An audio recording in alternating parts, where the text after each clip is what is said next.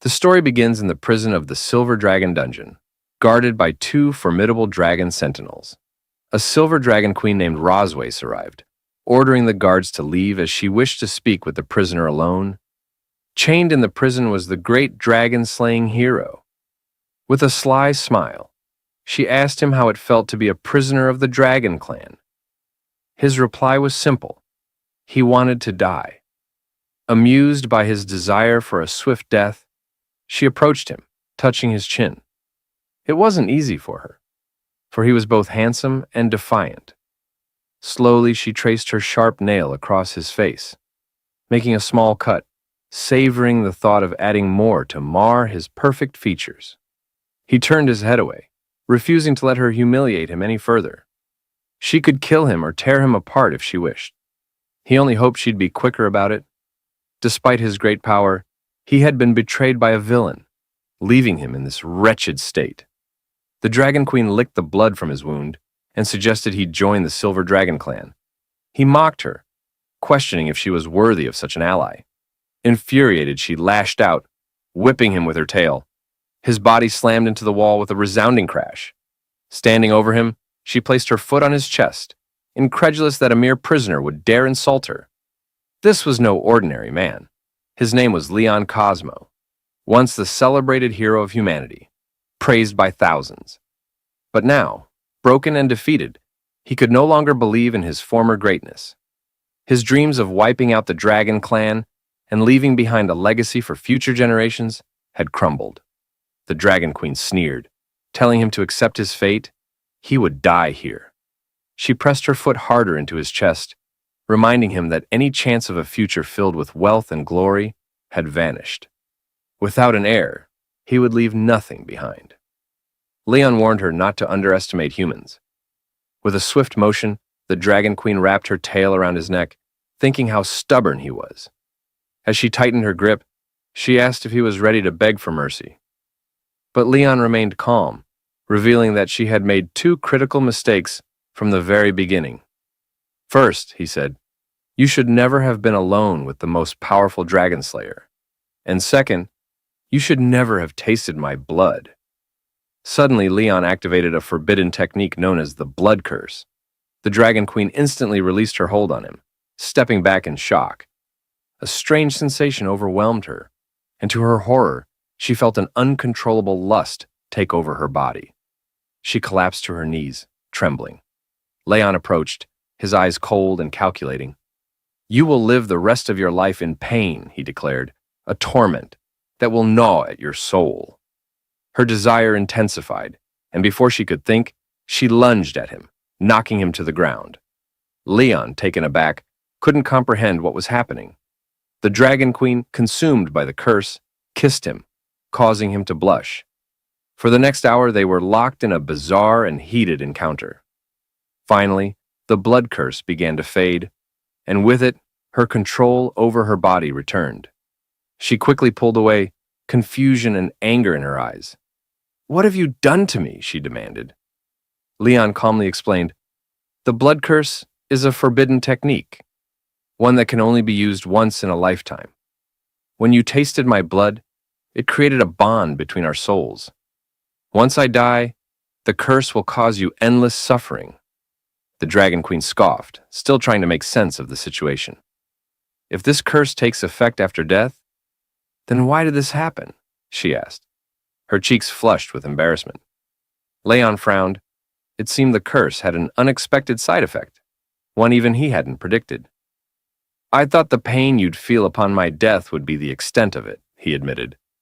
But apparently, there's more to the spell than I knew. Blushing, the Dragon Queen realized what this meant. Dragons were bound by strict codes of monogamy, and the bond created by the blood curse would doom her future. After Leon's death, she would be unable to take another mate, bear offspring, or explain to the Dragon Clan what had happened. Leon was surprised by the unintended consequences of the spell. The irony wasn't lost on him. She had mocked him for not having a successor, but now, neither would she. She launched into the attack, but Leon stopped her, saying, You don't need to do this. I'm going to die soon anyway. As his eyes began to close, he gave one final request, that the Dragon Queen live with hatred for him, and feel pain for the rest of her life. This was his curse as a human, his parting revenge. The Dragon Queen hesitated, holding back from delivering the final blow. Moments later, Leon breathed his last. She couldn't believe it. This mere human had taken his revenge in such a despicable way. But she wasn't about to let him have the last word so easily. Using her power, she marked Leon's chest with the emblem of the silver dragon. Leon Cosmo had once been a legend, a hero revered by all. At the age of 5, he had killed a vicious dog with his bare hands, an act witnessed by a master dragon slayer passing by. Seeing potential in the boy, the slayer took him in as an apprentice. By the age of 10, Leon entered the prestigious Imperial Dragon Slayer Academy, and 4 years later, he graduated as the youngest and most highly evaluated student in its history. At just 15, Leon marched onto the battlefield, slaying dragons and reclaiming territory for the Empire. His name spread across the land as the strongest dragon slayer, the Empire's beacon of hope to end the war. That was until he was captured and enslaved by the Dragon Clan. 2 years had passed since that fateful day. Leon awoke with a scream, his hand instinctively flying to his chest. Gradually, his breathing slowed as he calmed down. Looking around, he found himself in an unfamiliar room. Confused, he wondered where he was, when suddenly the door opened. A small girl entered, and Leon was struck by her innocence and beauty. He blinked, trying to understand what was happening. Rising from the bed, he gazed at the girl. Her presence so pure he thought she must be an angel. Surely he had died and ascended to heaven after his immense service to humanity. But his assumption was wrong. "What's your name?" Leon asked, still in disbelief. The girl smiled sweetly. "Mewen." Though her response made him feel strangely happy, something about her was odd. Her hair, black and white, seemed unlike anything he'd ever seen. Mewen mentioned that her mother told her the name meant the moon, which left Leon confused. Did angels even have mothers? Introducing himself, Leon was startled when the little girl excitedly responded that Leon meant lion. Surprised, he asked how she knew that. She smiled and said it was what her mother had told her. Feeling a sense of unease, Leon asked, "What's your mother's name?" "Rosweiss," Mewen replied cheerfully. Leon froze. Hearing the name, he quickly pieced it together. He was her father. Mewen confirmed it with a joyful grin. Panic surged through him.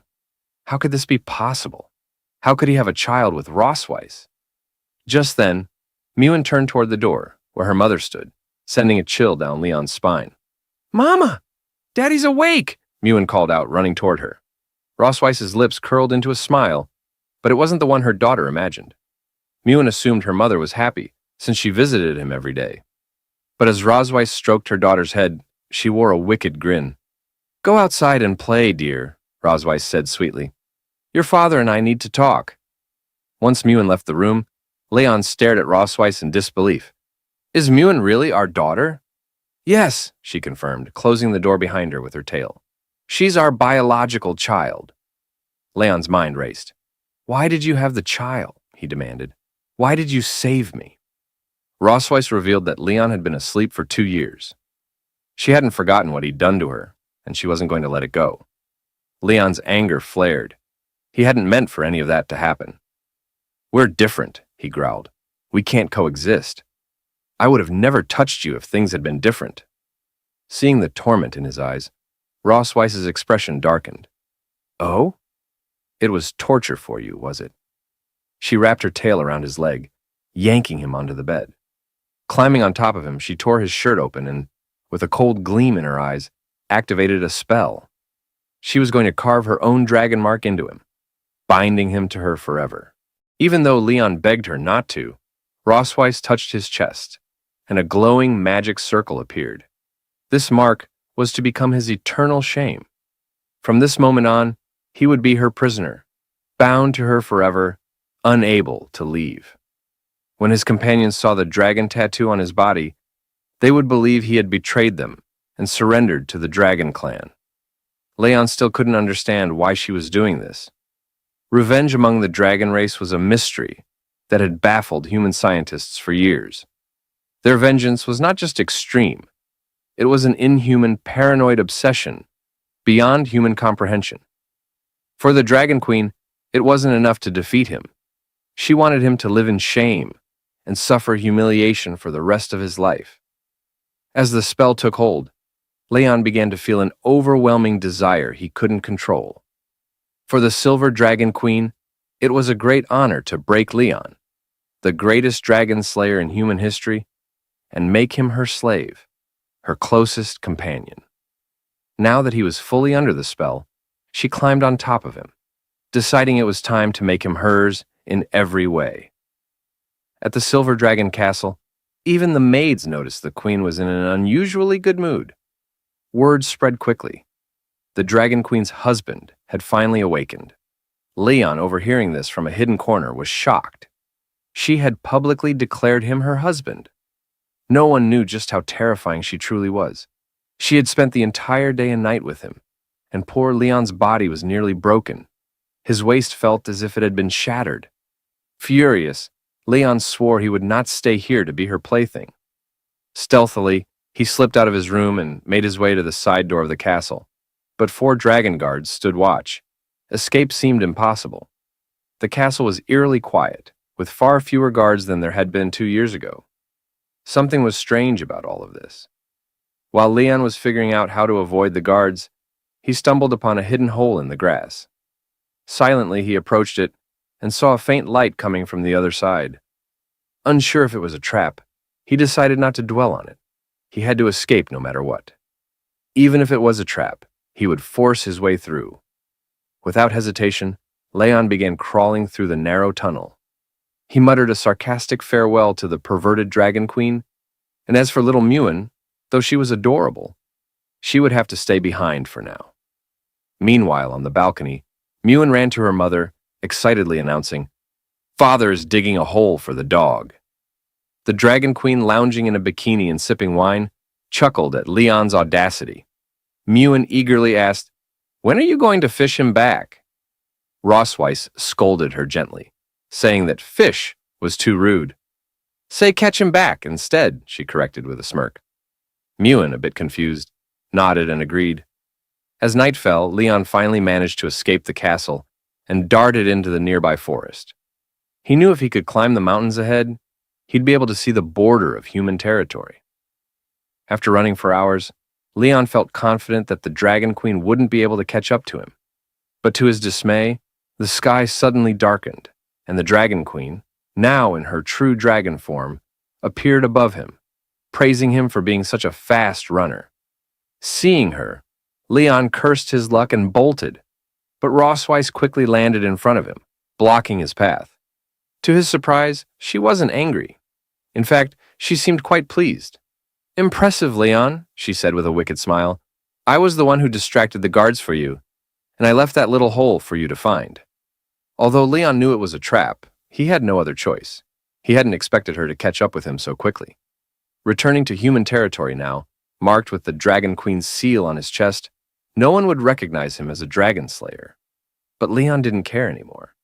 He was determined to start over as an ordinary man, believing it was far better than being tortured by her. Seeing his defiance, the Dragon Queen spread her wings, furious that he didn't appreciate her kindness.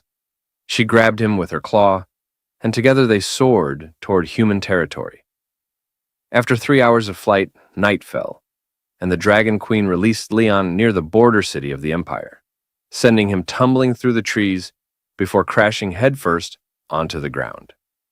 Dazed, Leon's headache vanished when he realized he was close to a human village. The Dragon Queen, now in her human form, confirmed they were indeed within the human empire's borders. For most, the sight of a familiar city brought hope, just one step away from returning to the human world. But for Leon, that hope felt unreachable. Suddenly, the mark on his chest began to glow. The Dragon Queen had neglected to mention an important detail. When one of the 2 bearers of the dragon mark desired intimacy, the mark would compel the other. As she touched his chest, Leon felt an overwhelming heat and desire surging through him, impossible to resist. She had brought him here to demonstrate his shame, forcing him to confront it in front of his homeland. But Leon wasn't about to give up. Grabbing her arm, he decided to bide his time, patiently waiting for the right opportunity to strike back. He swore to repay her double for every humiliation she had inflicted on him. The Dragon Queen, surprised but amused, smiled and agreed to his challenge, saying she would wait for him, dead or alive. As the moon rose, the two of them moved to a tree near the border city of the Empire, their twisted fate bound by the mark and their rivalry. They had been clapping for several hours, leaving the Dragon Queen more than satisfied. Meanwhile, poor Leon was exhausted and quietly crying, drained of both energy and pride. As she touched his chest, she casually decided that from now on, she would bring him back every month to his hometown for more sessions.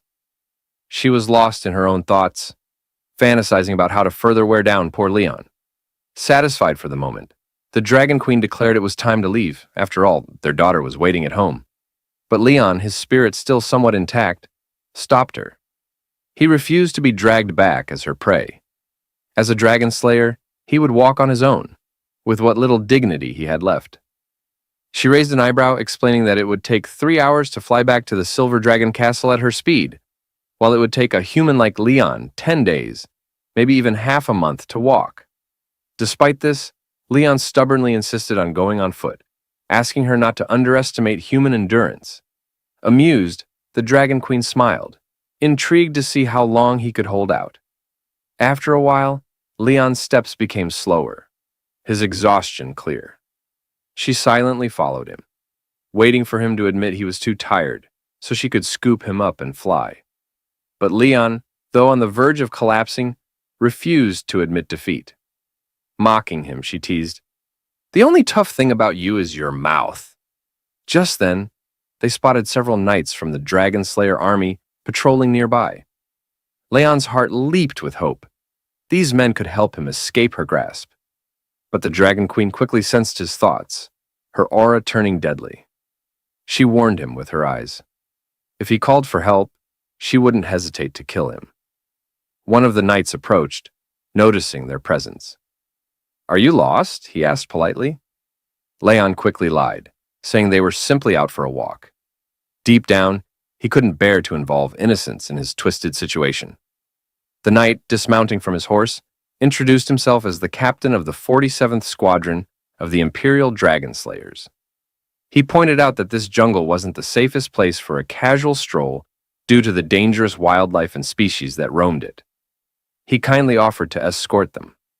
Leon panicked, his hands shaking as he quickly thanked the captain for his kindness, insisting that they had learned some self-defense techniques and could handle themselves. In truth, he didn't want the captain to come any closer. The captain seemed to recognize Leon's face, which put the Dragon Queen on high alert. Her eyes narrowed and she subtly began to channel her power, preparing to eliminate the captain if necessary. Realizing the situation was spiraling out of control, Leon acted fast. He grabbed the Dragon Queen's hand and pulled her close to his chest, telling the captain with a nervous smile that he had been mistaken for someone else. He joked that he had such a common face. Even his wife, the Dragon Queen herself, sometimes mistook him for someone else. Leaning in, Leon whispered desperately in her ear, begging her to play along. He promised that if she helped him get rid of the knights, he would obediently return with her. Amused, the Dragon Queen decided to humor him.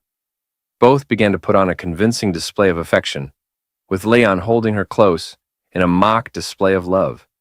The captain, clearly uncomfortable with the sudden outpouring of affection, smiled awkwardly and excused himself, no longer interested in disturbing their romantic moment.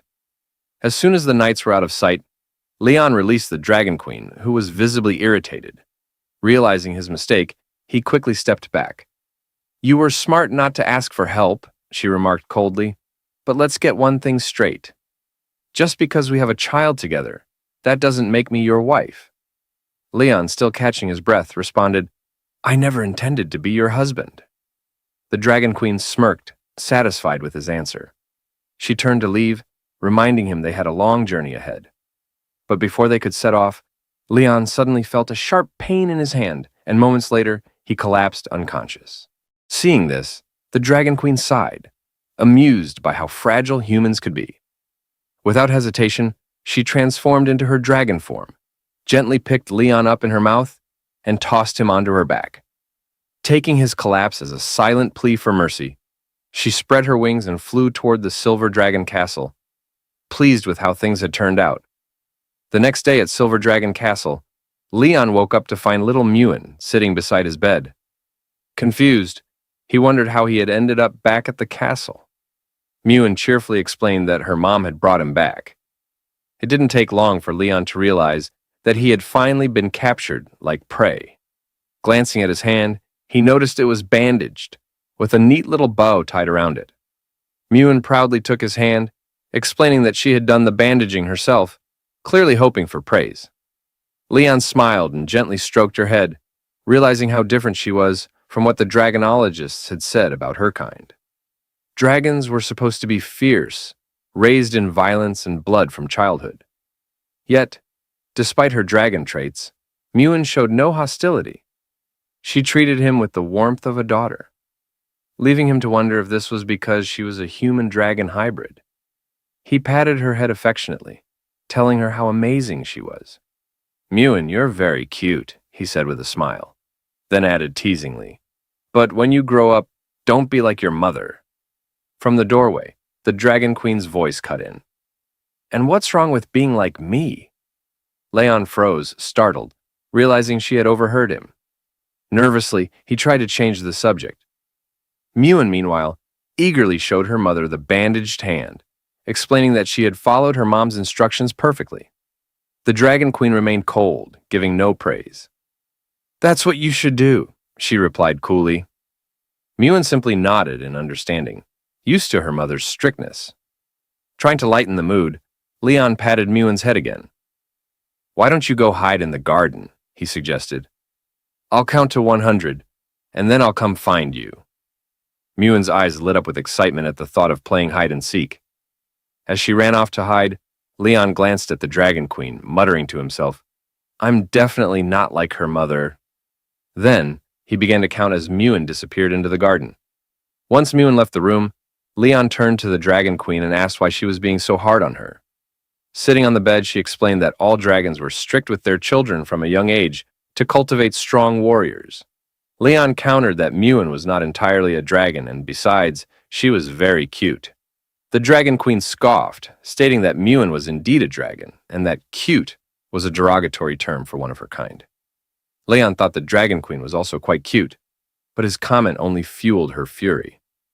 In a swift motion, she grabbed him by the shirt, reminding him that he was just a slave for her to vent her anger on, and was not allowed to outshine her. Leon understood her position, and her mood seemed to lift slightly. After all, she was the Dragon Queen of the Silver Dragon clan, burdened with many governmental matters. As a result, she entrusted him with the responsibility of taking care of Mewen. Leaning in close, she whispered in his ear that Mewen liked him. Feeling overwhelmed, Leon made his way to the fountain, wishing he could escape the responsibility of caring for children, especially as a dragon slayer. Suddenly, he spotted Mewen hiding behind a pillar, clearly underestimating his ability to find her. Pointing at her, he declared, "I found you!" But she remained still, prompting him to question whether she was upset. Apologizing for making her wait, he was taken aback when she suddenly took off running. Leon chased after her, asking, "Why are you running?" Mewen turned a corner, causing Leon to lose sight of her. For him, predicting the mood of a child was quite difficult. He no longer doubted why the Dragon Queen had entrusted him with the task of caring for the little one. Just as he was starting to worry, Mewen appeared behind him and wrapped him in a hug, leaving him surprised. Confused, he recalled that she had just run past him, but Mewen insisted otherwise, explaining that since her dad hadn't found her, she had gone out to look for him. Though still bewildered, Leon decided he must have seen things wrong. Mewen took him by the hand, urging him to follow her as she had something special to show him. Just then, another girl, resembling Mewen, emerged from behind her and watched them in silence. That day, once the fountains were turned on, little Mewen began to shake her head excitedly. She was painting some drawings and having the time of her life. Leon, sitting behind her, couldn't help but smile at the sight, feeling a wave of tenderness. Having a daughter felt good. For the first time, it seemed his soul had begun to heal. While Muin enjoyed herself, Leon clenched his fists and gritted his teeth, deciding it was time to escape the Dragon Queen's grasp. Just then, Muin ran toward him, eager to show him a family drawing she had made. Leon extended his hand with a cheerful smile, ready to praise her. But as he examined the drawing, shock washed over him. Muin had depicted two girls. Initially thinking it was a mistake due to her age, he pointed to the other child in the drawing and asked, "Why are there two children?" With a tender smile, Muin replied, "The other child is my older sister." Upon hearing that Muin had an older sister, Leon panicked. It didn't take long for him to realize that the girl he had seen earlier was not an illusion. The child he had spotted in the garden must be Muin's older sister. He regretted not calling her by name, which had likely caused her to feel upset. However, Muin reassured him that her sister wasn't angry. She was simply a little shy at seeing their dad. Leon rested his hand under his chin, reflecting on the fact that he had never met her before. It made sense that they were unfamiliar with each other. Today was a splendid day, and Leon couldn't shake the feeling that it was all the Dragon Queen's fault for hiding this information from him. He resolved to find her and demand some clarity. Meanwhile, in the Silver Dragon Castle, the Dragon Queen had gone to the library. As she read through some letters, a little messenger dragon arrived with a new message. Just then, the sound of footsteps approaching the library caught her attention. She and the little dragon watched the door intently, and moments later, Leon burst in, clearly furious. He called for her attention as she tucked the letter back into its envelope. With a calm demeanor, she asked him what he wanted.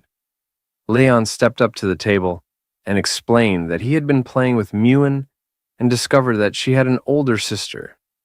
He pressed her about when she planned to inform him of this other daughter.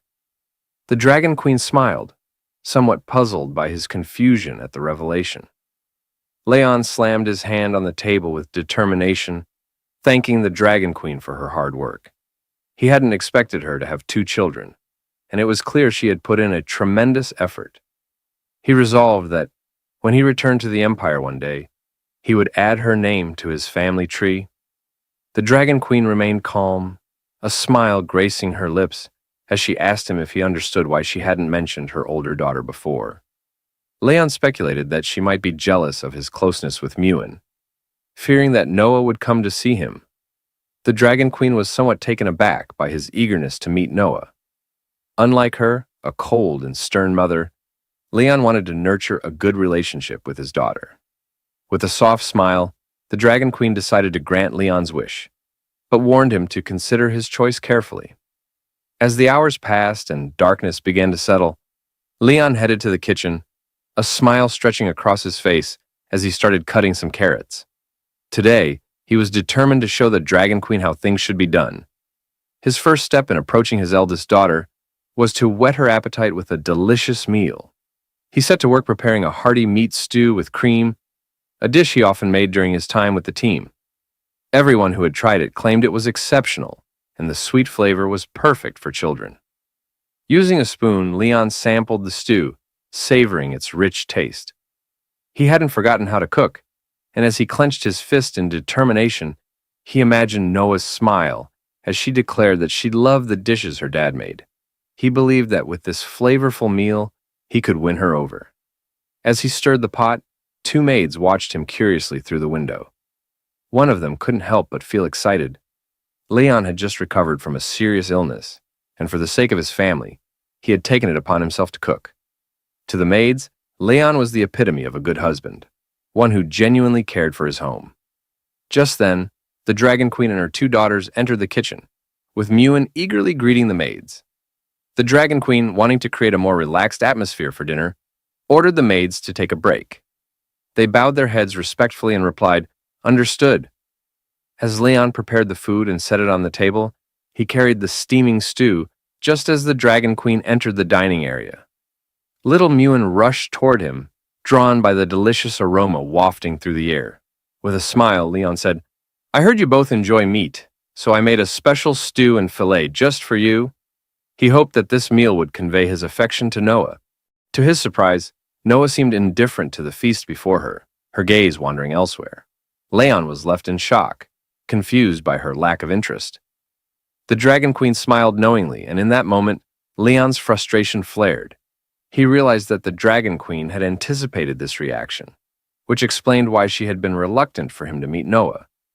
It was their first meeting, and the Dragon Queen prompted Noah to introduce herself. Obediently, Noah replied, "I am Noah, the eldest daughter of the Silver Dragon Queen Rosways," proudly noting that she was 1 year and 2 months old. Dragons were a long-lived race, and young dragons matured much faster than human children. Leon approached her, extending his hand in greeting. "I'm your dad," he introduced himself, hoping to make a good impression. To his surprise, Noah seemed mesmerized by him. Yet he couldn't shake the feeling that her indifference was unsettling. He wondered why she appeared so distant, and whether she harbored any resentment toward him. Noticing the awkward tension, Mewan gently took Noah by the arm and whispered, urging her to engage in conversation so their dad wouldn't feel uncomfortable. But Noah's response stung Leon. "He seems very weak, and I'm not sure he's really our dad." Those words hit Leon like arrows, forcing him to confront the reality of his situation. It quickly became clear that he was facing the first crisis in his new role as Papa Leon. He wipes his face with a cloth, reflecting on the harshness of the situation, convinced that his daughter may actually be trying to challenge him. Despite the difficulties, he steels himself for what lies ahead. Noah firmly rejects something, her determined expression revealing her unwavering resolve. Whatever she is saying no to, it's clear she's standing her ground with conviction. The family sits around a table in an elegant dining room. The atmosphere is tense as they exchange subtle glances, with Miwan quietly seeking help. The twins sit side by side, their similarities apparent, yet their contrasting personalities show even in this quiet moment. Noah eats attentively while Miwan engages in conversation. Leon looks warmly at Noah, asking if she's enjoying the meal, his tone filled with care and curiosity. Suddenly, the peaceful atmosphere is shattered as Noah cries out, and Leon, sitting at the table, reels in shock from the unexpected outburst. Watching the scene unfold, Roswazek covers her mouth in amusement, clearly entertained by the chaos. Miwan, noticing her mother's laughter and joy, curiously asks why she's so happy. Leon joins in, laughing along with the others, expressing how being surrounded by family fills him with joy. Miwan excitedly asks if their father will join them for dinner every day, her face glowing with hope. But Noah, with a serious expression, quickly rejects the idea, making her stance clear.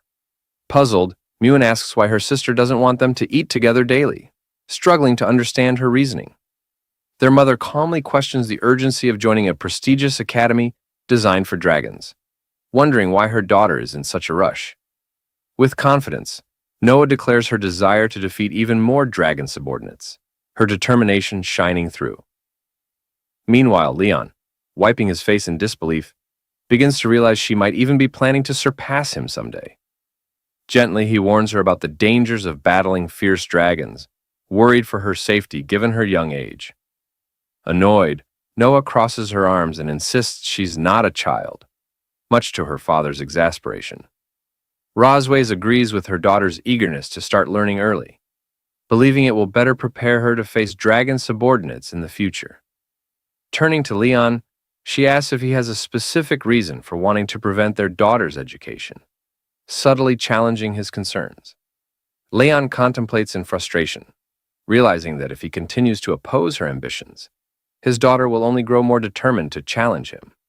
Finally, with a resigned sigh, he dismisses his concerns and decides to remain silent for now. Reluctantly, Leon acknowledges that he understands the situation, though he's visibly frustrated. In his mind, he envisions Rosways using the dinner setting as a psychological game, aiming to mentally overwhelm him. With a smirk, Rosways warns Leon to be cautious, as decisions about their daughter's future are made swiftly, leaving him visibly stressed. Noah is informed that the Academy's entrance exam is in a month, and her father will help her prepare during this time, to which she enthusiastically agrees. As the family dinner concludes, they playfully talk about how full they are, teasing each other lightheartedly. Rosways turns, calling out in a serious tone, catching the attention of someone nearby. Leon gestures to the table, pointing out that the dishes haven't been cleared, expecting some action. Rosways calmly replies that such tasks are best left to others, subtly dismissing his concern. Leon suggests that a proper family dinner should end with both husband and wife cleaning up together. He hints at whether Rosways truly wants to uphold a harmonious family image for the children, or if it's merely for show. The child eagerly awaits the elder's approval, her excitement unmistakable, as Rosways reluctantly agrees with a calm expression. The child, brimming with enthusiasm, declares her desire to help, her energy contagious as she eagerly reaches out, determined to be part of the action. Suddenly, Noah finds herself being pulled along in confusion, struggling to keep up with her sister's quick pace as the scene shifts to a quiet kitchen with dishes left in the sink. Rosways confronts Leon, asking pointedly when he plans to lend a hand. Leon crosses his arms and sternly reminds her of something he told her 2 years ago. Rosways, however, firmly asserts her refusal to deal with someone who has undergone rigorous training, her body radiating with power. Leon stands confidently, demanding to know Rosways' intentions with a sharp tone, reflecting on how he used to be easily manipulated. But things have changed. Rosways launches a powerful attack, warning him not to think he can escape so easily.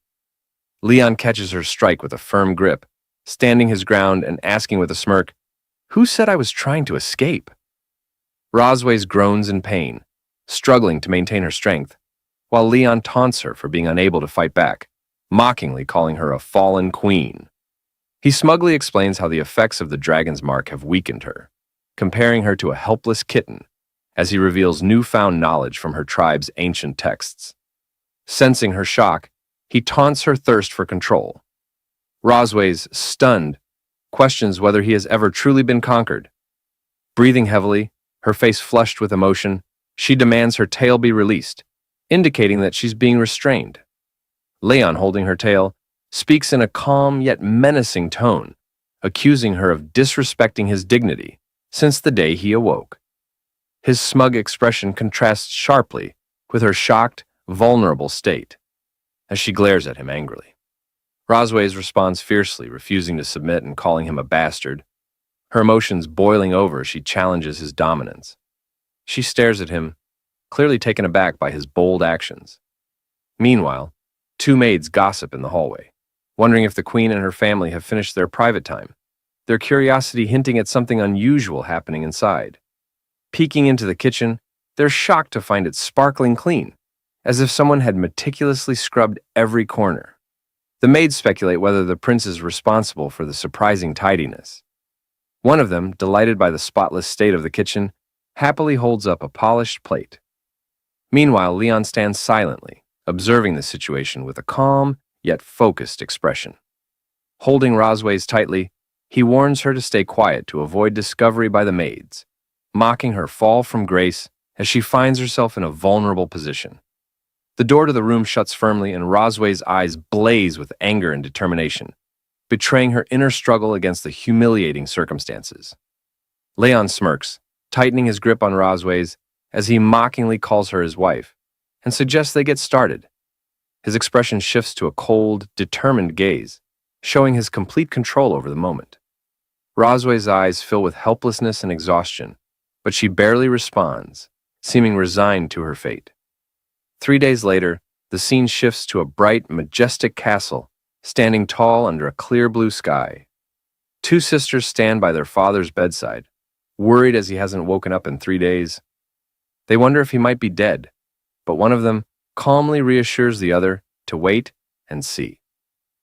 Suddenly, Leon reacts as he's kicked in the face, groaning in pain from the unexpected hit. Noah, her foot still on his face, remarks that their father isn't dead yet. Startled and somewhat hurt, Leon questions if any child would treat their parent this way. As Leon regains awareness, He finds himself in bed with Miwan by his side, who eagerly reacts to his movement as if she's been waiting for this moment. With joy, Miwan announces that he's regained consciousness, while Noah sits nearby observing. Confused, Leon wonders when he even fainted.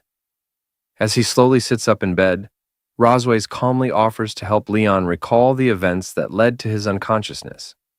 A flashback reveals him being struck hard by Rosways.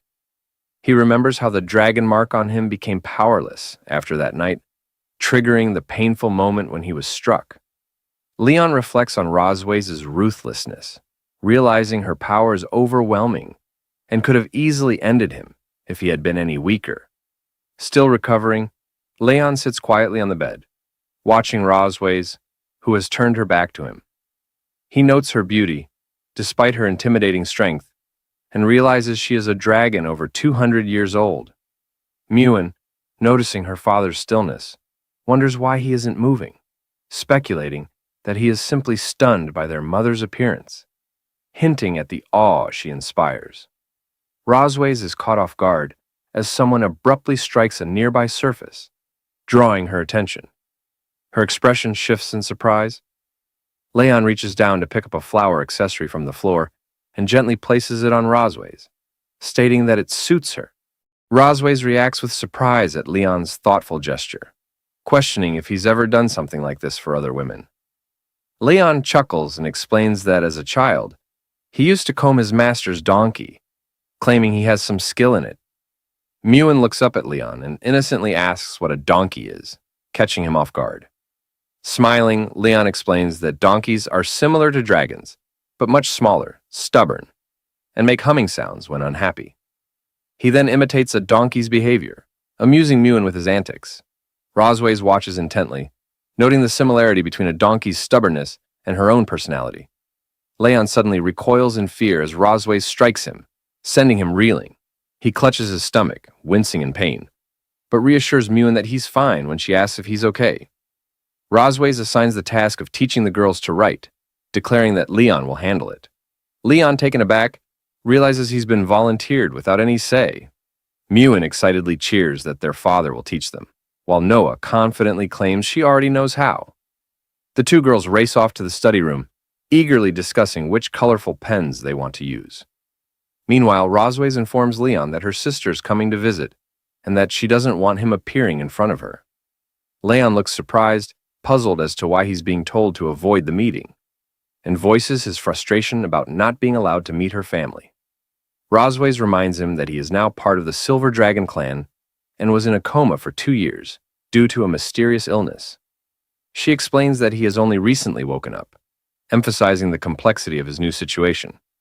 Rosways warns him that if he is ever forced to meet her sister, he must stick to the false identity she has crafted for him. Rosways emphasizes the importance of keeping up the story, and Leon listens intently, still processing the situation. With a serious expression, he acknowledges her instructions, respectfully addressing her as Your Majesty.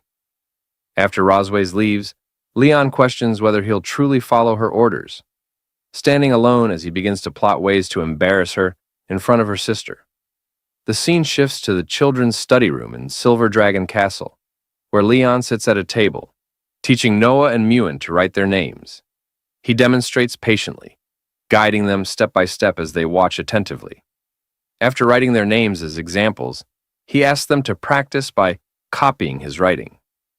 Miwan looks excited, while Noah's expression remains more serious. Studying Leon's writing, Noah comments that it isn't as good as her mother's, hinting at her high expectations. Leon feels a twinge of frustration at the comparison, sensing the pressure to meet her standards. When Leon stands to leave, Miwan curiously asks what he's planning. He replies that he forgot to deliver something to their mother, and assures them he'll check on their progress later, though his carefree attitude leaves Noah doubting his seriousness. Miwan teases her sister for seeming happy, which Noah sternly denies, insisting they focus and practice as instructed. She looks down with a soft blush, momentarily thoughtful. The scene transitions to the grand gates of Silver Dragon Castle, where soldiers and prominent figures gather for a formal event.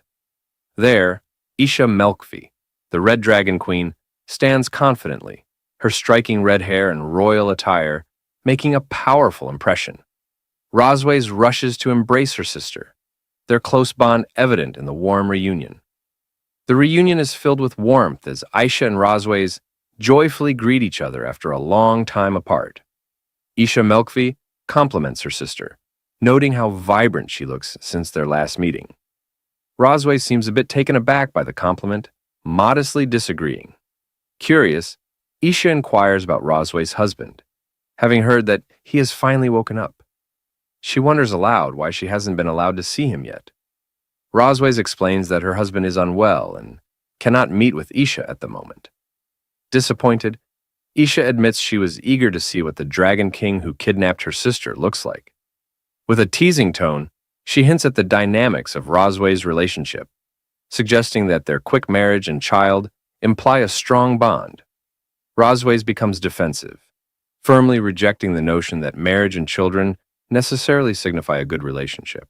She firmly denies any attraction to her husband, both in the past and for the future.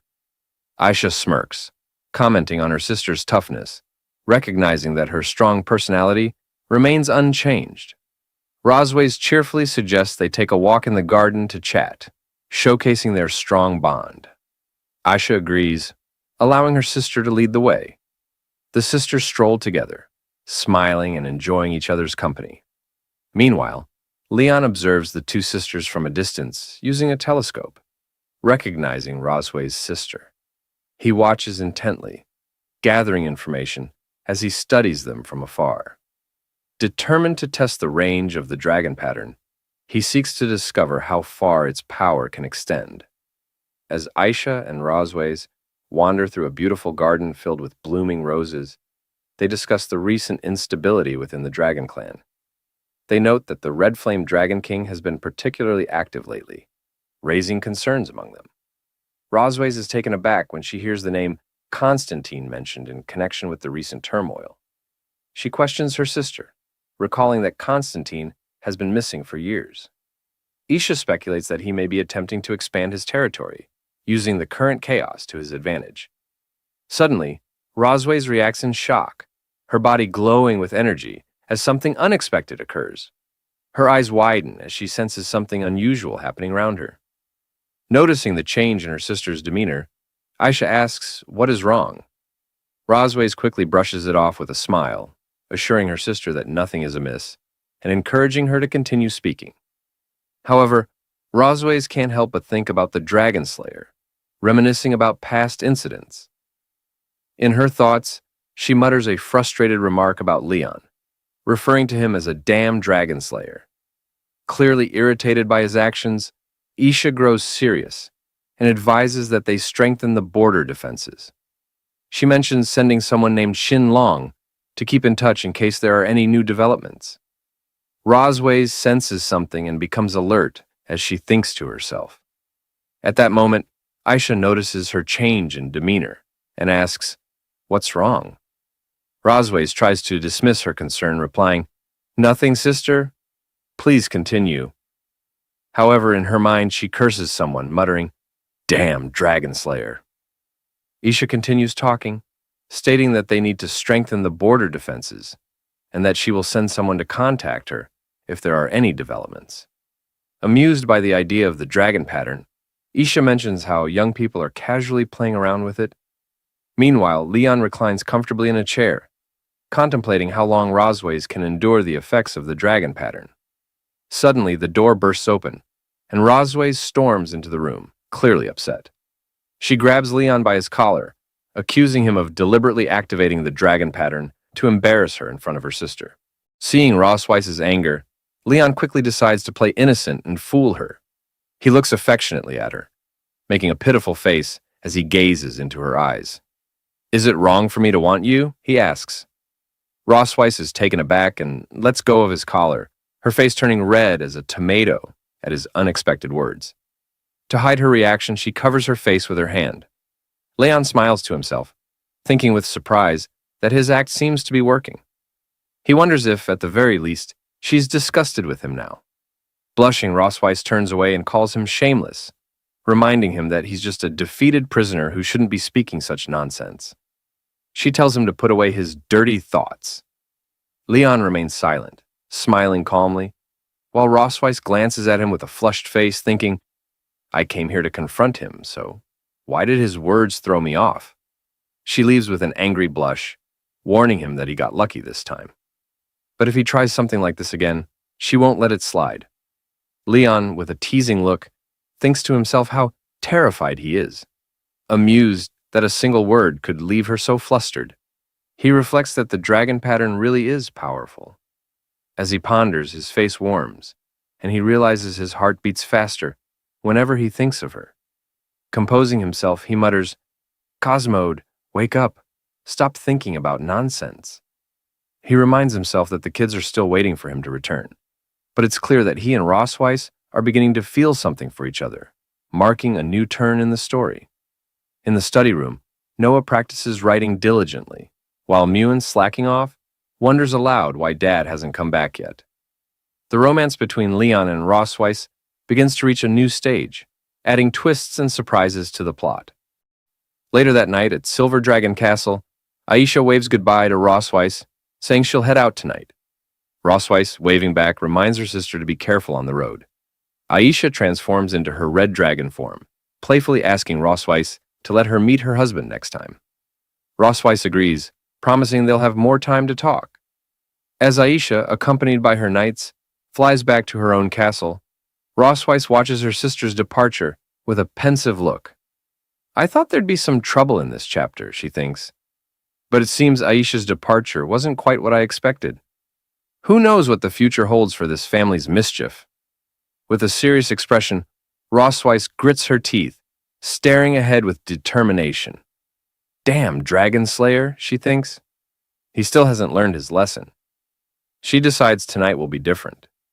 Meanwhile, Leon, on the other side of the castle, sneezes repeatedly, wondering if someone's talking about him. He settles down to read the story of the young dragon as a bedtime story for Noah and Muen. As he reads, the girls drift off to sleep, looking absolutely adorable. Smiling, he quietly closes the book, gently tucking them in and whispering, Don't catch a cold. Leon slowly exits the room, taking care not to disturb his sleeping daughters. Just as he shuts the door, Rossweiss suddenly slams her hand against it with a loud thud, startling him. Her serious expression catches him off guard as she asks, Where are you planning to go? With an awkward look, Leon glances at her. Is your sister gone? He asks. With a sly smile, Rossweiss replies, We still have things to settle tonight. She grabs his collar, dragging him forward with determination. Leon protests, but she pulls him along, ignoring his resistance. In the Silver Dragon Queen's bedroom, Leon places a tub of hot water down with a loud clatter in front of her. The hot water's ready, he says, looking at her with a hint of exasperation. What do you need it for?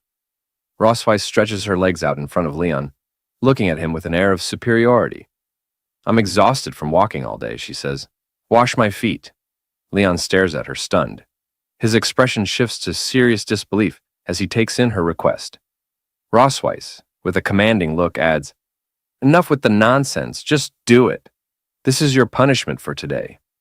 Sighing in frustration, Leon removes her heels, thinking to himself, I'm a dragon slayer, and now I'm reduced to being a foot-washing servant for a dragon. As he looks down at her feet, he can't help but wonder just how many dragon slayers have fallen under them. Rossweiss notices him staring and frowns. What is he thinking, she wonders. A blush creeps onto her face as she begins to suspect he might have a strange fascination.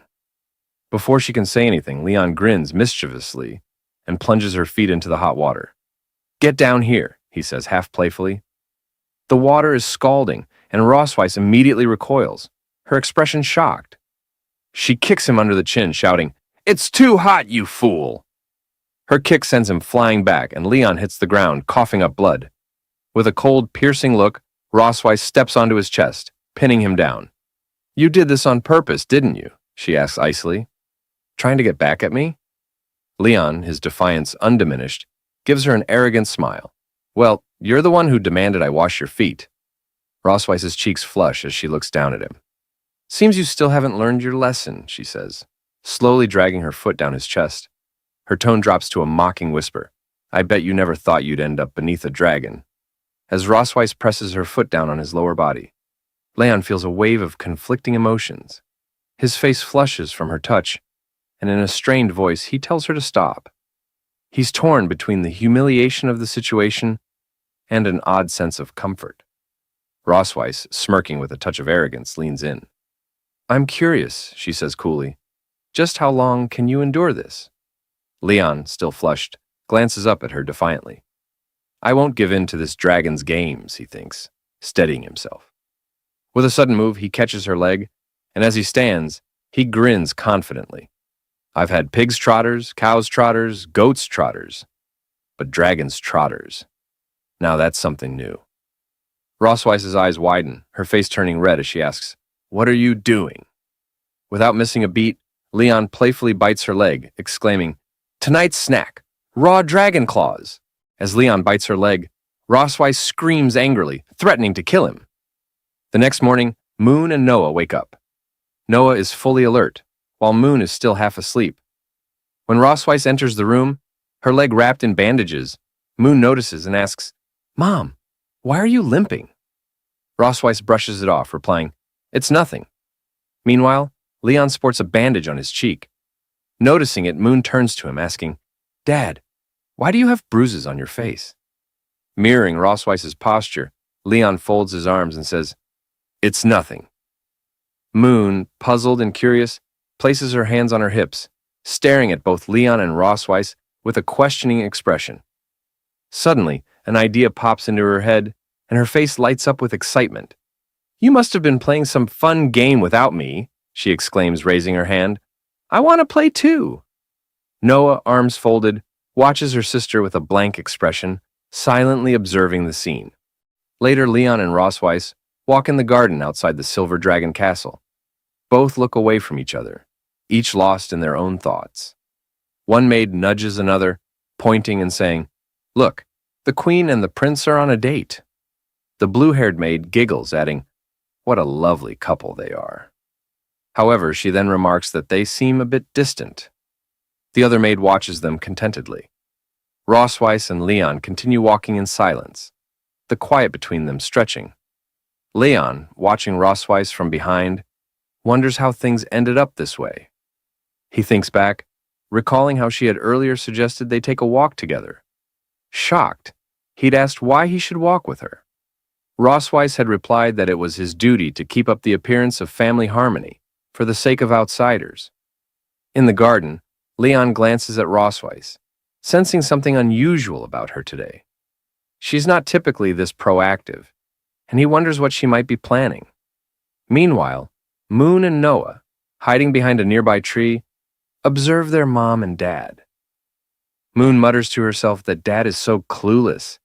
He can't even hold hands. Suddenly, an idea pops into her mind. With determination and bright eyes, she clenches her tiny fists and declares that she's going to help them.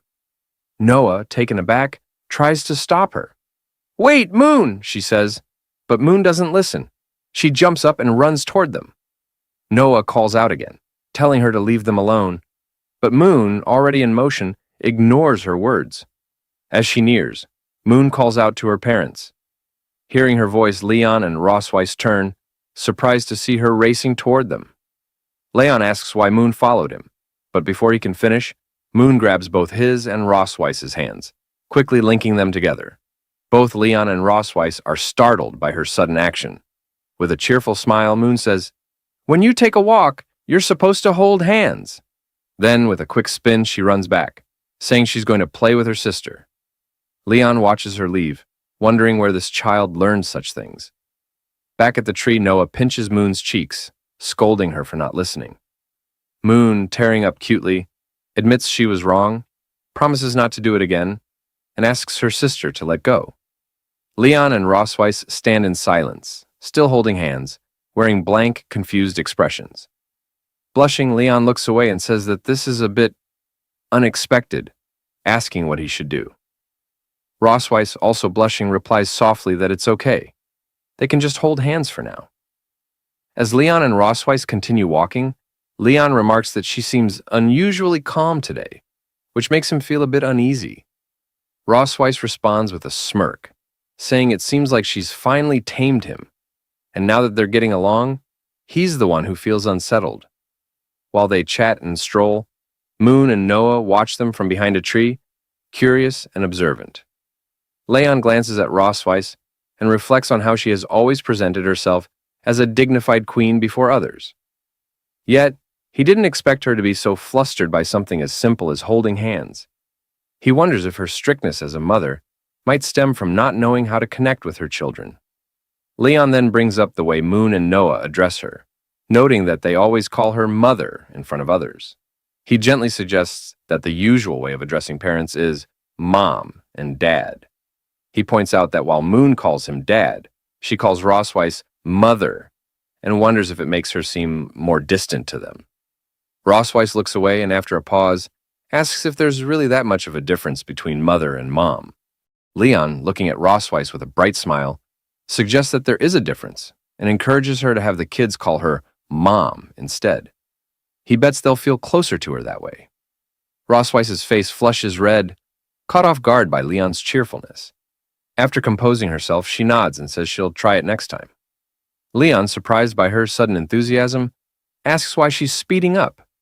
As they continue walking in the garden, Rossweiss suddenly asks if Leon feels homesick. He raises an eyebrow and questions why she's bringing it up, since she won't let him go back anyway. Rossweiss admits that she can't send him home, but mentions there's something that might help ease his homesickness a bit. Leon, curious but silent, follows her until they arrive at the castle's large warehouse doors. As they stand before it, he wonders aloud what it might be. Rossweiss explains that it doesn't have an official name. He can call it a warehouse, utility room, or whatever he likes. She unlocks the door with a key and leads him inside. As Leon looks around, he exclaims, "The dragon's treasure trove." Picking up a bracelet, he comments that if it were in the Empire, it could easily be worth hundreds of thousands of gold coins. Rossweiss tells him that the bracelet was a gift from her grandmother when she was a child, and that, besides the spoils of war, the room holds items with personal significance for her. Leon glances at her thoughtfully, remarking that he hasn't heard her speak much about her family, aside from her sister. Rossweiss explains that she never met her parents and was raised, along with her sister, by their grandmother. Leon, surprised, shares that his own story is similar. He grew up in an orphanage, not knowing his parents, until he was later adopted by his master and his wife. Leon looks at Rossweiss and asks why she brought him here. Opening a treasure chest, she replies that she has something that might temporarily help him forget his troubles.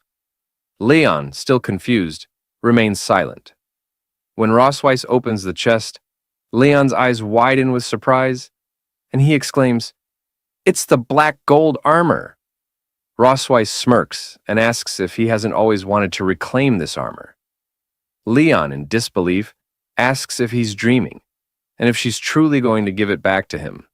With a cunning smile and a dark glint in her eyes, Rossweiss confirms it. As Leon reaches out and touches the chest plate of the black armor, a blue light begins to glow. Shocked, he realizes it's enchanted with a dragon mark. Internally, he thinks, "Black gold armor, my faithful friend, how did you fall into her hands?" Rossweiss, still smirking, tells Leon he has finally fallen into her trap. Now furious, Leon clenches his teeth and glares at her. It seems we're about to witness yet another heated encounter between Leon and Rossweiss. Now, Leon seems shocked and confused as he asks Rossweiss what she's planning to do. We can see an activating spell beneath his feet, a dragon pattern sign, indicating that if he touches it, the armor will be automatically activated. Rossweiss, with a confident tone, tells him that she has attached a dragon pattern to the surface of his armor to enhance its properties. After hearing this, Leon feels uneasy and collapses, clutching his chest as if in pain, while cursing Rossweiss in his mind, calling her a despicable dragon woman. He blames himself, thinking he was careless for letting his guard down. While Leon trembles, Rossweiss laughs wickedly, telling him that the enhanced dragon pattern has doubled its effect. She touches his chain, addressing him as her "dear dragon slayer," and tauntingly asks if he can endure it. clearly mocking him. Leon, rendered helpless by the effect, softly calls her name Rossweiss, before suddenly collapsing. As he lies there, unable to move, he realizes with growing frustration that he's been completely tricked by Rossweiss. Desperately, he thinks, "Damn it, my body won't move," while an undeniable urge surges through him, stronger than ever. Seeing him in this vulnerable state, Rossweiss takes advantage of the situation, approaching him with both kindness and devilish intent. With a sly smile, she tells him, "Did you really think I wouldn't hold a grudge after what you did?" She goes on to say that she has been waiting for her chance to take revenge, and the past few days have only fueled her determination. Now, with his guard down, she has seized the perfect opportunity to fool him. She adds that she didn't expect it would be so easy to trick him, and Leon, still unable to resist, silently curses her. Rossweiss, unable to hold back any longer, seduces him while teasingly asking if her performance has been convincing. Leon, angry and conflicted, shouts, demanding to know if everything she said and did up until now was a lie. Rossweiss simply smiles, correcting him. His doubts are unfounded.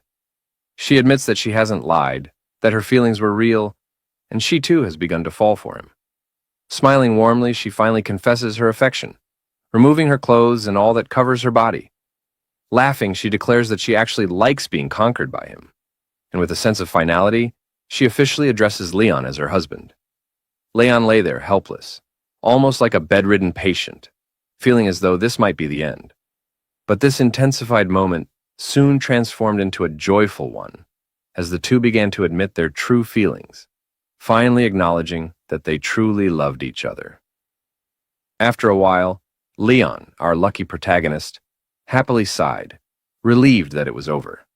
Dramatically, he looked up, while Rossweiss watched him with a content expression. Seeing her look, Leon grew annoyed and demanded, in his usual blunt manner, to know why she was staring at him like that. In response, Rossweiss leaned in, grabbed his mouth, and whispered in his ear, "Compared to 2 years ago, the scars on your face have faded a little, but you look more worn by the vicissitudes of life, a little more like a mature man." Unmoved by her words, Leon snapped back, saying she was just trying to trick him again and that he wouldn't fall for it this time. Rossweiss simply smiled at him and remarked, "You've gotten smarter, Leon." Leon, instantly suspicious, looked at her with a questioning expression as she hesitated, stopping mid-sentence with a "but." Rossweiss, blushing, then laughed and said that his health wasn't as good as it used to be. Hearing this, Leon's eyes widened in shock, feeling as though his whole world had shattered with just that one sentence. His face went pale, imagining that she was implying he was no longer as fit as he once was. His mind raced, and as his thoughts spiraled, his jaw dropped wider and wider at the implication that he wasn't as good as before. Finally, he let out a loud scream, overwhelmed by his own fears and wild imagination. The next day at Silver Dragon Castle, Leon appeared with dark circles and bags under his eyes. As he opened the door, he announced his arrival, saying, "I'm here." Entering the room, he found Rossweiss and Noah waiting inside. Rossweiss folded her arms and greeted him with a "Good morning," smirking and mockingly remarking, "It seems you didn't sleep well last night." Gritting his teeth in frustration, Leon replied that it was all because of what she had said. Laughing, Rossweiss teasingly claimed, "I don't remember saying anything at all." From the sidelines, Noah watches the exchange between Leon and Rossweiss, thinking, "It's starting again." Rossweiss shifts the conversation, mentioning that the entrance exam for St. Heath Academy is very strict, and tells Leon he should begin tutoring Noah on dragon knowledge today. As she moves closer, leaning in and whispering in his ear, she taunts him, saying that for now, he can only demonstrate his value in other areas. Hearing this, Leon, fueled by anger, snaps back that he just wasn't in the best shape yesterday. With a determined expression, he points a finger at Rossweiss and loudly declares that he'll make sure Noah passes the test. However, he adds that, in return, he wants something of equal value from her. Rossweiss smirks, saying she's willing to agree to his request, but warns that his demand can't be too excessive. Leon firmly replies that a promise is a promise. Laughing, Rossweiss walks away, telling him he should study hard. With a mocking tone, she calls him dear and warns him not to get too tired. Fueled by anger, Leon shouts after her, "That female dragon. She's done." Rosweiss waves dismissively as she walks away. Noah, observing the interaction, asks Leon why he quarrels with her mom. Folding his arms, Leon denies it, saying it's just their daily communication. Then, surprised, he asks Noah what she just called her mother. Noah replies, "Mom." Taken aback, Leon steps closer and asks if she was told to change to that name. He then inquires whether she prefers the old name or the current one. Noah, looking away with a slight blush, replies that she prefers the current one. Leon smiles brightly at her, saying he knew they'd love it. Surprised by her father's cheerful demeanor, Noah remains silent, simply looking at him. As she turns to leave, she asks when they can start studying. Leon, caught off guard, calls out to her, telling her to wait for him. Now, in the heart of Silver Dragon Castle, the night stretched out in eerie silence, but in the children's study room, a lone light flickered. Leon sat hunched over his desk, eyes locked on a stack of ancient Dragon Clan tomes, his mind deep in thought. The rest of the castle had long succumbed to sleep, including his children. Yet in the midst of this quiet, Rosweiss swept into the room. She raised an eyebrow as she spotted Leon, still engrossed in his books. "Oh, you're still awake this late?" she asked, her voice carrying that familiar blend of surprise and pride. Leon didn't even look up, instead tapping his temple with his pen, as if working through some complex puzzle. "Noah's quick to grasp concepts," he muttered, half to himself and half to Ross. "Typical teaching methods won't cut it for her. I need to design an entire curriculum. Key concepts, test questions. Looks like I'll be pulling an all-nighter." Ross's lips curled with pride as she stole a glance at their daughter, sleeping peacefully nearby. "Of course," she said, lifting her head and naturally her chest in an almost regal motion. "After all, Noah is like me." Leon smirked, finally looking up from his books to meet her gaze. "Is she, though?" he challenged, a glint of mischief in his eye. He stood up, stretching his tall frame with a flourish, folding his arms with dramatic flair. "I was the top dragon-slaying genius every year, you know," he declared, sounding almost as proud as Ross. "Top of my class in exams, undefeated in field training, awarded every scholarship they had.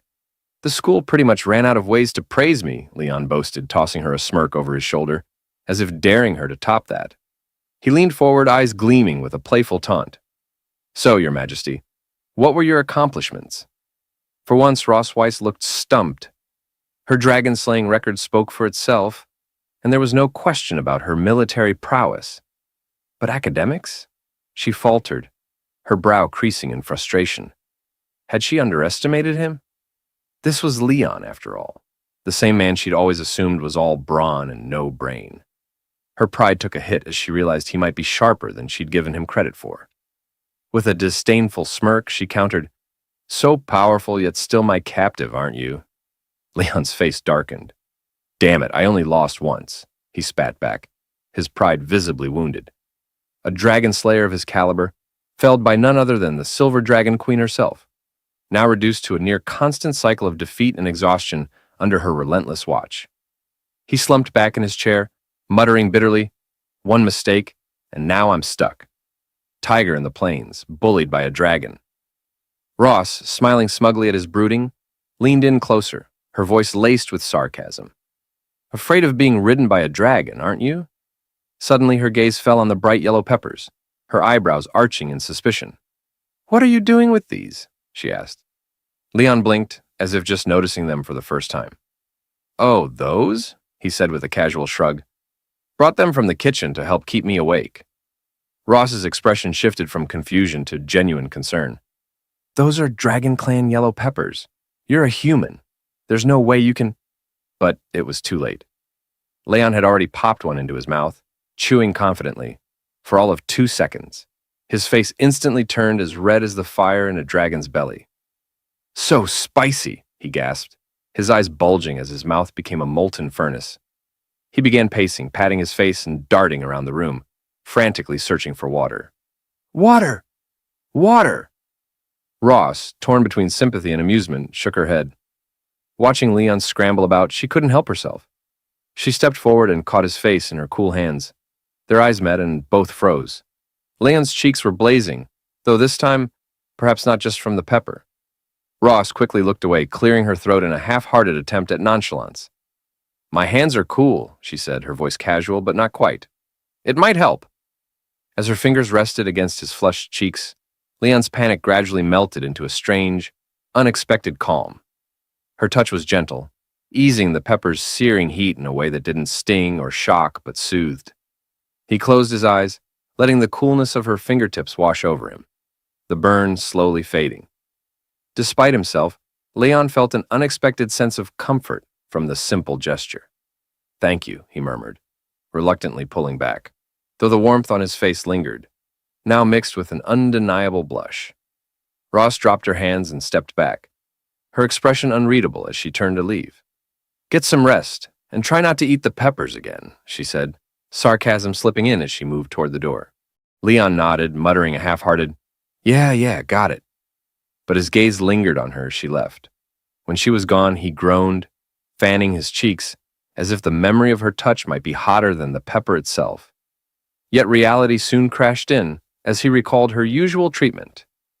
His arms crossed defensively. Squeezes you dry, then blames your lack of endurance when you can barely stand. He scowled. You can't go soft on her, or you'll end up bedridden. Determined, he grabbed a book and began flipping through the pages, searching for a solution to his problem. After a few minutes of browsing, his eyes lit up. Black Dragon Pill. A highly effective body-strengthening elixir, nourishing and stabilizing the core. Jackpot. Perfect, he muttered, his eyes alight with excitement as he stared at the entry, as though he'd found treasure. A broad grin spread across his face, and with renewed hope, Leon began preparing himself to work on his resilience.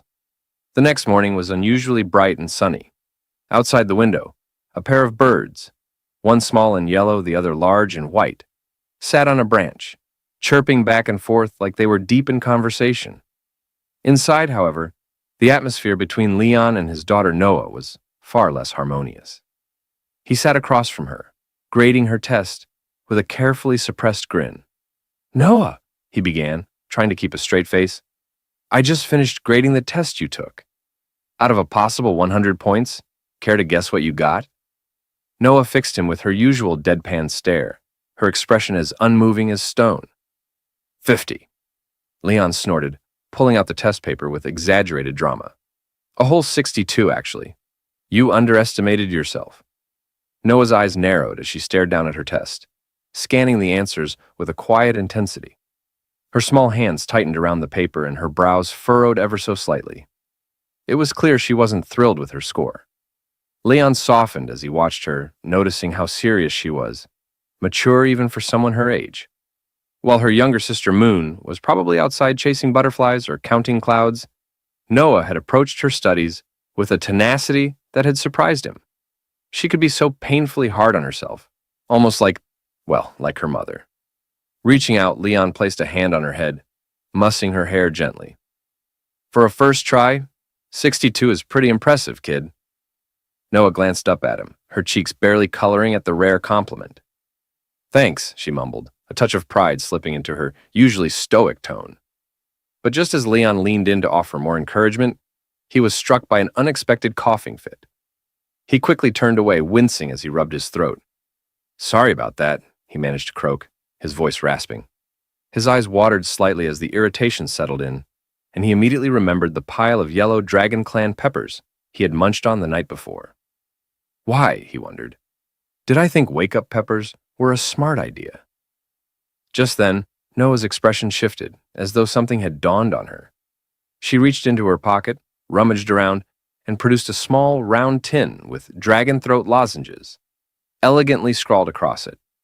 She held it out to him, her usual reserve still intact. Leon blinked, surprised. Is this for me? Noah's face didn't change, but there was a barely perceptible flicker of embarrassment in her eyes. Mom said to give it to you, she said, her voice just a little colder than usual, as if distancing herself from the kindness.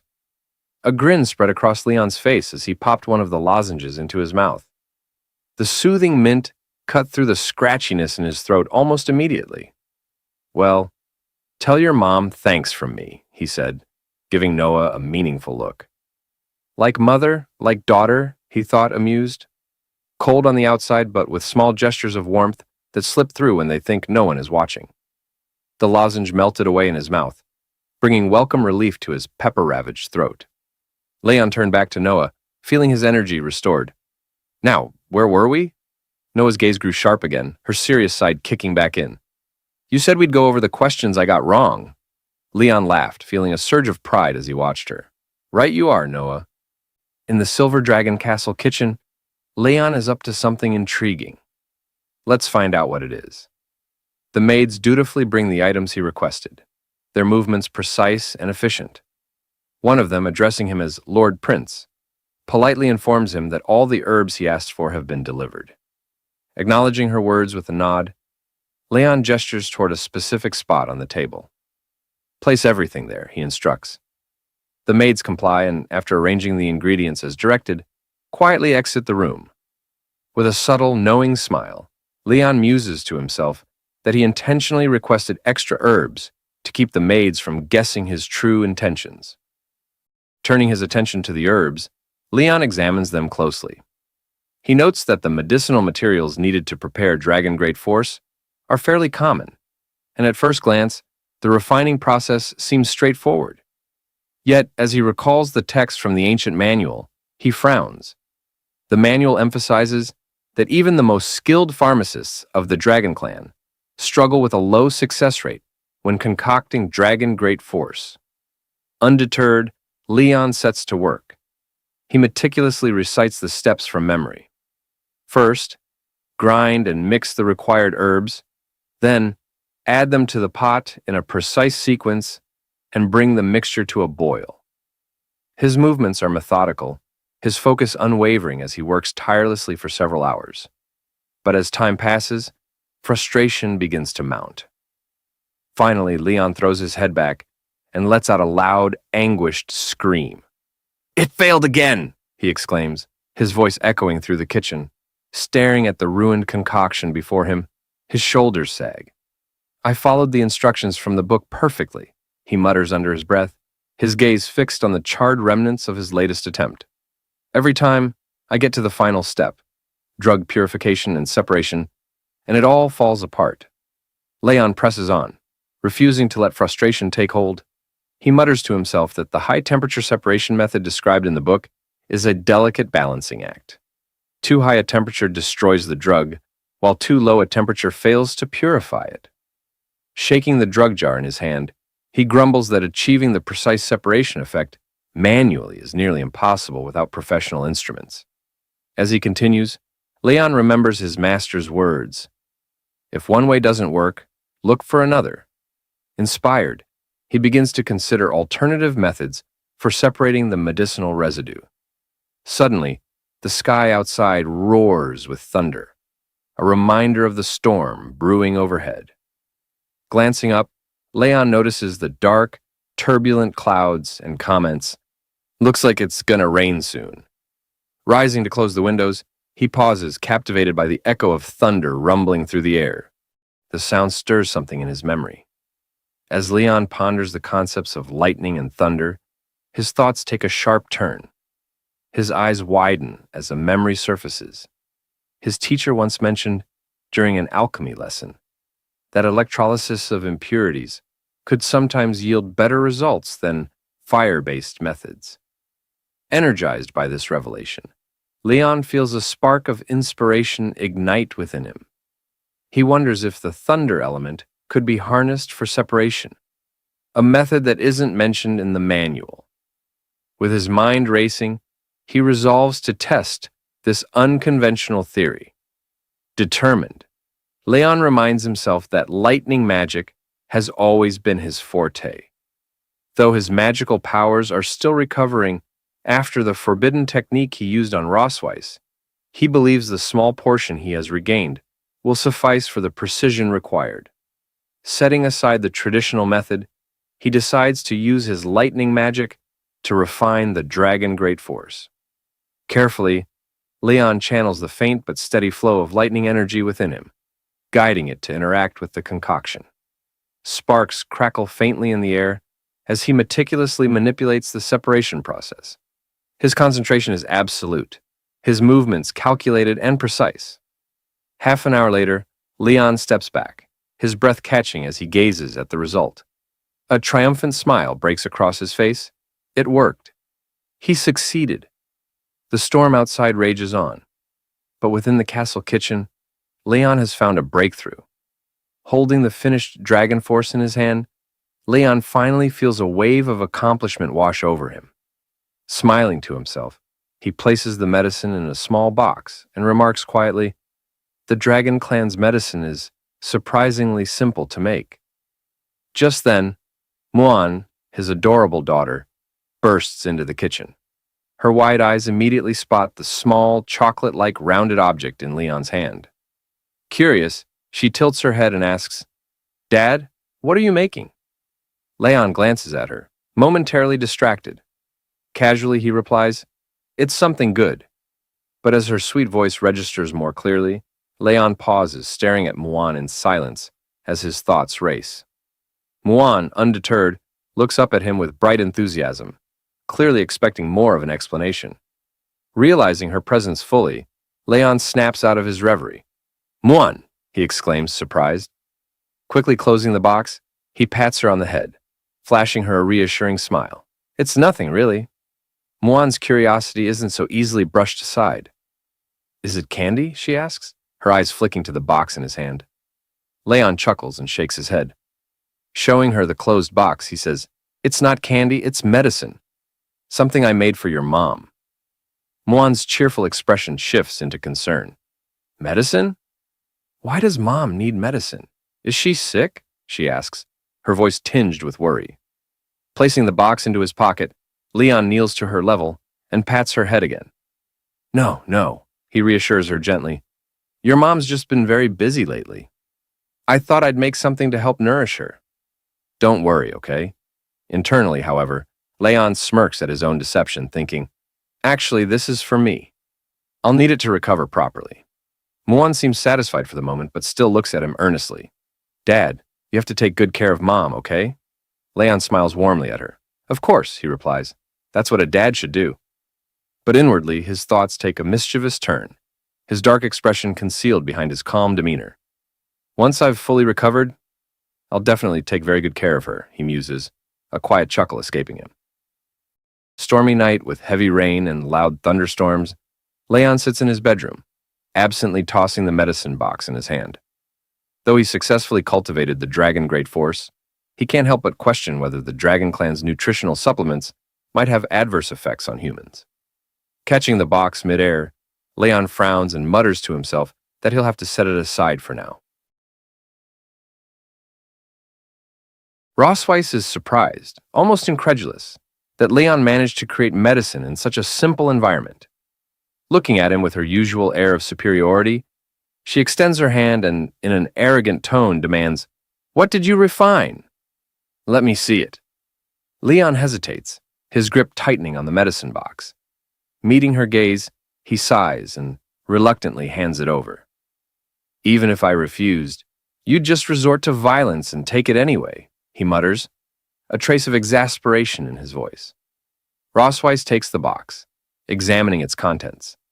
A faint smile graces her lips as she looks at the dragon great force. "Impressive," she says. "You've managed to refine such a perfect dragon great force under these conditions." "Truly remarkable, Leon." "What's that saying? The man of letters and the man of arms?" Leon blinks, surprised. Internally, he marvels. She didn't mock me this time? Closing the box with a click, Rossweiss hands it back to him. "You can keep this," she says firmly, "but you can't take it." Leon catches the box, confusion etched across his face. "Why not?" he asks. Rossweiss locks eyes with him, her gaze steady. "As a tonic for the dragon race, the medicine is far too potent for a human body," she explains. Leon frowns, his expression darkening. Is it really that powerful? He asks, skepticism creeping into his voice. Her serious tone doesn't waver. Yes, it is. As a human, you cannot withstand its effects, she reminds him, her voice softening slightly. But Leon's pride flares. Pulling the dragon great force from the box, he smirks arrogantly. I've defeated countless dragon kings without the power of a dragon, he boasts. Why would I fear a single pill? Rossweiss's eyes widen in alarm as Leon forcefully swallows the pill. With a defiant grin, he declares, Courage is the hymn of mankind. Leon, Rossweiss shouts, her voice laced with concern. But the effects of the pill are immediate and devastating. A surge of power floods Leon's body, his senses heightening to dangerous levels. He clenches his chest, agony twisting his features as he collapses to his knees. You reckless idiot, Rossweiss yells, anger and worry blending in her voice. Do you know how rarely I use healing magic? She rushes to him, casting a spell to stabilize him. Let me try to break down the pill's effects, she says urgently. Leon, however, shakes his head, his darkened expression filled with determination. Gritting his teeth, he grabs her hand, stopping her mid-spell. Leon, don't move! Rossweiss pleads, her voice rising in alarm. But it's too late. Thunder and lightning erupt from Leon's body, engulfing him completely. Bearing the searing pain, Leon grits his teeth and manages to speak through the storm of energy. Rossweiss, he growls, his voice steady despite the agony. Look carefully. He meets her gaze, his eyes burning with resolve. This is the courage and determination of mankind. Despite her protests, Leon endures the excruciating effects of the dragon great force alone, his body crackling with raw power. The storm intensifies around him, and Rossweiss can only watch, stunned and helpless, as Leon endures the excruciating power alone. Thunder roars, and lightning dances wildly in the small space, illuminating Leon's figure in bursts of light. His screams echo through the room as the pain reaches its peak. Having pushed Rossweiss away earlier, she is unable to help him now. Shocked, she watches in awe and horror, her mind racing. Then, it dawns on her. Leon is using lightning magic on his own body. Rossweiss stares in disbelief, trying to comprehend what Leon is doing. After what feels like an eternity, Leon finally stops channeling his lightning magic. The raging storm around him begins to subside, and the room grows eerily quiet. His eyes lose focus, and unable to bear the strain any longer, Leon collapses. Leon! Rossweiss cries, rushing to his side. Her voice is filled with genuine worry as she catches him just before he hits the ground. Gently, she lowers him into a sleeping position, brushing stray strands of hair from his face. Looking at his unconscious form, Rossweiss mutters under her breath, You really are a madman. Despite her exasperation, there's a softness in her voice that betrays her concern. Standing, she glances at him once more and says firmly, Wait here. I'll get the court physician. She turns to leave but freezes mid-step as she hears a faint sound behind her. Rossweiss, Leon's hoarse voice calls out weakly. She spins around in shock. Leon's eyes flutter open, his face flushed a deep red, and a strange, dazed expression settles on his features. Just as she's about to ask him how he's feeling, he raises his hand toward her, startling her. Before Rossweiss can react, Leon's hand darts out and grabs her tail. What? She gasps, caught completely off guard. Still holding her tail, Leon smiles. A goofy, childlike grin. Rossweiss stares at him, utterly baffled. How on earth are you even awake? She demands, her voice filled with both confusion and embarrassment. Leon sits up suddenly, his movements clumsy but determined. Blushing furiously, he rubs his cheek against her tail, a soft giggle escaping his lips. My wife. Where are you going? He murmurs, his voice hazy and affectionate. Rossweiss's face turns scarlet. Wife? Who do you think you're calling your wife? She stammers, trying to maintain her composure. She attempts to pull away, but Leon's grip on her tail tightens. Let go of my tail, you idiot, she demands, her voice cracking under the mix of frustration and embarrassment. Leon, however, refuses to comply. His smile widens and he rubs his cheek against her tail again, sighing contentedly. I don't want to, he says softly. I won't let go. I won't let my wife go. Leon happily presses his cheek to Rossweiss's tail, his grip firm and unyielding. Despite her earlier struggles, it becomes clear she can't overpower him in his current state. Rossweiss exhales in frustration and stops resisting, her patience wearing thin. Meanwhile, Leon continues gleefully, singing an improvised wife, wife song as he rubs his cheek against her tail like a delighted child. Rossweiss's face twists into an expression of pure exasperation. She makes a long face, silently admitting her defeat. Turning her gaze away, Rossweiss begins to piece together the situation. The dragon's great force is meant to enhance physical strength and endurance, she thinks. It shouldn't cause unconsciousness, or whatever this ridiculous behavior is. Her mind drifts to Leon's earlier use of lightning magic. She wonders if his manipulation of the lightning element might have interfered with or intensified the effects of the medicine. When she glances back at him, her cheeks flush as she takes in the sight of Leon, humming happily with his face buried in her tail. Idiot, she mutters under her breath, her voice tinged with embarrassment. Still, she reassures herself that despite his bizarre behavior, he doesn't seem to be in any immediate danger. Leon continues his antics, unabated, cheerfully singing his wife, wife song. Rossweiss sighs deeply, realizing there's no reasoning with him in this state. Resigning herself to the situation, she looks down at him and says, "All right, I'm here. What's wrong? Just tell me already." Leon stops singing and looks up at her with a bright, flushed expression. His eyes shine with childlike excitement, and he boldly calls her wife again. Then, without hesitation, Leon smiles mischievously and declares, "I want a second child." Rossweiss's face flushes a deep red, and she stumbles over her thoughts, the shock of Leon's sudden declaration sending a chill down her spine. Struggling to keep her composure, she glares at him, her blush intensifying. "You haven't even properly taken care of the 2 children from my first pregnancy," she snaps, crossing her arms. "And now you're already asking for another one? Forget it." But Leon is undeterred.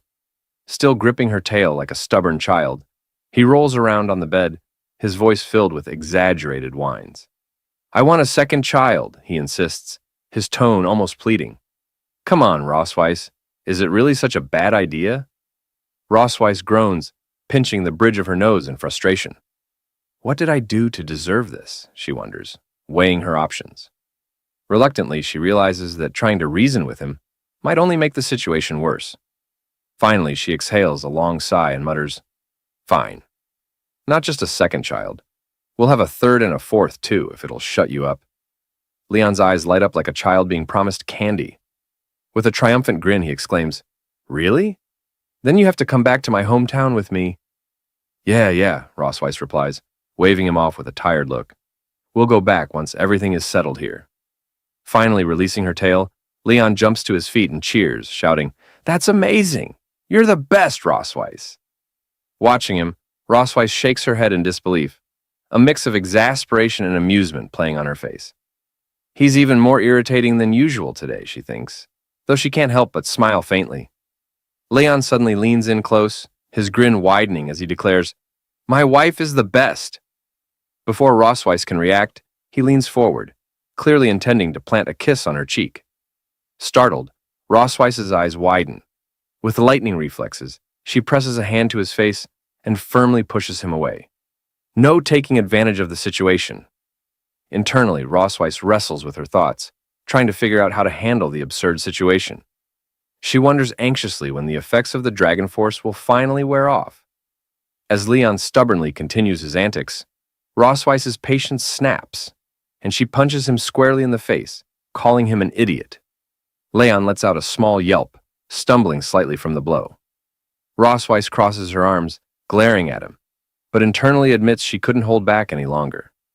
Leon clutches his chest dramatically after taking the hit, and Rossweiss's frustration quickly turns to panic. Rushing to his side, she kneels down and asks in a concerned tone, "Are you okay, you fool?" Leon's breath grows heavier as he grits his teeth, clutching his chest tightly. "Wife," he groans, his voice trembling, "I feel really uncomfortable." Suddenly, a bright glow emanates from the dragon mark on Rossweiss's chest, Her eyes widen in shock. "This isn't good," she mutters, her heart racing. Without hesitation, she unbuttons Leon's shirt to examine him. As the fabric parts, the dragon mark on his chest begins to shine with an intense light. Rosweiss furrows her brow, her mind racing. Why is the dragon pattern activating now of all times? She wonders, anxiety creeping into her thoughts. Before she can think further, Leon suddenly grabs her shoulders, startling her. With unexpected strength, he pushes her onto the bed, climbing over her and pinning her hands down. "Leon!" Rosweiss shouts, her voice a mix of anger and alarm. "You bastard, what are you doing?" Leon's breath is labored, his face flushed as if burning with fever. He looks into her eyes, his expression desperate. "Wife," he whispers hoarsely, I feel so hot all over. My chest, it itches." Rosweiss's face flushes crimson at their proximity, her heart pounding as she glares at him. Gritting her teeth, she thinks furiously, the dragon pattern, combined with the lightning element, has heightened his instincts. It's fueling his desire to reproduce. Before she can say or do anything, Leon's gaze shifts. His eyes lock onto her tail, and with a sudden movement, he grabs it. Rosweiss freezes in shock as Leon brings the tail closer, sniffing it with a dazed expression. "Leon!" she snaps, her voice trembling between anger and embarrassment. "Let go of my tail right now!" But Leon only holds on tighter, his face dreamy as he mutters, "It smells so nice, wife. So soft." Rosweiss's eyes widen, her internal composure fraying. If this keeps up, I might actually lose control, she thinks nervously. Determined to put an end to his antics, she pushes against his face, attempting to stop him from sniffing her tail any further. "Leon, stop it!" she commands firmly, her tone sharper now. "My tail drags on the ground all day long. Aren't you disgusted by that?"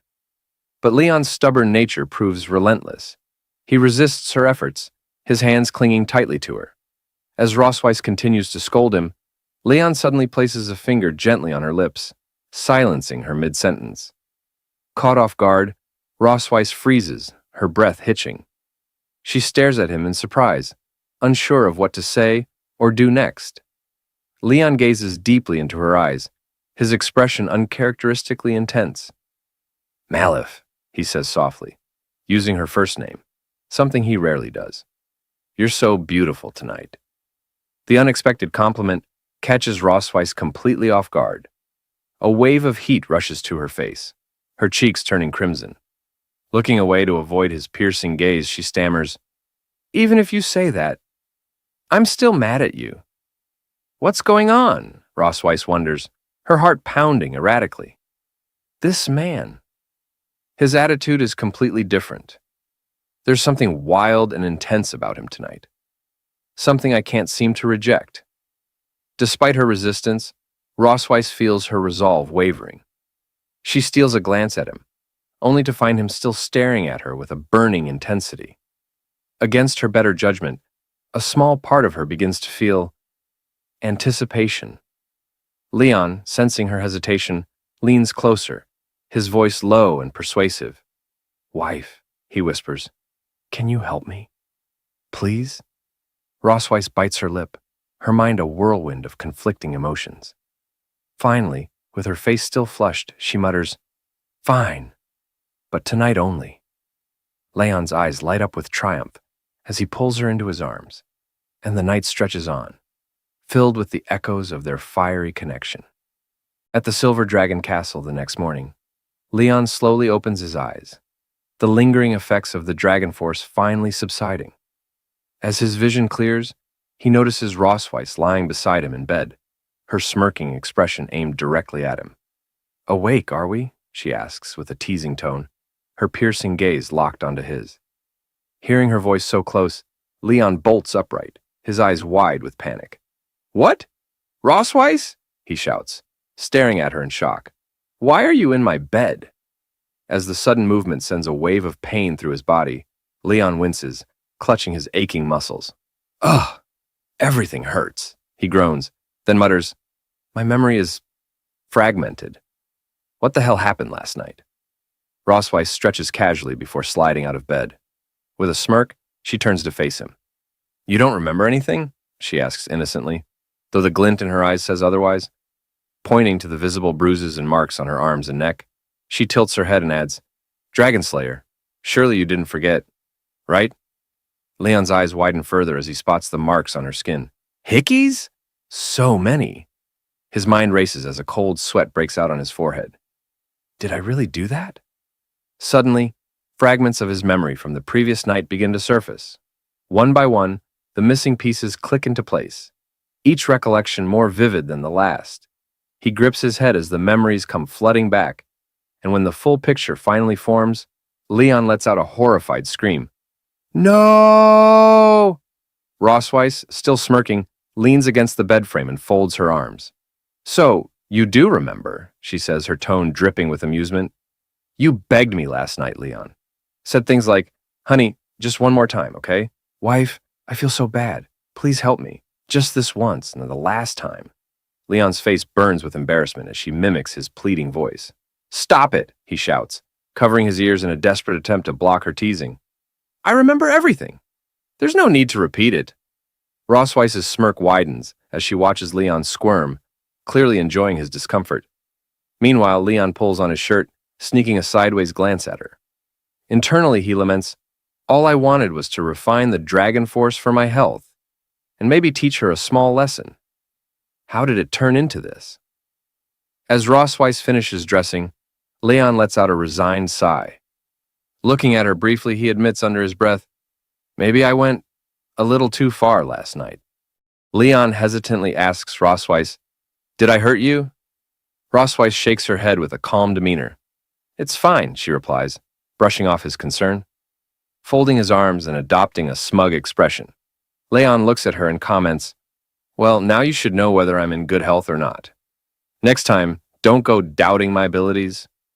Rossweiss's eyes narrow as she fixes an intense gaze on Leon.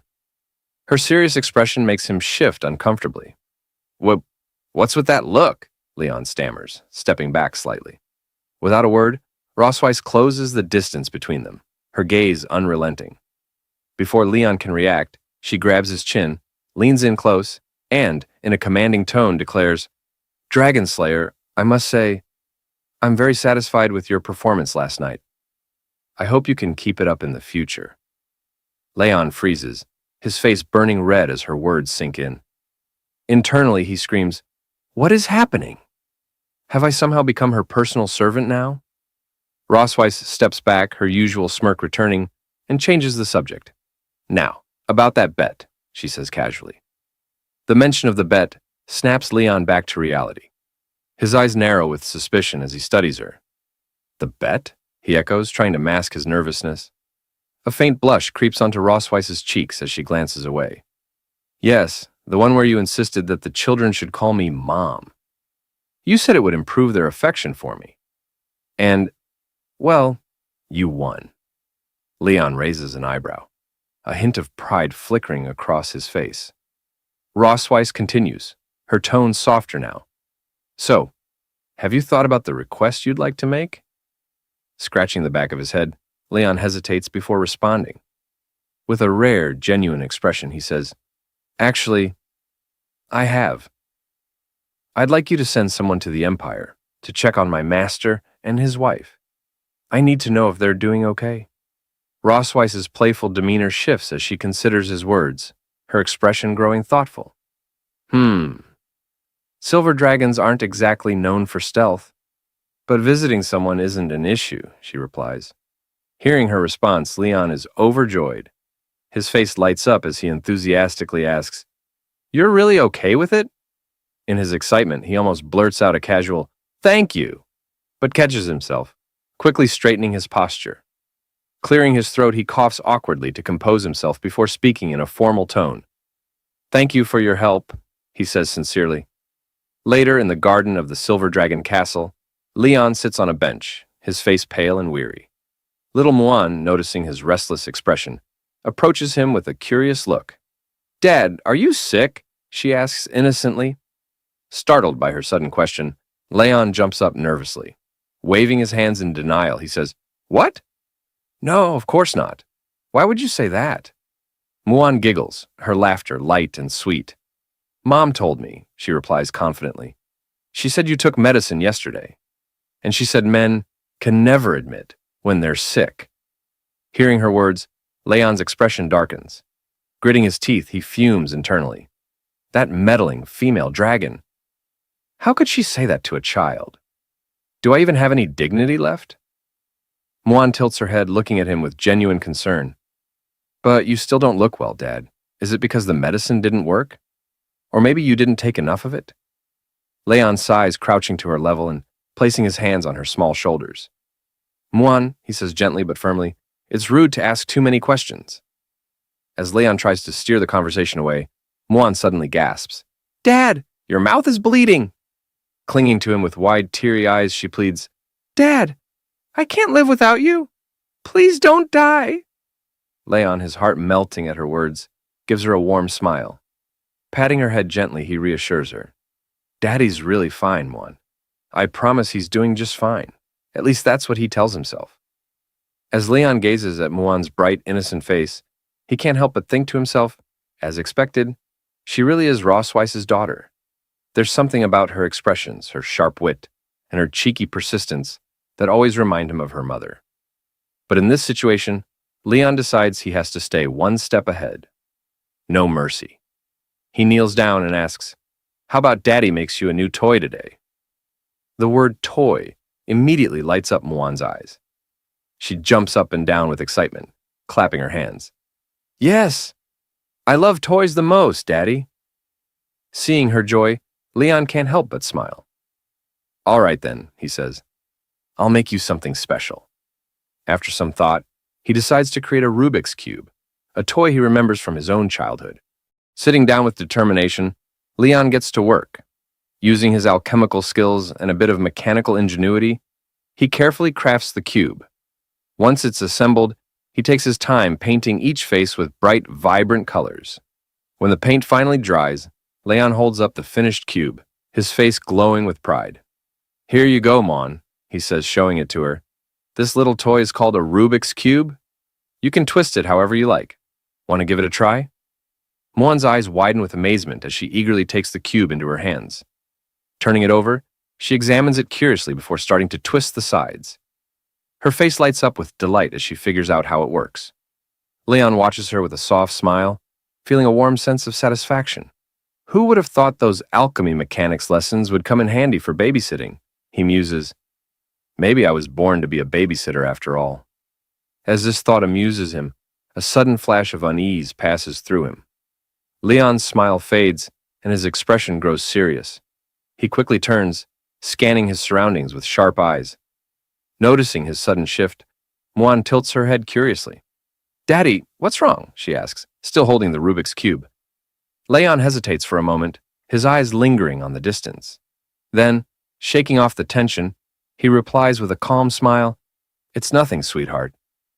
Just thought I saw something. Leon returns to his thoughts, his brow furrowing in contemplation. Just moments ago, he felt something. A faint but unmistakable sensation of the dragon's gaze. His instincts tell him it's coming from the direction where Noah does her physical training. He wonders if Noah, as stubborn as she is, will ever choose to join them. Deciding to extend a gesture of connection, Leon resolves to make a Rubik's Cube for Noah as well. That night, as Muan sleeps peacefully in her room, the Silver Dragon Castle is enveloped in silence. Meanwhile, Noah quietly opens the door to her own room, stepping inside with her usual composure. Her sharp eyes immediately catch sight of the Rubik's Cube and the note resting on top of it, left behind by Leon. Curious, Noah picks up the note and reads it. In Leon's familiar handwriting, it says, This is a toy for you, Noah. Your task is to figure out how to solve it. Think of it as a little challenge. Scoffing, Noah takes the Rubik's Cube into her hands and mutters, What an idiot. I don't have time for children's toys. Yet, despite her words, she can't resist the urge to twist the sides of the cube experimentally, her fingers moving deftly. As she continues to toy with it, a faint blush creeps onto her cheeks. Holding the cube tightly, she whispers softly, Thank you, Dad. To Noah, the Rubik's Cube isn't just a toy. It's a rare token of her father's affection. something she instinctively treasures. Quietly, she slides it into a small wooden box she keeps hidden beneath her bed, a personal collection she refers to as her treasure box. Unbeknownst to Noah, her younger sister Muan has been watching her secretly from the doorway. With her usual curiosity, Muan thinks to herself, "Sister's been acting a little strange lately, always hiding things in that box under her bed. What could it be?" When Noah steps out of the room later, Muan seizes her chance. "Detective Muan is on the case," she whispers with a mischievous giggle. Crawling under Noah's bed, she carefully retrieves the hidden wooden box. Excitedly, Muan opens the box and examines its contents. Fragments of their father's black and gold armor, the Rubik's Cube, and a nameplate with the engraving Noah K. Melkfei written in Leon's hand. Muan's eyes widen in surprise. "They're all connected to Dad," she says aloud, her face lighting up with understanding. "So, that's why Noah's been so secretive." Just as she pieces it together, a shadow falls over her. Slowly, Muan turns to see Noah standing in the doorway, her expression dark and her eyes burning with fury. "Oh no," Muan whispers, her smile faltering. Noah strides into the room with an ominous calm, her voice low and cold. "What do you think you're doing, Detective Muan?" Completely unfazed by her sister's glare, Muan proudly grins and says, "I understand, sister. You really love Dad, don't you?" Noah's face flushes red, her embarrassment quickly turning into cold resolve. Without a word, she ties Muan up, silences her with a piece of cloth over her mouth, and retrieves her precious treasure box. Leaning down to Muan, who struggles fruitlessly, Noah smirks and says, "No peeking, got it?" Meanwhile, at St. Heath Academy, an elite institution among the Dragon Clan, the standards for student admission are famously rigorous. The Academy evaluates not only individual potential, but also the family's harmony and adherence to dragon ideals. It firmly believes that whether a young dragon hatches from an egg or is born live, only a loving and harmonious family can nurture a dragon to embody the proper virtues. As such, St. Heath Academy only accepts students from such families. To uphold the image of a perfect dragon family, the Silver Dragon Queen Rosweiss devises a plan, a family outing to Sky City, complete with a wholesome family photo. Sky City, a bustling hub in the dragon realm, is alive with parent dragons frolicking with their children. Amid the lively atmosphere, Rosweiss arrives in her magnificent dragon form, her scales gleaming like polished silver as she soars gracefully through the skies. The family follows, awestruck by her commanding presence. Finally, Muan, ever the playful one, slides gleefully down her mother's back. Leon, standing below with his arms extended, calls out, "Slow down, Muan! I'll catch you!" With perfect timing, he grabs her mid-slide, holding her securely in his arms. "Gotcha," he says with a warm smile, lifting Muan effortlessly. As the scene unfolds, Noah watches silently with her signature cool demeanor, arms crossed, observing the family interaction without a word. Rosweiss, having landed gracefully, shifts back into her human form. Muan, full of curiosity, looks up at her father and asks, "Daddy, why didn't you turn into a dragon just now? I really want to see you as a dragon." Leon freezes at the unexpected question. His smile stiffens as he awkwardly laughs, scratching the back of his head. Internally, he's panicking. "Dear daughter, Daddy is great at slaying dragons, but turning into one? You'd better forget about it." Before he can come up with a plausible excuse, Noah fixes her sharp gaze on him and coldly asks, "So, is it that you can't transform? Or you won't?" Leon feels the weight of her words and falters, completely caught off guard. He looks back and forth between Noah and Rosweiss, hoping for a lifeline. The pressure mounts as both daughters await his answer. Sensing his discomfort, Rosweiss steps in with a composed smile and says, "Your father's body hasn't fully recovered yet, so he can't transform into a dragon for the time being. Rosweiss promises the children that Leon will show them when he recovers." Muan, her face full of concern, looks up at her father and says earnestly, "Daddy, you have to get better soon." Leon smiles at her reassuringly, patting her head. I'll do my best, Muan, he says. But inwardly, he thinks to himself, it's impossible. Absolutely impossible. Rosweiss quickly changes the subject, clapping her hands to gather their attention. All right, everyone, let's head into town. We have things to do today. Muan bursts with excitement, dashing ahead down the bustling street. Noah, look! There are so many dragons here, she exclaims, her voice filled with wonder. Noah, ever composed, follows at a steady pace and warns her younger sister, Slow down, Muan. Don't run off too fast. As the two girls move ahead, they catch the attention of the dragon citizens. Many pause to admire the siblings, their gazes filled with curiosity and adoration. Meanwhile, Rosweiss and Leon walk behind them.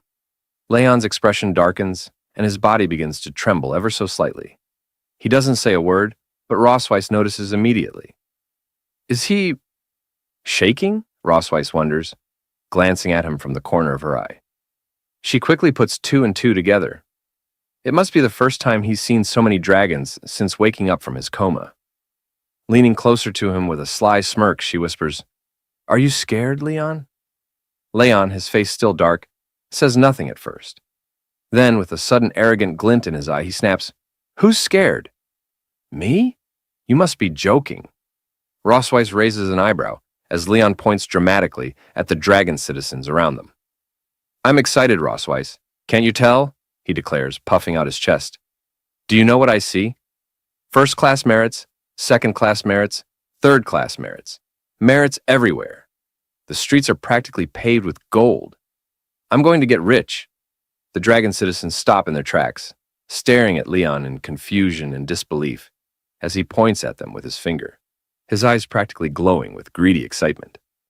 Then, as if oblivious to the bewildered stares, Leon whistles nonchalantly and strolls off with a self-satisfied grin. Rosweiss pinches the bridge of her nose, exhaling sharply. I worried about him for no reason. Again, she thinks, watching Leon as he laughs to himself, dreaming of the fortune he imagines awaiting him. Walking a few steps ahead, Leon chuckles under his breath, his thoughts racing. If I bring them all back, how much money could I make? Later, they arrive at a specific shop in town. As the door creaks open, the dragon shopkeepers immediately bow low, their voices filled with reverence. Your Majesty, the Silver Dragon Queen, and her family, it is our great honor to serve you. Rosweiss enters the shop with Leon and the children following behind. Inside, Muan runs excitedly from one corner of the room to another. Grabbing Noah's hand, she tugs her sister along, pointing at the walls. Noah, look! So many dragon pictures, Muan exclaims, her eyes sparkling with wonder. Noah remains silent, her stoic demeanor unchanged. Meanwhile, Leon leans closer to Rosweiss, his curiosity getting the better of him. Aren't you the Silver Dragon Queen? He asks in a low voice. Why did you come to the store to take photos yourself? Shouldn't someone else handle this? Rosweiss gives him a side glance, clearly unimpressed. The Dragon King of a tribe can only command members of their own tribe, she explains. The dragons of Sky City, however, do not belong to any specific tribe. They're independent. Leon smirks, clearly enjoying himself. So, basically, your queenly status doesn't hold much weight here, huh? Before he can blink, Rosweiss stomps on his foot with her sharp high heels. Leon yelps in pain, hopping on one leg as he clutches his throbbing foot. Rosweiss, with a sweet yet dangerous smile, replies, Well, in any case, I'm taller than you now. The head shopkeeper chuckles nervously at the exchange before stepping forward and bowing. It's truly an honor to have the Silver Dragon Queen and her family here. To take a family photo for Her Majesty is a privilege beyond compare. Rosweiss straightens up, flipping her hair with a confident smile. Everyone says my photography skills are top-notch among the dragon tribe, she boasts. It's your great fortune that we successfully scheduled this appointment. As they speak, the head shopkeeper glances toward Leon and asks hesitantly, What about Her Majesty's husband's tail? Should it be included in the photo? Rosweiss waves the question away. He's not fond of showing his tail, she says with a casual shrug. Let's pick a tailless suit for him instead. Her words trigger a memory and she smirks as she recalls the incident earlier at the Silver Dragon Castle. Before they left for Sky City, she had presented Leon with a custom-made silver dragon tail decoration, asking him to wear it. Leon's reaction, however, had been immediate and dramatic. "Absolutely not," he had exclaimed, taking several steps back as if the tail were cursed. "I'll never wear that thing. Even if I die, it's about my dignity." Back in the shop, Rossweiss shakes her head at the memory, amused by Leon's stubbornness. The head shopkeeper, unaware of the backstory, simply nods and gestures for Rossweiss to move to another area to try on her outfits. Meanwhile, on the other side of the shop, Muan skips around with infectious excitement. "I want to wear a pretty dress," she chirps cheerfully, her enthusiasm lighting up the room. After a while, Muan and Noah emerge from the changing room in their new dresses, both looking stunning for the family photo. Shortly after, Leon steps out wearing a crisp white suit. His polished appearance is a stark contrast to his usual casual demeanor. Muan, catching sight of her father in the new outfit, gasps in delight. "Dad, you look so handsome!" she exclaims, her voice filled with surprise and admiration. The head shopkeeper nods approvingly, her smile warm. "The suit fits the prince perfectly," she says. "I imagine he must have been quite popular in his youth." Leon raises an eyebrow, clearly pleased by the compliment. "You really think so?" he replies with a smirk. "Honestly, the last time I wore something this formal was at my school graduation ceremony." He then turns his attention to Noah, catching her off guard. "What do you think, Noah?" he asks. Noah, momentarily surprised by the question, glances at him before quickly looking away. A faint blush dusts her cheeks as she mutters, "You look quite handsome." Grinning brightly at her response, Leon pats both Muan and Noah on their heads affectionately. "And your dresses are adorable too," he adds with a genuine warmth that makes both girls smile. Just then, Rossweiss steps out from the dressing room, dressed in a breathtaking gown that perfectly complements her elegance. For a moment, everyone is left speechless. Leon, his jaw dropping slightly, stares at her in awe. It's undeniable. Rossweiss looks absolutely stunning. Rossweiss, noticing his dumbfounded gaze, smirks and tilts her head. "What's wrong, Leon?" she asks with playful curiosity. Leon quickly snaps out of his trance, looking away and scratching the back of his head awkwardly. "Nothing, it's just... that dress suits you," he mumbles, his voice barely audible. Hearing his unexpected compliment, Rossweiss blushes faintly and averts her eyes. "Well," she says, trying to sound nonchalant, "I think it would look even better if you had a tail." Leon's expression darkens at the comment. Internally, he screams, "I will never wear a tail, not in this lifetime." The head shopkeeper steps in, her cheerful voice cutting through the tension. "All right, everyone, let's get ready for the family photo," she says, positioning the camera. Muan, waving her little hands, calls out, "Mom! Dad! Come here!" She tugs at Noah's hand, pulling her sister into position. As Rossweiss and Leon take their places, the shopkeeper encourages them. "Your Majesty, Prince Leon, step a little closer, please. Let's capture the love and harmony of this beautiful family." Rossweiss and Leon glance at each other, both stubbornly looking away, neither wanting to admit their hesitation. Leon thinks to himself, "No way am I getting closer to her," while Rossweiss likely has a similar thought. "All right, everyone, smile," the shopkeeper announces, starting the countdown. Muan beams with uncontainable enthusiasm, her cheerful energy lighting up the scene.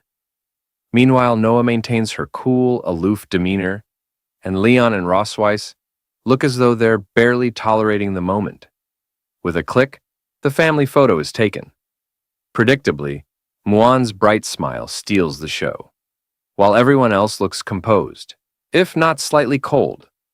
Afterward, another photo is arranged with just Muan and Noah, the sisters hugging each other in a rare moment of affection. For the final shot, the shopkeeper suggests something unique. Rossweiss and Leon creating a love-shaped symbol. Rossweiss coils her tail into half a heart, and Leon reluctantly completes the other half with his hand. The resulting photo is equal parts adorable and awkward, with Rossweiss's playful smirk contrasting Leon's begrudging expression. In the end, even Leon has to admit the photos turned out well, though he silently vows never to speak of the heart symbol again. In another photo, Rossweiss and Leon face each other, their gazes locked in a fiery stare. Though their flushed faces betray a hint of embarrassment, the rivalry in their eyes is unmistakable. The head shopkeeper, observing this dynamic, chuckles and comments. "You two really look like a couple." This photo is definitely one for the books, a special edition, if you will. Speaking of special editions, let's revisit Leon's graduation ceremony. On the day of Leon's graduation, a crowd of his female juniors surrounds him, each vying for his attention. One girl shyly asks, "Senior Leon, can we take a photo together?" Another pipes up, "Will you have dinner with us later?" A third girl, handing him a carefully wrapped gift, pleads, "Please accept this, Senior Leon." Leon, caught in the middle of the overwhelming attention, looks flustered and unsure of how to extricate himself. His face twists into a mix of hesitation and mild panic as he struggles to reject their advances without seeming rude. Finally, composing himself, Leon adopts a stern expression and declares, "I'm sorry, but I can't. I have to head back and nail hooves for my master's donkey. Maybe next time." His abrupt excuse leaves the girls stunned, their hopeful expressions quickly turning to disappointment. One by one, they retreat, their hearts visibly breaking as they walk away. Leon sighs in relief, waving them off with a quick, "Goodbye!" His tone is cheerful, but the girls' crushed spirits linger in the air. From a distance, Leon's master watches the entire scene unfold. With a long, exasperated sigh, he mutters to himself, "Did this guy get kicked in the head by a donkey? What is wrong with him?" Now in the Sky City, after taking their photos at the shop, the head shopkeeper informs them it will take about 6 hours for the photos to be developed. During this time, she suggests Her Majesty take a leisurely stroll around the city. As they leave, Muen waves her hand cheerfully to the shopkeeper, while Noah and Leon exchange a glance, silent but telling, as if suspecting something unusual. Without warning, Muen grabs Noah's hand and dashes through the bustling streets, her excitement bubbling over as she urges him to look over there. Leon and Rossweiss follow at a steadier pace, their children's energy impossible to match. As they walk, Leon glances at Rossweiss, a faint smile playing on his lips. "I never thought I'd get the chance to go shopping with you. This feels different," he remarks. Rossweiss responds with her usual calm demeanor, reminding him, "This is just to maintain our family image." Then, softening a little, she adds, "Besides, Noah has been preparing for her entrance exam so seriously. She's worked hard for nearly a month. It's good for her to relax once in a while." As the parents continue their conversation, Muen and Noah stop abruptly at a lively stall featuring a balloon shooting game. Their attention is immediately captured by a cute teddy bear among the prizes. Muen's eyes sparkle like stars, and Noah looks equally enchanted by the fluffy bear. When Leon and Rossweiss catch up, they pause, surprised to find the kids utterly absorbed in the game. Noah steps forward first, picking up the toy gun with an air of determination. She takes aim carefully at a balloon, but the result is less than ideal. She either misses entirely or hits a balloon that stubbornly refuses to pop. Her failure leads to a tense silence, and Noah's face twists into the most adorable pout of frustration. Muen's excitement dims as well, her expression mirroring Noah's disappointment. The shopkeeper, noticing their dejected faces, offers an encouraging smile. "If you try a few more times, I'm sure you'll hit it." At that moment, Leon steps forward, shaking his head with a chuckle. "So, they've got this kind of game here too, huh?" Muen beams at him, calling out enthusiastically, "Dad!" While Noah, still pouting, mutters that she just can't seem to win. Leon laughs awkwardly, his instincts telling him these games are rigged to make winning difficult. Seeing her father as the last hope, Noah shoves the toy gun into his hands with an almost commanding pout. Leon takes it, examining the toy intently, as memories surface of similar games he'd seen in human markets. Rossweiss observes Leon closely and comments, "The bullets of this toy gun are made of magical energy. It requires precise control to handle the magic properly. No wonder it's a bit difficult for Noah." The shopkeeper, sensing an opportunity, turns to Leon and Rossweiss with a sly smile. "Would you two like to give it a try? If you manage to hit all the balloons within 10 shots, you can win the pair of teddy bears your daughters seem to have their eyes on."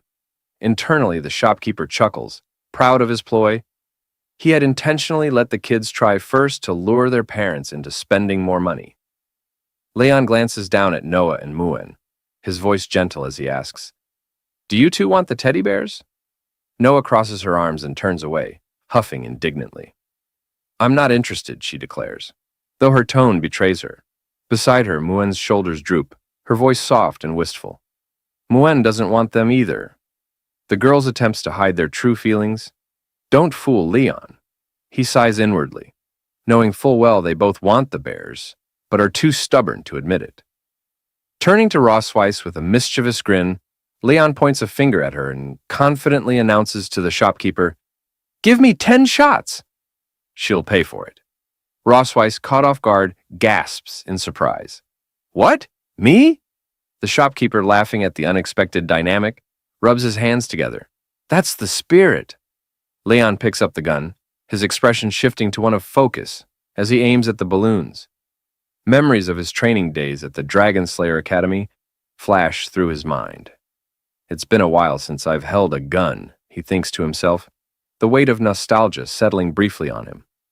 Meanwhile, Rossweiss begrudgingly hands over the gold to the shopkeeper, who accepts it with a quick and cheerful, "Thanks." Leon lines up his first shot and fires. Miss He fires again. Another miss. Shot after shot. The results are the same. He fails to hit a single balloon. The shopkeeper smirks, satisfaction blooming in his chest. He had tampered with the gun's settings, making it nearly impossible for anyone, regardless of their skill, to succeed.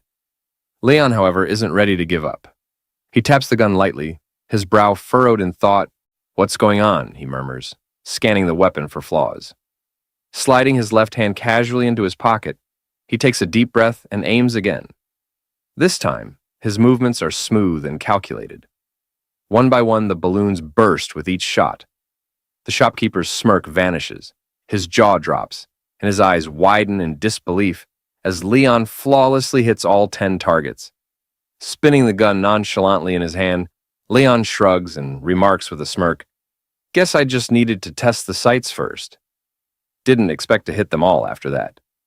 The shopkeeper stands frozen, his mind racing as he silently wonders how anyone could pull off such a feat. Rossweiss, with a soft smile, compliments Leon, saying, "Not bad." Muen, her cheeks slightly flushed with admiration, clutches her teddy bear and exclaims cheerfully, "Dad is amazing." Noah, also blushing faintly in surprise, chimes in, "Dad is so sharp." Pretending to be impressed, the shopkeeper reluctantly hands over the pair of teddy bears, his smile forced as he exclaims, "That's awesome!" While handing over the prizes, he mutters internally, "Just take them and leave already." Leon accepts the teddy bears with a warm smile and thanks the shopkeeper graciously. Then, turning to his daughters, he kneels and hands one bear to Muen and the other to Noah, saying with a gentle tone, "These are for you." Muen, overjoyed, hugs her teddy bear tightly and beams up at him. "Thank you, Dad," she says, her voice brimming with happiness. Noah, holding her bear carefully and inspecting it as though it's a treasure, quietly murmurs, "Thanks, Dad." Rossweiss watches the scene unfold from the side, a hint of surprise in her expression. The rare harmony and affection in the moment catch her off guard. As she observes Leon, a thought crosses her mind. Although this guy is usually a little off-key, every time he gets serious, he has a special charm. Leon, noticing Rossweiss lost in thought, keeps his gaze on her. Something in her expression stirs a decision in his mind. Rossweiss, sensing his eyes on her, glances at him and wonders why he's staring. As his gaze lingers, Leon's lips curl into a faint smile. Without warning, he says, "Oh, I have some thoughts about Rossweiss, too. Let's see where they lead." Later, after some time, Rossweiss and the family continue strolling through the bustling streets. As they walk, a little dragon girl points her finger toward Rossweiss and tugs at her mother's sleeve, saying, "I want that too." The little dragon girl's mother, startled by the comment, looks at Rossweiss with a hint of surprise, but says nothing, choosing to remain silent. Meanwhile, Leon recalls a plan he had been mulling over. He had decided earlier to get his big baby girl a teddy bear as well.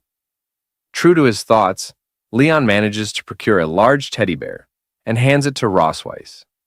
Rossweiss, now holding the oversized teddy bear, walks alongside the family in silence, her expression calm and unreadable. She doesn't react to the little dragon girl's remark.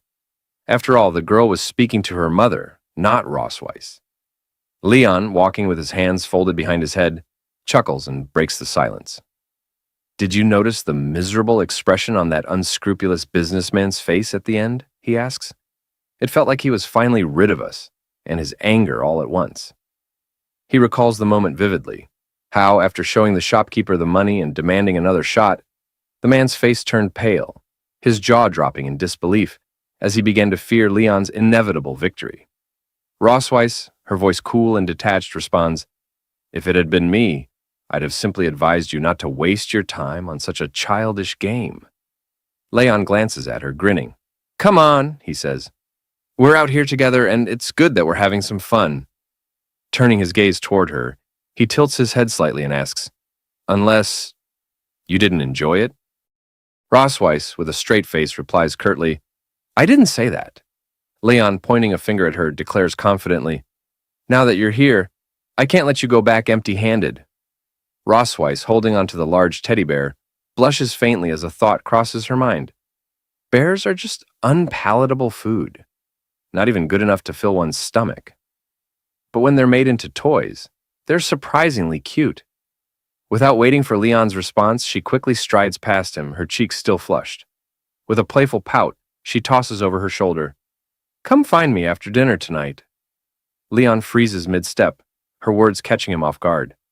He stares after her, wide-eyed, as a wave of surprise washes over him.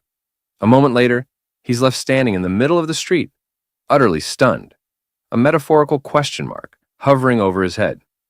Later that evening, in the Silver Dragon Castle, Leon recalls Rossweiss's cryptic invitation as he walks down a dimly lit corridor after dinner. Her words replay in his mind, "Come find me after dinner." "It's late at night, and I'm heading to her room alone," Leon mutters to himself, a mix of anticipation and apprehension tightening his chest. "If I go, I'll feel awkward the entire night. If I don't go, I'll be restless for a week." Clenching his fists in frustration, Leon makes up his mind. "Fine, I'll go see her. Whatever happens, happens." He storms down the hall, his footsteps echoing in determination. When Leon reaches Rossweiss's door, he stops and takes a deep breath, readying himself to knock. But before his knuckles meet the wood, he notices the door is slightly ajar. Curious, he pushes it open and steps inside, his gaze sweeping across the room in search of her. The sound of running water reaches his ears, and realization dawns on him. She's still in the shower. Leon's eyes wander toward the bathroom, where the faint outline of Rossweiss is visible through the glass shower door. He frowns, noting the transparency. What kind of poor quality glass is this? He thinks, averting his gaze in embarrassment. As the moments tick by, Leon's mind races. Shocked and uneasy, he begins to wonder, do I really have to deal with this tonight? Snapping back to reality, Leon shakes his head, trying to steady his thoughts. Slowly, he peeks toward the shower, his eyes widening momentarily. Whether he actually peeked or not remains uncertain. The image is fleeting and unclear, making it hard to say for sure. Rossweiss, now in her pajamas and still under the lingering mist of hot water, looks stunning. Her long silver hair clings to her damp skin and droplets of water glisten faintly on her face and body. As she notices Leon, her calm voice cuts through the steam. "You're here. Let's get started." Leon's heart skips a beat at the sight. It's only natural. Anyone would be captivated by such beauty. With a flicker of nervousness on his face, he thinks to himself, am I about to be squeezed dry again? For now, the story leaves the romance lingering tantalizingly on the edge. There's a special extra edition. 6 hours later, the photos are finally ready. Muen and Noah eagerly look through the pictures of their parents, Leon and Rossweiss. Muen, her eyes sparkling with excitement, exclaims, "Mom and Dad look like such a perfect match." Noah, however, remains quiet as she gazes at the photos, her expression unreadable. Leon, flipping through the pictures, suddenly notices something unusual. "Hey, There's a card attached to this photo, he says, holding it up. Hearing this, Rosweiss, her curiosity piqued, steps closer. Show it to me, she insists.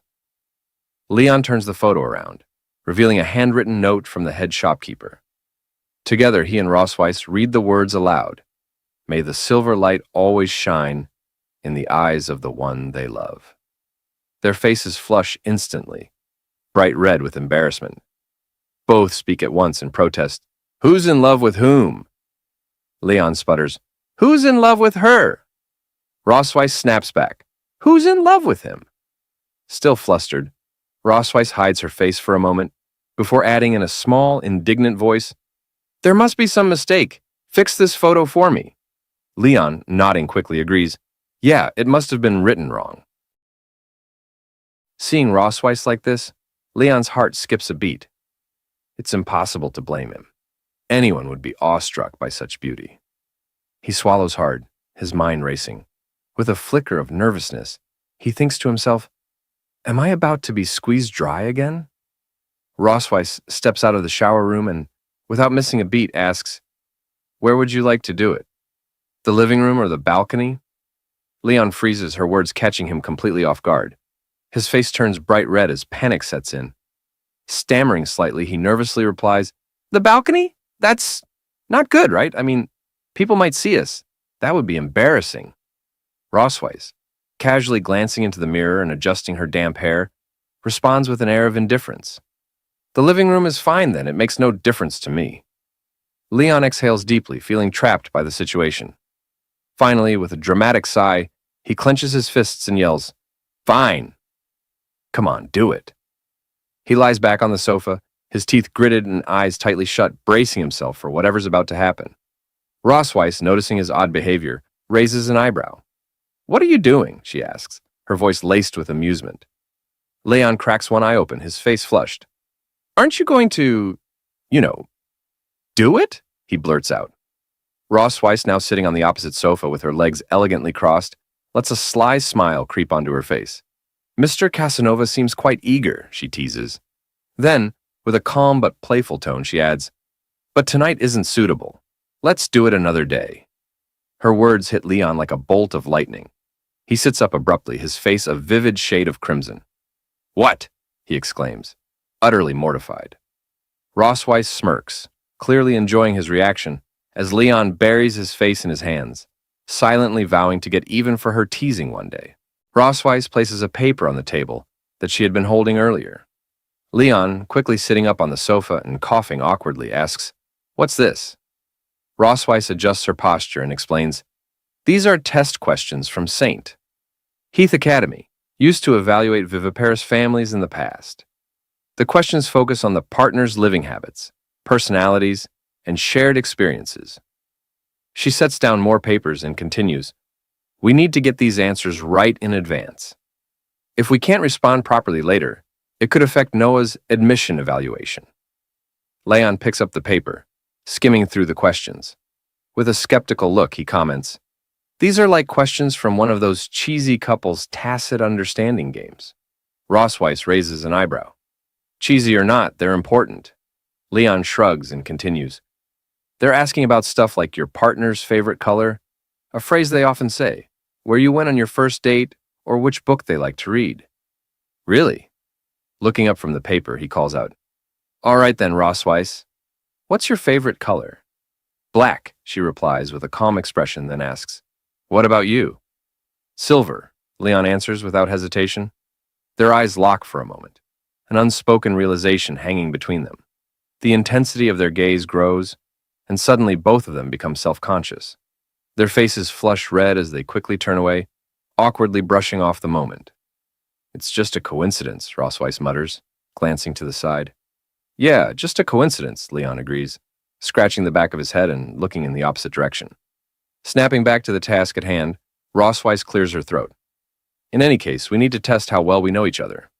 Fine by me, Leon replies, grabbing a pen. The two begin filling in the answers, their focus shifting entirely to the task. A short while later, Leon leans back and declares, I'm done. Rosweiss finishes moments after and nods. Let's check the scores.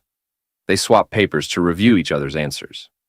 When the tally's complete, Rossweiss scores 45 points, while Leon scores 58.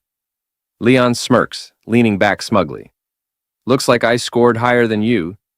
Seems like I know the queen better than she knows me. Rossweiss narrows her eyes at him, hiding her slight embarrassment. Don't get too full of yourself. Next time, I'll do better. Leon chuckles, savoring his small victory, as Rossweiss silently vows to outscore him in their next test. Hearing Leon's words, Rossweiss becomes visibly irritated, her cheeks puffing out as she makes a cute, pouting face. Glancing at her score, she feels a mix of frustration and surprise. I didn't expect him to notice even my small habits, she thinks. The way I sit or how I position my tail to feel most comfortable. He must be more observant than I thought. One question catches her attention. Has your partner ever been particularly disappointed with you about something? Leon had marked yes. However, Rossweiss herself answered no. Looking at his response, she sighs inwardly. The truth is, the only mistakes he's ever made are in guessing my thoughts. Folding her arms and closing her eyes briefly, Rossweiss reflects, I've always kept things to myself, never sharing openly with others. It's no wonder he guessed wrong. Her gaze shifts back to Leon, who is completely engrossed in reviewing the question paper, his brows furrowed in concentration. Watching him, a soft thought crosses her mind. Maybe, if it's him, I could rely on him. I could open up to him someday. Leon suddenly notices her staring. Her eyes haven't left him, their gaze steady, intense, and somehow adorable. For a moment, he wonders, is she mad about the score? The thought makes him chuckle inwardly. Still holding a grudge over the score, huh? He teases lightly, placing a hand on her shoulder. Rossweiss blinks, startled, as if snapped out of a trance. Her eyes dart to his hand, then back to his face. Smiling warmly, Leon says, Hey, it's no big deal. We haven't spent that much time together yet. It's only natural that you wouldn't score high this time. Give it a little more time, and you'll know me better than I know myself. His words are lighthearted, but the sincerity in his voice catches her off guard. Rossweiss feels her heart skip a beat, then begin pounding so hard she's certain it's audible. She clutches the question paper, trying to steady herself as an unfamiliar warmth spreads through her chest. What's wrong with me, she wonders, her face flushing as she struggles to meet his eyes. Embarrassed, she quickly slams the question paper into Leon's face and, blushing fiercely, demands that he stop talking nonsense and write down his correct answers. Leon, still staring at her, asks with a teasing smile if she really got this question wrong. He points out that she had previously said she'd never been disappointed in him. Rossweiss, flustered, denies it, but then adds, If I must point out something, it would be the lack of dragon great forces last time. Leon smirks and teases, From now on, I'll make dragon great force pills my meals. Don't regret it later. With a sly smile, Rossweiss replies, I'm looking forward to it. The scene shifts to the night before the entrance exam. Leon reviews the question paper and nods in satisfaction. After a week of hard work, our average score on the test questions is over 80. If we perform normally, there shouldn't be any problem with the family assessment. Rossweiss, utterly exhausted, collapses onto the bed without responding. Leon, getting up to leave, says, If there's nothing else, I'll head back first. Still, Rossweiss remains silent. As Leon reaches the door, she suddenly grabs his shirt sleeve, stopping him. Wait, she says softly, her tone catching his attention. Leon turns with a questioning look, and Rossweiss points toward the shower room. There's a bathtub in my bathroom. Go take a bath and then come back. Leon, stunned, blinks in surprise. What do you mean by telling me to take a shower in your room? Rossweiss, without hesitation, starts pushing him toward the shower room. Just go and wash when I tell you to. Hurry up. Rossweiss, Leon protests, calling her name as she continues to push him. But she doesn't listen. After pushing Leon into the shower room, Rossweiss quickly closes the door. Leon, looking toward the door and taking off his shirt, wonders why she wants him to take a shower in her bathroom for no reason. He questions if she's planning something bad. Leon, sighing, reasons that she's probably just been very nervous these days because of the entrance exam. So, it should be fine. Deciding to stop worrying, Leon steps into the bathtub and resolves to enjoy it regardless of the reason. Immersed in the hot water, Leon relaxes and says to himself that it feels so good. As Leon is enjoying the bath, Rossweiss slowly opens the bathroom door, wrapped in a towel. Noticing her, Leon is taken aback and loudly calls out Rossweiss's name. Rossweiss, with a smirking smile, looks at him, flicking her hair behind her ear, and the dragon mark on her chest activating starts to glow. Looking at Leon, Rossweiss says that she has been feeling a lot of pressure these days and that she wants to do it now. Leon, shocked by her words, with a pale face, internally thinks that what he had been fearing has finally come true. The dragon mark on Rossweiss's chest now resonates with the dragon mark on his chest. Leon, alarmed, stands up and loudly asks why. If she's under pressure, she's putting pressure on him. Rossweiss, smiling and winking at him, says that by transferring the pressure to him, she can feel relieved and asks if she isn't right. Rossweiss removes the towel wrapped around her and, standing in front of him naked, asks if he didn't come here with this mentality a few days ago. Leon, unable to deny the truth, looks away and thinks in silence, realizing he can't refuse her. Rossweiss then steps into the bathtub nakedly with Leon, leaning on his chest and looking into his eyes. She tells Leon that he can't run away and urges him to just surrender. Leon doesn't resist and complies with her. The dragon marks on their chests begin glowing brightly, the intensity increasing. We all know what's about to unfold. On the day of the admission test at St. Heath Academy, Leon and Rossweiss arrive with Noah. Leon looks around in awe, remarking that this is St. Heath Academy. He turns to Rossweiss, who remains silent, her face serious. Concerned, Leon leans closer and asks her what's wrong, mentioning that he'd just done the decompression last night, but the effect wore off quickly. Rossweiss's face flushes with embarrassment, and she hits his back, muttering for him to go to hell under her breath. Leon laughs and tells her to let's go. Together, they enter the academy. During registration, they submit Noah's details. The receptionist reads aloud, Noah K. Melkve, Silver Dragon Clan. Age, 1 year and 3 months. Seeing the receptionist's skeptical expression, Leon asks if there's a problem.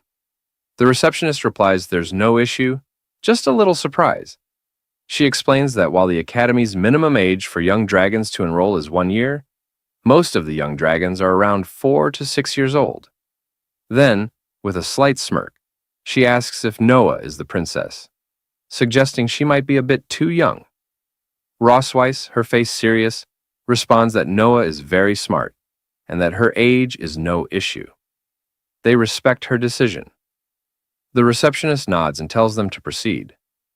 She informs them that a special staff member will escort Noah to the written test, while the accompanying parents will need to go to the 4th floor for a home assessment.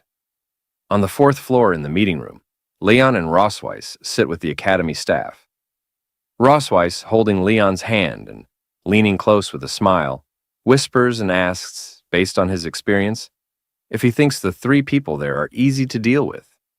Leon, looking at them with a straight, uninterested face, whispers back that they look easy to kill. He reflects that the person he was before being captured by her would have easily taken their heads in 50 rounds.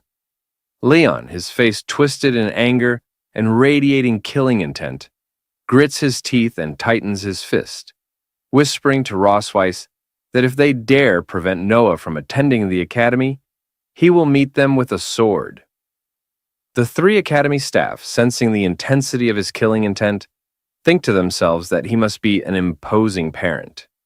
One of them, an older man, introduces himself as Walter Wilson, the vice principal of St. Heath Academy, and explains that he will be responsible for their assessment today. With a calm demeanor, the vice principal reassures them not to be nervous, urging them to simply relax and answer their questions. Rossweiss, forcing a polite smile, nods in agreement. Leon, also wearing a strained smile, silently notes that this old man doesn't seem as simple as he appears.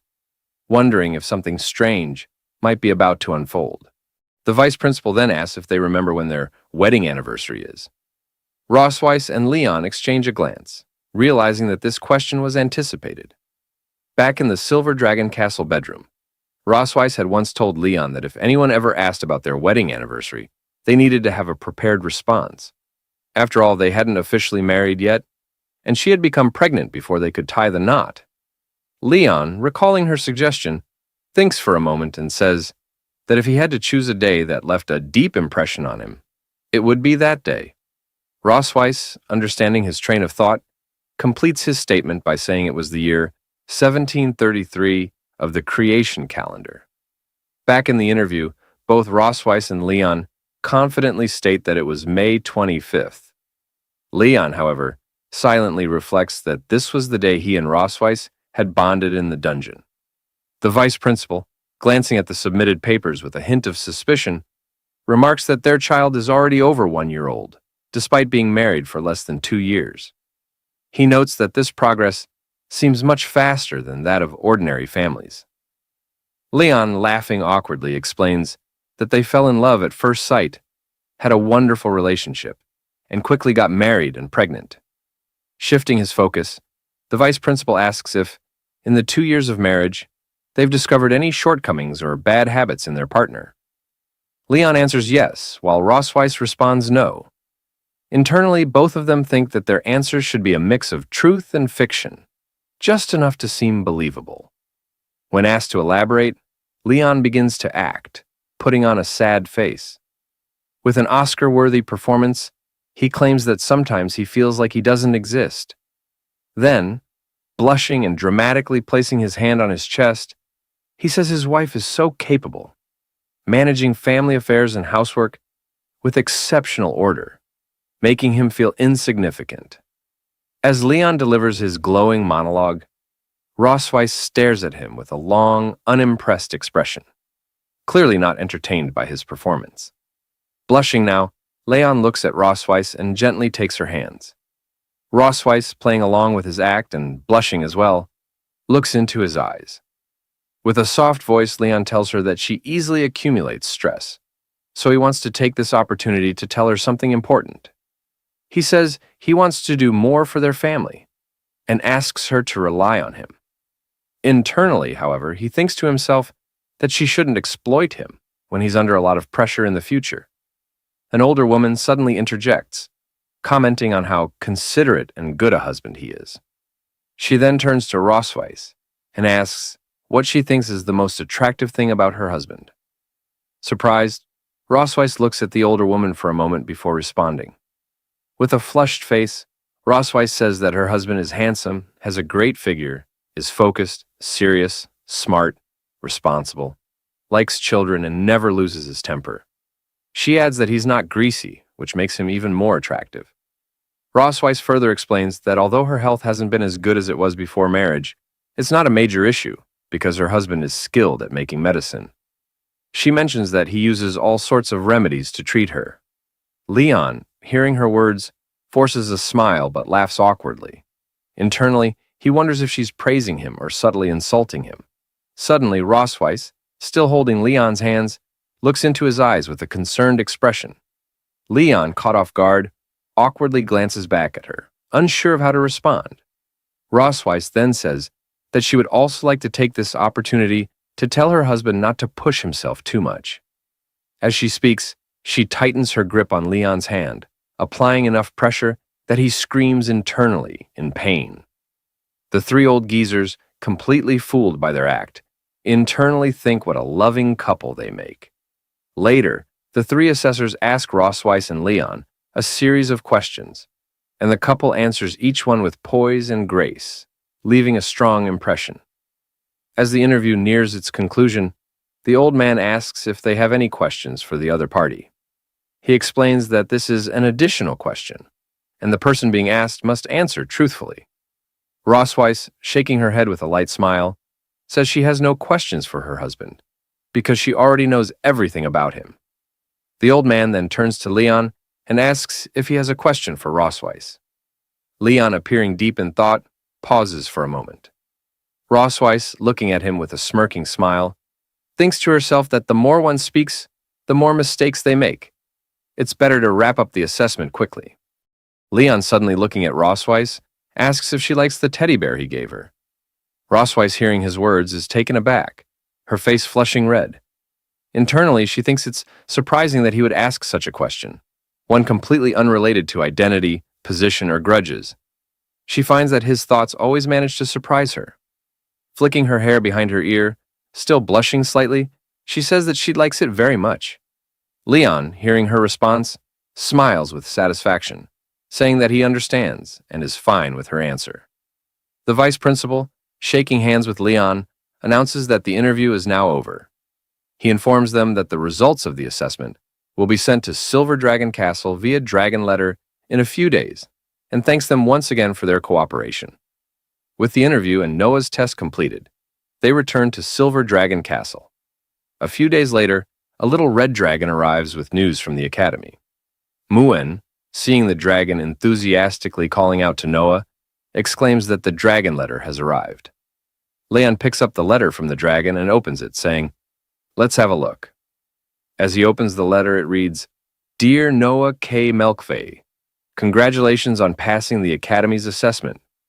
Please come to the Academy in 3 days to register and attend the entrance ceremony." The four of them, reading the letter, express their surprise and joy at Noah's acceptance. Muen, hugging Noah and rubbing her cheek against hers, says, "You're amazing, sis, and your parents are amazing too." Noah, looking at the admission letter, smiles for the first time in the entire manner. Rossweiss, glancing at Leon, thanks him. Leon, feeling proud, asks, "Why is she thanking me?" It's mainly up to Noah herself. "She's truly worthy of being my daughter." Rossweiss, winking as she leaves, says she'll make a big meal to celebrate today, and Leon can come help so people won't say he doesn't exist in this family. Leon, smirking, agrees, saying, "I find you very petty, always holding a grudge." Now, St. Heath Academy's entrance ceremony was in full swing. The vice principal stood on the stage, congratulating everyone for passing the assessments and welcoming them to this prestigious event. He spoke at length about the significance of the ceremony, emphasizing the importance of the families who had qualified to enroll their children in the academy. He highlighted that many new students had shown exceptional academic performance and stated that such excellence could only be cultivated by harmonious families. Taking this opportunity, he invited some of these families to share their experiences with everyone. The vice principal then welcomed one of the top-ranked students in this freshman class, Noah K. Melkvey, and her family to the stage. Upon hearing this, Muan realized that her parents and sister were being called to the stage. The silver dragon maid Anna affirmed this observation with a quiet nod. Leon, Rossweiss, and Noah ascended the stage together, accompanied by applause from the audience and welcoming gestures from the staff. Leon, wearing an awkward smile, couldn't help but think, how did it come to this? The answer lay an hour earlier, just before the ceremony. The principal had informed them that Noah had achieved the highest score in the entrance exam, and their family had secured first place in the family assessment. The vice principal had then requested them to represent the freshmen and deliver a speech during the ceremony. Now, standing on the stage with a forced smile, Leon felt there was no way out. The speech had come as a surprise, leaving him no choice but to face the situation head-on. Noah stepped forward to the microphone. The vice principal praised her as the youngest candidate to achieve the highest score and asked her to share her experiences with the audience. All eyes turned toward her in anticipation. Noah stood confidently on the stage, addressing the audience with a composed demeanor. She began by expressing her admiration for her mother, describing her as a powerful dragon who had always been her role model. When Noah proposed the idea of attending school, her mother not only gave her affirmation but also provided unwavering support.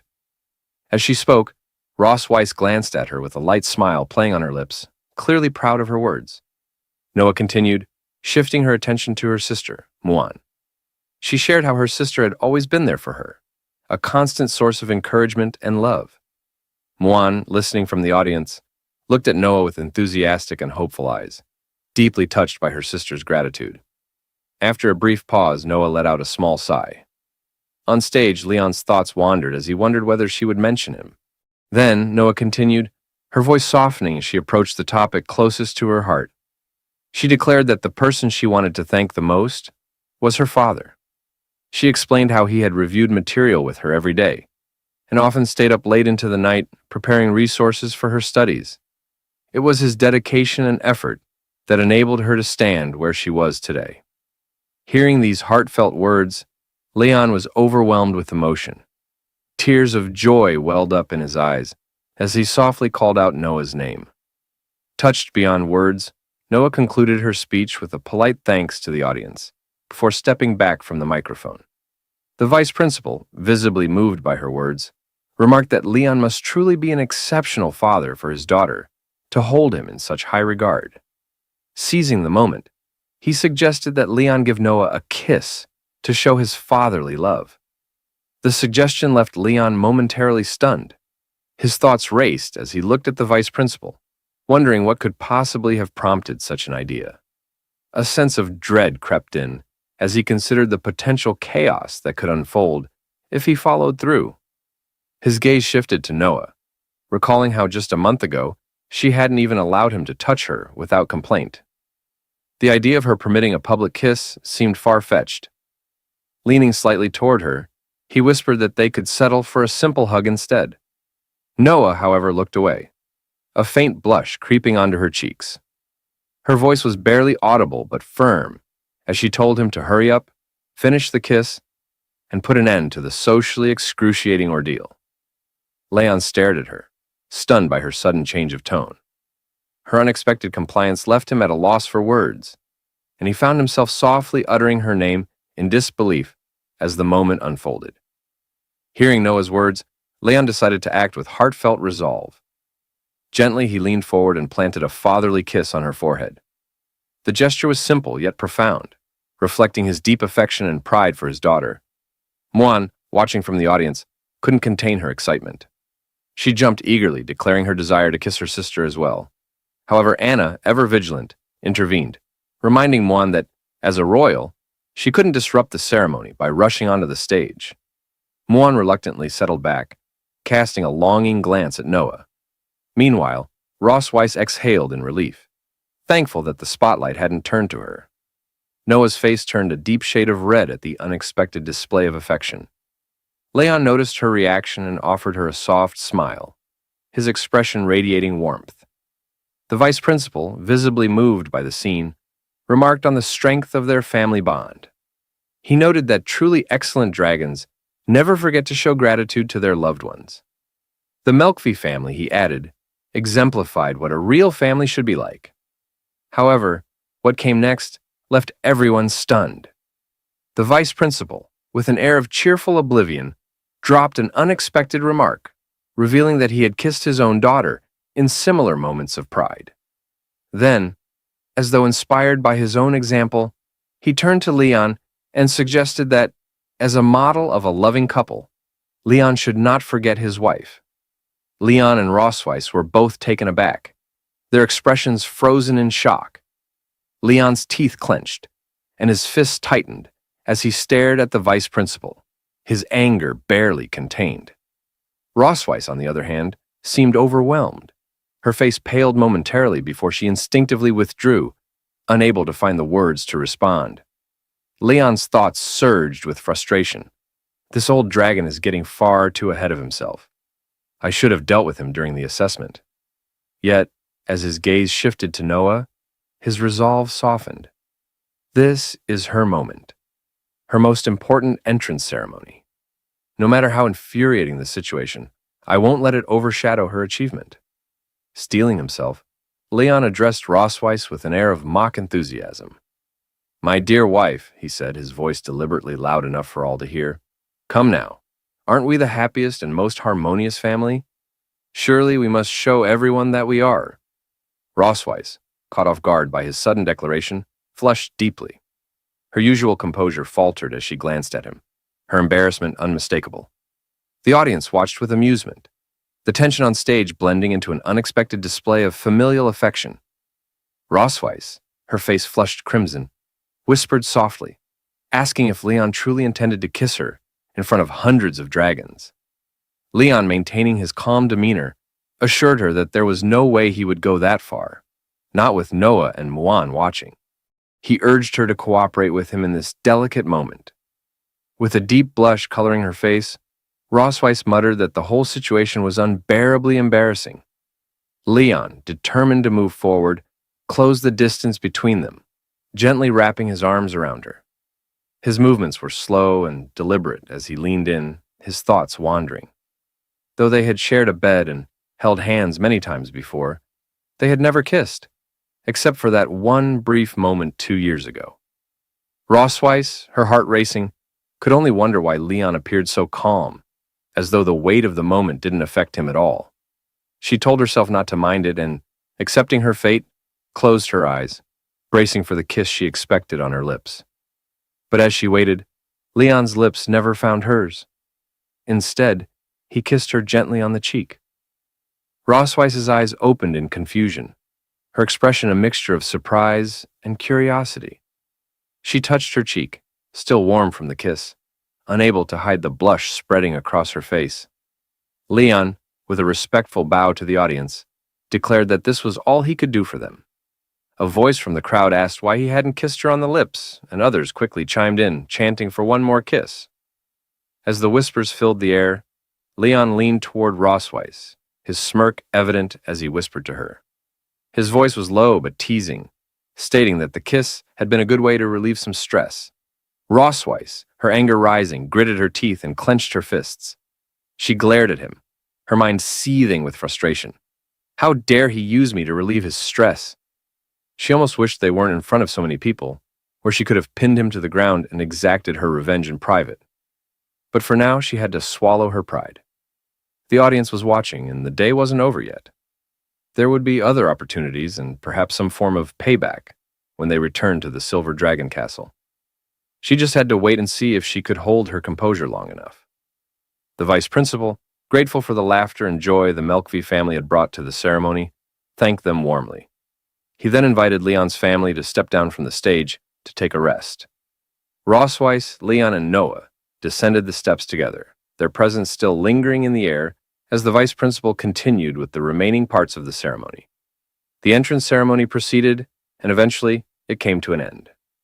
As they exited the academy grounds, Rossweiss turned to Noah, her voice soft but firm. She told her that they were ready to leave and would pick her up the following weekend. She reminded her daughter to take care of herself. Noah nodded in response, assuring her mother that she would. Muan, hugging Noah tightly, whispered that she wanted to be with her sister. Noah, smiling gently, told her that she would miss her too. Leon, ever the practical one, added his own reminders. He told Noah to eat on time, not to be picky with her food, to study hard, and if anything confused her, she could always ask him when she came home during the holidays. Most importantly, he emphasized, if she felt unwell, she should go to the academy doctor and not be stubborn about it. Noah, half annoyed, half amused, assured him that she already knew all of that and wasn't a child anymore. Leon grinned and pointed his thumb toward Rossweiss, teasing, "Those are actually your mother's words when she was drunk. She was too embarrassed to say them herself, so I'm just doing it for her." Rossweiss, folding her arms and wearing a straight face, denied it, calling Leon's statement nonsense. Leon, not missing a beat, turned serious. He warned Noah that if she met classmates with bad personalities, she should stay away from them. But if anyone dared to bully her, she had his full support to fight back. Noah raised an eyebrow and asked if he had ever done that when he was in school. With a playful wink, Leon nodded. He shared that every time he got into a fight at school, his teacher, who, by the way, was her grandfather, would bring him home and give him a good beating. Leon reassured Noah that there was no need to worry. He would never punish her for something so small. Muan, clinging to her father's legs, listened intently to the exchange between them. Noah smiled, agreeing with Leon's words. "I'll remember, Dad." Now, within the study room of the Silver Dragon Castle, Rossweiss sat in quiet contemplation, her attention focused on an ancient tome. The book detailed a forbidden magic known as the Blood Curse, a spell that could only be cast once in a lifetime. It demanded blood as its medium and exacted the caster's life as payment for its devastating power. As Rosweiss read, a smirk played on her lips. The concept intrigued her, and she mused that, with refinement, it might become a fascinating tool for her own purposes. The silence of the room was disrupted by the subtle movement of a shadow slipping inside. Without looking up, Rosweiss acknowledged the presence and inquired about the person's return. The figure was Shirley, her trusted maid, and a member of the Silver Dragon clan.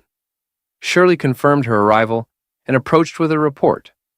Rosweiss inquired about the progress of the investigation, and Shirley regretfully admitted that there had been no success. Tiger Lawrence and his wife had vanished without a trace within the Empire. Their disappearance was marked by a meticulous erasure of information, leaving her subordinates unable to uncover any leads. This revelation drew Rosweiss's attention. She questioned what Shirley meant by missing, and Shirley elaborated that all traces of the couple had been wiped clean, suggesting the work of someone highly skilled. Reflecting on Leon's earlier description of his master as a simple old farmer, Rosweiss recognized the inconsistency. She concluded that there was far more to this man than met the eye. Before dismissing her maid, she instructed Shirley to prioritize her safety while continuing the investigation and to notify her immediately of any developments. Shirley acknowledged the command with unwavering loyalty.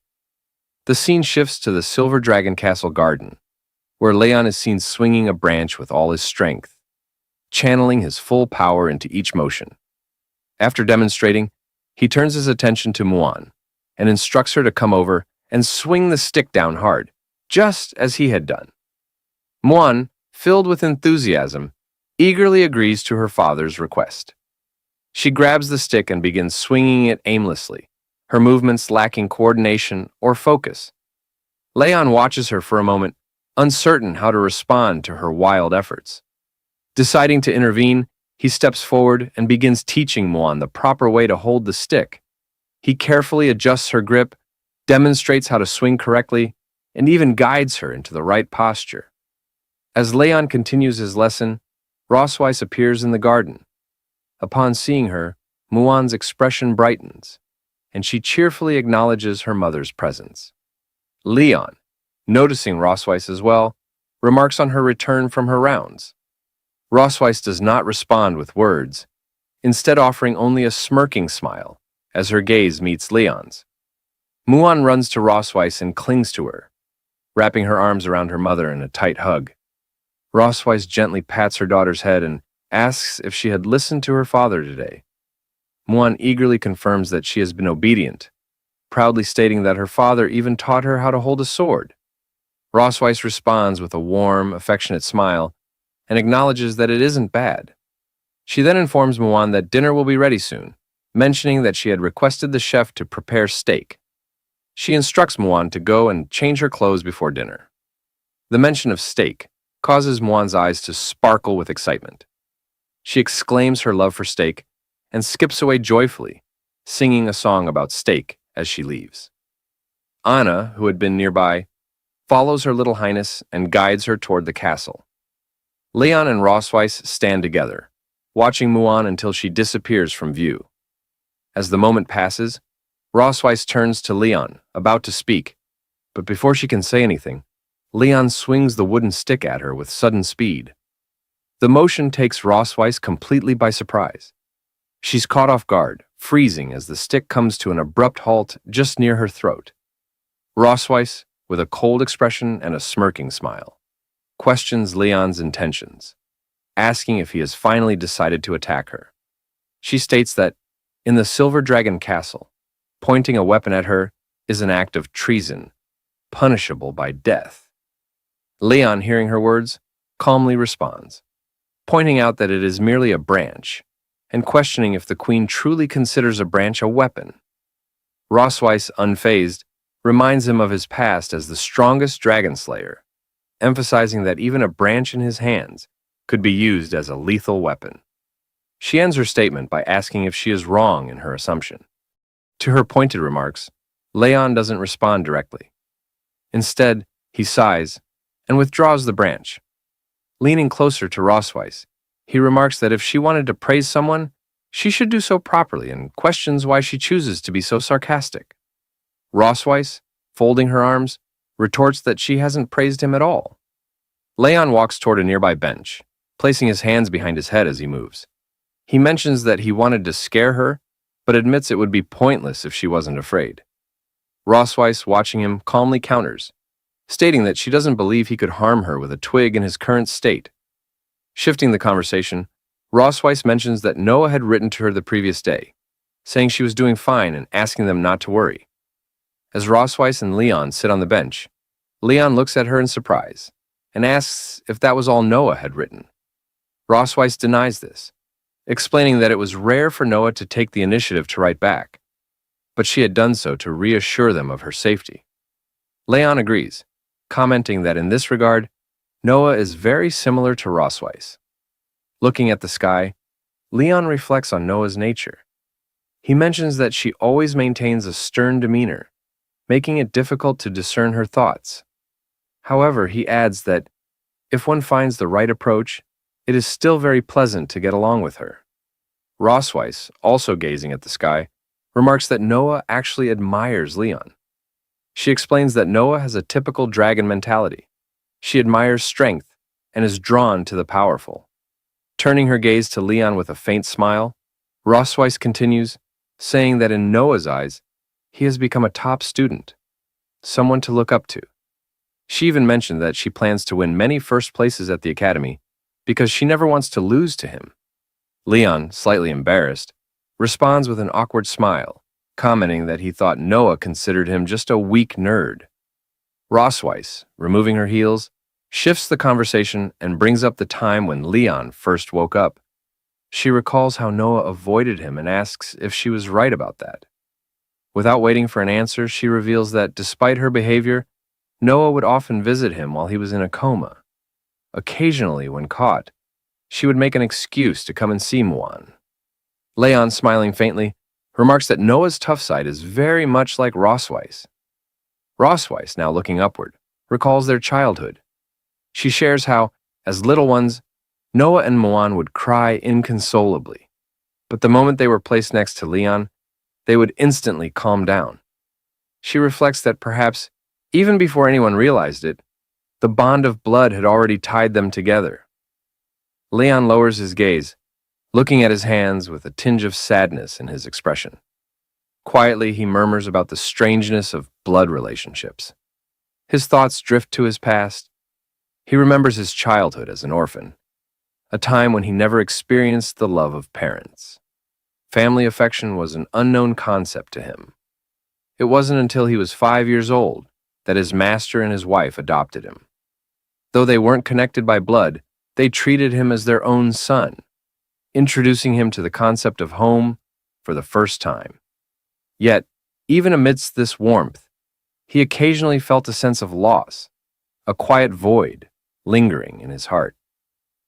Leon, sitting in silence, reflects on his past with a sad expression, longing for a time when his master and his wife had been his real parents. His mother, sensing his sorrow, gently patted his head and reassured him, telling him that one day he would become a father to someone else. Leon, uncertain and with a hint of doubt, asked if he would truly become a father. His mother smiled warmly and confirmed, saying that his future children would be his blood, the family he would love, protect, and give everything for. Pulled back to the present, Leon clenched his fist, the words his mother had spoken echoing in his mind. He affirmed to himself that they were indeed his most cherished family members now. As Leon pondered, Rossweiss watched him closely and asked what he was daydreaming about. She then suggested they should head back. Leon snapped out of his thoughts, quickly stood and nervously reassured her that it was nothing. Thanking her for her words, he invited her to return together. Instead of slipping her heels back on, Rossweiss subtly slid toward Leon. Noticing her movement, Leon asked in confusion what she was doing now. With a smirking smile, Rossweiss replied that since Leon wanted to thank her, he should help her put on her shoes. Leon, staring at her with a long, resigned expression, hesitated, clearly unsure but also a little exasperated. Their bond seemed to grow stronger and stronger with each interaction. Rossweiss, still smirking, repeated that if Leon truly wanted to thank her, he should help her put on her shoes. Leon, shocked and taken aback, repeated her request in disbelief, asking if she seriously expected him to help her put on her shoes. He declared there was no way he would do such a thing. Pointing his finger at her angrily, he reminded her that washing her feet last time had been humiliating enough, and now she wanted him to do even more. He questioned whether he had any dignity left. In response, Rossweiss kicked him in the face with her foot, silencing his complaints. She coldly reminded him that she still hadn't settled the score with him for kissing her at the entrance ceremony, and now he couldn't even help her put on her shoes. She stared at him with an arrogant expression, commanding him to stop talking nonsense and finish the task so they could leave. Leon, grumbling under his breath, finally agreed. He crouched down and placed her shoes on her feet. As he did so, Rossweiss smirked, commenting that despite his earlier reluctance, his movements were surprisingly quick. Leon retorted that it was true. Putting shoes on her was far easier than putting shoes on a donkey. The moment the words left his mouth, Rossweiss's expression darkened. She gritted her teeth in anger and glared at him. Without hesitation, she attempted to kick his head again. This time, however, Leon anticipated her move. Smiling, he bent backward, swiftly dodging her kick as her leg flew past his face. He immediately stood up and darted off, mocking her as he ran. He shouted back that as long as he ran fast enough, she wouldn't be able to catch him. Rossweiss stood there, clenching her fists and glaring at his retreating figure. Her thoughts simmered with fury as she resolved that no matter how fast he ran, it wouldn't save him from what awaited him that night. We don't exactly know how things unfolded that night, but we can imagine what might have happened. A few days later, Leon, Rossweiss, and Muan waited outside. Rossweiss and Leon noticed something and turned their gaze to the sky. Muan, filled with excitement, pointed upward and signaled for them to come closer. A massive dragon flew over them with great speed. Its immense size caught Leon's attention, and he observed it in surprise, noting that it was several times larger than Rossweiss's transformed form. The dragon approaching them was the Leviathan, a giant dragon renowned for its size and endurance. Rossweiss, watching the Leviathan, remarked that despite its massive size, it was not particularly powerful. Its exceptional endurance and stable emotions made it an ideal transporter for the dragon clan. Leon then asked what she meant by emotionally stable. Rossweiss explained that a Leviathan, due to its calm temperament, would never lose its temper, even once, throughout its thousands of years of life. For this reason, the Academy often employed them to transport baby dragons. As they continued observing, the Leviathan released Noah onto the ground. She landed gracefully and turned to Rossweiss to announce her return. Rossweiss welcomed Noah warmly, her gaze softening at the sight of her daughter. Muan quickly rushed to Noah and hugged her tightly, expressing how much she had missed her. Noah, with a slight blush on her face, looked at Leon and tried to speak to him, but her words faltered, breaking mid-sentence. Leon noticed her hesitation and thought to himself that she still wasn't accustomed to calling him Dad. Leon and Rossweiss, holding their daughter's hands, walked inside together. On the way, Leon expressed his happiness at Noah's return, mentioning that he and her mother had prepared many of her favorite dishes to celebrate her homecoming. After heading inside the Silver Dragon Castle, Noah presented her test papers to Leon and Rossweiss.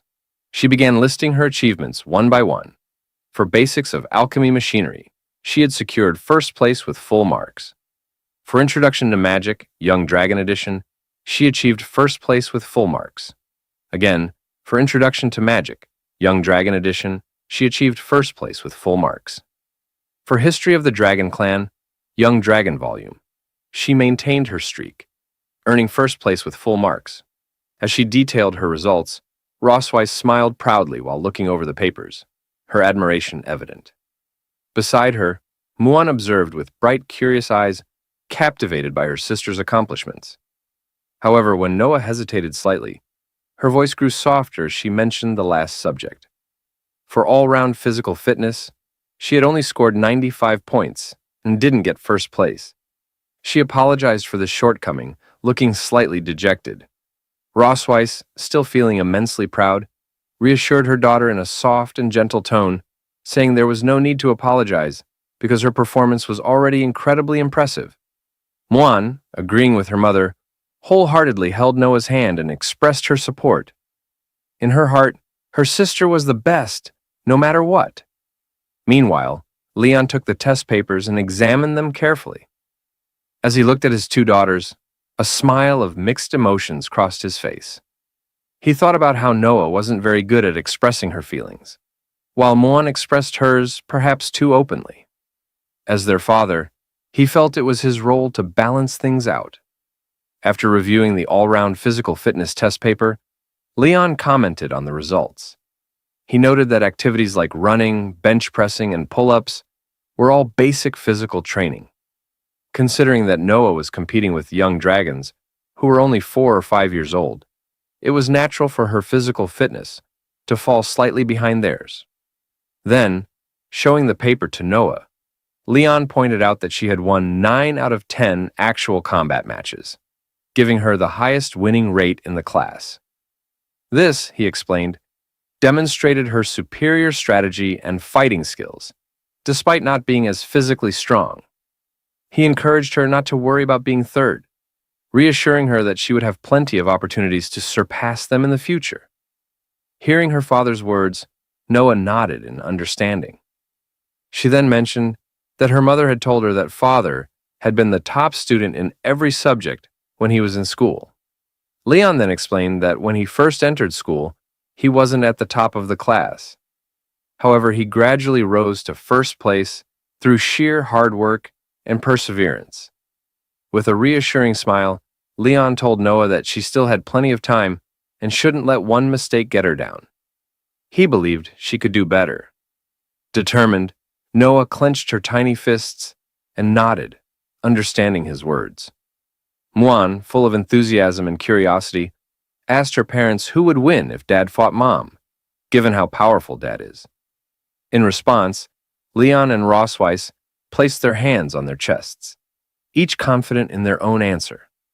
Leon, with certainty, said it would be him, while Rosweiss declared it would be her. The two of them exchanged glares, the tension between them rising as their rivalry sparked. Leon, chuckling, recalled his combat training, boasting that no one could match him in hand-to-hand, weapon, or magic combat. He insisted, of course, that he was the better fighter. Rosweiss, folding her arms and narrowing her eyes, responded with a smirk. While she hadn't won as many honors in the academy as Leon, she focused on winning the key games. We might suspect this could be a little white lie given Rosweiss's expression, but they would see about it. The rivalry between Leon and Rosweiss ignited further as they stared at each other, their competitive spirits fully engaged. As Rosweiss teased Leon, asking if it was because he had never managed to beat her that he married her, she implied that he had been captured by her. Their conversation is filled with hidden meanings, especially since the children are present and listening. They have to hide the past. Leon, with a smirk, responds that it was actually because she failed to beat him, referencing their time in the dungeon. Leon says that because of that, they have 2 lovely daughters, Muan and Noah. Suddenly, Leon and Rosweiss dash out of the room. Rosweiss, not missing a beat, suggests they go outside and have a fight. Leon, eager to demonstrate his strength, agrees, saying he's been wanting to show it for a long time. Muan and Noah awkwardly watch them before running after their parents. Noah grabs Muan's hand and runs to catch up with them. Muan, unsure, asks if they're really going to fight. Noah responds, saying they should follow and see. Outside the Silver Dragon Castle, Leon and Rosweiss begin warming up, preparing for their match. Meanwhile, Muan and Noah sit on a bench to observe. Muan says that she's also very curious about who is stronger, Dad or Mom, asking if her guess is right. Noah, recalling what their teacher had said, answers that watching masters compete more often can help improve their own fighting skills. With a mocking tone, Rossweiss looks at Leon and suggests that his body probably hasn't fully recovered enough to fight her yet. She asks if she's right. Leon, still warming up with a smirk, responds confidently, asking what would happen if he wasn't fully recovered. He adds that there aren't many chances to fight the Silver Dragon Queen, so he must seize this opportunity. Rossweiss, with a light smile, suggests making the fight more interesting by placing a bet. Leon, curious, asks what the bet would be. Rossweiss, smirking, explains that if he wins, she won't touch him for a month. However, if she wins, he'll have to fulfill one of her requests. Leon, hearing her proposal, becomes serious and wonders what kind of demands she might make. But as long as he wins, it's worth the risk. With teary eyes, Leon happily thinks that taking a month off sounds easy. He never would have dared to think about this under normal circumstances. With determination, Leon agrees to the bet, pointing his finger at Rossweiss. Rossweiss, still smiling confidently, says, "Let's get started." Leon, too, smiles confidently, a light grin forming as he looks at Rossweiss. The fight between them begins with intensity. Both Leon and Rossweiss use their strengths, fighting evenly against each other. At the most thrilling stage of the duel, Leon discovered a flaw Rossweiss' defense. He seized the opportunity and prepared to use his final move against her. Could he defeat her in this fight? After the warm-up, Leon and Rossweiss locked eyes, their gazes firm and resolute. They studied each other carefully, unwilling to miss even the slightest movement. Both awaited the signal to begin the duel. A gentle breeze swept across the training ground, lifting the sand into the air as if transforming it into a battlefield. Meanwhile, Noah and Muan sat on a bench nearby, eating popcorn as they eagerly watched their parents' impending duel. Muan happily swung her legs, savoring the sweet taste of the popcorn.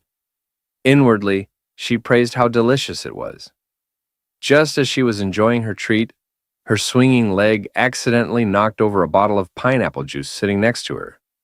She let out a surprised exclamation, reaching out in an attempt to catch it. But it was already too late. The pineapple juice toppled and spilled onto the ground. Leon and Rossweiss, already on edge, turned their wary gazes toward the fallen bottle, mistaking it for the signal to start the fight. The instant the paper cup of juice hit the ground, Leon and Rossweiss rushed toward each other like lightning. Muan stared at the spilled drink with deep regret. "Ah, my pineapple juice," she murmured. Noah, however, kept his eyes on the duel, calmly remarking, "The fight has started." Leon was the first to launch an attack. His expression was serious, showing how much he respected the duel. With a powerful stomp, he propelled himself into the air. Clenching his right fist, he gathered energy before swinging a charged punch toward Rossweiss. Rossweiss quickly noticed Leon's move. She crossed her arms in front of her chest to defend herself, planting her feet firmly to stabilize her stance. Leon's punch, charged with immense energy, slammed into her crossed arms. Though Rossweiss successfully blocked the blow, the impact cracked the ground beneath her feet, revealing the sheer power of Leon's attack. Rossweiss seized the moment when Leon left an opening. With precision, she extended her tail from below, aiming to sweep it toward his chin. Leon, sensing the danger from below, braced himself, gritted his teeth, and leaned back with all his strength, narrowly dodging Rossweiss's attack. When she saw that her strike had missed, she immediately swung her tail again, launching another attack at him. Leon leaned back further, supporting himself on the ground with both hands. With a swift motion, he performed a backflip, once again evading her attack. As Rossweiss's assault ended and before she could react, Leon shifted his position. He transitioned from supporting himself with both hands to balancing on one hand and quickly changed his direction. In one fluid motion, he extended his left foot, channeling magic into it, and kicked Rossweiss with all his might. Rossweiss reacted quickly, raising her arms to block his attack. However, this strike was much more forceful than Leon's initial assault. Although she managed to block it, the sheer force of the kick sent her flying backward. Her feet left deep marks in the sand as she skidded across the ground. She extended one leg behind her and gently placed a hand on the ground. barely managing to stabilize her balance. Rossweiss furrowed her brow, her gaze fixed cautiously on Leon. As she replayed the strength and precision of his recent attack in her mind, she realized she was at a disadvantage in terms of physical combat. I don't have an edge over him in physical skills, she thought. I need to create some distance. Rossweiss decided to shift her approach. She resolved to use her dragon flame to gain the space she needed to turn the fight in her favor. Rossweiss brought her left hand closer to her right, channeling powerful purple magic. The energy swirled around her hands, lifting the surrounding sand and radiating immense power. Leon chuckled softly as he observed her preparation. It seems the queen doesn't want to fight me up close anymore, he remarked. Rossweiss ignored his comment, her focus unwavering.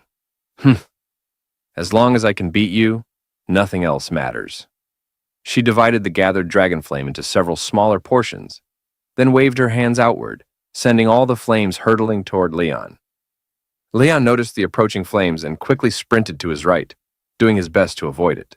But when Rossweiss's dragon flame struck the ground, it erupted with a deafening roar, creating several deep craters in the training field. The force of the impact lifted sand into the air, scattering it violently. Rossweiss kept a sharp eye on the direction Leon was moving, quickly waving several dragon flames toward him to block his path. Meanwhile, Noah and Mwan sat nearby, watching intently. They could tell that the current situation seemed unfavorable for their father. Mwan stopped eating her popcorn, worry evident on her face as she stared at Leon. Is Dad going to lose? He's been running away this whole time, she asked, her voice filled with concern. Noah picked up a piece of popcorn, her expression calm. Using what she had learned in school, she began to analyze the combat methods their parents were using. Not necessarily, she replied. Dad is using simple physical techniques to attack and evade Mom's attacks, while Mom is relying on dragon flames to keep her distance and create sudden opportunities. This shows that, in close combat, Mom doesn't seem confident in defeating him. She popped the popcorn into her mouth, finishing her analysis while chewing. Hearing Noah's explanation, Mwan's worry shifted to admiration. A bright smile spread across her face as she leaned closer to Noah, looking at her with sparkling eyes. Noah, you know so much! Noah's cheeks turned slightly red at the praise, and she looked away shyly. These are just things the teacher taught us in class, she mumbled. Back in the training ground, Rossweiss continued to pursue Leon. She extended her right hand, sending more dragon flames flying toward him with practiced precision. It seemed she had already realized that Leon couldn't fully unleash his strength while dodging her magical attacks. A sly smile played on her lips. Leon, aren't you supposed to be so fast? Show me, Rossweiss taunted, her tone light yet challenging. She continued launching the dragon flames, each one flying toward Leon with incredible speed. The flames exploded behind him as he narrowly dodged them. A few even came dangerously close, grazing him as they passed. The explosion sent sand and debris flying, some of which hit Leon's back. Leon continued dodging the dragon flames, occasionally glancing back. Not only am I fast, but I'm also tough, he said with confidence. Rossweiss responded with a disdainful smile, clearly unimpressed. She knew his words were nothing more than empty bravado. Let's see how tough you really are, she muttered under her breath. A new strategy quickly formed in her mind as she prepared to strike again. Gathering the dragon flames in her hands, she pressed them together, focusing her energy as if condensing the flames into something more powerful. The dragon flames chasing Leon from behind suddenly merged into two massive, blazing forms. The two large flames moved with purpose, wrapping around Leon from both sides, cutting off any escape route. Leon's eyes widened as he noticed the enormous flames closing in on him. He scanned his surroundings desperately, but no clear path of escape presented itself. Soon, there was a huge explosion from the place where Leon was just now. Emitting a particularly bright purple light, the immense power of dragon flame also blew up a huge deep pit on the ground. The flying dust combined with sand to form thick smoke. This made it difficult to see what happened to Leon. Suddenly, a blue lightning bolt appeared in the thick smoke. Immediately afterwards, Leon rushed out from the thick smoke. He leaped high and left the smoke behind. He was wrapped in many blue lightning bolts. He gave a confident smile to Rossweiss. Isn't it too slow? Rossweiss. the strong wind brought by Leon when he rushed out scattered Rossweiss's hair. She noticed the electric current on Leon's body and couldn't help but be surprised by him. She knew Leon was using magic to force himself to get stronger again. This guy strengthened his body with thunder magic. And then Leon stomped heavily on the ground with his right foot, adjusted his direction, and prepared to attack in the direction of her. No one can. Take away my 1-month holiday. His right foot stomped hard on the ground, and he flew in the direction of Rossweiss with a serious expression. There was even more lightning on his body than just a moment ago. It was obvious that Leon had strengthened his body with thunder magic again. For the sake of this hard 1-month's holiday, Leon decided that he was going to go out on a limb. Leon threw a few quick punches at Rossweiss. His punches were so fast, almost like lightning, and it's almost impossible to see his fist and the direction of his fist. Rossweiss gritted her teeth, carefully observing while quickly blocking Leon's fist with both hands. However, due to Leon's speed being too fast, she was now slightly feeling the strain. She frowned tightly, stopping Leon's attack, while feeling a little worried about Leon's current use of magic to strengthen his body. After all, Leon's body hadn't fully recovered yet, even though his current body cannot withstand the strengthening of thunder magic. He still behaves so recklessly. I need to end the fight quickly. She began to think about ways to quickly end this duel. She's exposed, Leon thought with a soft smile. He saw the strained expression on Rossweiss's face and knew that she was now somewhat unable to carry his attack. He noticed that her mind was somewhat elsewhere. He had a chance to give her the final blow. He stopped his attack and extended his left foot, sweeping towards Rossweiss's feet. At this moment, Rossweiss realized that Leon had attacked her in a different way. She didn't expect him to attack from under her feet. She wanted to dodge, but it was already too late. She tripped over Leon's foot and lost her balance a bit. Rossweiss struggled to lean back, trying to dodge Leon's next attack. She wanted to find an opportunity to attack, but the current situation made it impossible for her to fight back. Leon gathered all the thunder magic onto his right fist and extended it towards Rossweiss. He looked at her firmly with a confident smile on his face, as if expressing to her that the victory was determined. I won. Rossweiss was originally going to lean back and then find a chance to stand firm, blocking Leon's punch towards her. However, due to Leon's sudden attack on her, she was unable to maintain balance.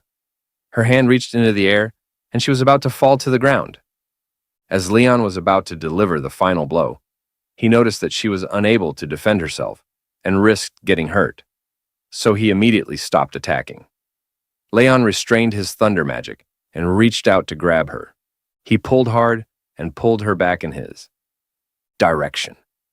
As she was about to fall, after pulling Rossweiss up, they changed their standing direction. Leon placed his hand on her waist and supported her to prevent her from losing balance again. He held her firmly in his arms. Rossweiss's twin peaks touched Leon's chest. She felt the warmth coming from him, which made her feel a little tempted. This scene seems like a plot from a romance novel. Leon and Rossweiss's faces were both flushed. They all looked at each other affectionately.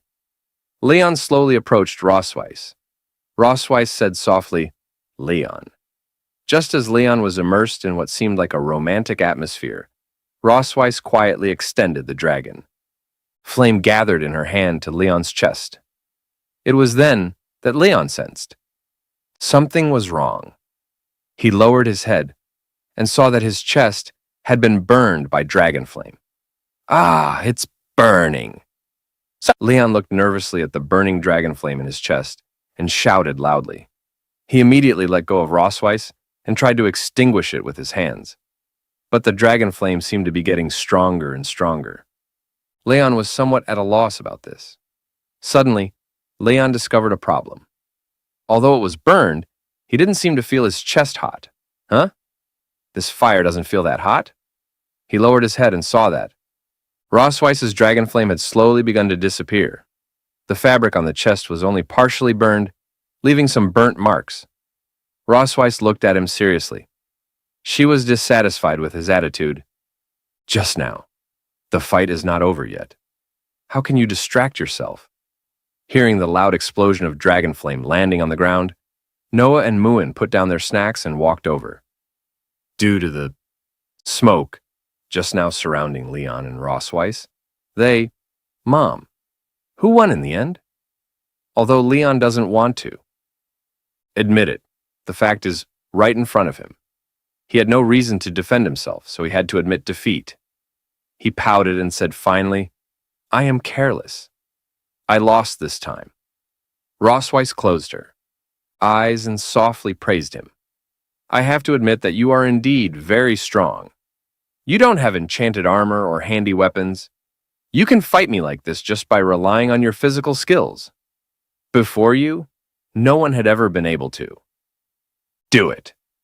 Leon clenched his fists and said to her with some reluctance, isn't that right? If I fight with all my might, I can definitely beat you. Since Rossweiss has won against Leon, must meet her demands.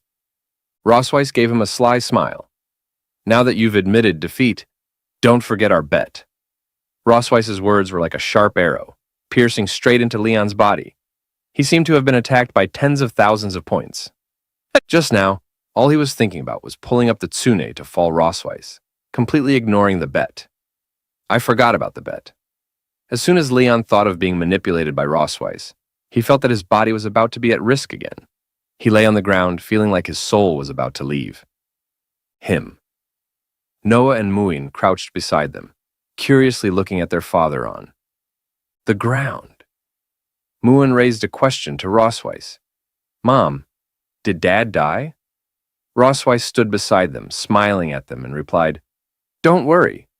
He just used his strength too much and fainted due to exhaustion. He will recover soon. Since Leon lost to her in the duel, he had to agree to her demands. So, that night in the children's room of the Silver Dragon Temple, Leon sat with his daughters, his voice soft but firm. He told Noah that after he left, she would need to take good care of Muan. Since Muan was still young and far less aware than her older sister, it was up to Noah to watch over her. Then, turning to Muan, he gently reminded her to listen to her sister and not make things difficult for her.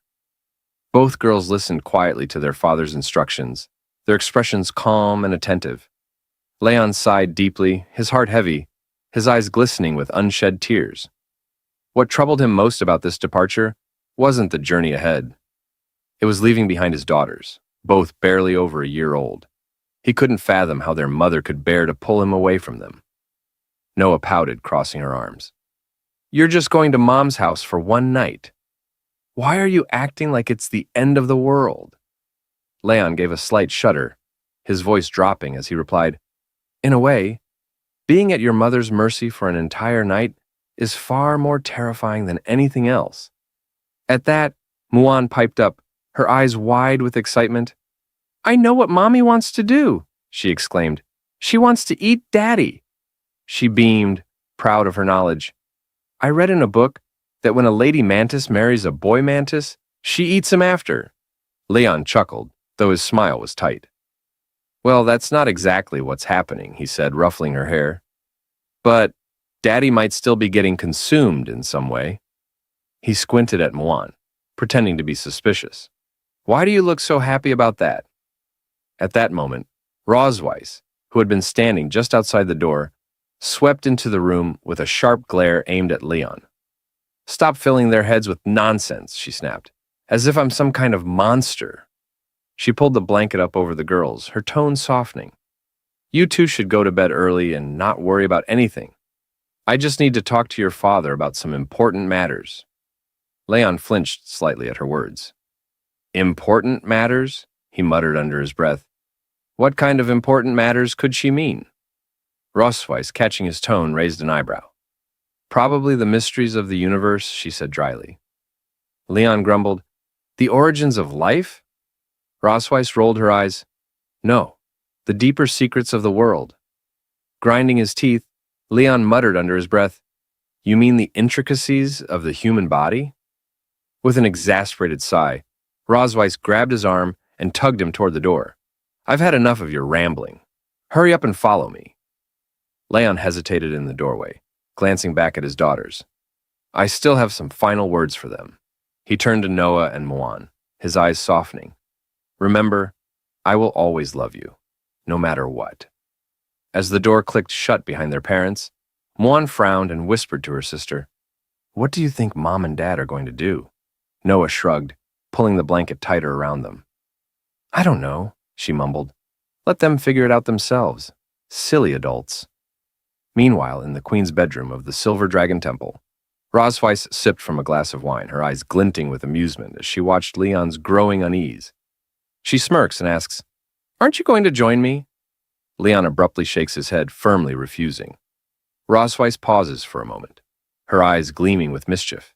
Then she says, "I remember you once promised to fulfill any request of mine if you lost to me." Her voice is smooth, almost teasing. "But now, not only do you refuse to drink, you seem reluctant." Leon replies curtly, "I don't feel like drinking." But inside, his thoughts are racing. "I need to keep my composure. I won't let her dictate the night." Before he can finish the thought, Rosweiss cuts in, her voice soft but deliberate. "Actually, I was hoping you'd win."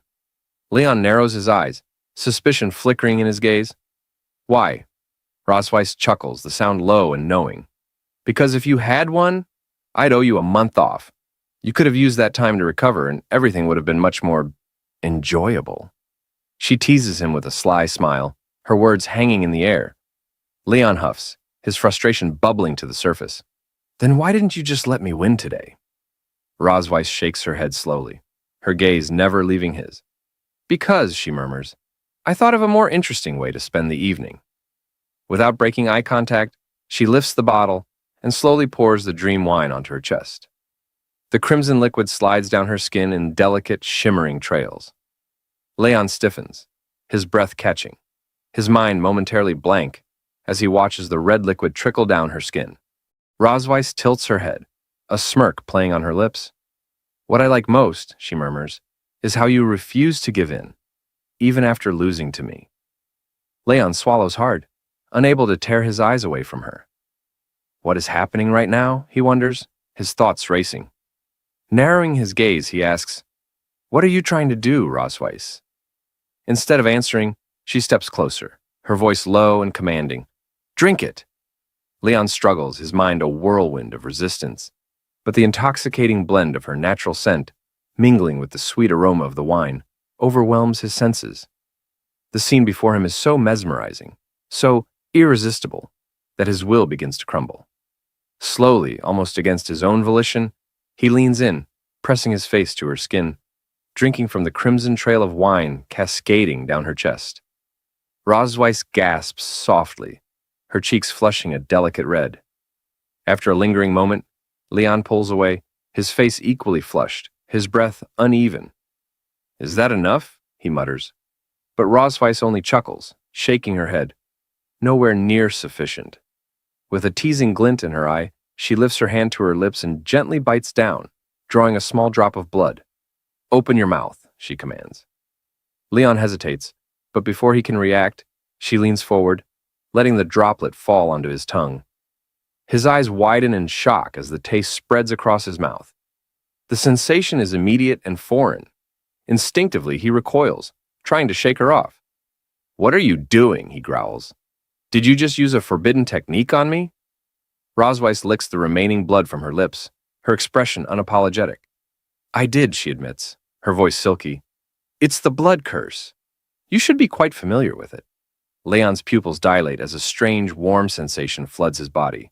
His mind spins and an unnatural heat begins to pulse through his veins. He grits his teeth, trying to fight it, but Rosweiss leans in closer, her breath hot against his skin. "Ever since you used this forbidden technique on me 2 years ago," she whispers, "I've been longing for that feeling." Leon's heart pounds. "Do you even know the consequences of using this technique?" he demands, his voice strained. Rosweiss nods, her eyes gleaming with confidence. "Of course I do. But I've modified it, just a little. I minimized its harmful effects on a dragon's body," she explains, her tone almost casual. "Now, it only keeps its enchanting properties." Leon stumbles backward, his body betraying him. His breath comes in ragged gasps, his skin burning, his thoughts clouded beyond recognition. Rosweiss watches his struggle with a soft sigh, tracing a finger along his chest. "You've always resisted me," she murmurs. "I had to coax you, challenge you. And yet, you always acted like you had no choice." But Leon barely hears her. The heat coursing through him is too intense, drowning out everything else. Rosweiss leans in, her lips grazing his ear. "Let go," she whispers, her voice like velvet. "Embrace the moment." Leon gasps as his knees buckle beneath him, collapsing onto the bed. Rosweiss giggles, watching him with predatory delight. Standing before him, she announces, "The game has begun," her eyes glowing with satisfaction. Leon trembles under her gaze, as Rosweiss licks her lips, her voice dripping with playful affection. "My captive," she purrs. As Leon struggles to breathe through the suffocating heat of the curse, Rosweiss smirks, her eyes shining with wicked amusement. "You're almost losing control," she teases, tilting her head slightly. "Do you even know what you look like right now?" Leon furrows his brow in pain, shaking his head in denial. But Rosweiss only chuckles, her amusement evident. With a smug expression, she summons a mirror, its surface gleaming with an unnatural light. "This," she says, her voice dripping with satisfaction, "is a magic prop I bought in Sky City. It records images and voices for a short time." She places the mirror before him, its reflective surface casting back his strained expression. With a knowing smile, she leans in slightly. "Now, Leon," she purrs, "tell me, right here in front of the mirror, what you truly want to do." Leon stares at his own reflection, his breath shallow. Suddenly, his eyes widen in shock, as his own voice, unbidden and betraying him, escapes his lips. "I want to kiss you." His heart pounds violently in his chest. "That's not true," he screams inwardly, his mind recoiling from the words. His face flushes hot with embarrassment, but Rosweiss, catching the flicker of panic in his eyes, only presses further. With a mischievous grin, she steps closer, her tone playful and taunting. "Say it again," she urges, her eyes gleaming, but louder this time. This time, Leon doesn't hesitate. The words tumble from his mouth, louder, more desperate. "I want to kiss Rosweiss." The moment the confession leaves his lips, Leon's breath hitches. His fists clench at his sides, his knuckles white. "I didn't mean that," he insists to himself, his mind a storm of denial and confusion. "I didn't mean to say that." Rosweiss takes another step forward, her smirk deepening as she watches him struggle. The satisfaction in her eyes is undeniable. She playfully remarks that he looks absolutely mortified, as if he's completely abandoned his dignity, and is now shamelessly begging for a kiss from his sworn enemy. Leon quickly turns his face away, his voice sharp with defiance, as he adamantly declares, "I won't kiss you." But before he can even process what's happening, his body betrays him. In the very next moment, he moves on instinct, unconsciously lunging toward Rosweiss. She catches him effortlessly, her smirk deepening as a soft chuckle escapes her lips. "Well, well," she teases, her voice dripping with amusement. "It's truly unlike you to be this impatient." Leon braces himself against her hands, his mind growing hazy, the fog of the blood curse clouding his thoughts. His lips part slightly, and before he can stop himself, he murmurs words he can no longer suppress. He wants to kiss her, to hold her, to be one with her. Rosweiss's eyes flash with recognition. She remembers this feeling all too well. The irresistible pull, the burning desire, the loss of control. This is exactly how she felt when the blood curse took hold of her. So, she thinks to herself, Leon has finally reached this stage. A faint smile plays on her lips. She knows there's no turning back now. "You asked for this," she whispers, her breath warm against his ear. She leans in, her voice low and filled with promise. "Now, let's see your true self. Let's see what you become once you completely fall." The night unfolds in a blur of heat and shadows, their wills entangled, their pride stripped away. By the time morning arrives, Leon groans, his body aching as he slowly blinks awake. His head throbs with the weight of what transpired. He clenches his fists, his mind clouded with fragmented memories of the night before. A wave of frustration crashes over him as the realization settles in. I fell for it again? He grits his teeth, cursing the blood curse for forcing him to discard his pride, his dignity as a dragon slayer, and making him succumb to Rosweiss's control once more.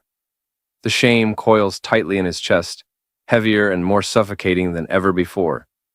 Beside him, Rosweiss, the very culprit behind his downfall, sleeps soundly, her breathing steady, her posture relaxed, as if she doesn't have a single care in the world.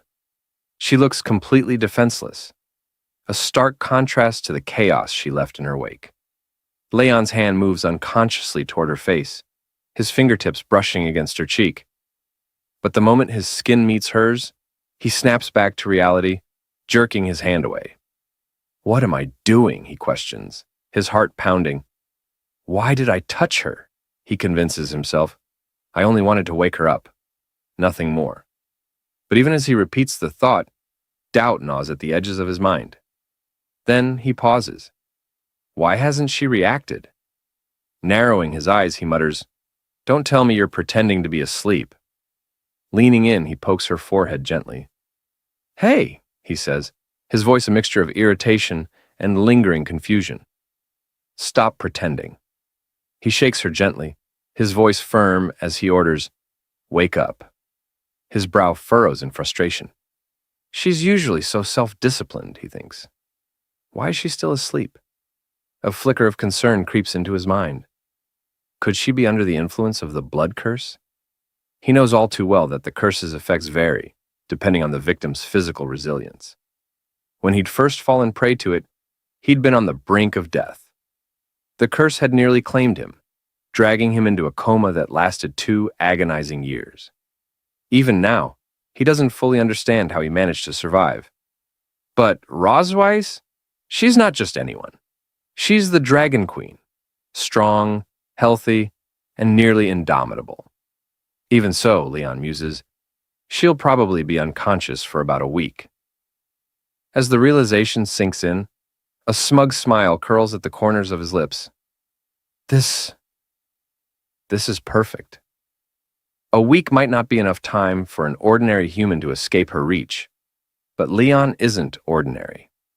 Not when he's equipped with the black gold armor. Leon quickly gets dressed, gathers his belongings, and decides that with the help of stamina recovery potions and pills, running at full speed should be enough to get him back to the human realm. He grins, confident in his plan. By the time Rosweiss wakes up and realizes he is missing, it will already be too late. He laughs loudly, but as the thought settles in, reality hits him. It has been 2 years since he left the Empire. He has no idea what the situation is like over there now. Setting the potion back down, Leon frowns, realizing there are still too many unanswered questions about his capture back then. Returning rashly would be too risky. He decides it's better to be cautious. Besides, he has already asked Rosweiss to investigate the Master's current situation. Maybe I should wait for her news. More importantly, he has to think about his daughters. As he glances out the window, watching them play, Leon's thoughts soften. He reminds himself that he cannot abandon them now. A small smile creeps onto his face as he realizes the truth. Despite everything, he still has to stay in the Silver Dragon Castle. After all, he hasn't taken his revenge on Rosweiss yet. That evening, as Noah and Muan enter the room, they grow increasingly worried that their mother is still not waking up. Muan calls out to her, asking if she's okay since she has been asleep all night. Noah turns to Leon suspiciously, narrowing her eyes before questioning him about what he did last night. Under Noah's intense gaze, Leon starts to feel nervous. Quickly, he tries to excuse himself, saying that they were simply chatting on the balcony. He hurriedly adds that the cold wind must have made her sick, attempting to shift the blame onto the weather rather than raising any suspicions. Turning to Anna, he asks, "It's not that big of a deal, is it?" hoping for reassurance. Anna responds calmly, telling them not to worry. She explains that the temple physician has just examined Her Majesty and confirmed that aside from being slightly weak, everything else appears normal. She then states that she will handle the clan's affairs in Her Majesty's stead for the time being. If His Majesty has nothing else to address, she continues, I will take my leave and begin my work. Leon, seemingly relieved by her words, nods and tells her to proceed. After Anna exits the room, Muan approaches Rosweiss, gently placing her hand on her mother. With a soft voice, she pleads for her to get better soon, promising that she will never make her angry again. Muan gazes at her mother's sleeping face, guilt shimmering in her eyes. She regrets every moment she might have upset her. Meanwhile, Leon stands quietly by Rosweiss's bedside, his eyes scanning her body. He notices the sheen of sweat glistening on her skin and realizes he'll need to wipe it off later. As this thought crosses his mind, Noah, who has been silently observing him, frowns. She catches the strange flicker in his expression and immediately feels something is off. Her voice sharp with suspicion, she confronts him. "Are you planning something?" she asks bluntly, narrowing her eyes. "Are you trying to do something to Mom while she's unconscious?" Leon straightens slightly, his lips twitching into an uneasy smile. "You're overthinking it," he replies calmly. "I just want to take good care of her." Noah studies him intently for a moment, her sharp gaze not easing. After a tense pause, she sighs. "If that's really the case, then fine." She turns to Muan, her tone softening. "Come on, Muan, let's go. We'll come back and see Mom again tomorrow." Muan glances back at Rosweiss one last time, her small voice filled with quiet affection. "I'll come see you again tomorrow, Mom." Then, with a final wave to their father, both girls leave the room, their footsteps fading down the hall. Now alone, Leon remains by Rosweiss's side, his gaze lingering on her peaceful, vulnerable figure. After a brief pause, he exhales and starts pondering his next move. Finally, he decides to fetch a basin of water and a cloth to wipe away the sweat beading on her skin. He recalls applying medicine to her earlier and worries she might catch a cold if left like this. As he gently wrings out the cloth, he thinks to himself, when Rosweiss wakes up, she better not misunderstand my intentions. Looking down at her, Leon notices something unusual. Rosweiss, who usually flaunts her large, elegant tail with pride, now lies so weak she can't even move it. The sight makes him sigh softly. With care, he begins to wipe her body, his movements slow and deliberate. Once he's finished, he hesitates. Should I change her clothes too? The thought lingers, but practicality wins out. His eyes wander around the room until they settle on a nearby cupboard. Curious, he opens it and is immediately taken aback by the sheer number of outfits crammed inside. He thinks to himself that with so many outfits, it should be fine to pick something he likes. He begins rummaging through them, tossing clothes around as he searches for something suitable.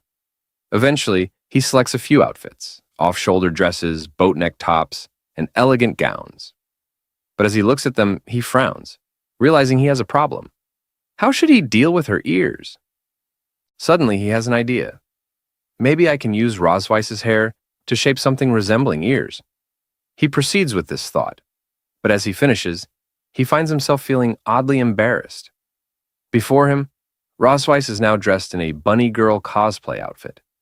He hadn't expected it to suit her so well, and yet, here she was. Seeing her like this, he feels an unfamiliar heat rise within him. Just then, the dragon mark on his body suddenly activates, sending a jolt through him. Startled, Leon stares down at the glowing mark and mutters in disbelief, "Why did the dragon pattern suddenly light up?" A memory flashes in his mind. Rosweiss had once explained that if one of the two people with the dragon seal had that kind of desire for the other, the dragon pattern would react. Realizing the implication, Leon's face turns bright red. He screams internally, trying to suppress the turmoil within him. How could I have such thoughts about Rosweiss while I'm completely sober? He desperately convinces himself that it must be the revealing outfit's fault. In an attempt to calm down, he decides to recite the 3 honors and 3 shames of a dragon slayer in his mind. Pride and loyalty to the Empire, pride in fighting on the battlefield, pride in upholding justice. He takes a deep breath before recalling the shames, repeating these lines over and over until he finally manages to clear his thoughts. However, as he reflects on what just happened, he sighs, realizing something dangerous almost occurred. Yet, as he glances at Rosweiss's current appearance, he hesitates. It would be a shame not to document this rare sight. A sly grin crosses his face as he suddenly remembers that Rosweiss owns a home camera. With newfound excitement, he rummages through her belongings until he finds it. He then begins taking photos from various angles, chuckling mischievously as he goes. Looking at the captured images, he mutters, "Even she has days like this." As he continues, he gently moves her lips into a slight smile to take a picture of her smiling face. Seeing this, he instinctively takes another picture. Thinking to himself that this moment is truly priceless, he decides he will make sure to preserve these historic photos properly. Suddenly, Rosweiss lets out a small noise. Hearing this, Leon nearly jumps out of his skin, screaming internally, "Is she going to wake up so soon?" His heartbeat quickens as he waits in silence. Seconds pass, but Rosweiss doesn't move again. Leon lets out a deep sigh of relief, realizing it was just a false alarm. Deciding not to take any more chances, he quickly changes her back into her normal pajamas and tidies up the room. He decides that tomorrow, he will proceed with the next step of his revenge plan, before finally calling it a night. Later that night at the Dragon Temple, Muan comes running toward Noah, her face filled with panic. She calls out for her sister. Noah turns to her, concerned, and asks what happened. Seeing Muan huffing and out of breath, Noah gently tells her to calm down and speak slowly. Muan takes a deep breath before explaining that her Rubik's Cube broke, and she wanted to ask Dad to fix it, but there's a problem. She can't find him anywhere. Noah's frown deepens. A suspicious feeling creeps over her. Did he escape while Mom was unconscious? She gently grabs Muan's hand, reassuring her. "Don't worry," she says firmly. "I'll go with you to find him." And then they go to seek their father. As they go, Muan calls out for their father, asking where he is. The scene shifts as no, and Muan continue their search, calling out and questioning where he could be. Finding no sign of him in the bedroom, they decide to check the other rooms. Moving from one to another, Muan remarks that it doesn't seem like he's here. They keep searching, only to realize he isn't in any of the other rooms either. In desperation, Muan even peers into the trash bin. Seeing this absurd action, Noah mutters, questioning how their father could possibly be in the trash can. Muan, however, insists she can't find him anywhere, and wonders if he might be lost. Noah states firmly that some people are kind, but sooner or later they leave, just like last time. Muan, confused, asks about last time. Noah responds, saying she guesses that man is gone. She has always felt that there was something different about their family. On the surface, it appears harmonious. But in reality, many things feel false. For as long as she can remember, that man had been sleeping in the room, and their mother told them he was their father.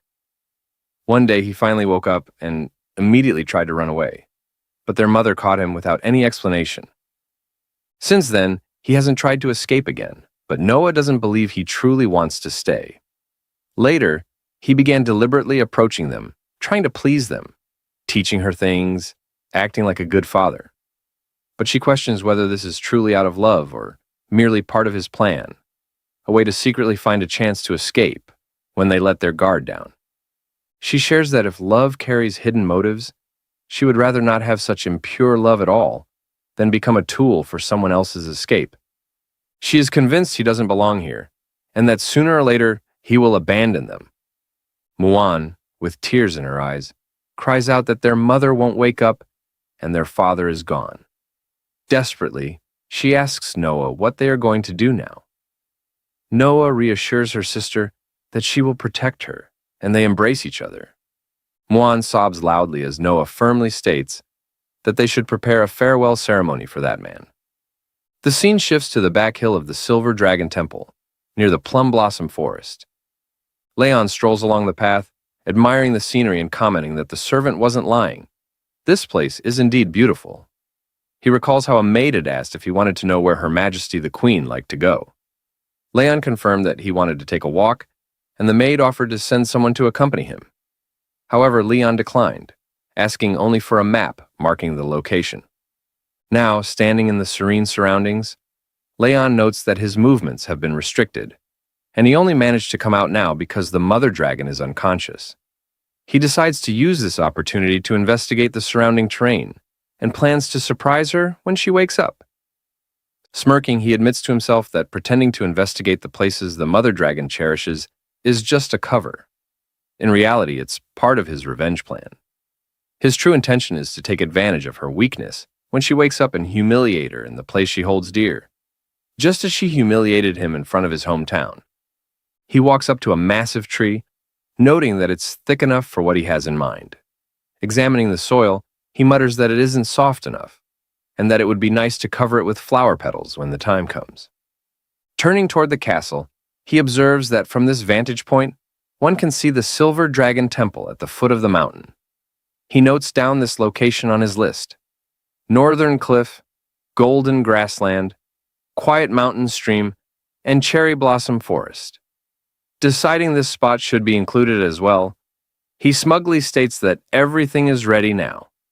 All he has to do is wait for Rose Weiss to wake up. He eagerly anticipates the trouble awaiting the mother dragon. The scene shifts to the Silver Dragon Temple courtyard at night. As Leon strolls through, he notices a group of maids weeping near a blazing fire. Approaching from behind, he questions what's going on and why the atmosphere is so lively. One of the sobbing maids cries out that the two princesses wanted to hold a funeral and asked them to prepare a bonfire. Meanwhile, Muan solemnly pays her respects to their father, saying she will offer him steak and hopes he will come back to see them. Noah, however, corrects her, stating that he has already left and that they need to let go. Leon watches the scene unfold, initially assuming they are playing some sort of game. He wonders if he should just go along with it for now. Walking forward, he gestures for the maids to step aside.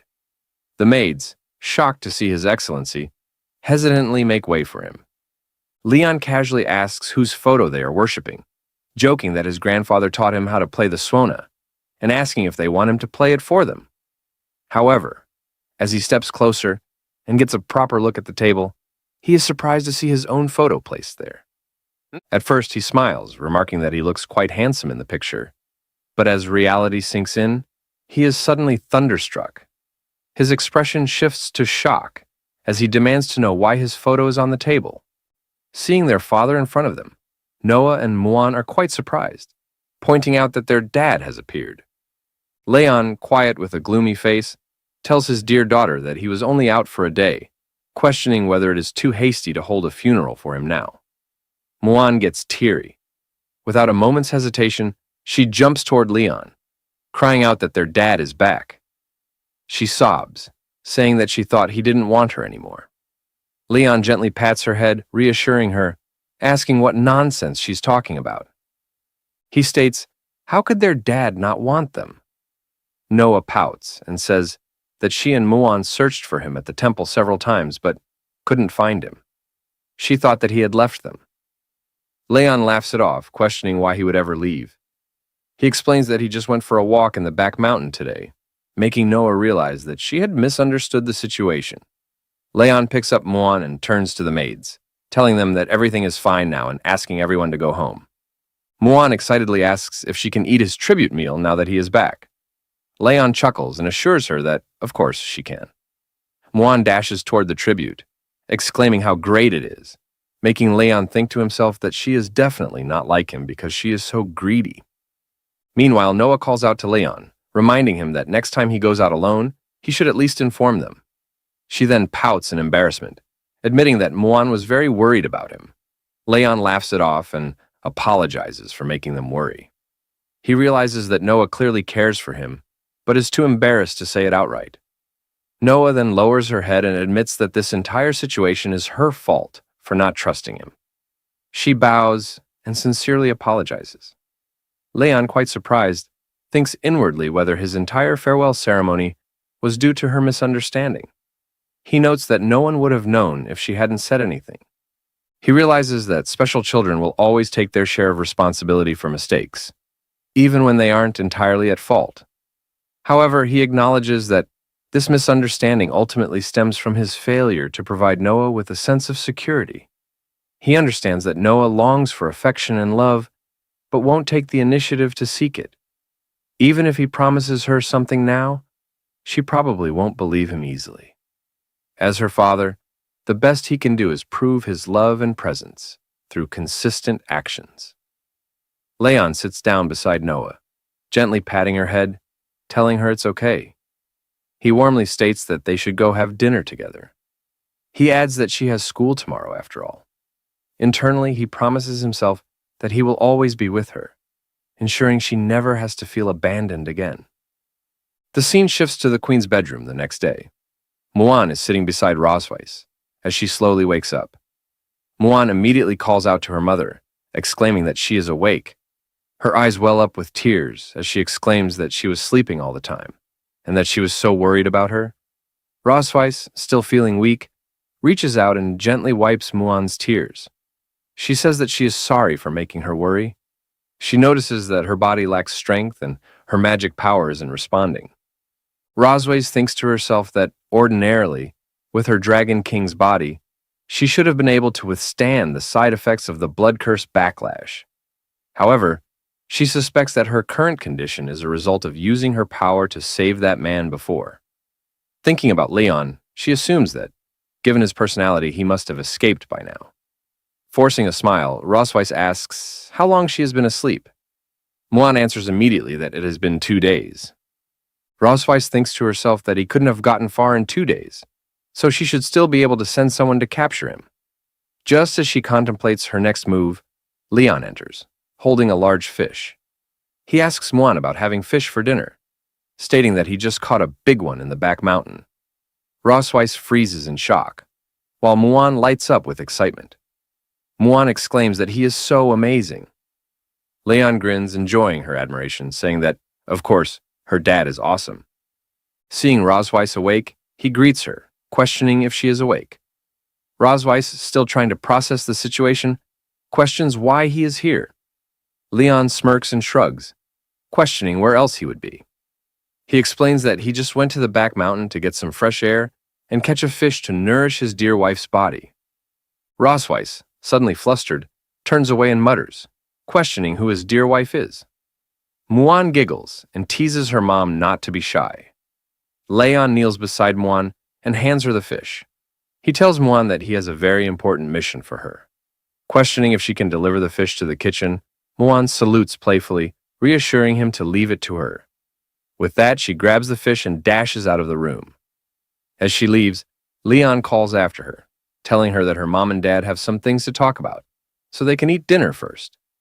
Muan waves without looking back. Once they are alone, Rosweiss narrows her eyes at Leon. She tells Leon that she thought he would abandon his daughter and run away while she was unconscious. Leon chuckles, saying that there are still many things between them that they haven't settled yet. So why would he run away? Rosweiss, quite puzzled, questions what's going on between them. Leon's smile turns mischievous, questioning if she remembers what she did to him when he woke up more than a month ago. Rosweiss, caught off guard, blinks in confusion, asking what she did before. Suddenly, realization dawns on her, and she gasps in shock, asking if he is thinking about that. Leon's smirk widens into an evil grin.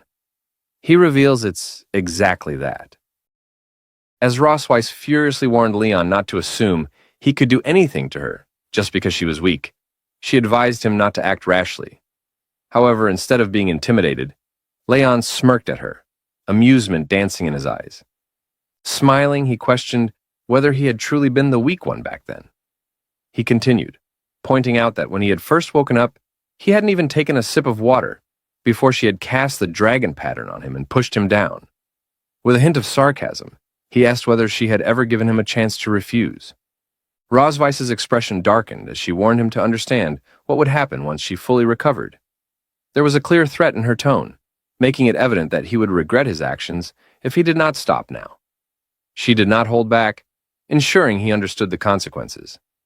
Yet, instead of backing down, Leon only taunted her further. Dismissing her warning, he mockingly addressed her as his dear wife. Without hesitation, he picked her up, holding her firmly in his grasp. Then, with unwavering confidence, he declared that this was the best decision he had ever made in his life. He added that this time, the tables had turned.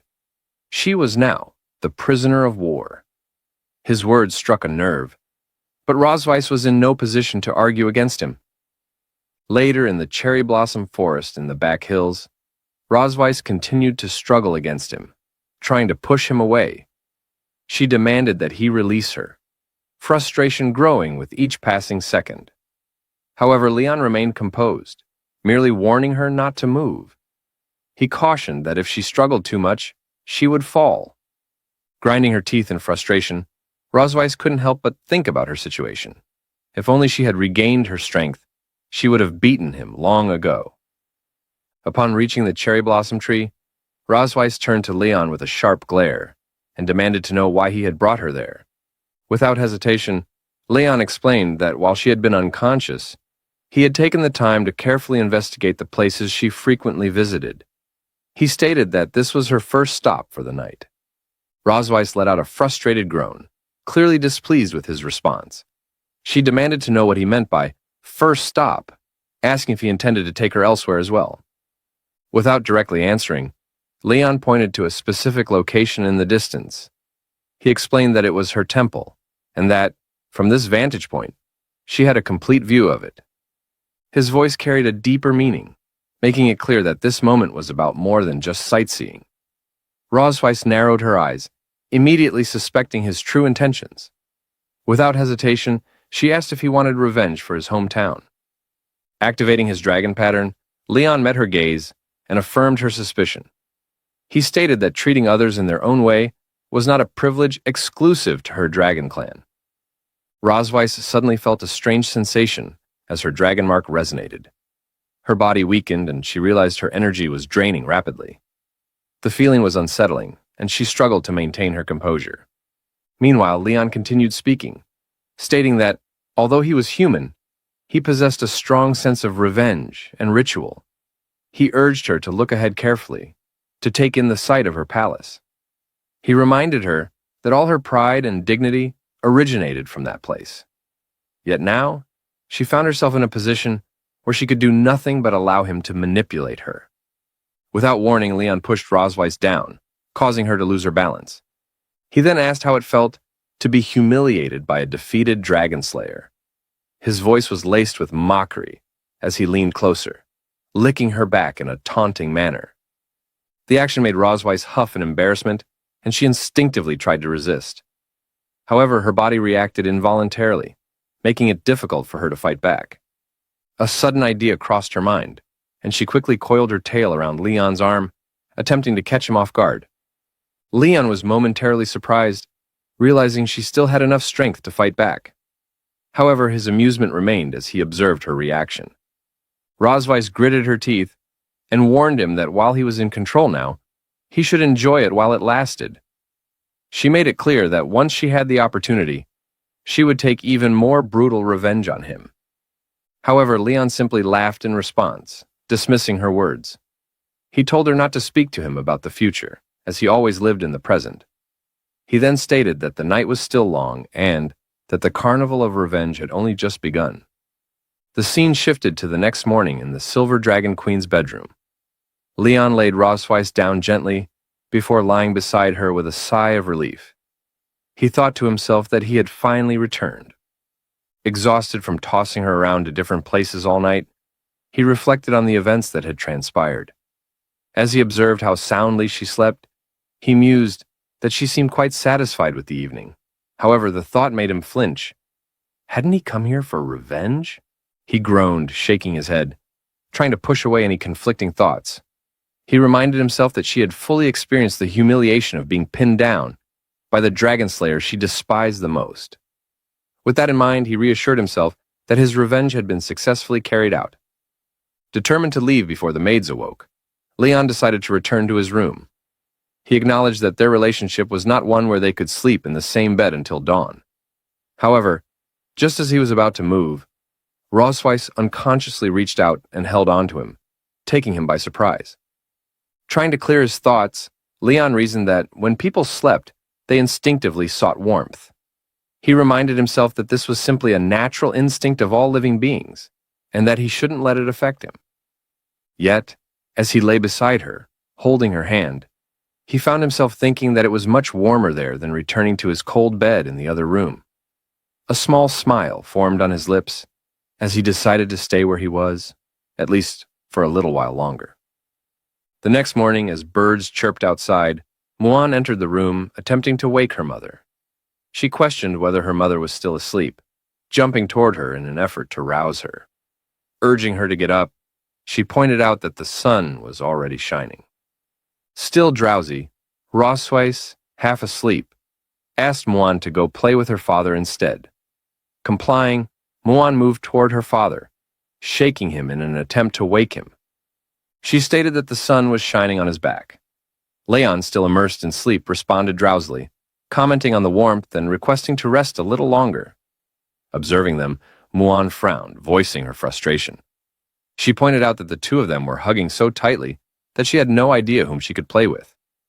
As she pondered, she realized it was the first time she had seen her parents being so affectionate. However, something seemed strange to her. She questioned why there were so many red spots scattered across their bodies. An idea struck her. It had to be bug bites. Rushing to the desk, she rummaged through it, recalling how her mother had taught her about different kinds of bites. She reasoned that if someone had been bitten by an insect, there was always a cream available for treatment. Triumphant, she assured herself that there was no need to worry. Since her sister was away, she would be the one to take care of them. With enthusiasm, she applied the ointment to both Rosweiss and her father, doing so quite cheerfully. After some time, Rosweiss finally called out to wake her husband. As Leon stirred, he immediately sensed something odd. Feeling a strange sensation on his face, he noticed that his entire body was covered in unusual markings. Dazed, he turned to look at Rosweiss's face, and upon seeing her condition, he burst into laughter. Rosweiss, puzzled by his reaction, questioned what was wrong with him. At that moment, Muan excitedly admitted that she was responsible. She explained that, after seeing the numerous red marks on both of them, she had assumed they had been bitten by bugs, prompting her to apply medicine. Both Rosweiss and her husband were left speechless, feeling a mix of embarrassment and disbelief. He reflected on the situation, concluding that some things were indeed better left unknown. However, Muan remained cheerful, proudly claiming that she had done an excellent job. Her father, playing along, praised her efforts, agreeing that she had done well. Muan, feeling even more confident, promised that next time she would help apply the medicine again.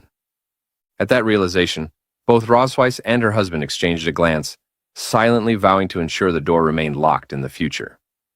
Sometime later, as Rosweiss was resting, Leon attempted to feed her.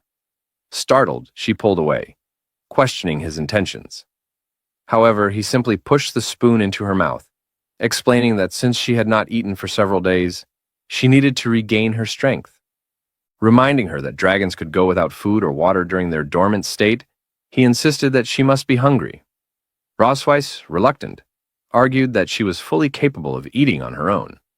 However, after tasting the food, she hesitantly admitted that it wasn't bad. Observing her reaction, Leon smiled and took a bite himself. He proudly stated that it was fried rice made with love. Rosweiss, confused, pointed out that the meal had been made for her, questioning why he was eating it as well. In response, he reached for the bowl, claiming that he was merely assisting her, since he doubted she could finish it all. His words, however, sparked irritation in Rosweiss, who immediately challenged his assumption. With determination, she declared that she would finish the entire portion, and that he would not get another bite. After consuming the entire bowl, Leon found himself reflecting on recent events. He had been taking care of her, helping her bathe, cooking for her, and even feeding her. Though she recognized his efforts, she couldn't help but feel conflicted. Sarcastically, she questioned whether he had done all of it just to torment her. In response, he feigned innocence, asking how any of his actions could be considered torture. Instead, he insisted that it was all loving care from a devoted husband. His words, however, only fueled her frustration. As he exited the room laughing, he called out, reminding her to see him in the morning. Rosweiss, clenching her fists, cursed under her breath. She muttered that he truly lived up to his reputation as a damned dragon slayer, always finding ways to irritate her. In frustration, she slammed her fist down beside the bed with all her strength. However, as her hand collided with the surface, An unexpected force surged through her body. Startled, she noticed something strange. As she examined her surroundings, realization dawned upon her. Her strength had returned. Meanwhile, in the kitchen, her husband hummed to himself, feeling content. He delighted in the fact that Mother Dragon had yet to recover fully. With a mischievous grin, he mused that he still wanted to play around with her for a few more days. However, at that moment, he remained blissfully unaware of the seriousness of the situation that was about to unfold. In the castle, as Anna entered Ross Weiss's room, she called out to Her Majesty, informing her that the liquid medicine prescribed by the doctor would help her regain her strength. As she placed it down, Ross Weiss responded that her body had already recovered, making the medicine unnecessary. Anna attempted to convince Ross Weiss otherwise, but her attention was drawn to the broken wall. Noticing her gaze, Ross Weiss explained that she had failed to control her strength earlier and planned to have someone repair it the next day. Anna acknowledged this with a nod and turned to leave, but before she could step out, Ross Weiss called out to her again. With a slightly embarrassed expression, she hesitated before asking Anna not to inform Leon that she was still recovering. Hiding her face behind a book, Ross Weiss admitted that she wanted him to take care of her a little while longer. Anna, surprised by the request, giggled before assuring Ross Weiss that she understood. Meanwhile, Ross Weiss smirked smugly, remarking that Leon's peaceful days would soon be over. 2 days later, in the garden, Muan eagerly called out to her father, expressing her desire to learn the sparkly technique that made his body shine. Leon, slightly puzzled, asked if she was referring to the sparkly effect, wondering if she meant magic. Muan, her eyes gleaming with excitement, confirmed, explaining that it was the same ability he and her mother had demonstrated at the training grounds. Curious about her sudden interest, Leon asked why she wanted to learn magic. Muan explained that her sister had been learning many things at school, and she didn't want to be left behind. Leon, understanding her determination, asked if there was something specific she wanted to learn. Muan nodded firmly. He then remarked that having 2 children at home naturally created a sense of competition, which could be beneficial. He noted that Muan admired her sister a lot and naturally didn't want to feel distant from her. With a warm smile, Leon reassured Muan that he would definitely teach her magic and that they would start with basic training. Overjoyed, Muan eagerly thanked her father. Later, as Muan diligently practiced her magic, Leon observed her progress and realized that, in just a few hours, she had successfully guided magical energy through her body. He speculated that she might soon reach magic enlightenment and begin working with original magical power. Watching her closely, he wondered if she might be a genius. Suddenly, Muan's stomach growled, interrupting their session. With an innocent expression, she admitted that she was starving and had no strength left. Leon sighed quietly, realizing that they couldn't rush the training. He patted Muan's head, declaring that the session was over for the day, and that they should return home to eat. Muan, delighted by his words, cheered and declared that her father was the best. That night, as Anna entered the room, she presented an item to Her Majesty, stating that it was what she had requested. Rosways accepted it and instructed Anna to set it aside. Just then, Leon entered enthusiastically, greeting his wife with excitement. Rosways thanked Anna for her hard work and told her she could leave. Leon recalled that, according to Anna's earlier statement, Rosways would need 5 days to fully recover. With a mischievous glint in his eyes, he thought to himself that he still had time to torture her. Smirking playfully, he wiggled his fingers and teasingly offered Rosways a massage if she felt any discomfort. Rosways, wearing a taunting expression, questioned why he didn't simply prove the might of the Empire's strongest dragon slayer that very night. She mockingly pointed out that only 2 days had passed, yet he already seemed exhausted, wondering if that was all he could manage. Annoyed by her remarks, Leon demanded clarification on what she had just said. Without hesitation, he grabbed Rosways, commenting on how exhausted she looked and stating that he had intended to let her rest for the night. However, seeing her arrogance, he decided otherwise. Holding on to her, He remarked that if her words were so bold, then her body must be just as tough. As he removed his upper garments, he warned her that she would regret her taunts. However, to his surprise, Rosway smirked confidently and stated that she had never once regretted anything. In an instant, she wrapped her tail around Leon's body, catching him off guard. Leon let out a startled cry as he was suddenly slammed onto the bed, left completely vulnerable. As Rosways climbed on top of him, he was stunned by her overwhelming strength. Bewildered, he asked if she had already recovered. With an amused tone, Rosways silenced him, playfully calling him her dear dragon slayer. She then retrieved the item Anna had brought, a pair of handcuffs and a whip. Realizing the situation fully, Leon's expression grew visibly nervous. He hesitated before questioning when she had prepared such things. But before he could react, his wrists were bound and a blindfold was placed over his eyes. Muttering to himself, he wondered if he had just walked straight into a trap. With a mischievous smile, Rosways warned him not to even think about struggling. Still in disbelief, Leon demanded to know what exactly she was planning. Still in disbelief, Leon asked if she intended to torture him to extract a confession. As he called out to Rosways, addressing her as Mother Dragon, he boldly warned her that he had undergone professional anti-interrogation training and would never yield to her. Rosways scoffed at his claim, questioning whether that was truly the case. In response, she activated an orb, revealing an event from Leon's past, one where he had desperately called out for Rosways, pleading with her and expressing his desire to kiss her. Upon seeing this, Leon could hardly believe his own eyes. He simply stared at the screen, questioning what he was witnessing as the voices played out. Unfazed, Rosways asked him to consider who the person was that had begged her so desperately. Overwhelmed with embarrassment, Leon struggled to process the situation. The strange noises coming from the recording were unmistakably his own, calling out for Rosways. Flustered, he attempted to refute it, insisting that the voice couldn't possibly belong to a human and that it merely sounded similar.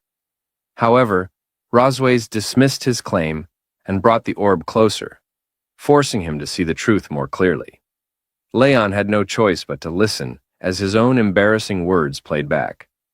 Pleas for Rosways, expressing his desire to kiss her and embrace her as one. Stunned, he was left speechless. Rosways, smirking, taunted him, suggesting that he might recall it all now.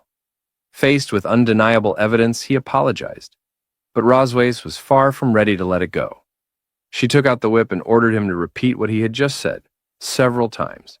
Then, with a dangerous glint in her eyes, she warned him that if he couldn't remember it clearly, she would gladly replay it for him again. Without hesitation, she whipped him, repeatedly and furiously, throughout the entire night. The relentless punishment left Leon writhing in pain, unable to move properly. As he lay there enduring the agony, he turned his face just in time to see a dragon entering the room, reporting to Rosways about a letter. Still struggling from the ordeal, Leon questioned whether the letter was from the academy. He noted that it had arrived so late at night, making him wonder what could have happened. Rosways explained that the academy had summoned them for the next day, mentioning that Noah had gotten into a fight with someone. This revelation startled Leon, who sat up in shock and demanded to know what she meant. The scene then shifted to the following day in the office of Vice Principal Wilson, where Noah was brought in alongside 3 visibly injured students. The vice principal addressed Leon and Rosways, stating that the reason for summoning them was to resolve a conflict that had arisen between Noah and some of her classmates. With a furious expression, Rosways questioned what he meant, her tone carrying both anger and an implicit threat. She then turned her gaze toward the 3 injured students and accused them of teaming up to bully her daughter. Her words immediately caused the 3 young dragons to recoil in fear. Meanwhile, Leon took a quick glance at Noah, checking for any signs of injury. However, Noah reassured him that she was fine. It was then that Principal Wilson revealed the truth. Noah had actually been the one to beat up the 3 students. This revelation left Rosways momentarily surprised, while the injured students cried out in frustration. Leon turned to Noah, staring at her, before ultimately praising her, acknowledging that she was indeed his daughter. Principal Wilson, however, remained focused on the broader issue. While the fight itself had been a minor incident between young dragons, it also reflected an underlying conflict between cocoon-born and viviparous-born dragons. He knew the two distinct methods of dragon reproduction. Cocoon-born dragons directly inherited their mother's strength, giving them natural advantages in physical fitness and talent, while viviparous-born dragons required time to grow and learn before mastering their strength. As a result, within the same age group, cocoon-born dragonlets generally possessed superior physical strength compared to their viviparous counterparts. Despite this difference, Noah, a viviparous-born dragon, had single-handedly defeated 3 cocoon-born dragons, all of whom were a few years older than her. Recognizing her exceptional abilities at such a young age, Principal Wilson remarked that she had a bright future ahead. Just as the discussion continued, the door burst open. A red dragon entered the room, scoffing as he declared that he had heard his son had been involved in a fight. He dismissed the matter as trivial, stating that he was willing to cover the medical expenses. However, his nonchalant attitude quickly changed when he turned to his companions and saw their children injured. The red dragon then called out for his son, demanding an explanation for how he had been beaten so badly. The 3 injured students rushed toward their fathers, crying out pitifully. Meanwhile, Rosweiss whispered to Leon, identifying the red dragon as a member of the Red Flame Dragon King's faction, Constantine's clan. She explained that everyone from the Red Flame Dragon clan was known for being arrogant and domineering, making it difficult to communicate with them. Leon, reflecting on past encounters, remarked that if all the Red Flame Dragons he had killed were lined up, they could circle the academy twice. The Red Flame Dragon parent, unfazed by the situation, turned his gaze toward Rosweiss and questioned who she thought she was. He scoffed at the notion of her being the queen of the Silver Dragon clan, expressing disbelief that a queen would fail to discipline her own child, allowing her to bully other dragons. His words carried a clear implication, that the Silver Dragon clan was not as strong as the Red Flame Dragon clan, and that they only dared to instigate young dragons to pick fights with his son. Hearing this, Rosweiss's expression darkened. She glared at him and demanded that he repeat himself. However, the Red Flame Dragon showed no fear, even going so far as to threaten that if Rosweiss and Leon did not apologize to his son that day, they would not be allowed to leave through the doors. At that moment, Leon smirked and remarked that the real question was, who should be afraid of whom? His hands, he added, had been itching for a fight anyway. Just before the situation could escalate further, Vice Principal Wilson quickly intervened. He addressed the parents in a firm tone, urging them to remain patient and listen to his recounting of the events. Wilson then proceeded to explain what had happened the previous night. According to his account, in the cafeteria, Lowell and 2 other classmates had an argument with Noah. During the altercation, Noah's plate had accidentally collided with Lowell, staining his clothes. Later that night, on the way back to the dormitory, the 3 students had cornered Noah in the backyard and engaged in a physical conflict. Upon hearing this, Wilson turned to the injured students and gave them a chance to add any details. However, intimidated by the situation, they hesitated and ultimately remained silent. Just then, Noah stepped forward. With a confident expression, she addressed the vice principal and stated that she had something to add. As Principal Wilson asked her to continue, Noah explained that, first of all, it was Lowell who had deliberately provoked her in the cafeteria, and the incident of knocking over the plate had been purely accidental.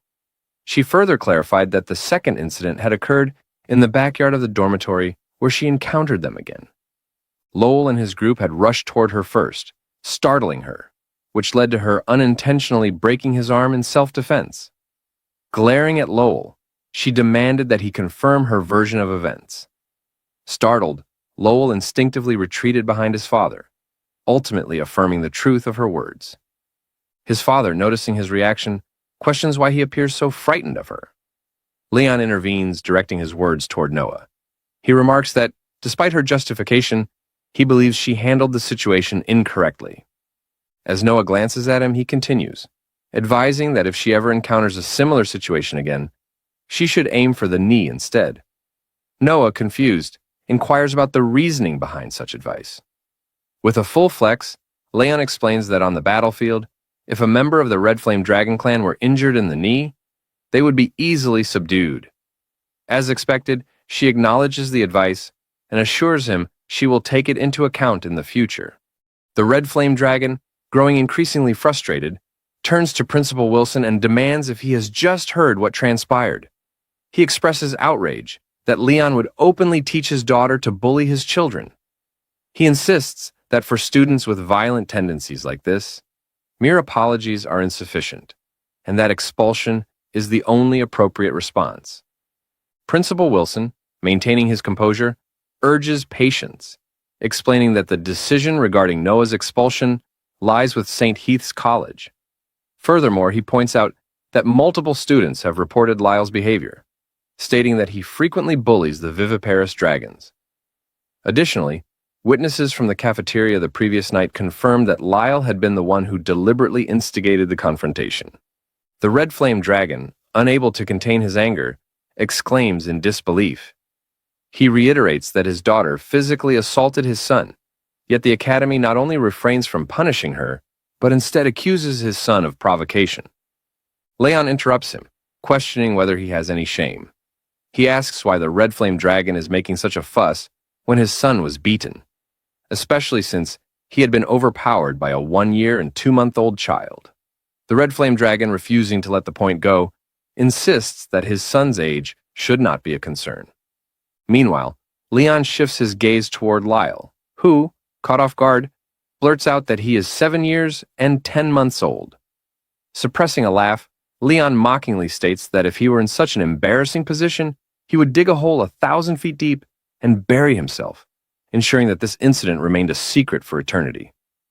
Flinching in both annoyance and humiliation, the Red Flame Dragon's frustration intensifies. He directs his anger toward Leon, labeling him a coward who does not even have the courage to reveal his tale. He then questions what right Leon has to comment on his son. Growing more aggressive, he extends his hand, pointing his finger toward Leon's family, specifically at Rosweiss. Leon, reacting swiftly, grips the Red Flame Dragon's finger firmly, his gaze darkening. He warns that, while he may tolerate insults directed at himself, the Red Flame Dragon must never point at his wife and children or speak ill of them. The Red Flame Dragon winces in pain, groaning. Observing the interaction, Rosweiss notes Leon's strong protective instinct toward his family. Meanwhile, the Red Flame Dragon, unable to contain his indignation, demands to know if Leon realizes whom he has just laid hands on. He makes a ruckus, arguing that he is the Duke of the Red Flame Dragon clan, and that his superior is none other than Constantine. Before the tension escalates further, the Red Flame Dragon's colleagues step in, attempting to de-escalate the situation. They urge him to remain composed, reminding him that the principal is watching.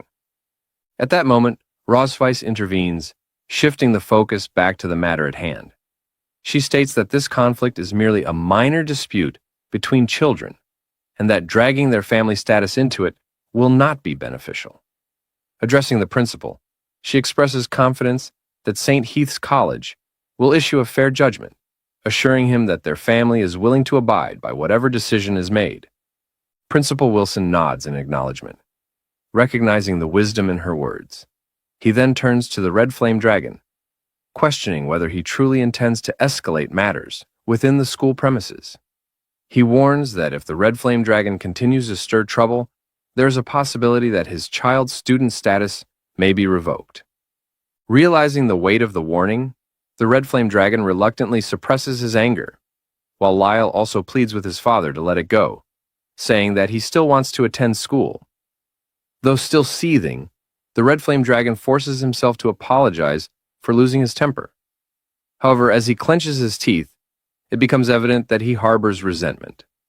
Determined to bide his time, he resolves to stay out of the spotlight for now, waiting for an opportune moment to act once they are beyond the school's jurisdiction.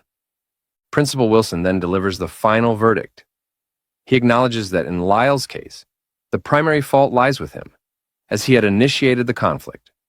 However, he also states that Noah's response was excessive, even if it had been in self-defense.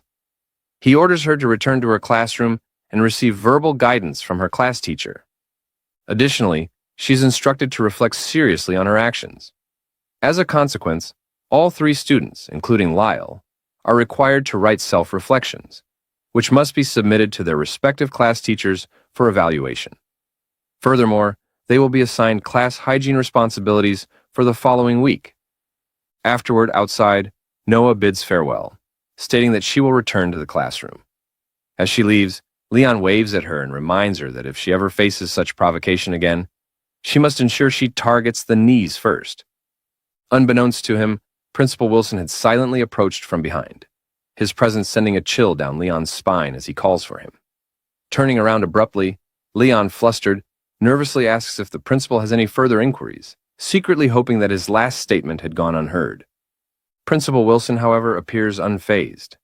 He states that despite the few times they have met, he has always been curious about one thing.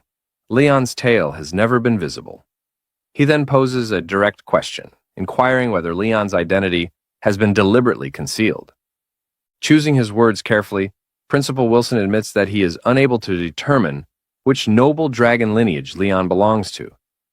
However, if it is convenient, he asks if Leon would be willing to disclose the truth. Before Leon can respond, Rosweiss intervenes once more. She asserts that her husband is not of noble dragon descent, but merely an ordinary member of the dragon clan. Maintaining a light-hearted demeanor, Leon chuckles and casually states that he is just a commoner. Principal Wilson, however, finds this claim intriguing. Laughing, he remarks that it is quite a miracle for such an extraordinary child to be born from an ordinary couple. In short, he expresses that St. Heath's College welcomes talented children like Noah as they contribute to the institution's growth and prestige. His expression turning more deliberate, he then subtly implies another suggestion. Leon and Rosweiss, understanding his underlying message, exchange glances. It becomes clear that he is encouraging them to have more children, emphasizing that the more they produce, the better. Finally, Principal Wilson expresses confidence that upon graduation, Noah will undoubtedly lead the Dragon Clan to great victories against the Dragon Slaves. Leon, amused, dismisses the remark internally, offering his thanks in silence. Meanwhile, the Red Flame Dragon, having observed the entire exchange, scoffs. Turning to his colleague, he mutters that it is time for them to leave. Now at the college gate, as Rosweiss and Leon walked down the stairs while talking, Lord Duke Lear suddenly appeared, interrupting them by calling out for the Silver Dragon Queen to wait. Rosweiss questioned whether he had something else to say, pointing out that the college had already given its verdict on the matter and asking if he had not just agreed to it. In response, Lord Duke Lear urged her not to be so tense, explaining that his earlier words were merely a formality to save face for the college. Turning his attention to Leon, he declared that since they were now outside the academy, the matter had to be settled according to the customs of their dragon clan. Without hesitation, he provoked Leon, announcing that he was challenging her husband to a duel immediately. Upon hearing this, Rosweiss considered the implications, realizing that if they refused, the Silver Dragons would undoubtedly be slandered as weak and afraid of fighting. Smirking, Lord Duke Lear questioned whether Leon would back down. Leaning toward Leon, Rosweiss whispered, asking if he wanted to accept the challenge and whether he was feeling well. Grinning with excitement, Leon replied that since Lord Duke Lear had approached him for a fight, he had no choice but to accept. Rosweiss permitted him to proceed, but reminded him not to beat Lord Duke Lear to death, to which Leon nodded in affirmation. Meanwhile, inside the college, students rushed outside as Noah overheard some children excitedly discussing the situation. They eagerly mentioned that they had heard the dragons were fighting at the gate and urged each other to go watch. As Noah listened, she speculated whether her father could be involved. As the children moved toward the scene, they whispered among themselves, wondering who was fighting whom. Observing Leon, Lord Duke Lear thought to himself that the man appeared so frail he did not even dare to reveal his tail. Convinced that there was nothing to fear aside from his tough talk, he smirked, determined to avenge his son, who had lost a fight earlier that day. He was resolved to beat Leon to a pulp and help his son regain his confidence. Taunting Leon, Lord Duke Lear asserted that the Red Flame Dragon Clan never bullied others, and as long as Leon could survive 3 rounds, he would concede defeat. Unimpressed, Leon dismissed his words, clearing his ears as if discarding his opponent's nonsense. Without hesitation, he urged Lord Duke Lear to begin. Agitated by Leon's dismissive attitude, Lord Duke Lear accused him of underestimating the Red Dragon clan before furiously dashing toward him, launching a blazing fist in his direction. However, Leon effortlessly deflected the attack, reaffirming his earlier suspicion that this opponent was far weaker than the dragons he had encountered on the battlefield. With a casual remark, Leon reminded Lord Duke Lear that only 2 rounds remained. Irritated, Lord Duke Lear retorted that Leon was simply good at dodging before punching the ground in an attempt to create a distraction. Declaring him a coward, he quickly followed up with a breath attack, launching a fireball toward Leon. However, Leon easily evaded the attack, swiftly appearing before Lord Duke Lear. Without giving him a chance to react, Leon announced that it was now his turn, delivering a powerful kick that threw Lord Duke Lear off balance and sent him crashing to the ground. As Lord Duke Lear attempted to counterattack, he barely had time to react before noticing Leon's fist heading straight for him. Before he could dodge, he was sent flying into a nearby building wall. Leon scoffed, remarking that an opponent like Lord Duke Lear didn't even warrant the use of magic. The Red Dragon clan members screamed in alarm, rushing to aid their fallen companion. Turning to the remaining Red Dragon nobles, Leon inquired whether they wished to challenge him as well. Trembling, they hurriedly refused, instead choosing to tend to Lord Duke Lear. Wasting no time, Leon instructed them to take him away quickly, and to warn his son to stop bothering his daughter in the future. Frightened, the nobles hastily affirmed his words before retreating with Lord Duke Lear. With the matter settled, Leon turned to Rosweiss, suggesting that they should return. However, before he could take another step, he suddenly found himself face to face with Noah. She directed a questioning gaze at him, while Leon, surprised by her presence, asked when she had arrived. Casually, Noah responded that she had simply been passing by when she noticed a fight taking place. Without further explanation, she handed a small box to Rosweiss. Curious, Leon asked about its contents as Rosweiss opened it, revealing some homemade cookies. Noah explained that these were cookies she had learned to make in her cooking class, though they had only won 2nd place. She speculated that the taste might not be very good, encouraging them to try them out. Eager to support her daughter, Rosweiss immediately reassured her, insisting that they couldn't possibly be anything less than delicious. She then handed a cookie to Leon, urging him to try it as well. Taking a bite, Leon confidently declared that cookies made by his daughter couldn't be anything but delicious. Encouraging her, he assured Noah that she would surely win 1st place next time. Hearing this, Noah suddenly remarked that Leon had looked very handsome just moments ago. Her words caught Leon off guard, making his heart skip a beat. He was deeply touched, realizing that Noah had directly praised him, something that delighted him immensely. At that moment, he felt their bond grow even closer. Shaking off his emotions, he laughed, playfully boasting about how awesome her father was. Placing a hand on her head, he told her that if she ever wanted to learn any fighting techniques, she only needed to ask him. However, as he continued patting Noah's head, he suddenly noticed Rosweiss glaring at him with piercing intensity. Now, after that, inside the castle, Leon had been quietly reading a book when a sudden knock at the door startled him. He flinched slightly and looked up just in time to see Rosweiss entering the room with a first aid box in hand. Curious, Leon asked why she had come. Rosweiss didn't respond and simply sat beside him. Leon grew uneasy, wondering why she had chosen to sit so close, and whether she had something new planned. Without any warning, Rosweiss asked for his hand. Leon looked confused and asked what she meant. Rosweiss questioned whether his hand wasn't injured. Reluctantly, Leon raised his hand and pointed out a slight wound, saying she must be referring to that one. He brushed it off, saying it was a minor injury and would heal in 2 days. Rosweiss didn't seem convinced. She told him to stop downplaying it and asked him to give her his hand, honestly. She gently took his hand in hers, and Leon let out a small groan from the pain. Rosweiss carefully began treating the wound, reminding him not to move and assuring him it would be over soon.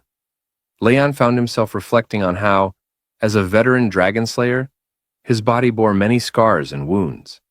This was the first time someone had cared enough to tend to his injuries with such tenderness. As he looked at Rosweiss, he noticed how soft and warm her palms felt, and how the tips of her fingers were slightly cool wherever she touched him. Quickly, Leon turned his face away, unsure why he was even thinking about these things. Rosweiss then softly thanked him for what he had done that day. Leon looked puzzled and asked what she was thanking him for. Rosweiss explained that earlier, when Lal's father had been acting aggressively, Leon had stood up and defended Noah without hesitation. Leon simply replied that he had done what was necessary. He would have done it even if they weren't close. In the eyes of others, she was still his wife, and he felt a duty to protect her. He awkwardly added that it was all for Noah. Rosweiss let out a short sigh and said she had expected him to be stubborn about it. She then mentioned that her sister had written a letter inviting their whole family to come visit. She asked if he'd like to go and see her. Leon hesitated and questioned where her sister lived, clearly not sounding interested in the idea. But Rosweiss reminded him that they still hadn't resolved everything. This made Leon nervous, and he quickly agreed, asking why they shouldn't just go.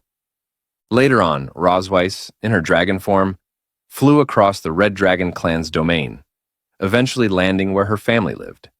Leon got down with Muan and Noah. He nudged Muan awake just as Aisha came running over. She hugged Rosweiss, smiling as she commented on how impressive her dragon form still looked. After Rosweiss transformed back, Isha clung to her and complimented how good she looked, even after returning to her human form. Rosweiss chuckled and said the transformation was still a bit itchy. She then said it was time for formal introductions, since Isha hadn't properly met her family yet. Pointing to Leon, she introduced him as Leon Kusmodi. Rosweiss introduced him as her husband. Isha greeted him warmly and said she was glad to finally see him awake. Rosweiss then introduced her daughters, Muan and Noah. Isha looked at the children, guessing that the one standing in front was Muan and the one behind was Noah. Muan confirmed her guess, saying her aunt had gotten it right. Isha said Rosweiss had described them exactly that way in her letter. She bent down to Noah, asking if she wanted a hug too. After a short moment of hesitation, Noah nodded.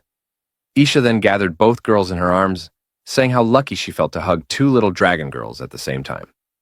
Turning to Leon, Aisha mentioned that Rosweiss had told her how carefully he looked after the children. She thanked him for all the effort, calling him brother-in-law. Leon smiled and said it was nothing.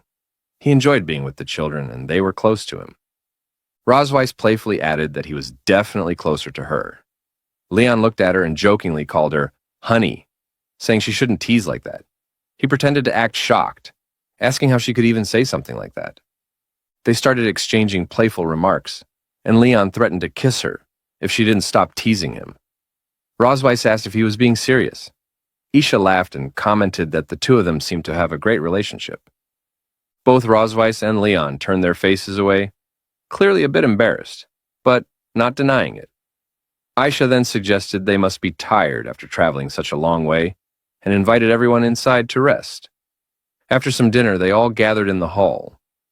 Isha brought out an old photo album and asked if anyone wanted to see pictures of their mother from her childhood. Muan jumped up excitedly and claimed the seat beside her aunt. Seeing this, Rosweiss flinched. She quickly got up and ran to Aisha, questioning why she still kept those old photos. Rosweiss tried to grab the album away, insisting it should be handed over. Isha teased that Rosweiss must be shy about them. She made eye contact with Leon and, with a smirk, tossed the album to him. Leon caught it easily as Rosweiss stood there, embarrassed. He grinned, thinking there was nothing more amusing than seeing someone's childhood photos. He told himself he had to take a look at her past, even if just for fun. As he opened the album, a bright smile spread across his face. As he looked at the first picture, choking him out. As Leon remarked to Rosweiss that he hadn't expected her to have this side to her, Rosweiss, startled by the comment, glanced over at him, unsure of what he meant.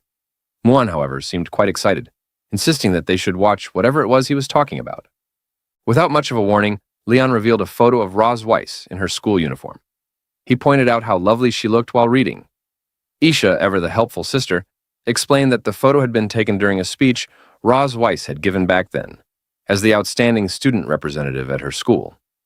Leon chuckled at the image, shaking his head in disbelief, and jokingly asked how someone who had once looked so sweet and warm had turned into someone so cold. Rosweiss pressed her foot down on his in a not-so-subtle attempt to make him cry out, which he barely managed to suppress. Leaning in closer, Ross Weiss whispered that he shouldn't act so surprised. He might be the next one she chose to tease, scaring off Leon. Meanwhile, Aisha told them that there were still many more childhood photos of Ross Weiss left to go through. She then called out to Noah and Muan, inviting them to look at the photos of their mother when she was just a child. As the two kids turned the page together, Noah pointed out how Ross Weiss had looked so soft and fair when she was younger. Muan eagerly chimed in, saying she wanted to touch her mother, captivated by how small and adorable she looked in the pictures. Muan suddenly declared that the mother in that photo was beautiful, causing Leon to lean in quickly, asking to let him see the photo too. Isha smiled as she explained that it had been taken on the day Roz Weiss had inherited the title of the Silver Dragon Queen. Leon chuckled and teased Roz Weiss, saying she looked quite handsome in the image, while Noah pointed to the final page of the album, noting that they had reached the end. But Muan, still interested, expressed disappointment that there were no more photos left and said she wished there were more to see. Before anyone could close the album, Roz Weiss reached for it, saying that since they had finished looking, it would be best to put it away and keep it stored safely. However, Isha stopped her and pulled out one last item, a crystal-like object. Holding it up, she asked Ross Weiss if she remembered what it was. Ross Weiss's expression shifted immediately to one of worry, her voice rising as she called out to her sister, asking her not to show it. Leon, however, had already straightened up with interest. He recognized the object right away, calling it a photo stone. Isha nodded and said it could reveal a moving image, which caught the kids' attention. Muan and Noah immediately perked up, their eyes gleaming with curiosity. They both excitedly insisted that they wanted to see the video. Roz Weiss, clearly panicked, turned to Aisha with pleading eyes. She begged her sister not to show it, calling in the favor of being her biological sibling. But Leon wasn't backing down either. He joined the plea, calling upon his status as her brother-in-law and insisting they deserved to see it, while he inwardly thought that Ross Weiss must be hiding something shameful inside that video. Aisha, amused by both their reactions, decided to settle the situation with a compromise.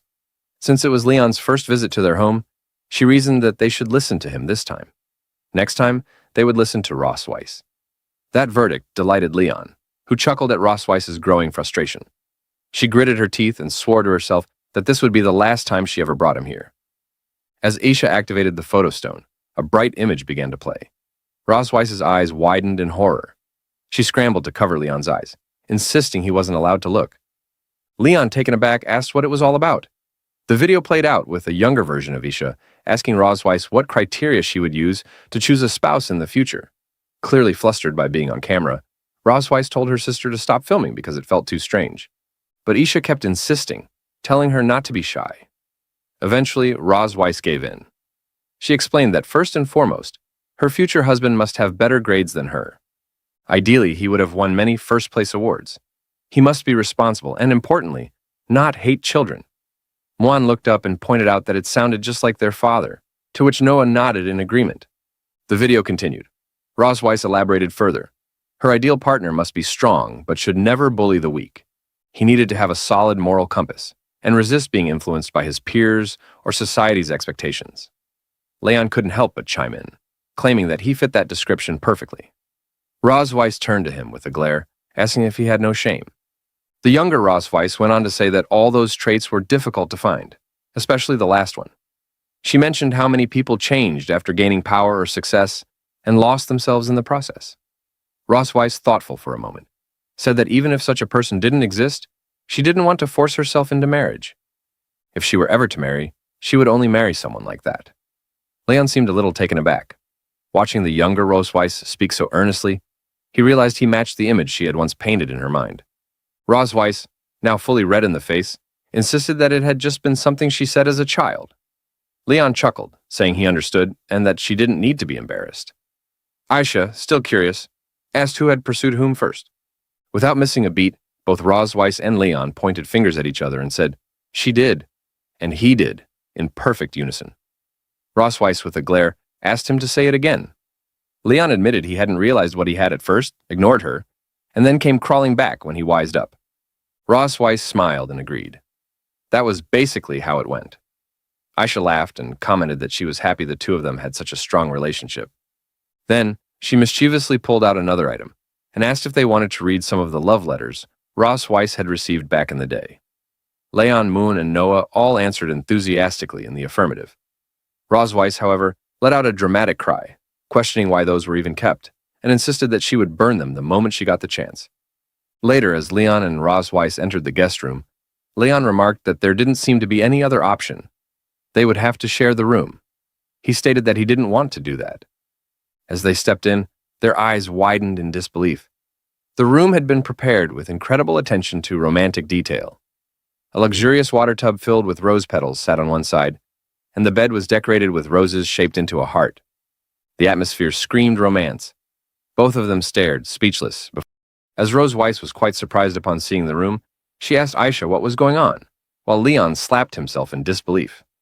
Aisha winked at Rosweiss, saying she had specifically prepared a guest room for them, and mentioned they would stay there for the next 2 days. Rosweiss, clearly embarrassed, asked if there were any other rooms, but Aisha hushed her, asking why couples acted so shy. Leon, watching everything unfold, thought he was terrified, since the dragoness's sister clearly could not be underestimated. Her intent seemed to be to lock up the 2 extinct species, let them go into heat, breed offspring, and complete the task of revitalizing the species. As Leon turned his face, wishing to escape from the fear bubbling inside him, Isha grabbed his shoulder with a firm grip, her sharp glare landing directly on him, and asked where he was planning to go.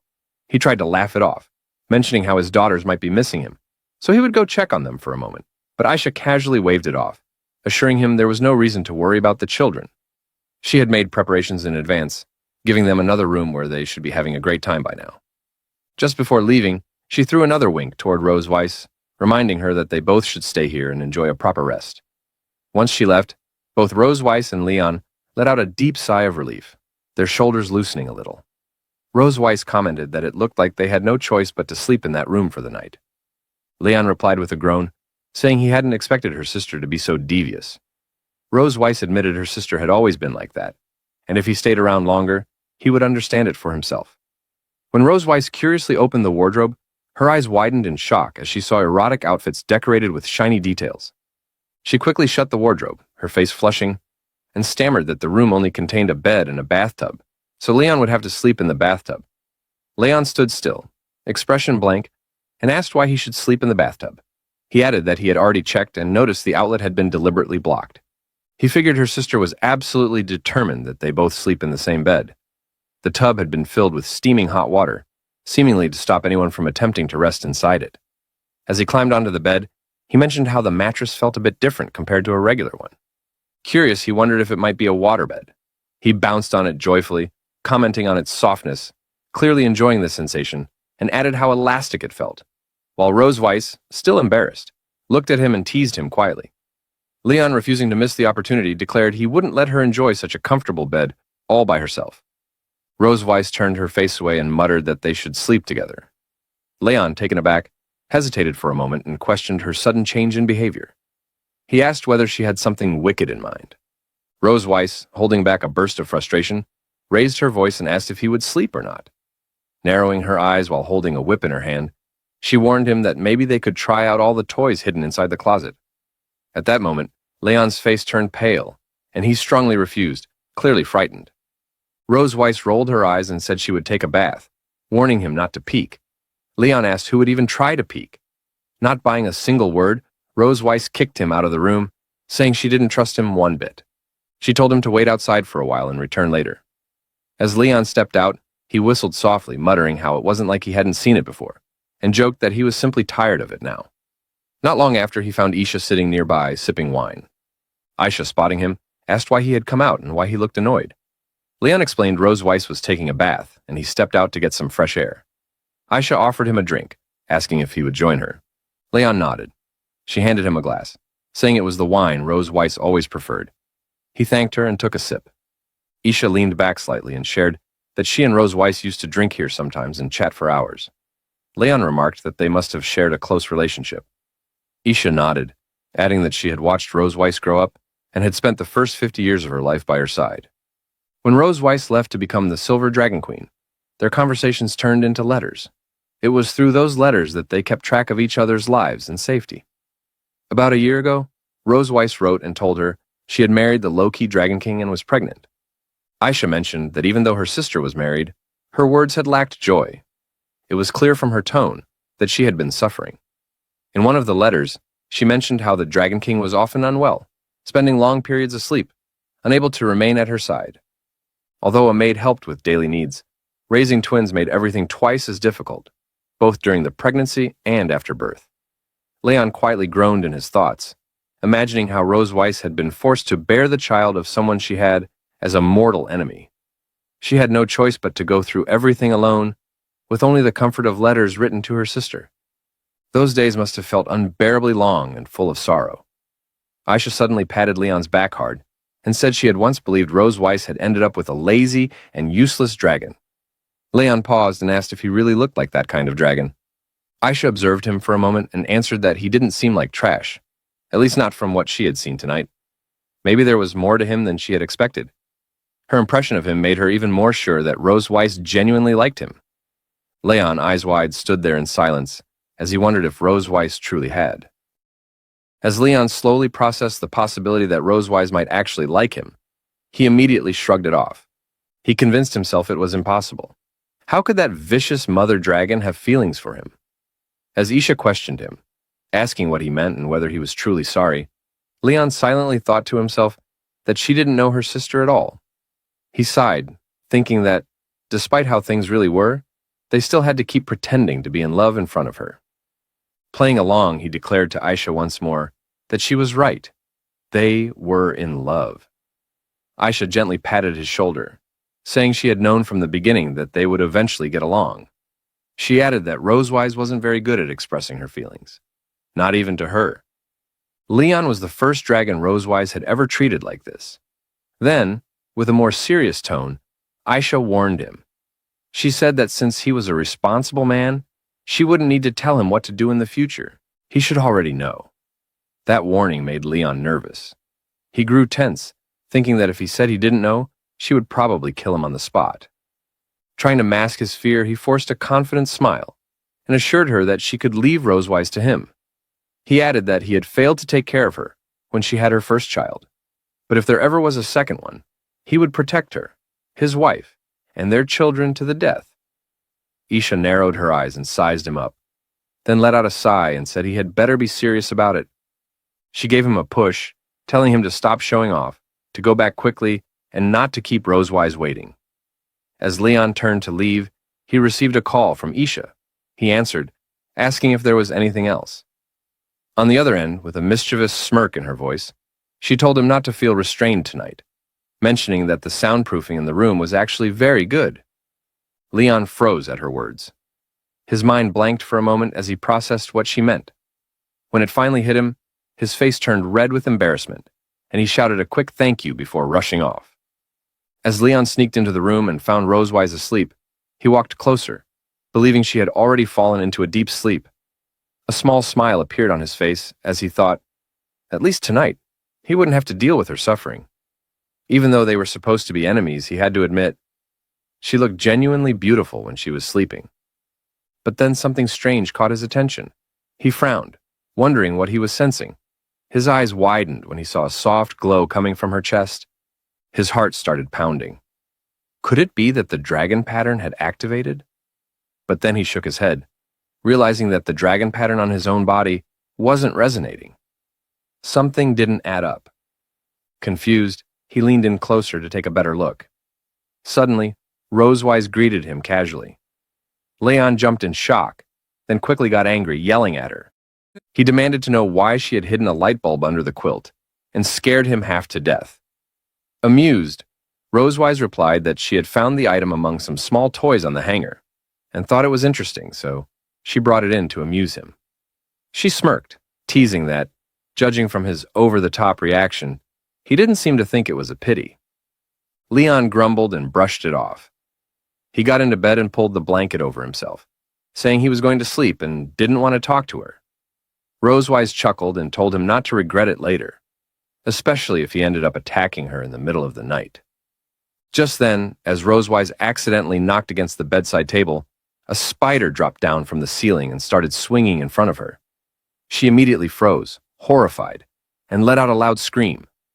Startled by the sound, Leon sat up and asked what had happened. But before he could finish speaking, Rose Weiss dashed toward him, hugging him tightly and crouching down in fear. She trembled, muttering that there was a spider.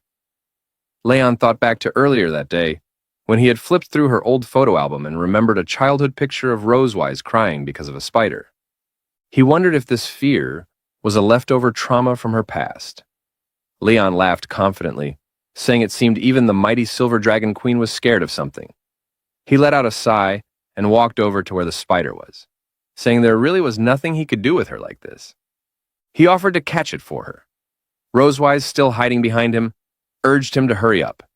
As he reached for the spider, he suddenly felt something strange.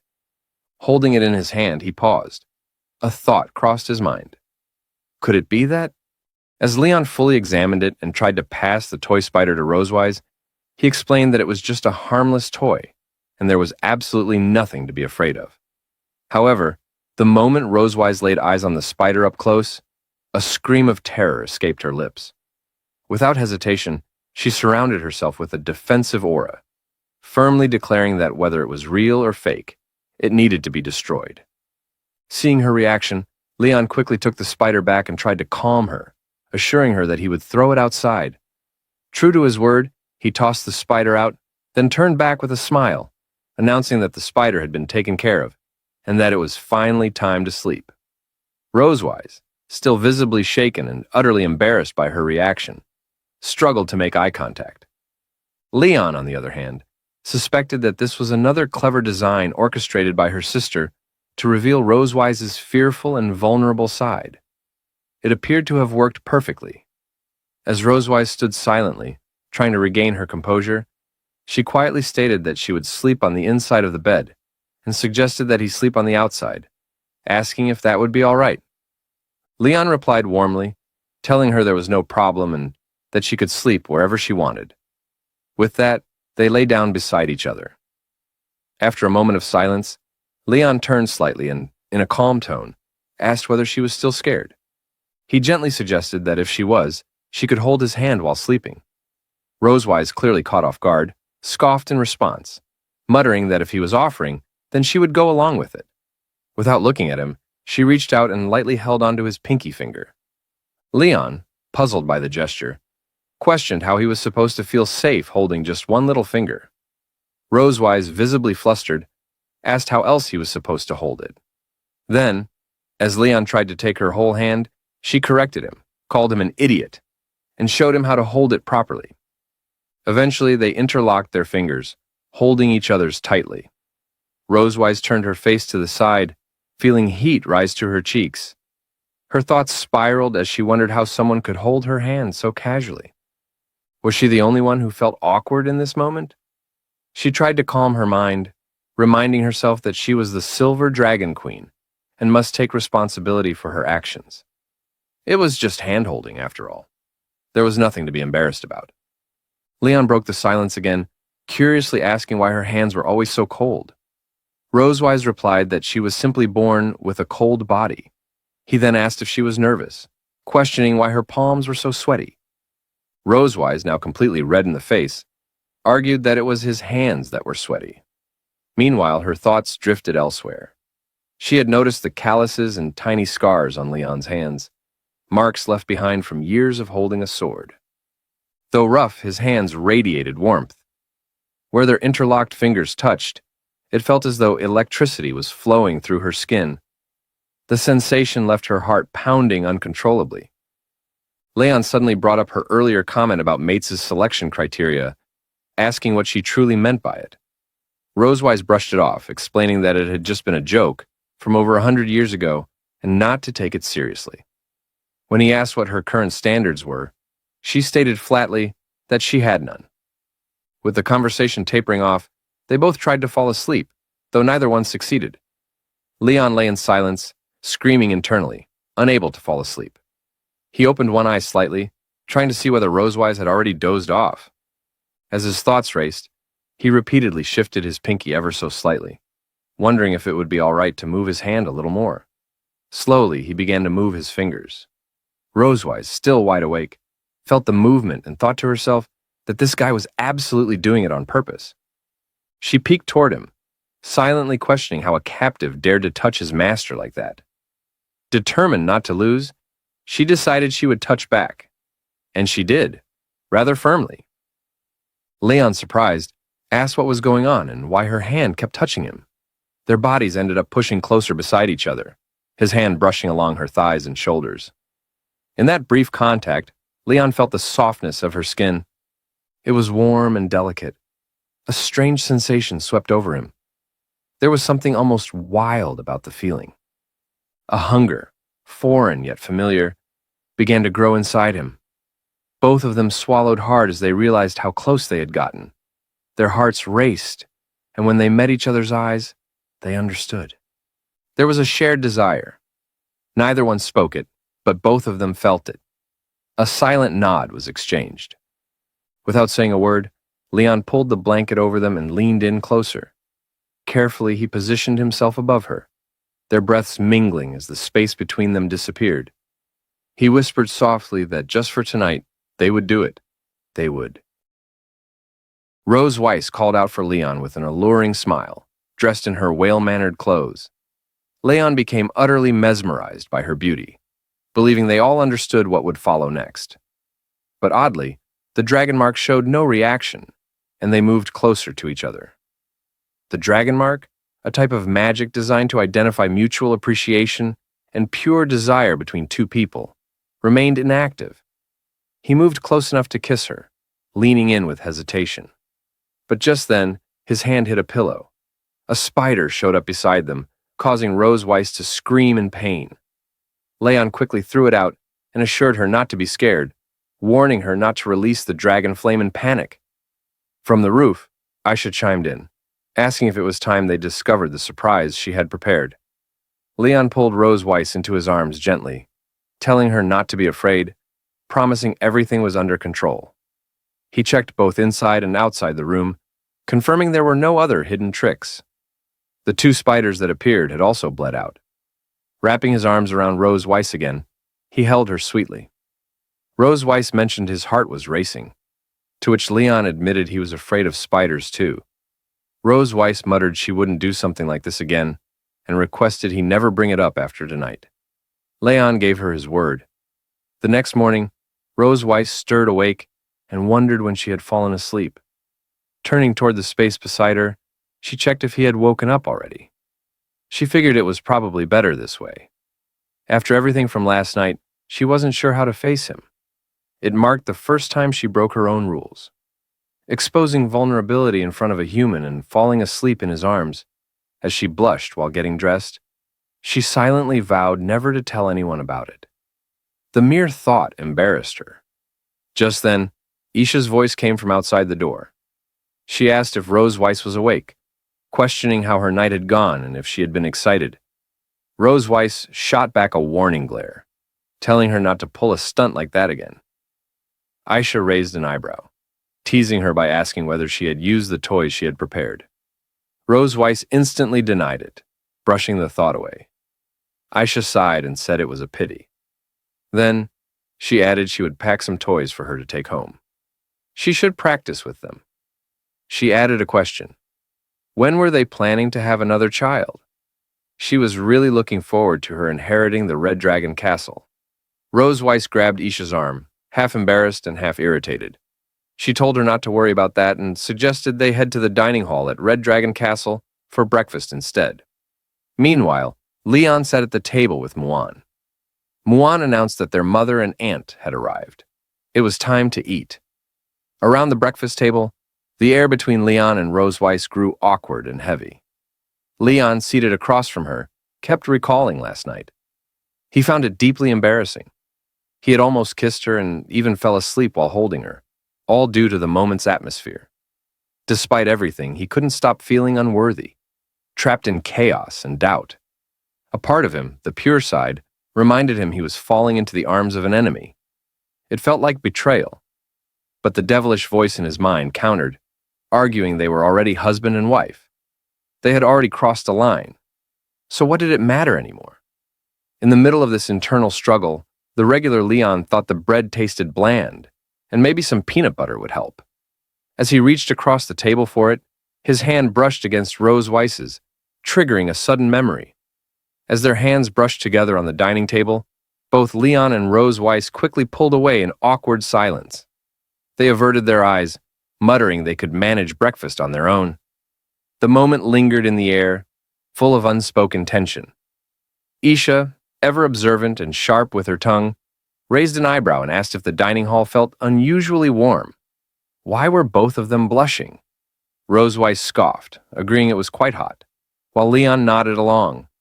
Adding a stiff, "That's right," Isha leaned closer, mischief in her eyes. She asked whether they wanted to return to their room for a shower. In sync, Rose Weiss and Leon raised their voices in protest, denying any such need. Isha chuckled and leaned back, stating that no matter how many times she teased them, their reactions never failed to amuse her. Turning her attention elsewhere, Isha called out to Little Rose, asking if she had some friction with the Duke of the Red Flame Dragon clan a few days ago. Rose Weiss answered instead, explaining that his son had led a group to bully Noi, but ended up getting beaten. When the Duke tried to stir up more trouble, Leon stepped in and knocked him down. Leon let out a hearty laugh, remembering how that person had collapsed from just a single punch. Aisha smiled and patted Noi's head, stating how amazing their little Noi had become. However, Isha's tone grew serious as she mentioned the Duke's return. After his humiliation, he had stormed back to find their leader, Constantine, and stirred up a fuss over the matter. Rose Weiss muttered what a pathetic man he was, while Leon reflected silently. He recalled how, in Dragon Clan history, that same Duke had once been recognized as a heroic figure who helped expand their territory. Isha pointed out his recent activity, always seeking chances to extend his domain. She warned they might use this incident as an excuse to cause more trouble. Rose Weiss shrugged off the threat with confidence.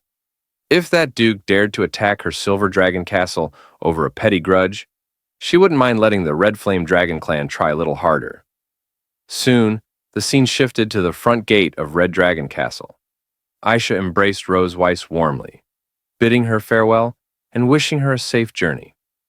Rose Weiss assured her they would come back to visit soon.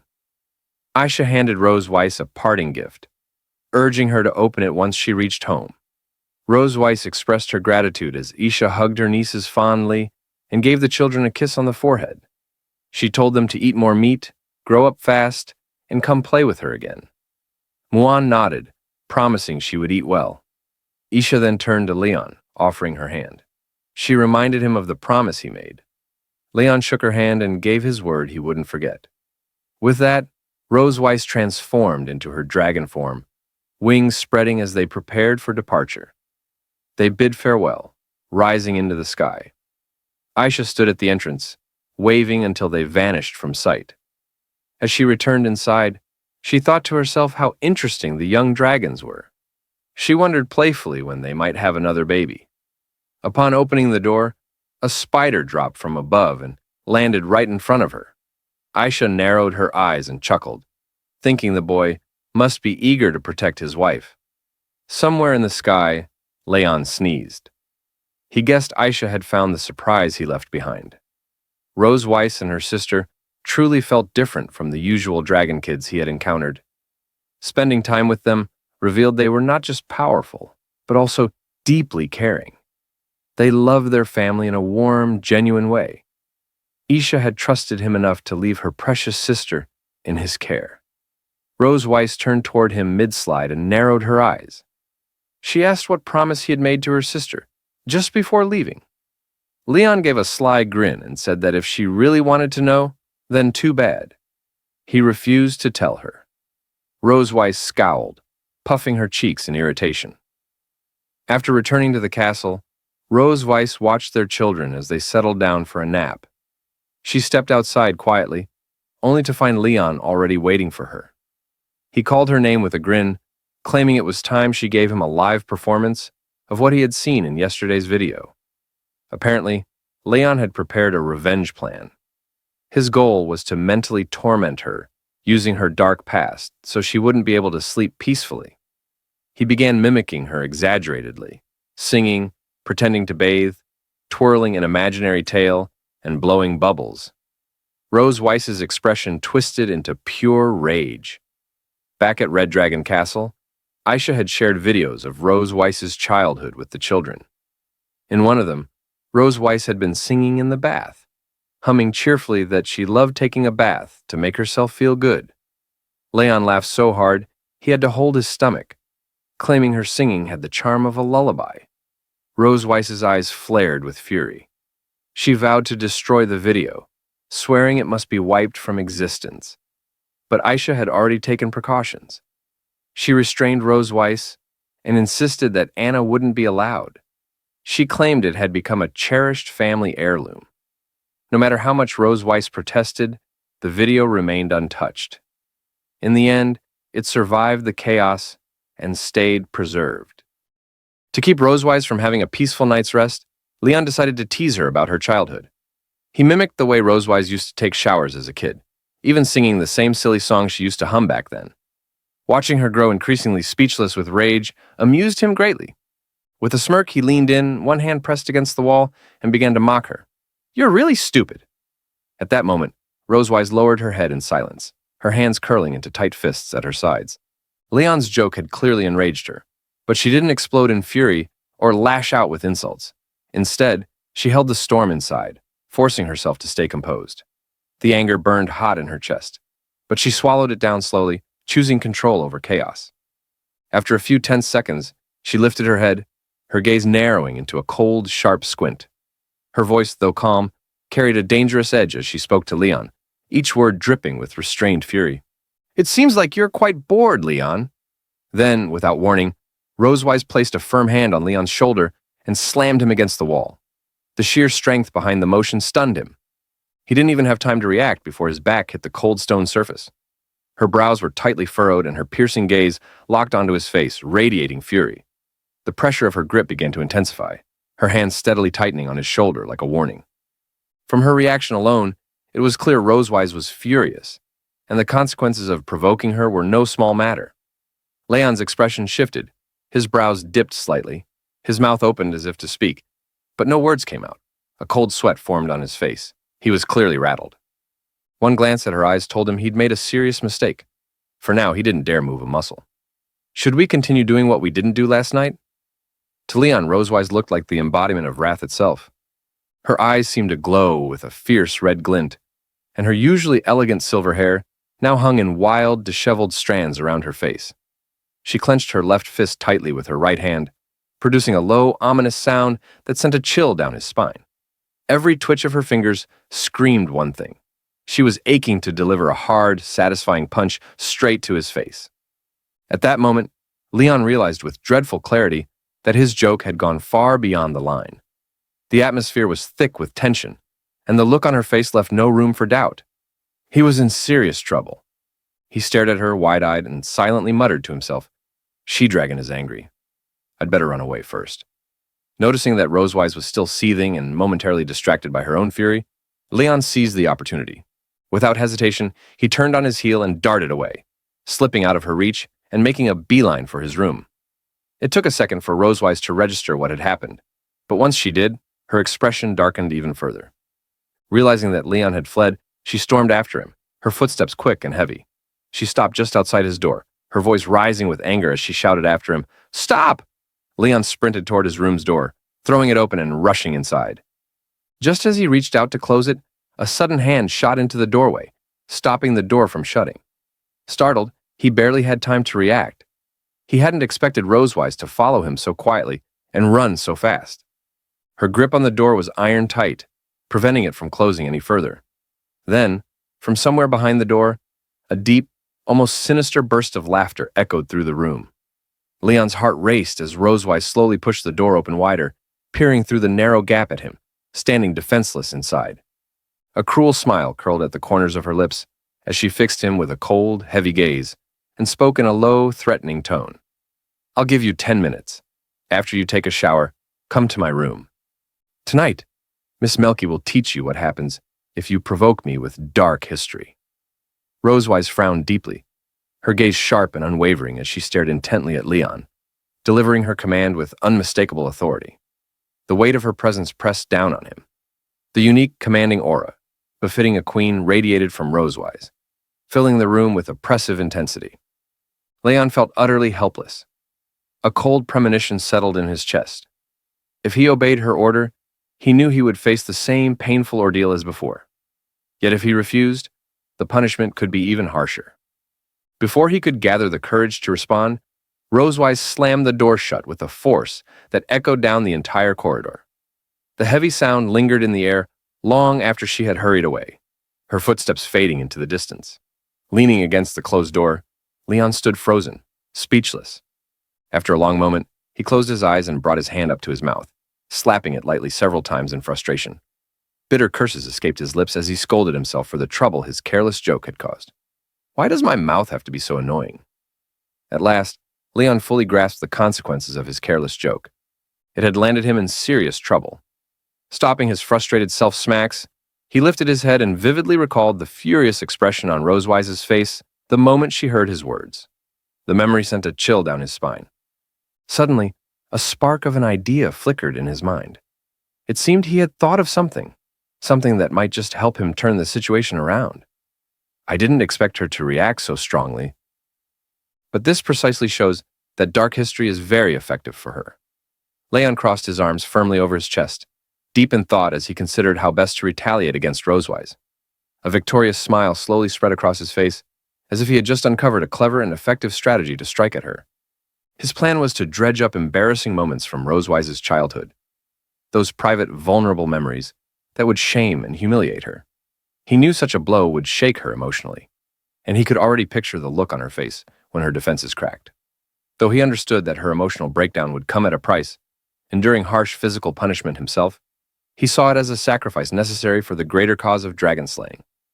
In his mind's eye, Leon imagined a dramatic scene, standing atop a cliff, waves crashing fiercely against jagged rocks below.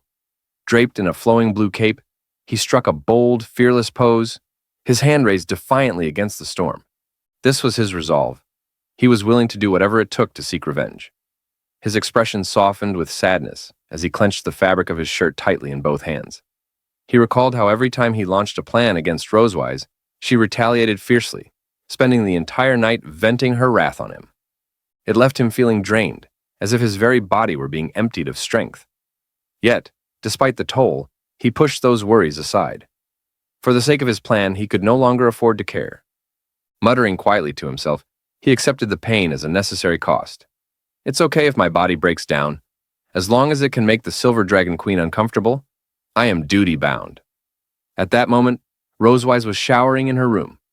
Behind the translucent curtain, her slender legs were faintly visible, gently tapping the tiled floor in a relaxed rhythm. The warm water cascaded slowly over her thighs, sending a comforting mist through the bathroom. Her head and body were lathered with fragrant shower gel, bubbles dancing and swirling across her skin like tiny clouds. After covering herself in soft foam, she switched the shower head to rinse away the suds. She tilted her head back, welcoming the soothing warmth as it streamed over her hair and shoulders. A soft smile curved her lips as she raised her hands to wash her hair, humming a gentle tune that floated lightly through the steamy air. The anger that had once burned in her eyes seemed to have melted away, replaced by a quiet calm, and even a subtle anticipation for Leon's arrival. Throughout the castle, most rooms had already fallen into darkness for the night. Only Leon's and Rosewise's chambers remained lit, glowing softly in the silence. Yet Leon, still proud and confident in his clever revenge plan, had no idea what awaited him next. Long after finishing his shower, he stepped into Rosewise's room, confidence still high. But as the minutes ticked by, 10, then more, he saw no sign of her being emotionally shaken or embarrassed by his prank. Instead, the sharp crack of a whip sliced through the air, echoing ominously throughout the room. The harsh sound was unmistakable. Rosewise was punishing him again. Leon's heart sank. He couldn't endure this kind of treatment any longer.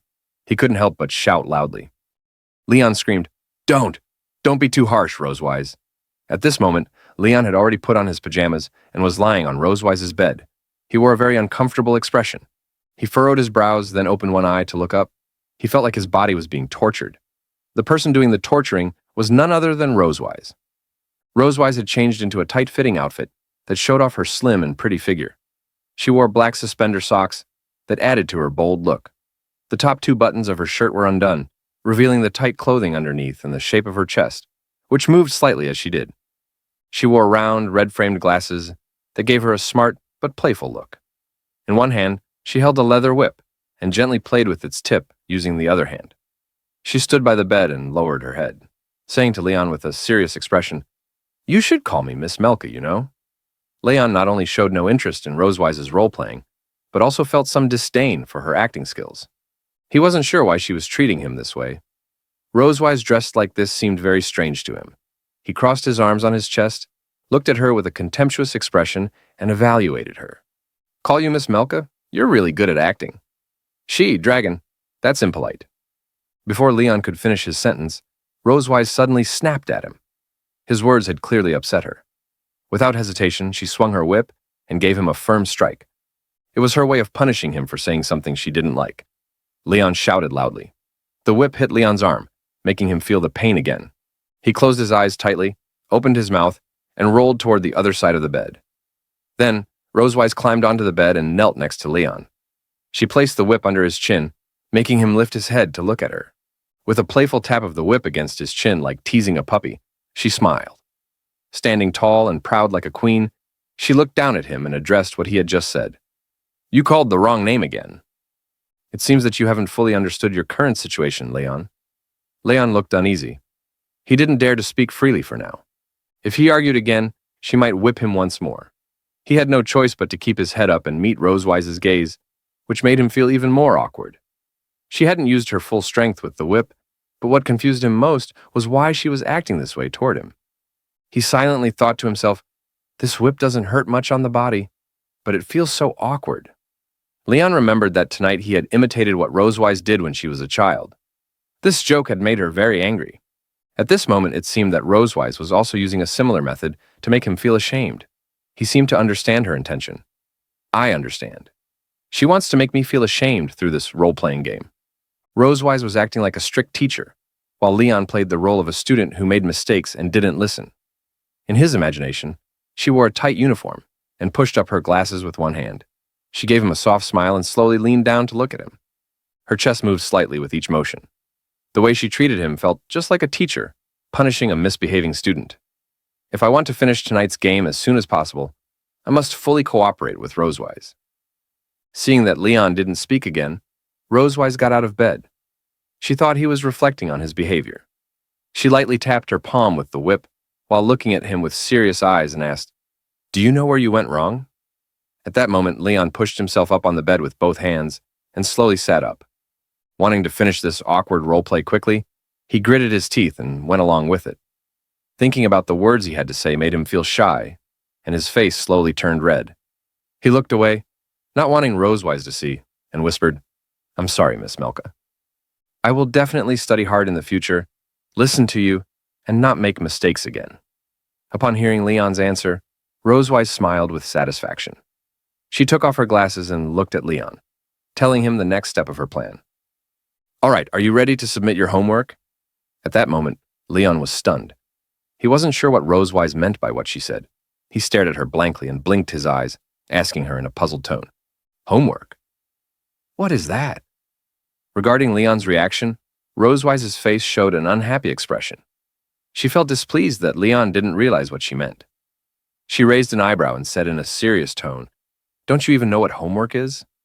Do you still dare to say that you want to study hard?" Leon really didn't know what Rosewise meant by homework. He felt a bit embarrassed by her unclear demands. He asked her to explain it to him. "Could you please say it again, Miss Melchiv? I will listen carefully." Upon hearing Leon's sincere question, Rosewise did not refuse. She commended his studious attitude. She placed her glasses and whip on the cabinet and said to him, "Okay, after all, I'm also very reasonable." Then Rosewise sat on Leon's waist, her long, shapely thighs brushing slowly and teasingly against him. She looked down at Leon lying beneath her and gently placed her hand on his chest, as if inviting him closer. With a playful smile, she grew more excited, ready for what was coming next. Then she revealed the specific details of the homework to Leon. "Today's homework is to make my dragon mark light up." When Leon heard Rosewise's words, he was surprised. He hadn't expected that the homework she gave him would be something like this. Rosewise leaned down and pressed her body close against Leon's. She gently ran her fingers around his bare chest, teasing him softly. Then, moving closer, She looked at him with a playful but serious expression and warned him, "If you can't do it, you will face even harsher punishment." Leon looked nervously at Rosewise, but he didn't feel scared. He gathered his courage and accepted the challenge of this homework. Who said I couldn't do it? Leon raised his hand and gently touched Rosewise's thin, soft waist. He started in a familiar spot, then slowly moved his hand up along her waist, exploring other parts of her body. As he touched her more and more, Leon felt his own body growing hotter. He breathed in sharply, his face flushing bright red. He knew Rosewise's body very well. After all, during the past few nights when she had let out her emotions, he had slowly become familiar with every part of her. He thought confidently, "We have experienced countless nights." It seemed Leon had touched a very sensitive spot on Rosewise's body. Suddenly, her whole body trembled. She lifted her head and stretched her neck, closing her eyes tightly while blushing deeply. She tried hard to hold back her voice and not cry out. Rosewise felt a warm, pleasant sensation spreading through her. She wanted to push it away, but also wanted it more than anything. The feeling was so strong, she almost felt like fainting. She opened one eye and parted her lips slightly to catch her breath, then praised Leon's skill. "Leon, you've mastered the essentials so quickly." Rosewise couldn't hold back the comfortable feeling any longer. She looked up, her face flushed, and let out a soft, happy sigh. At that moment, she was enjoying Leon's touch like a soothing massage, a big smile spreading across her face. Then she gently took Leon's head and pressed it against her twin peaks, wanting to make the feeling even stronger. Her head started to feel dizzy, but she didn't want him to stop. She was lost in the moment, completely caught up in the pleasure, and couldn't pull away. Rosewise straddled Leon's body and gently twisted her waist. She thoroughly enjoyed his massage, feeling her body gradually relax and soften. A warm blush spread across her cheeks from his touch. Lifting her head, she let out a contented sigh and wrapped her arms tightly around Leon's head, deepening her sense of happiness. Leon gently embraced Rosewise's body and slowly guided her down onto the bed. The frequent contact with her soft form caused his own cheeks to flush even more, leaving him feeling shy and self-conscious.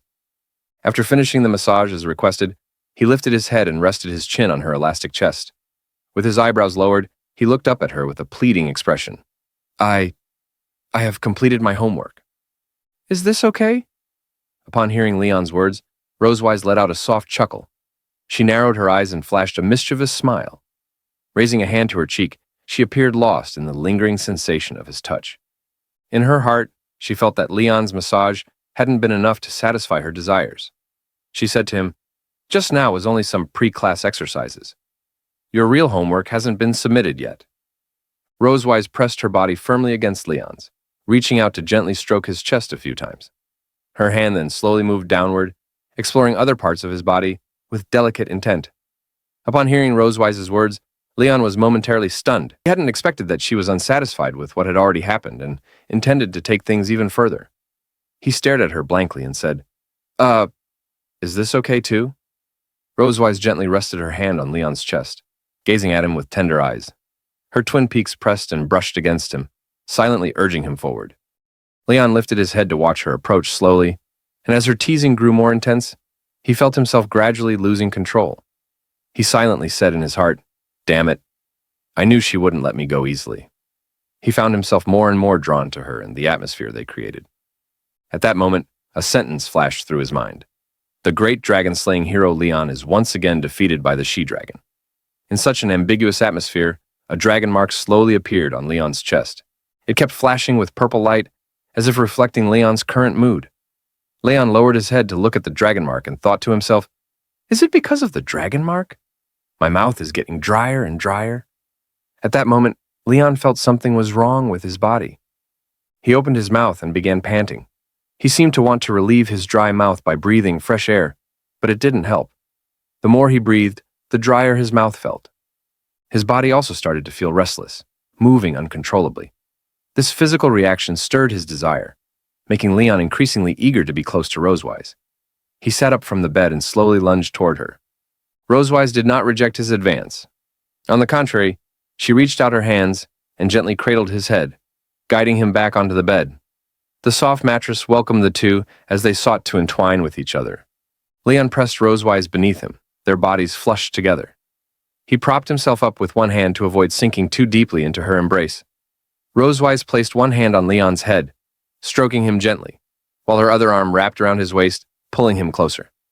Leon rested his head on Rosewise's neck and took a deep breath. Her scent sent waves of excitement through his body. He then gently kissed her neck and the surrounding skin. How could Rosewise resist such stimulation? The blush on her face deepened. She lifted her neck and let out a contented sigh. Leon, you're a bad boy, Miss Melchi. Isn't this what you wanted? Leon closed his eyes, reached out, and gently cupped Rosewise's head, deepening the intensity of his kisses. Rosewise could clearly hear the sound of his kisses in her ears, which made her body grow increasingly excited. She couldn't resist Leon's advances. It felt as if her body was slipping beyond her control. Closing her eyes, she surrendered to the wave of excitement spreading through her. She twisted her body slightly, feeling the rising heat between them. Her curves trembled gently with the movement. She urged Leon to quicken his pace, hoping to prolong the pleasurable sensation. That's right, hurry up. Leon didn't answer her. He pressed tightly against her body, reducing the distance between them to nothing. He tightly grasped her hand, interlacing his fingers with hers. Rosewise's body felt soft and comfortable, as if it were about to melt into the bed. She felt like she had entered heaven. She let out a moan of comfort. Ah! Their bodies overlapped, sharing each other's warmth and breath. After being carried by Rosewise for a while, Leon finally managed to rest. At that moment, his body felt utterly exhausted. He leaned back against the bed, closed his eyes, and let out a slow sigh. Silently, he stared at the ceiling, lost in thought. His clothes had been tossed onto the floor. Rosewise lay beside him with her eyes closed, resting. Having removed all her clothes as well, she simply covered herself with a blanket. Seeing that Rosewise was ready to rest, Leon picked up the pajamas that had fallen under the bed and put them on.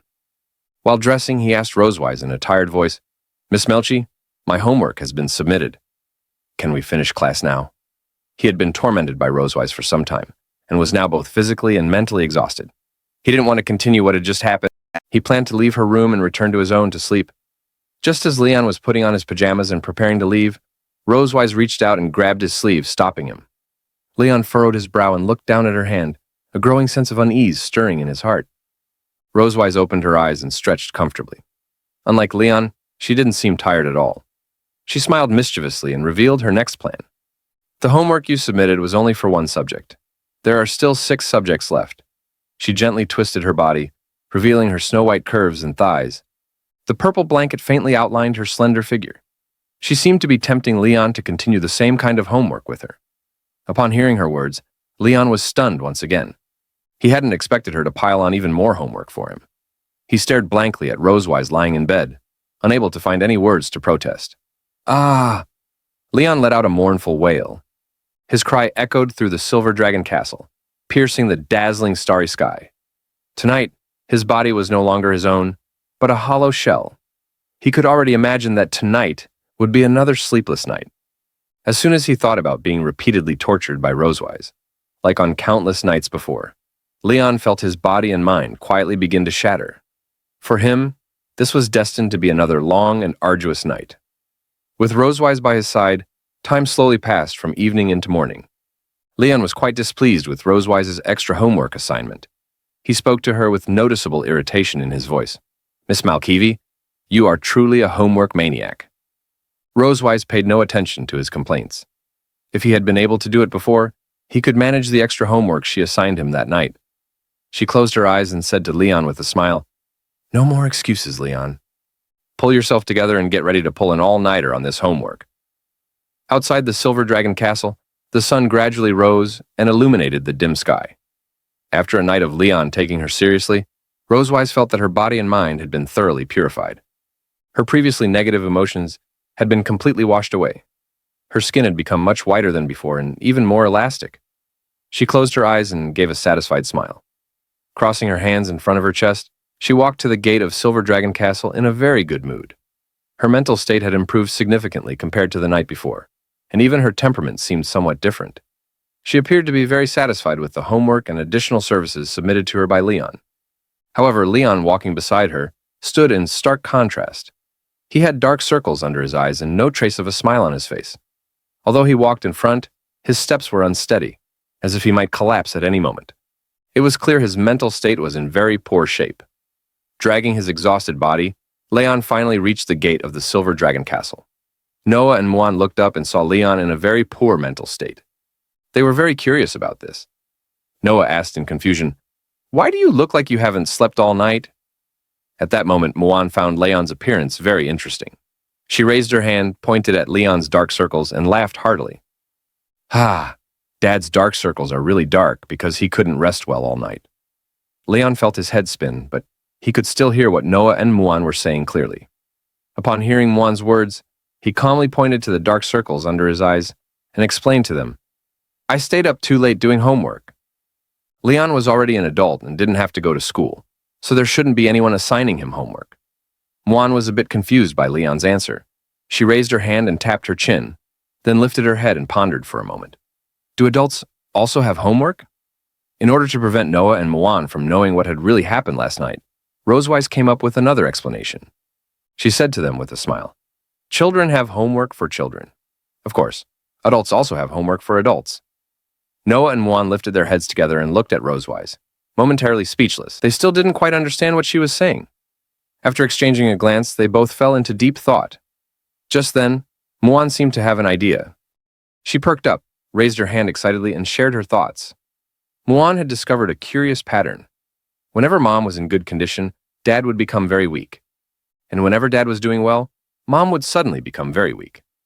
Am I right?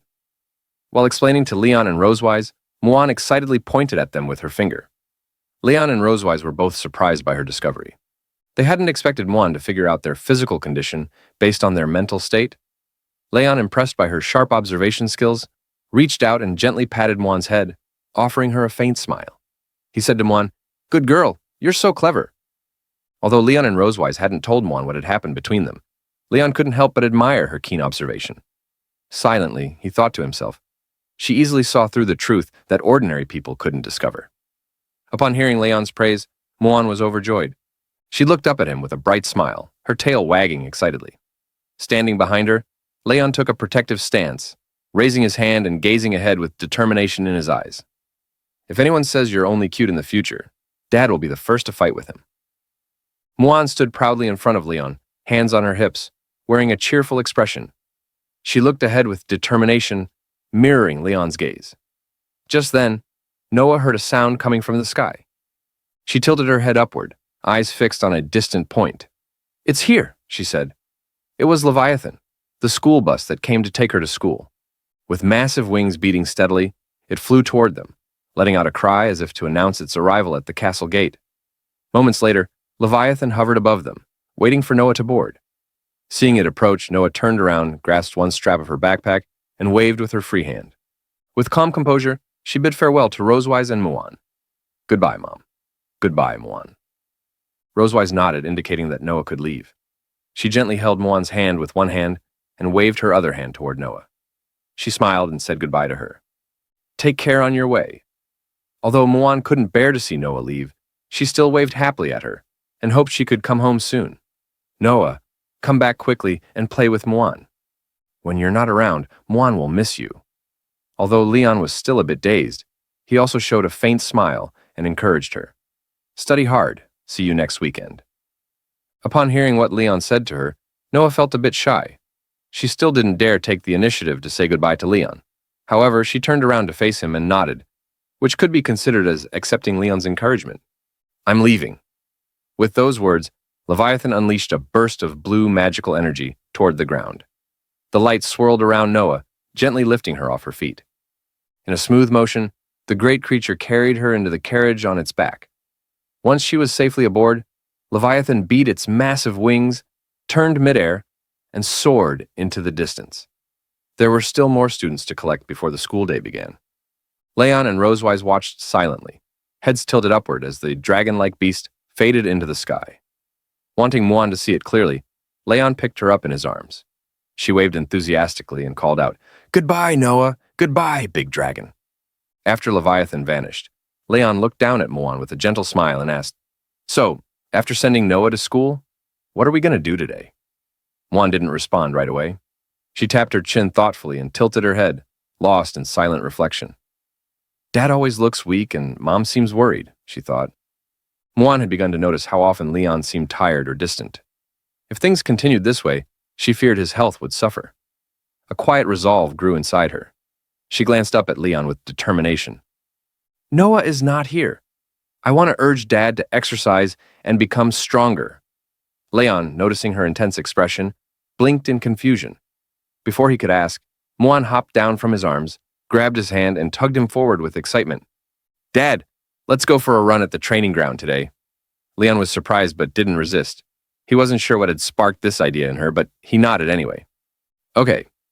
From behind, Rosewise watched them go. A slight smile touched her lips as she thought to herself, it seems quite interesting. Leon and Muan arrived, also in sportswear. They began stretching. Leon demonstrated warm-ups while chanting, and Muan observed and copied his movements. Though the exercises were a bit tough due to her height, Muan kept trying to match Leon's rhythm. She asked, Dad, why do we need to do this? Leon smoothly switched to another stretch. He placed his right hand on his left and twisted, explaining the importance of warming up before exercise. He told her stretching relaxes muscles, improves flexibility, and reduces injury risk. Muan followed along, closing her eyes and focusing. She responded, I know. Count me in. Rosewise, adjusting her gloves, approached in sportswear, ready to join the training. She wore a white vest, blue pants, and proper running shoes. Her hair was tied in a high ponytail for ease of movement. Her outfit looked light and mobile. Anna, the headmaid, quietly followed. Muan beamed with joy upon seeing Rosewise. With clenched fists and hopeful eyes, she asked, Yeah, is Mom running with us too? Rosewise approached. She bent slightly, one hand on her waist, and gently patted Muan's head. With a smile, she said, That's right. Give it your best. I won't go easy, she added. Muan cheerfully responded. Muan won't go easy on Mom either. Leon nearby frowned slightly. He doubted whether Rosewise's body could handle it. He warned her, You sit in the office all day. Don't sprain your ankle. But Rosewise just smiled confidently, arms open. She remembered their last training ground duel. She teased, Last time, I still won. Leon crossed his arms in frustration. You barely won. I wasn't serious, he snapped. Rosewise grinned. If you're not satisfied, let's go again. Muan got excited remembering their last match. Yeah, Dad and Mom, fight again. Leon quickly crouched and covered Muan's mouth. No talking about violence and fighting, he said seriously. He clearly didn't want a rematch. Last time his distraction cost him the match, and the memory still bothered him. It was too embarrassing to admit in front of Muan. Muan tilted her head, confused. Why? Can't Dad beat Mom? Leon was stunned. He didn't expect her to question his strength like that. How is she already breaking people mentally at her age? He thought. Refusing to admit defeat, he closed his eyes and muttered, That's because I let her win. Rosewise drew a starting line in the sand with her tail. Standing nearby, she had heard everything. She turned to him. Still won't admit it? How about we see who lasts longer, she challenged. Leon stood, clenched his fist, and accepted. Fine, let's settle it. He looked determined. Leon, Rosewise, and Muan walked to the starting line. Leon did final stretches. Rosewise stared ahead confidently. Muan stood strong beside them, fists clenched and gaze steady. I won't lose either, she declared. They bent down and took their starting positions. Anna raised her hand and called out, Ready! Go! They launched forward immediately. A cloud of dust exploded behind them. Muan sprinted ahead with light, graceful steps. Leon and Rosewise followed close behind. Leon glanced at her long tail. He smirked. Doesn't that tail slow you down? But Rosewise ran effortlessly and calmly. It helps me balance. Something you don't have, she replied. Muan had already pulled far ahead. Leon and Rosewise kept a steady pace. Rosewise teased again. You could grow a tail too. Leon understood the jab, focused straight ahead, and began speeding up. I don't need a tail to beat you, he said confidently. After 2 laps, Muan couldn't hold on anymore. Her shaking hair made it clear she was exhausted. She slowed down, walked to the bench, and sat, bracing herself with both hands. Closing her eyes tightly, she panted hard. Her young body clearly wasn't built for long-distance running. Struggling to catch her breath, she said in a broken voice, Muan can't run anymore. Anna walked over and knelt beside her, handing over a bottle of pineapple juice she had prepared in advance. She gently stroked Muan's head and smiled, praising her. Your Highness already did very well. Seeing her favorite drink, Muan lit up. She took the juice and drank it in big gulps. The sweet flavor slowly eased her thirst. On the field, Leon and Rosewise were still running, neither giving in. Sand and dust kicked up behind them as they raced. Rosewise gradually pulled ahead. Anna looked toward the two and encouraged Muan, "Let's cheer for Her Majesty and the King." Watching Rosewise pick up speed, Leon began to feel pressured. Breathing heavily, he focused on her figure ahead. The silver dragons are naturally fast. I don't stand much of a chance in a foot race, but once I'm at the starting line, I can't back down. Suddenly, Leon pushed harder and started closing the distance. I'm a dragon slayer. I can't lose like this. Determined, Leon furrowed his brow and glanced at Rosewise. He couldn't lose again, not like last time. With a loud shout, he rammed into her, refusing to fall behind. A dragon slayer never gives up until death. Rosewise wasn't backing down either. She bumped him back, and they raced at full speed, pushing one another to go faster. Neither wanted to be outdone. The sun began to set, casting golden light across the training ground, as if watching the duel unfold. 20 minutes later, the race ended. Leon collapsed, arms spread, lying flat on the ground. He couldn't even speak, gasping for breath, drained of all strength. He had given it his all just to beat Rosewise. She approached him, still looking energetic. Smiling as she looked down at him, she bent slightly. "So? Do you concede?" Leon refused to admit defeat. Still gasping, he muttered, "No, no." Rosewise giggled. "No? Then do you want to get up and keep running?" She tucked a lock of hair behind her ear, her figure swaying slightly. Leon's pathetic state amused her. Just moments ago, he was full of bravado. Now he couldn't even get off the ground. Rosewise had clearly won. Leon, covered in sweat, frowned at her words. He wasn't willing to believe this was all he was capable of. Still panting, he wiped his face. "Give me 2 days," he said, "and I'll beat you." Rosewise squatted down, resting her chin on her hand as she studied him with interest. "With a human body like yours? I don't think even 2 years is enough." She wagged her tail in amusement. Leon's frustration boiled over. He glared. "Who says I can't do it?" Rosewise stepped closer and playfully poked his face with her tail. Leon scowled but lacked the energy to react. Grinning mischievously, she said, "So, Mr. Leon, our defeated challenger, can you perform now?" She added teasingly, "I love bath time. It keeps me fine." Leon was stunned, speechless. She still remembered his joke from that night. This race was clearly her payback for that joke and the homework session she had put him through. Pushing himself up, Leon glared at her. "If you keep holding grudges like this, one day it's going to backfire." Rosewise walked away, her back to him. She was clearly pleased with her victory. "Thanks, I'm good at holding grudges," she said with a smile. She waved to Muan. "Come on, sweetie, Dad's too weak. I'll do the rest of the training with you." Muan lit up. "Yeah, Mom, wait for me." She sprinted over to Rosewise, thrilled she'd join her. Rosewise took her hand and led her to the other side of the training field. Muan suddenly remembered something.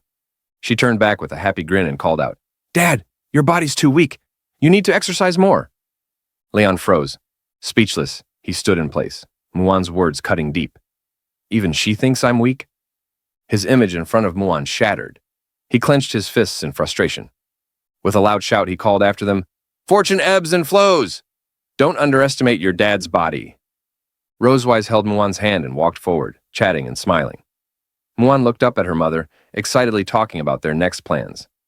Neither of them seemed to hear, or pretended not to hear, Leon's desperate cry behind them. It was now dinner time. After the competition, Leon, Rosewise, and Muan returned to Silver Dragon Castle. They changed into fresh clothes and headed to the dining room. The table was filled with dishes, steak, broth, small desserts, all looking so delicious they made one drool. Muan picked up a spoon, scooped up a chunk of meat, and carefully held her other hand beneath it to catch any dripping juice. With a cheerful smile, she offered it to Leon. "Dad, say ah." Leon followed her lead, opened his mouth, and ate the meat. He slumped on the table like a deflated balloon, eyes closed, slowly savoring the flavor. The race had drained all his energy. "Ah, Dad," Muan said. Sitting beside him, Muan panicked when she saw he was chewing the spoon too. She reached out to take it back. Meanwhile, Rosewise calmly ate her food. Seeing Leon so drained, she chuckled. "Those old bones aren't getting any younger. Don't push yourself next time." Muan quickly removed the spoon from Leon's mouth. He looked displeased at Rosewise's comment and responded with a tired voice. He was still sore from how Rosewise had worn him out the night before, which left him too weak to perform today. It's because of last night's homework. If I hadn't stayed up so late, I could have beaten you today. Rosewise let out a soft chuckle, then put down her utensils and crossed her arms. Oh. Then, do you want more homework tonight? She said with a teasing smile. What? Leon suddenly sat up, surprised. He couldn't believe what he'd just heard. His fatigue vanished instantly. He had no desire to be tortured by her again. Thinking fast, he hugged Muan and pressed her face to his. I made plans with Muan tonight. I need to tell her a story, he added quickly. Muan blinked, confused. She didn't remember such a plan and asked innocently, Dad, did we have this appointment? Leon felt cornered. If Rosewise realized he was just avoiding her, she might assign even more homework. Forcing a smile, he awkwardly replied, We didn't earlier, but we do now. Rosewise seemed to pick up on his nervous reaction. She found it amusing, but didn't call him out directly. After finishing her food, she stood and smiled at them. Don't stay up too late. Get some rest, she said kindly. Then she left the dining room. Leon sighed in relief. Thankfully, she didn't insist on dragging him to her room. He gently patted his chest to calm down. At least tonight, he wouldn't be as exhausted as before. Muan didn't understand what just happened between them, but she looked at Rosewise's back with a bright smile. I know, Mom, she replied.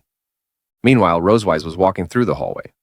Outside, the moonlight shone softly through the windows, casting a gentle glow across the corridor. Her footsteps echoed through the still hallway, bathed in moonlight like a silent guardian. The entire place was calm, no sound but her own. Suddenly, she stopped. She sensed someone behind her but didn't need to turn around to know who it was. You can come out, she said calmly. A black figure leapt in through the castle window, landing in the shadows. It was Sherry, who had been investigating the whereabouts of Leon's master. She now wore clothes suited for sneaking into human territory.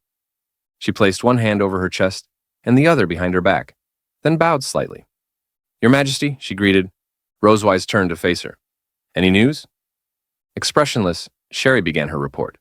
She had found the former residence of Tiger Lawrence and his wife, but they had moved out over a year ago and left the Empire. Before leaving, they donated their possessions to an orphanage and gave their livestock to neighbors. Except for, she paused. Rosewise's expression shifted with interest. Except for a donkey, Sherry finished seriously. She hadn't expected that to be the only thing left behind. She recalled what the neighbors had told her. The couple had treasured that donkey and took it with them when they left. Rosewise remembered Leon mentioning a story involving a donkey. She silently wondered to herself, is it the same donkey Leon talked about? After a moment of thought, she looked at Sherry. Keep tracking Tiger's whereabouts. If there's any news, report back. Sherry nodded, acknowledging the order. Understood. She bowed once more and vanished from sight. Rosewise turned and looked up toward the window, lost in thought. There was still something she couldn't quite figure out. The moonlight reflected on Rosewise's puzzled expression. Though she had learned that Leon's master had left home, the reasons behind it were unclear. Still, there had to be something important that caused him to leave his original residence. She gazed out the window at the moonlit sky, lost in thought. Why would Leon's master leave the Empire? A few days later, the weekend arrived. The weather was bright and sunny, and sunlight bathed Silver Dragon Castle like a golden scarf draped over its towers. Under such pleasant weather, Noah returned home from school in high spirits. But soon, a surprised voice echoed through the castle. What? A family sports meet? Leon and Rosewise sat on the sofa, both raising their eyebrows in unison as they repeated the words. They looked at Noah, surprised. Noah nodded calmly. Standing in front of them, she repeated, Yes, the Academy will hold a family sports meet next week. Rosewise leaned back, resting her chin on her hand as she looked up thoughtfully. A family sports meet. I joined one when I was studying at St. Hiss Academy, but back then, parents weren't required to attend. Noah looked at her and added, They said it's a new kind of event they're trying out. Meanwhile, Muan was sitting nearby, happily munching on snacks. Her eyes lit up when she heard that Rosewise had once joined a sports meet. Still chewing, she looked up and asked curiously, What was Mom's ranking back then? Thinking back, Rosewise couldn't help but feel a little pride. She leaned forward slightly and gave a confident smile, covering part of her face with one hand, while lifting her index finger with the other. Of course, First place. Muon's eyes widened in amazement. Wow, Mom is amazing. She quickly turned to Leon. What about Dad? Leon, arms folded across his chest, stayed calm. I didn't have a ranking. Muon blinked, confused. Why? But you're super strong. Leon closed his eyes and smirked. Because my score was always much higher than second place. The Academy suspected I was cheating and didn't include my results in the rankings. Still confused, Muon asked innocently, Did Dad cheat? Leon didn't respond right away. He walked up to her and gently flicked her forehead. Ah, Muon leaned back, startled. Leon frowned slightly, a bit irritated by the implication. Of course not. He placed his hands on his waist and explained, Later, the Academy secretly gave me a medal. I melted it and turned it into a gold bracelet for your grandmother. Muon, now covering her forehead, looked a little pitiful. But after hearing the explanation, she nodded in understanding. Rosewise was surprised. You? Melting a medal? You've always cared about honor and championships. Leon shrugged, opening his hands casually. I don't want any glory that can't be publicly acknowledged.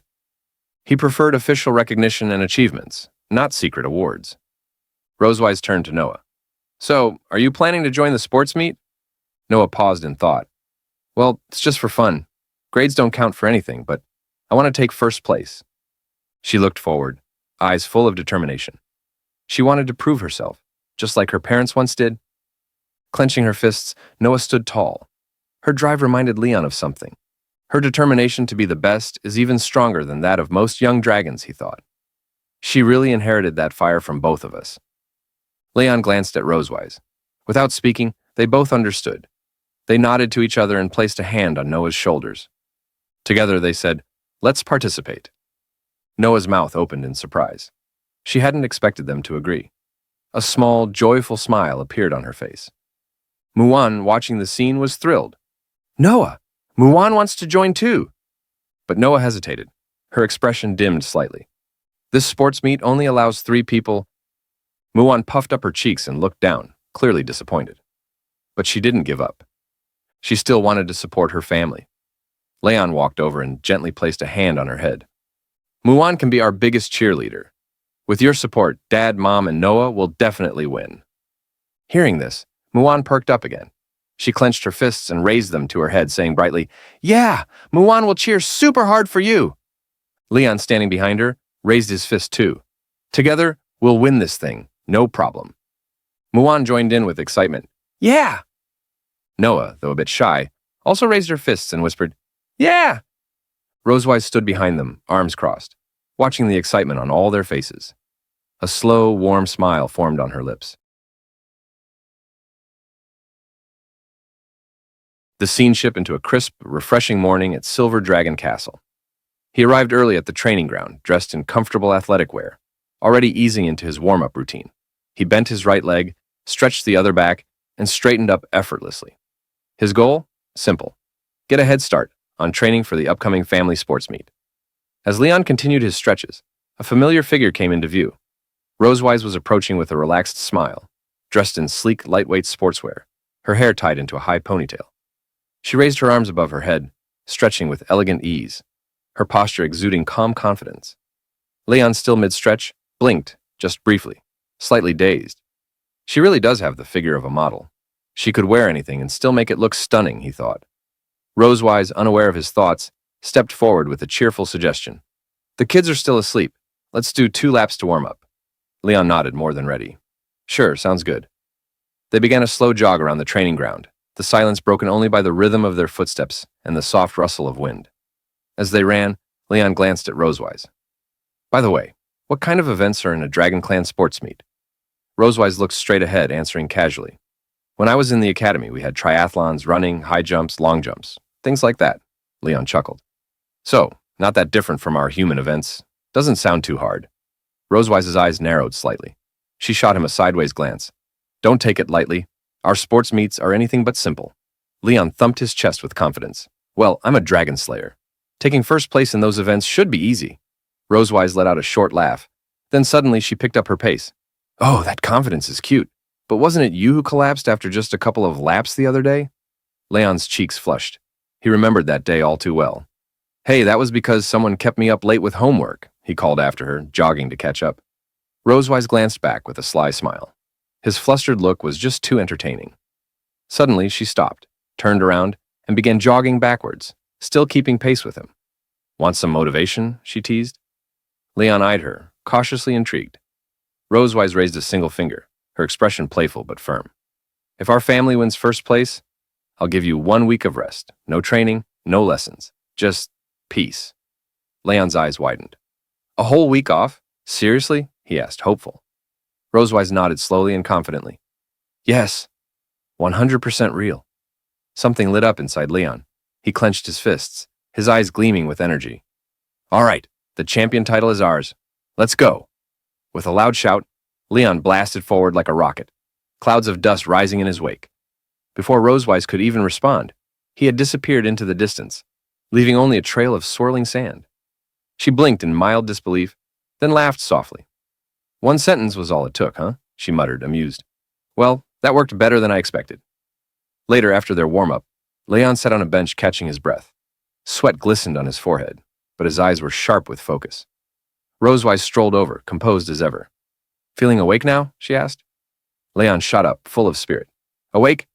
I feel like I just ate black dragon bolognas. Rosewise smiled, clearly pleased with his enthusiasm. Then, she walked over to a nearby bag and pulled out a rope. Since this is a family-based sports meet, some events might require team coordination. Let's work on physical training and teamwork. She carefully began straightening out the rope, but Leon took one look and froze. His eyes narrowed, arms crossing suspiciously. What are you doing with that? You already tortured me with teacher homework. Now you're pulling out rope training games? Rosewise crossed her arms, unimpressed. What are you imagining? Have you ever heard of a 3-legged race? Realization hit Leon. His cheeks turned slightly red. Yeah. I've seen it at the Dragonslayer Academy. He quickly grabbed the rope, trying to hide his embarrassment. The two stood side by side on the training field. Leon bent down and tied his left leg to Rosewise's right, the space between them uncomfortably close. Leaning away slightly, Leon sneaked a glance. She's really close. This is awkward. Meanwhile, Rosewise stood calmly, eyes closed, hands folded, completely unbothered. Leon cleared his throat and focused. Let's just get this over with, he muttered. He stepped forward, but Rosewise didn't move. Why are you just standing there? He asked, frowning. Rosewise cracked one eye open. And how exactly am I supposed to know where you're going if you don't say anything? Leon sighed, then pointed toward a patch of soft grass. There. At least if we fall, it won't hurt. He stepped again, too fast. Rosewise stumbled, nearly falling backward. Leon lost balance and bumped into her. Hey, don't push me. You pushed me first. After a clumsy shuffle, they finally made it to the grassy area. Both took a deep breath and got into position. Leon narrowed his eyes. Just don't slow me down. Rosewise raised an eyebrow, amused. Thank you. That was a great morning joke. Leon counted down. 3, 2, 1, go. Rosewise burst forward with energy. Leon, not so much. Wah! Rosewise sprinted, completely forgetting they were tied. The rope stretched. Leon flailed behind her like a human kite. Dust flew. Birds scattered. Stop! Leon shouted, his voice echoing through the trees. Finally, Rosewise skidded to a stop. Leon bent down, panting and retying the rope. Do you even understand what tacit coordination means? He muttered. Rosewise said nothing. She stood there, eyes closed. You've got giant legs. Why couldn't you just keep up? Leon stood and brushed dirt from his hands. I'm not wasting energy arguing. Let's do this right. He explained. On 1, we lift the outer leg. On 2, we lift the tied leg. Got it? Rosewise nodded lazily. Then, without warning, Leon gently placed a hand on her waist. Rosewise froze. Her eyes widened. Her face turned bright pink. Leon, completely unaware of the awkwardness, said casually, This'll help us move more smoothly. Rosewise looked down, took a deep breath, and nodded. Let's just start. Leon led with steady commands. 1, 2. 1, 2. Their steps were clumsy at first, but gradually they found their rhythm. Sunlight filtered through the trees, casting a golden glow across the field, a quiet symbol of progress. Step by step, human and dragon worked toward understanding. Later, training continued, with Rosewise's unique flair, which meant challenges, big ones. Leon was now doing push-ups, not just regular push-ups, 500, with Rosewise sitting right on his back. 1, 2, 3, she counted casually. Leon gritted his teeth. You really enjoy this, don't you? When Leon was on the verge of collapse, Rosewise changed tactics. She lay on the ground beneath him, voice teasing. Don't give up. or you'll fall right on top of me. Leon's eyes widened. His arms shook violently. Absolutely not. He held on with his last ounce of strength. Finally, done. Leon collapsed onto the ground, panting like he'd run through 3 time zones. His soul looked halfway out of his body. Rosewise stood above him, hands on hips, beaming with pride. Congratulations, you've survived today's training. 500 push-ups, completed. With her hands on her hips and a soft breath escaping her lips, she watched her daughter race into the distance. There wasn't a hint of fatigue on Rosewise's face, only quiet pride. The energy she'd unleashed moments ago still hummed in her limbs. Compared to the gasping runners bent over around her, Rosewise looked almost untouched by the exertion. A few competitors glanced her way, their breaths broken between words. Why is that dragon so fast? I'm exhausted already. Meanwhile, the live broadcast continued on the massive screen, following the race's shifting dynamics. The spotlight was now on Noah and Dean, runners number 8 and 11, both charging toward the 3rd relay point. Noah kept her gaze ahead, lips pressed in focus, running with everything she had. But Dean, older and with longer legs, was steadily closing the distance. His stride was smooth, confident, and full of quiet intent. Then, with a burst of power, Dean surged past her. He glanced sideways with a grin, tossing a playful taunt behind him. Bye-bye, short-legged dragon. Noah's eyes widened. A flicker of frustration passed over her face. She clenched her jaw and pushed harder. I'm not letting this advantage go, she thought. Mom gave me a head start. I can't waste it. Sitting in the audience, Mwan recognized the purple blur passing by. Her sister. She jumped up, flower balls waving wildly, and shouted at the top of her lungs, Noah, come on, you can do it! At the commentary desk, Pineapple turned excitedly to Duncan. Dean clearly has the upper hand. Age, height, experience. Will Noah be able to keep up? Duncan simply sipped his tea, his smile unchanged. Until the final moment arrives, he said with a knowing tone, the outcome remains unwritten. The 2 racers rounded the final bend of their leg, neck, and neck. Leon and another dragon, brown-haired and ready, stood at the relay point, hands stretched behind them. On the track, it was now a matter of inches. Dean lunged forward, handing his baton to his father, Gordon, who bolted from the line like a cannonball. Just a second behind, Noah delivered her baton to Leon. He grabbed it firmly, barely breaking stride, and launched forward to chase down the advantage. Pineapple's voice rose with intensity. Dean completes his pass just a step ahead, but Noah doesn't fall behind. Leon is now in hot pursuit. Rosewise had moved near the 3rd relay point just in time to see Noah jog toward her. Noah's head was slightly lowered, her expression tight. She walked over with hesitant steps, voice quiet. Mom, I'm sorry I lost the lead. But Rosewise knelt gently and placed a hand on her daughter's head, smiling with warmth.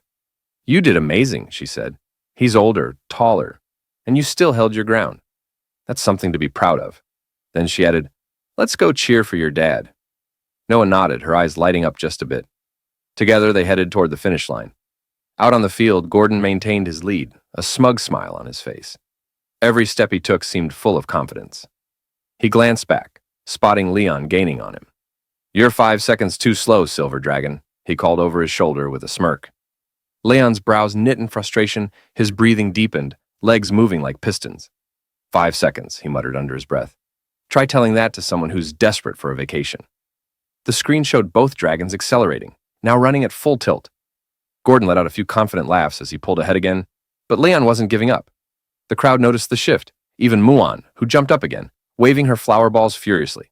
Dad, come on, you're the best! Rosewise and Noah had reached the edge of the track near the finish line. Noah pressed her hands around her mouth and called out a bit shyly, Come on, Dad, you can do it. The words cut through the crowd noise like a bell. Leon's eyes widened just slightly. Noah had just called him Dad. A flicker of surprise crossed his face, then turned into something deeper. His expression hardened, in a good way. He leaned forward and pushed off the ground with new strength. Since Noah encouraged me, he whispered under his breath, there's no way I'm losing now. With renewed energy, Leon surged forward.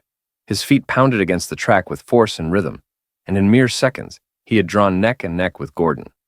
Gordon, still grinning from his earlier lead, suddenly saw Leon beside him, not falling behind but matching his pace. His eyes widened in disbelief. What? That disbelief quickly turned into irritation. He hated losing, especially to someone who was supposed to be behind him. Gritting his teeth, Gordon thought bitterly, if I let him pass me now, I'll never hear the end of it. He glanced around. No referees watching, no cameras too close. He pressed his shoulder subtly, summoning a crackle of lightning. Desperate times, desperate methods. He sidled closer to Leon, preparing to fire off a low-grade shock to trip him up. But Leon had already noticed the shift in energy, the faint buzz of electricity. As a seasoned dragon slayer, his senses were sharp. Without missing a beat, Leon slammed his foot down, launching forward and away from Gordon's reach. Try dirty tricks again, he growled, and don't blame me for what comes next. As he darted ahead, his heel kicked up a spray of dust and loose gravel from the track. Not on purpose, but not entirely accidental either. The dust hit Gordon square in the eyes. Oh, that stings. Gordon staggered, blinking rapidly. He hadn't anticipated that. Blinded, he tripped, one foot catching over the other, and went sprawling, face first onto the track. Thud. Gasps erupted from the audience. With no one in his path now, Leon shot forward like an arrow, arms stretched wide as he charged through the red ribbon at the finish line.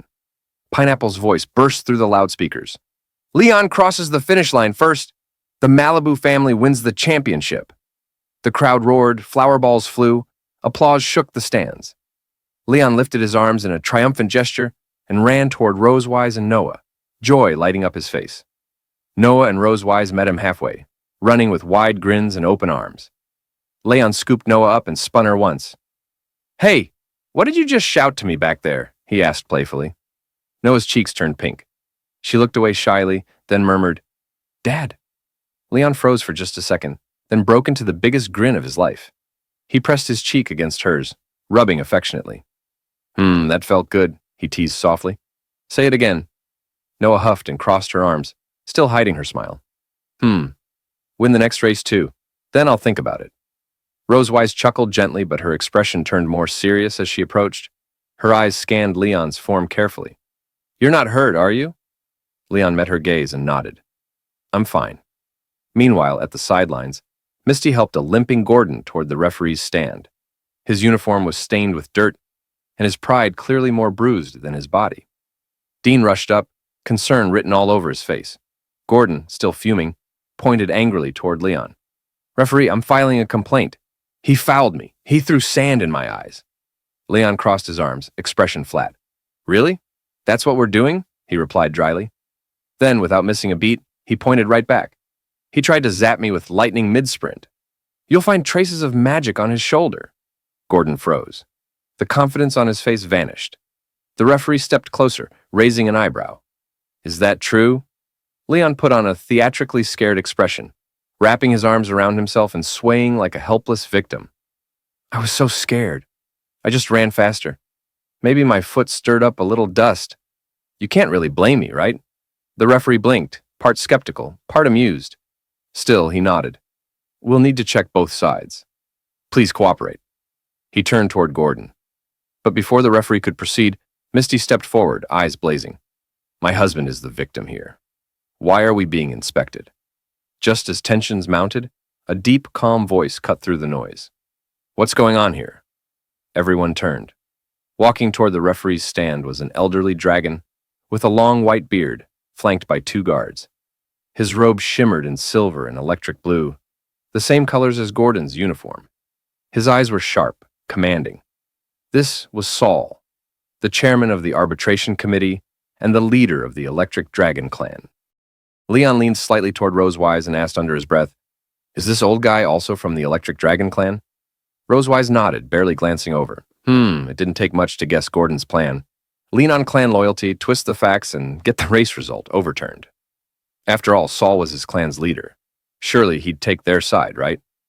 Saul listened without expression. Then he raised a hand, summoning a referee who carried a crystal ball. They reviewed the race footage with the committee, eyes flicking across the magic screen with intense focus. A brief discussion followed, whispers, nods. Finally, Saul turned back to Gordon, his face like carved stone. I've reviewed the footage thoroughly. The evidence is clear. Contestant 12, Gordon, committed a foul during the race. According to regulations, your family's eligibility is revoked. All existing points are invalidated. The words hit like a thunderclap. Gordon's jaw dropped. Misty's smirk vanished. Dean froze, stunned. Gordon stepped forward, his voice cracking. What? Chief? He reached out, eyes pleading. But Saul didn't flinch. Shut up, Saul barked, his voice sharp and final. With solemn steps, he approached Leon and Rosewise. He lowered his head ever so slightly, a gesture that carried the weight of pride being set aside. I deeply apologize on behalf of my clan member. He has brought dishonor to us, and I take full responsibility. Rosewise offered a calm, composed smile. I hope you'll discipline your members properly, Chief Saul. Luckily, my husband wasn't injured. If he had been, she added, an apology might not have been enough. Leon, standing beside her with arms folded and eyes closed, nodded in agreement. Saul's gaze flicked to Gordon, now visibly trembling, and his voice dropped, sharp and resolute. I understand. I will make sure he receives the proper lesson. As if on cue, his bodyguards flanked Gordon and his team, quietly ushering them away. Saul didn't miss a step, his cane tapping against the ground as he lectured Gordon in a low, controlled tone. Gordon, head bowed, said nothing, shrinking under the weight of his chief's words. Watching this unfold, Leon glanced at Rosewise, genuinely impressed. Wow, my wife is so generous. Rosewise turned slowly. Her expression did not scream amusement. Wait, wife? Who told you to call me that so casually? Leon smirked. Just complimenting you. Back at the announcer's booth, the ever-energetic Pineapple raised the mic. Ladies and gentlemen, the family relay race has concluded. Let's move on to the next set of competitions. The broadcast smoothly shifted across various arenas. In the young dragon field, Noah was midair, soaring up to bite a donut dangling high above. With a clean chomp, she landed like a pro. 50 family points secured. Over in the adult division, Leon and Rosewise were strapped together for the three-legged race. Their rhythm was perfect. Years of coordination and maybe a few arguments had paid off. While other dragons stumbled and toppled, Leon and Rosewise dashed across the finish line, picking up another 50 points. Next came a trivia challenge called Beating Around the Bush. Sitting side by side, holding their answer paddles, they crushed question after question, their teamwork shining through. Another 25 points in the bag. Then came family food sharing, a test of blind trust, literally. With a ribbon covering her eyes, Rosewise grabbed a bowl of noodles and fed Leon.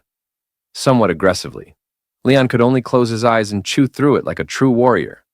A nearby dragon gawked in disbelief. By now, the crowd was electric. The sun reached its peak. Shining like it too was cheering them on. Slightly out of breath, Leon and Rosewise supported each other as they arrived at the final event, Cooking of Love. The referee greeted them with a warm smile. Welcome to the final stage of the three-legged race.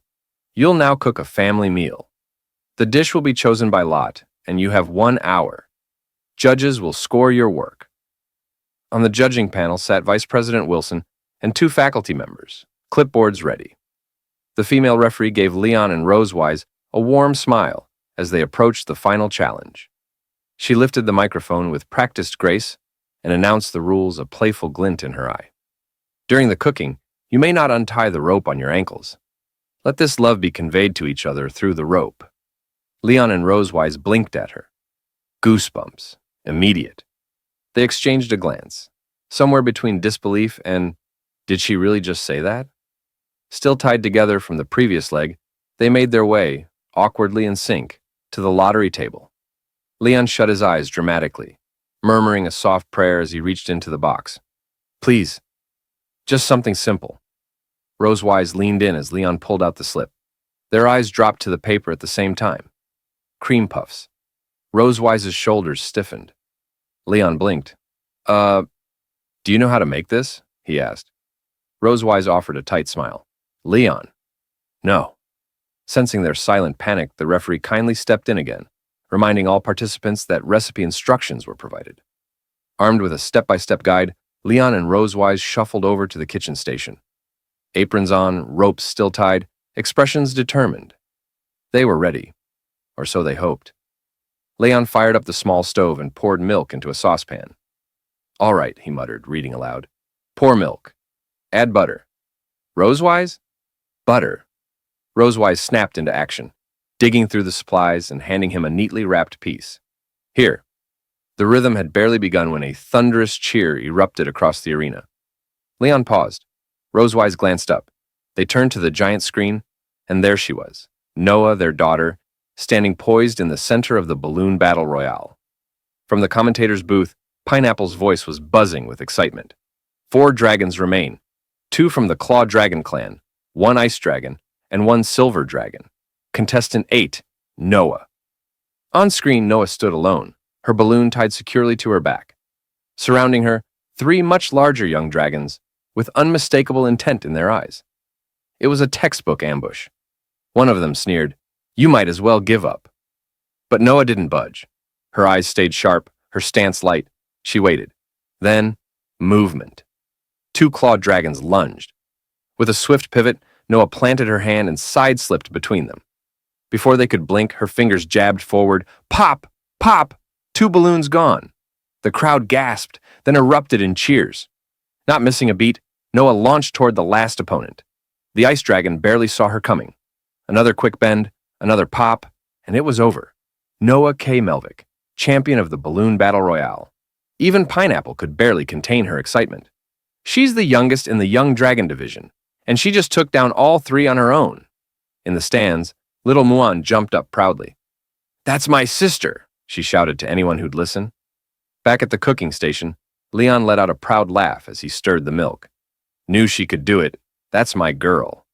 Rosewise smirked and tapped her nose smugly. "Of course, she takes after her mother."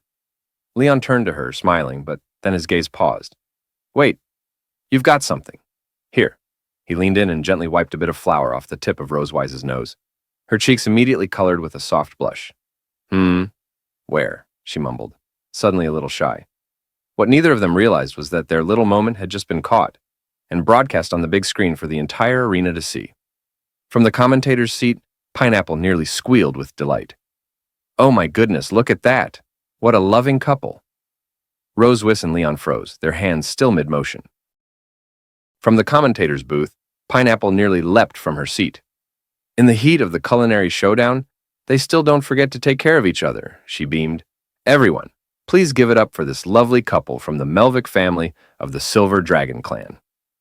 Down at the judges' panel, Vice Principal Wilson adjusted his glasses. He'd seen countless dishes over the years, but this moment caught his attention. He nodded thoughtfully. "A true family dish," he remarked, "shouldn't just be about flavor or presentation. It should reflect care and shared spirit." Pineapple picked up the mic again, her excitement spilling into her voice. "Let's give a warm round of applause to this exemplary dragon couple." And the crowd delivered. Loud, thunderous clapping echoed throughout the entire stadium. The applause rolled like a wave across the field. On the receiving end, however, Leon and Rosewise stood frozen in place. Leon, waving half-heartedly, leaned sideways to whisper, "Which dragon must I slay to end this sports meet early?"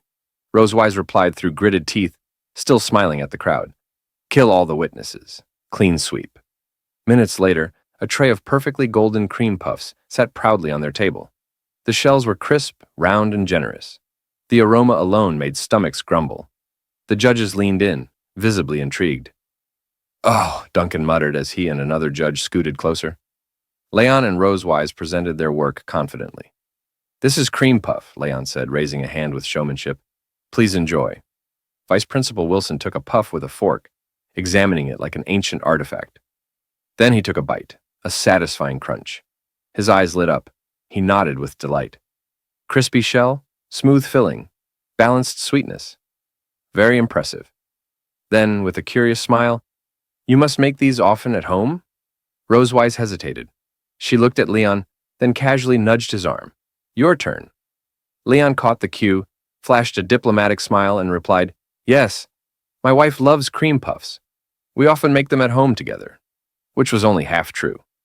In Leon's mind, a vivid scene took shape Rosewise in a fitted apron, whisking cream at the kitchen counter, licking a dollop off her finger and teasing, "Oops, got cream here." He blinked hard and shook the image out of his head. "Puffs are pure," he reminded himself. "Only my thoughts are not." Rosewise glanced at him, mildly alarmed by his sudden trance. Wilson chuckled. "Sounds like your home life is very colorful." He leaned in again. "So, any secret ingredient?" Leon and Rosewise responded in perfect sync. They held each other's hands, turned toward the judges, and smiled. "It's love," they said together. We've added a whole lot of love. After a quick round of judging discussion, the scorecards were lifted. All three judges gave top marks, Pineapple announced. It's the highest score of the Cooking of Love round.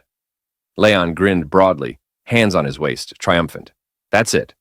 We've secured first place. With all competitions concluded, the final rankings of the St. H family sports meet lit up the big screen. Pineapple's voice rang through the stadium. In third place, the Alex family of the Claw Dragon Clan. They win a T-SAR Noodle Redemption voucher, 10 cases valid for 50 years. The Alex family stepped up proudly, waving bronze medals and holding their oversized noodle certificate like it was treasure. In second place, the Rose family of the Wind Dragon Clan. Their prize, a Class B magic tome. The Rose family held up their glowing purple book, silver medals shining around their necks. And now, our champions.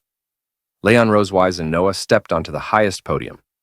Gold medals were placed around their necks by Vice Principal Wilson himself. Pineapple's voice echoed one final time. In first place, the Melvick family of the Silver Dragon Clan. Their reward, a luxury 7-day hot spring tour. Leon held the certificate in his hand and stared at it in disbelief. 7 days, he murmured.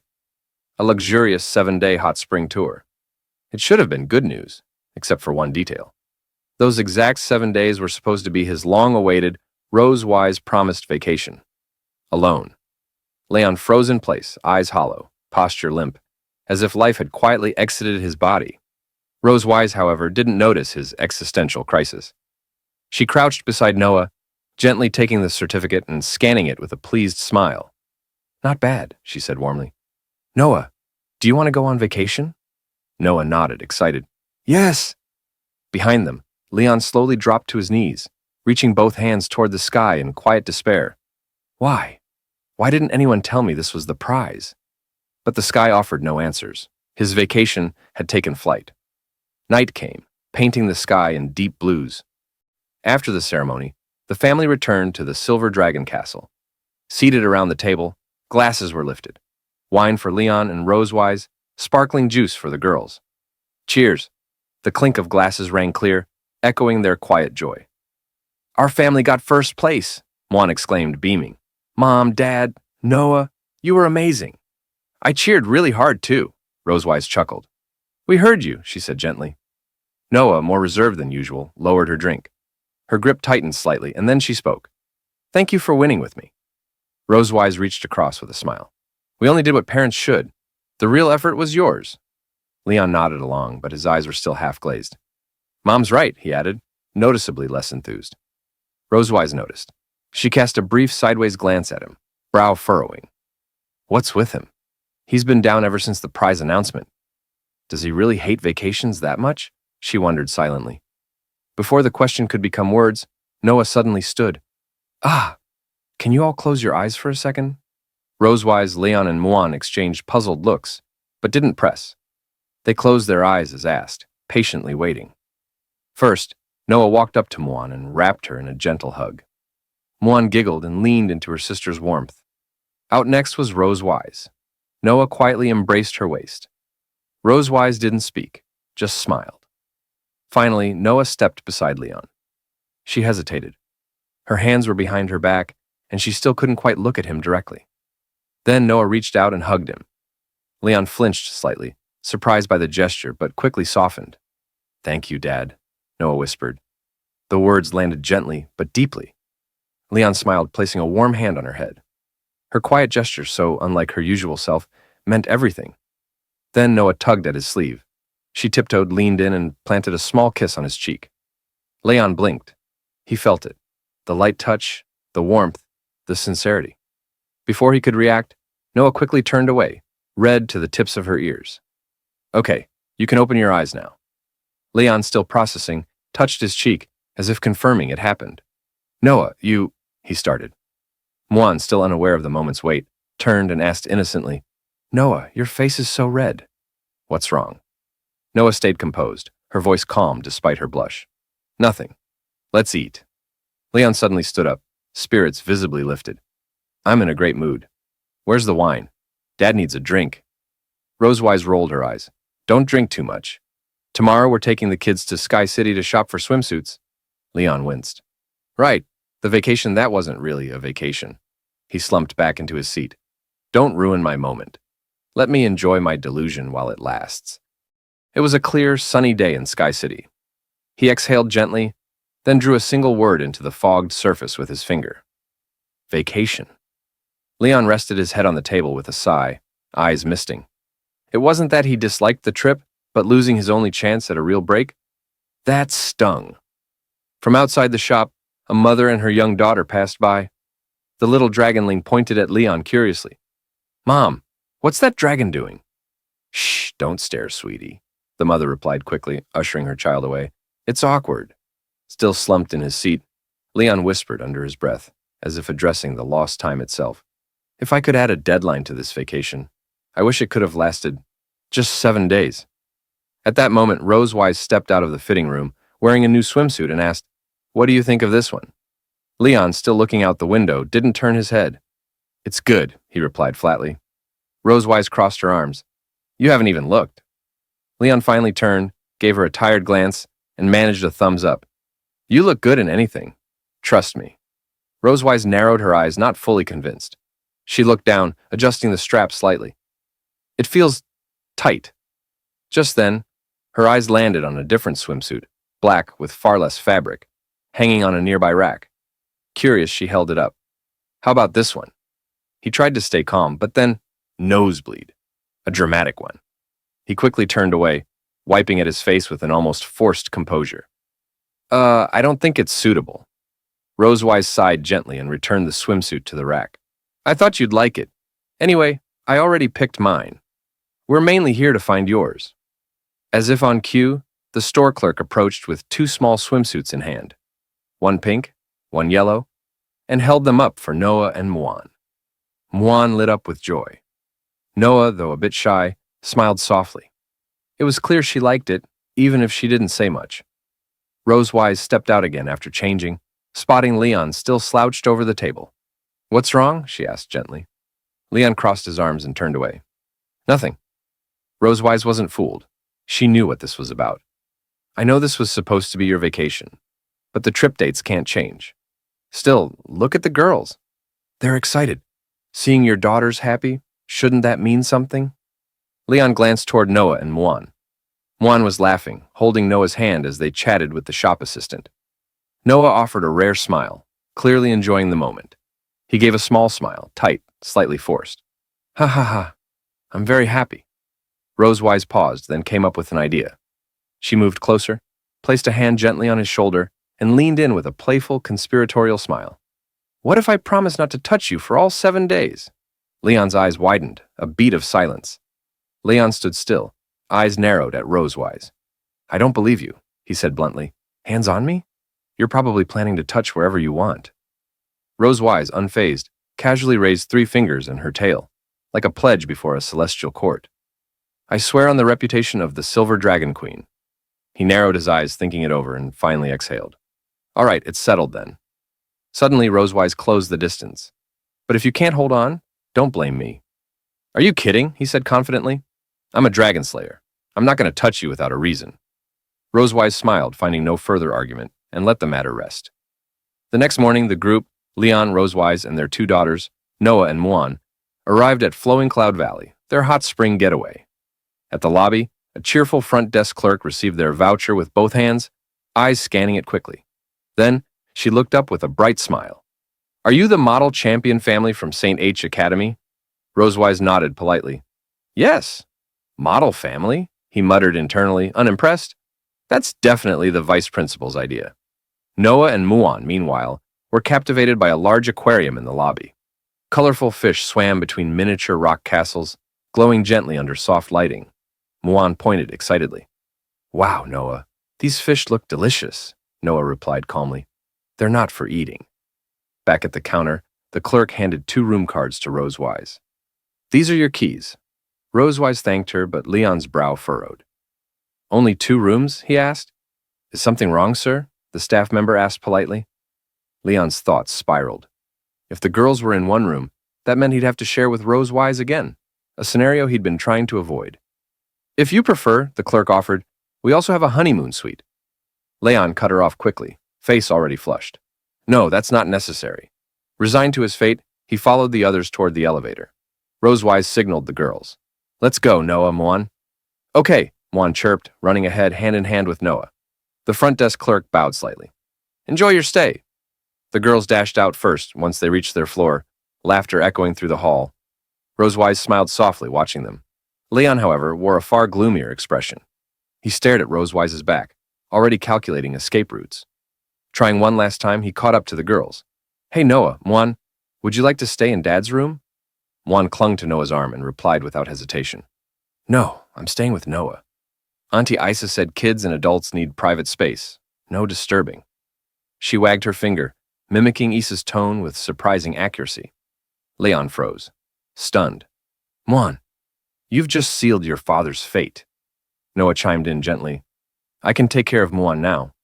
You can enjoy your time together. Leon stood silently, eyes closed in despair. Noah, thank you for being thoughtful. But you really don't have to be this thoughtful.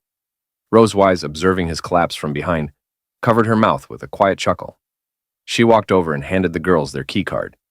Here, this is for your room. Call us if you need anything. I know, Mom, Noah said as she took it. Muan practically bounced on her feet. Come on, Noah. Let's open the door. Leon watched them disappear down the hall, then lifted his hand with melodramatic sorrow. The kids are all grown up now. They don't need me anymore. Rosewise turned back, dangling the room card in front of him with a teasing smile. Well, why are you still standing there? Let's go. In the stands, Muan sat beside Anna, both holding pom-poms, their excitement barely contained. When Muan spotted familiar figures stepping onto the field, she jumped up. Dad! Mom! Noah! Come on! She yelled, shaking her pom-poms with all her strength. Anna joined in, equally animated. Their support added a cheerful rhythm to the growing roar of the audience.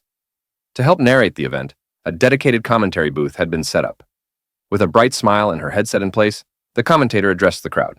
Hello, everyone. I'm Pineapple, your favorite commentator. I'll be guiding you through all the excitement today. She continued, Our first event is the family relay race. Each team has 3 members, including at least 1 current student. The total distance is 3,000 Viec meters. Fastest family wins.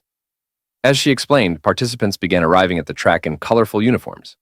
Among them, the Electric Dragon clan stood confidently in brown sportswear, warming up with big smiles.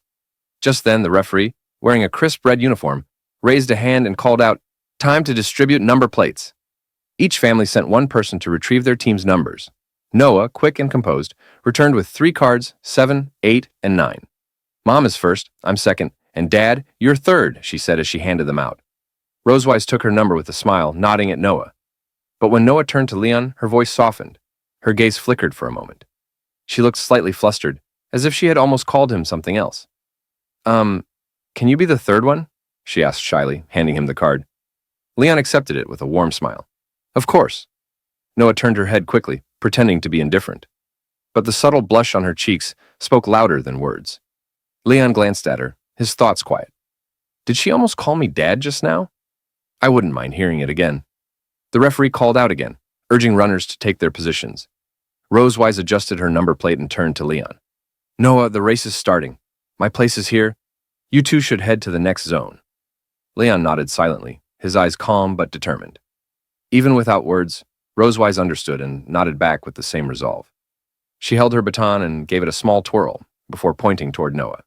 Don't be nervous. I'll make sure you get this baton first. Noah responded with a confident nod. Leon and Noah then walked together to the second relay point. They didn't talk along the way, both lost in thought, but there was no tension, only quiet focus. At the second relay zone, the referee reminded the next runners to gather. Leon gently helped Noah stick her number plate in place. I'll be waiting at the third point. Be careful, all right? Noah nodded calmly. Then Leon held out his fist and smiled. How about a bit of encouragement? Noah looked at him, startled at first, then glanced away shyly. Still, she raised her little fist and bumped it gently against his. Okay, she whispered. Their smiles met briefly, quiet but genuine. The moment was small, yet full of warmth. The distance between them had shrunk, if only a little. All first runners, please take your positions. Rosewise stepped forward, joining the others on the starting line. She crouched down, baton in hand, eyes fixed forward. In the stands, Muan stood up again, waving her pom-poms. Mom, you can do it! The referee stepped forward, his hand raised high as magical energy gathered at his fingertips, glowing like tiny stars ready to burst. In his other hand, he held a silver horn. "Take your positions. Ready?" His voice echoed across the track.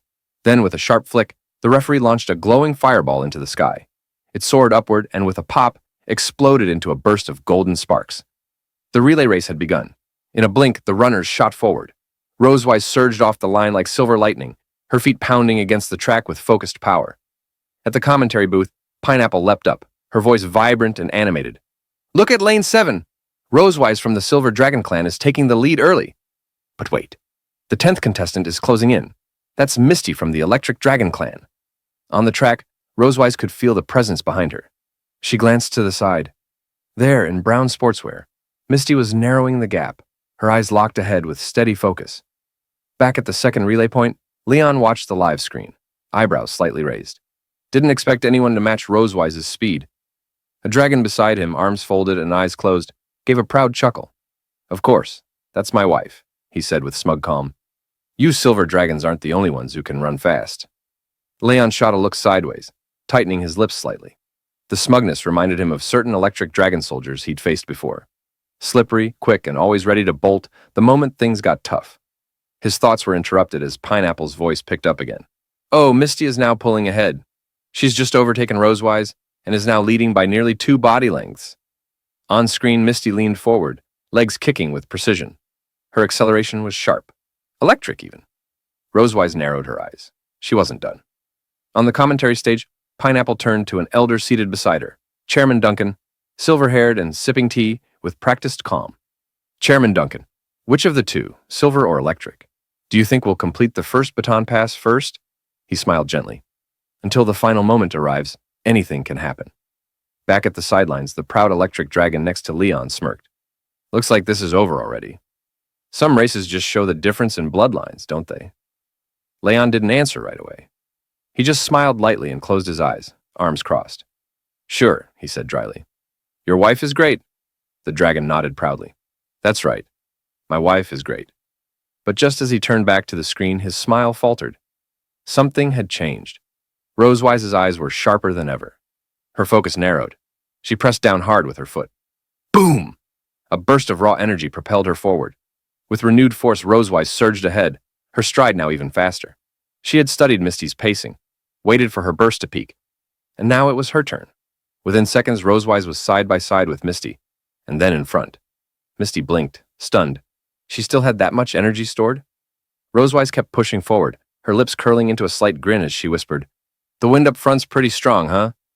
She had used Misty's positioning earlier to reduce drag, saving her strength for this final burst.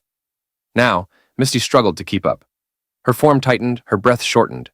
The gap between them widened step by step. Pineapple leaned into her mic with growing excitement. Rosewise just reclaimed the lead with an explosive final sprint. She's the first to reach the second relay point. Ahead, Noah stood ready, one hand extended behind her, body slightly crouched. Rosewise's baton passed smoothly into her hand. Snap!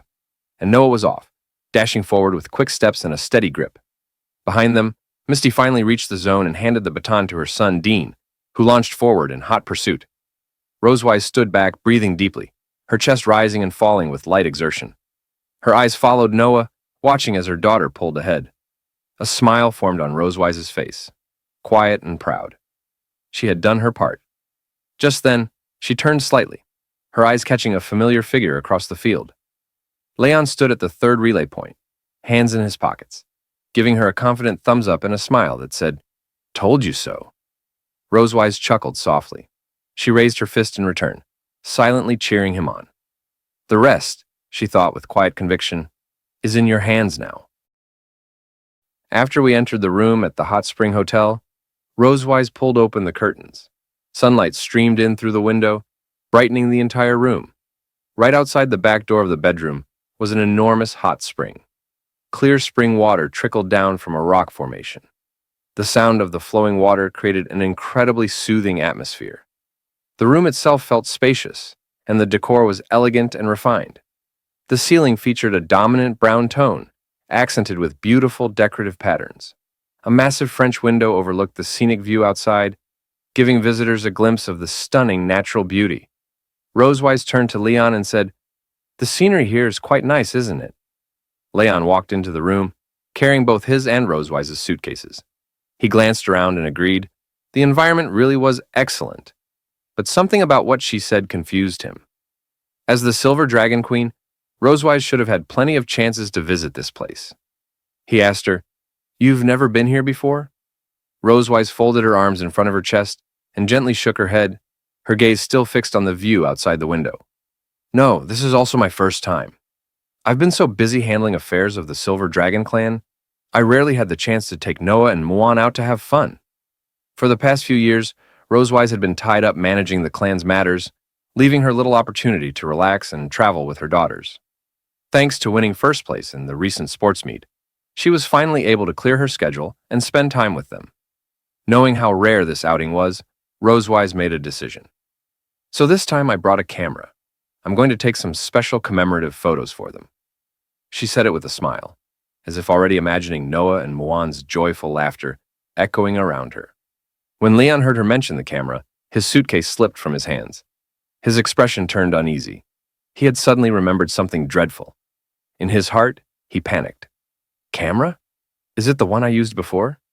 Leon quickly opened the suitcase on the floor, desperate to check if it was the same camera he had in mind. Besides their clothes, a black camera sat in plain view. Spotting it, Rosewise said, "Yes, that's the one. I got it as a reward for taking first place in the school sports meet." Leon nervously picked it up. He examined it closely and confirmed. This was the very same camera he had used before. Back when Rosewise had fainted, in a moment of petty revenge, Leon had dressed her up as a bunny girl and secretly taken photos with this camera. And those photos? They were still saved inside. "This is bad," he thought. "Those pictures are still in here. If she finds them, I'm done for." That's the kind of ironclad evidence that gets a guy executed by the she-dragon herself. Seeing that Leon had already taken out the camera, Rosewise reached out her hand. "Give me the camera." Leon glanced back at her, quietly panicking. "I need to develop and hide those photos before she sees them. Then erase everything on the camera." He crouched down and clutched the camera tightly in his arms, refusing to let go. Rosewise frowned at his odd behavior. "What are you doing? Why are you guarding the camera like it's some kind of treasure?" Trying not to seem suspicious, Leon forced an awkward smile and stammered, "Let me help take the photos. I'm very professional." Rosewise raised an eyebrow, surprised. "Aren't you a professional dragon slayer? Since when did you become a photography expert?" Leon patted his chest and tried to sound confident. "Don't worry, leave it to me. I've been taking pictures of my master's donkey since I was a kid." Strangely enough, Rosewise didn't seem too concerned by his odd comment. She simply closed her eyes and said, "Fine. You can take the pictures. Tonight there'll be an outdoor barbecue and a fireworks show. Let's go for a walk first." Relieved that she agreed to let him keep the camera, Leon breathed a quiet sigh of relief. "No problem," he replied. After resting in the hotel room for a bit, Leon, Rosewise, Noah, and Muan headed out to explore the area. They wandered into a lush garden, with Noah and Muan leading the way, and Leon and Rosewise trailing behind. Leon raised his camera and called out to the girls, "Dad's your photographer today." Muan happily waved. "Yeah!" They passed a statue of a female knight radiating a solemn presence. She wore heavy armor and had plunged her sword into the ground, her hands resting on the hilt. Her gaze was unwavering, determined, like she was staring down fate itself. Drawn by the statue, Muan pulled Noah toward it. She struck a pose beside it, mimicking the knight's stance. Leon raised his camera and captured the moment. Soon, they entered a quiet forest, where adorable spotted deer wandered about. Some grazed slowly, others wandered aimlessly, and a few allowed visitors to gently pet them. Muan rushed over to one and gently hugged it. "It's so cute," she exclaimed. Noah walked up to another deer, holding out a carrot. "Do you want to eat?" Rosewise followed them in, reaching out to softly pat one of the deer on the head. Sunlight filtered through the canopy above, casting dappled light on her. From a distance, her majestic aura as queen shimmered even more vividly. Noah and Muan stared in awe at their mother's radiant presence. "Mom is so beautiful." After spending some time with the deer, the family left the forest and soon came across an amusement park. Outside the amusement park stood several rows of doll machines. Muan's eyes lit up with excitement. She pointed and exclaimed, "Mom, let's play that!" Inside the machine were colorful plush toys of all shapes and sizes. Rosewise inserted a coin and focused intently on the claw. Her serious expression showed she meant business. Muan stood beside her, cheering her on. "Mom, go for it." Leon watched Rosewise's intense expression. He quietly raised the camera and whispered in his heart, "Nice face." Before long, Rosewise successfully snagged a doll with the machine. She turned to Leon with a joyful smile and exclaimed in triumph. He seized the moment, capturing her rare and radiant smile perfectly through the lens. Leon glanced down at the picture he had just taken. It was flawless. Rosewise walked over to Leon's side. She leaned in slightly and looked at the photos on the camera screen, a flicker of surprise in her expression. She said to him, Your photography skills are actually pretty good. I thought you'd make me look terrible." She hadn't expected Leon to capture her expression so well. Leon seemed a bit flustered by Rosewise's sudden closeness. After all, he didn't want her to see certain photos in the camera. He replied, Don't underestimate me." After exploring so many places, Noah and Muan began to feel a bit tired. They mentioned wanting something cold to drink. Leon quickly agreed. He headed off to a beverage shop inside the amusement park. However, due to the crowd, he had to line up with other tourists. While waiting in the queue, Rosewise suddenly appeared beside him and stood in line. Leon looked over, puzzled by her actions, and asked, "What are you doing here? I can queue up by myself." Rosewise averted her gaze, not meeting Leon's eyes, and mumbled softly, "Not worried, just, you'd be bored." At that moment, she lowered her head to look at the teddy bear she held in her hands, the same one she had just won from the claw machine. But as she looked at the little bear, her expression turned hesitant. She said to Leon, "This..." Leon noticed her hesitation and asked, "What? Is it for me? Last time, in Sky City, you gave me one, didn't you?" Rosewise closed her eyes and extended the teddy bear toward Leon. She turned away again, avoiding eye contact, her cheeks gradually flushing with embarrassment. The teddy bear was slightly larger than her palm. It wore a little purple dress with a red bow around the collar. It smiled up at Leon, as if silently hoping he would accept it. Upon seeing the bear, Leon couldn't help but laugh. Compared to the large teddy bear he had given Rosewise before, hers was much smaller. He reached out, took the bear from her hands, and joked, "The one I gave you is the Bear King. Yours is just a little bear." Rosewise's expression darkened at once. Clearly unhappy with his response, she glared at him and clenched her fist. She hadn't expected Leon to mock the gift she had shyly given him. With an angry huff, she reached toward Leon, trying to snatch the bear back.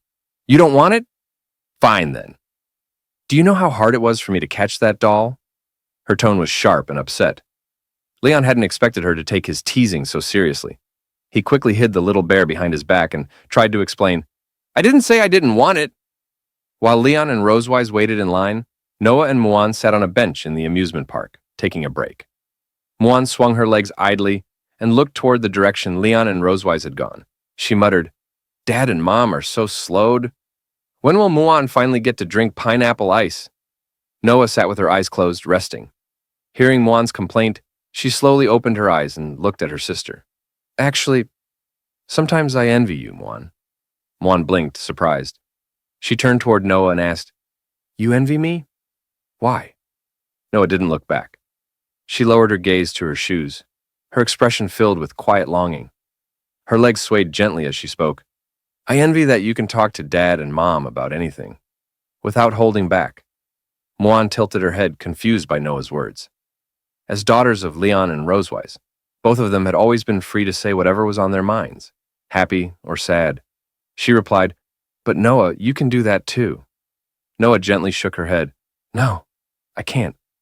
I've grown up now. I can't just say whatever I want anymore." Her voice carried a seriousness that didn't suit her age. She stared ahead, her tone mature and restrained. So different from Muan, who could still act spoiled around their parents. But does Noah really seem like a child who can shoulder everything? In truth, she isn't. She wasn't always like this.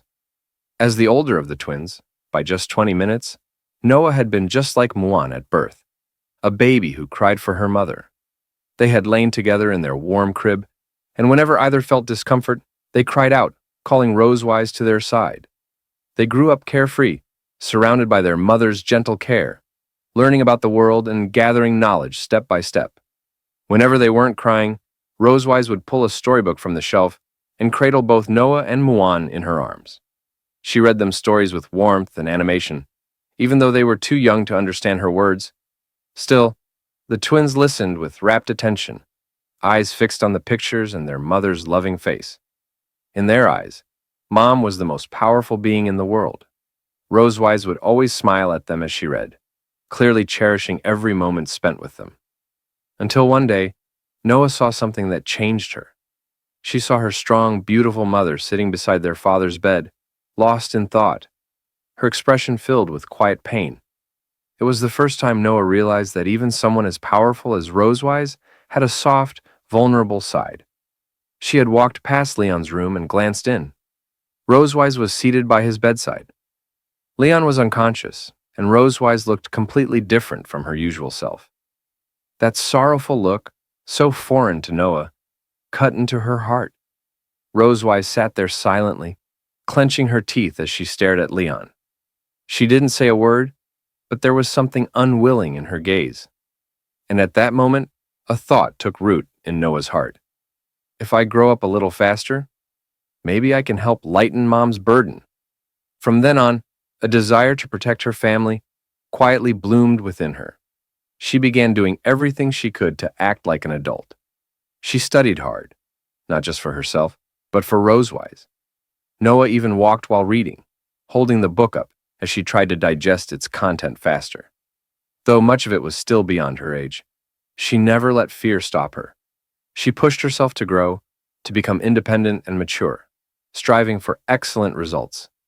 When Rosewise saw Noah's perfect report card, she smiled with genuine pride and reached out to stroke her daughter's head. Seeing her mother's joy, Noah's heart swelled. To keep that smile on Rosewise's face, Noah continued working harder, growing stronger, so that her mother would never again have to show the same painful expression as that day. After listening to Noah's story, Muan closed her eyes, trying to process it. But after a few moments of thinking, she still couldn't quite grasp the depth of what Noah meant. She waved her hands and said, Muan doesn't really get all that complicated stuff, but Muan also envies Noah. Noah blinked, caught off guard. What? You envy me?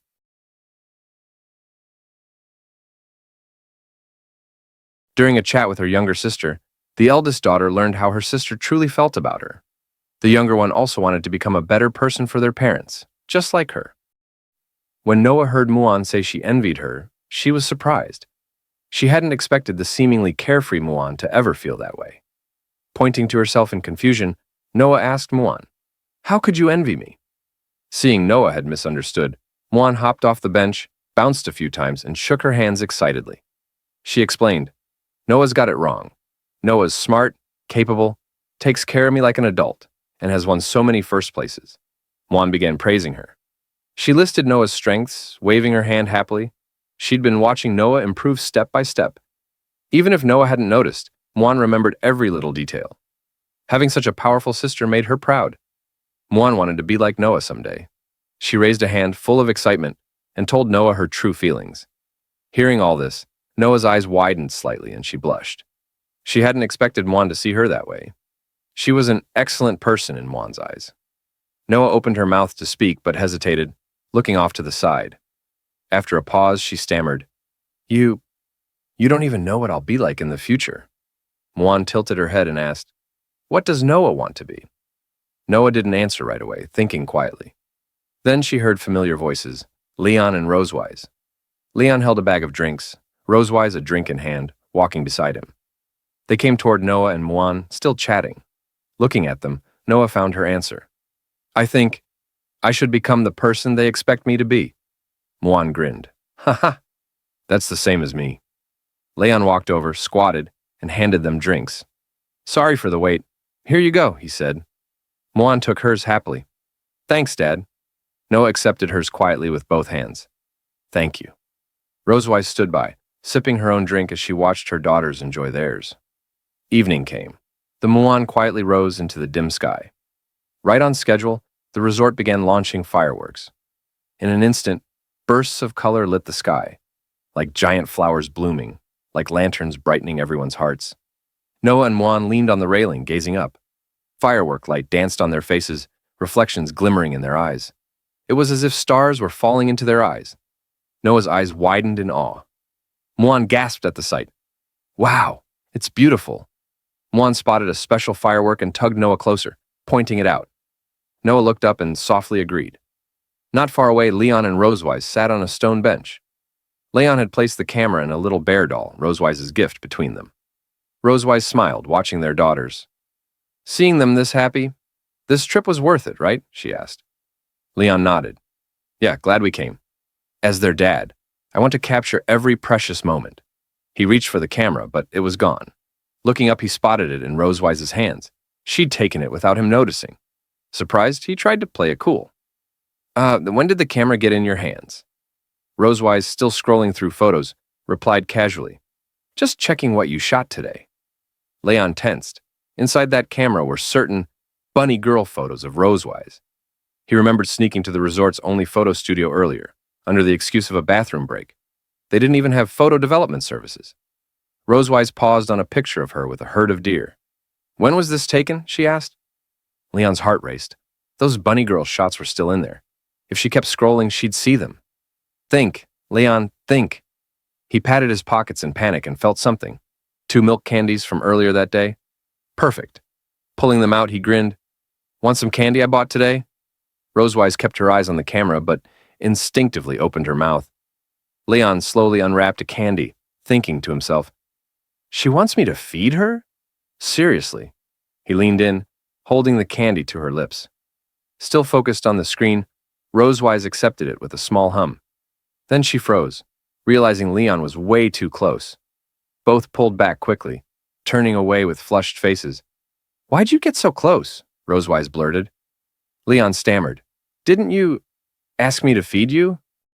Rosewise couldn't help but sneak a glance at Leon. While browsing the photos in the camera, she noticed that aside from her and her daughter's pictures, Leon didn't have a single one of himself. She thought to herself, this guy takes photos all day, yet not even one of him exists. Since Leon was always busy photographing her and the girls, he never had time for his own. Rosewise turned, lifted the camera in her hand, and made him a proposal.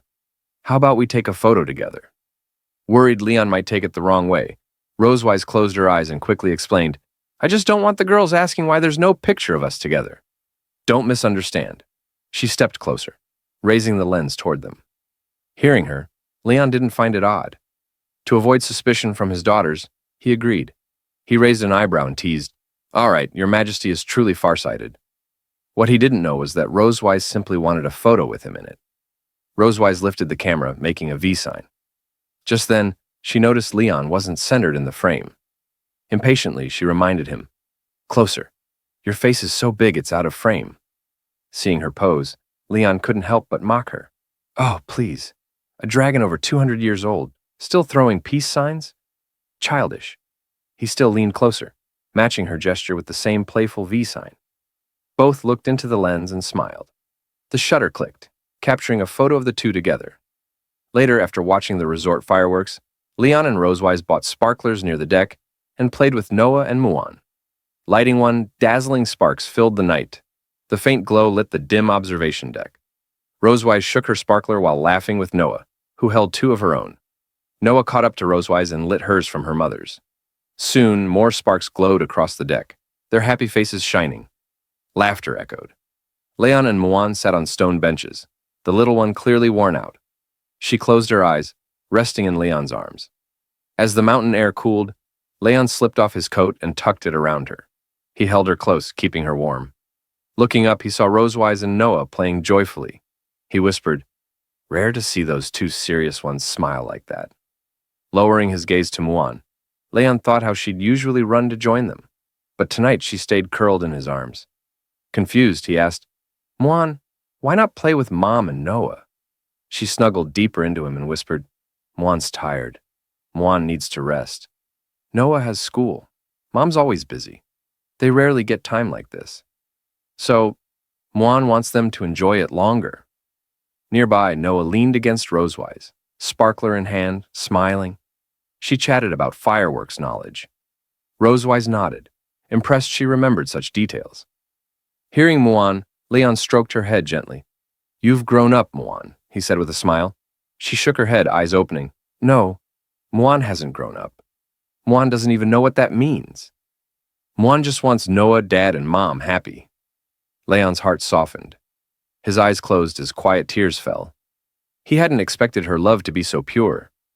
Though Noah and Mwan are different, both cared deeply in their own way. He realized she pretended to rest just so Rosewise and Noah could play more. He reached to lift her, saying, Mwan, want Dad to take you to play? But he heard only her steady breathing. She'd fallen asleep mid-conversation. Her hand clutched his clothes. Her lips parted slightly, a soft snore escaping. Leon was surprised at how fast she drifted off. You really were tired, huh? By then, Rosewise and Noah had finished the fireworks and walked over, noticing Mwan asleep in Leon's arms. Rosewise peeked at her and whispered, Asleep? Leon nodded. Yeah, let's head back. He wrapped her snug in his coat and carefully carried her. Noah said nothing, arms crossed, eyes fixed on Mwan with a quiet envy. Rosewise noticed and lowered her gaze to Noah. Though Noah's face was calm, Rosewise sensed her feelings. She bent down slightly and Noah lifted her head, unsure of what was coming. Mom will hold you too, okay? Rosewise offered. Noah froze, eyes widening, cheeks turning faintly red.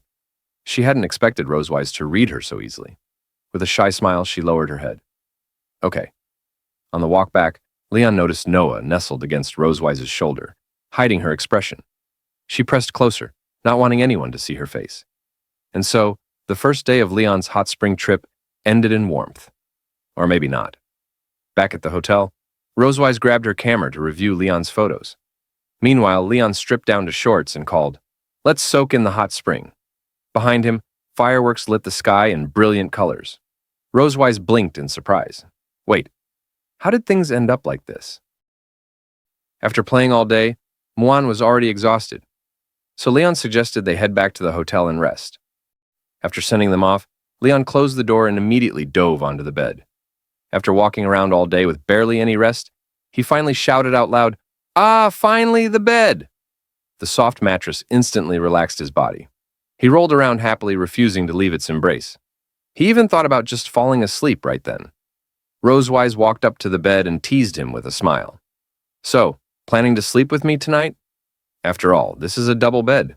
If they wanted to rest, they had to share it.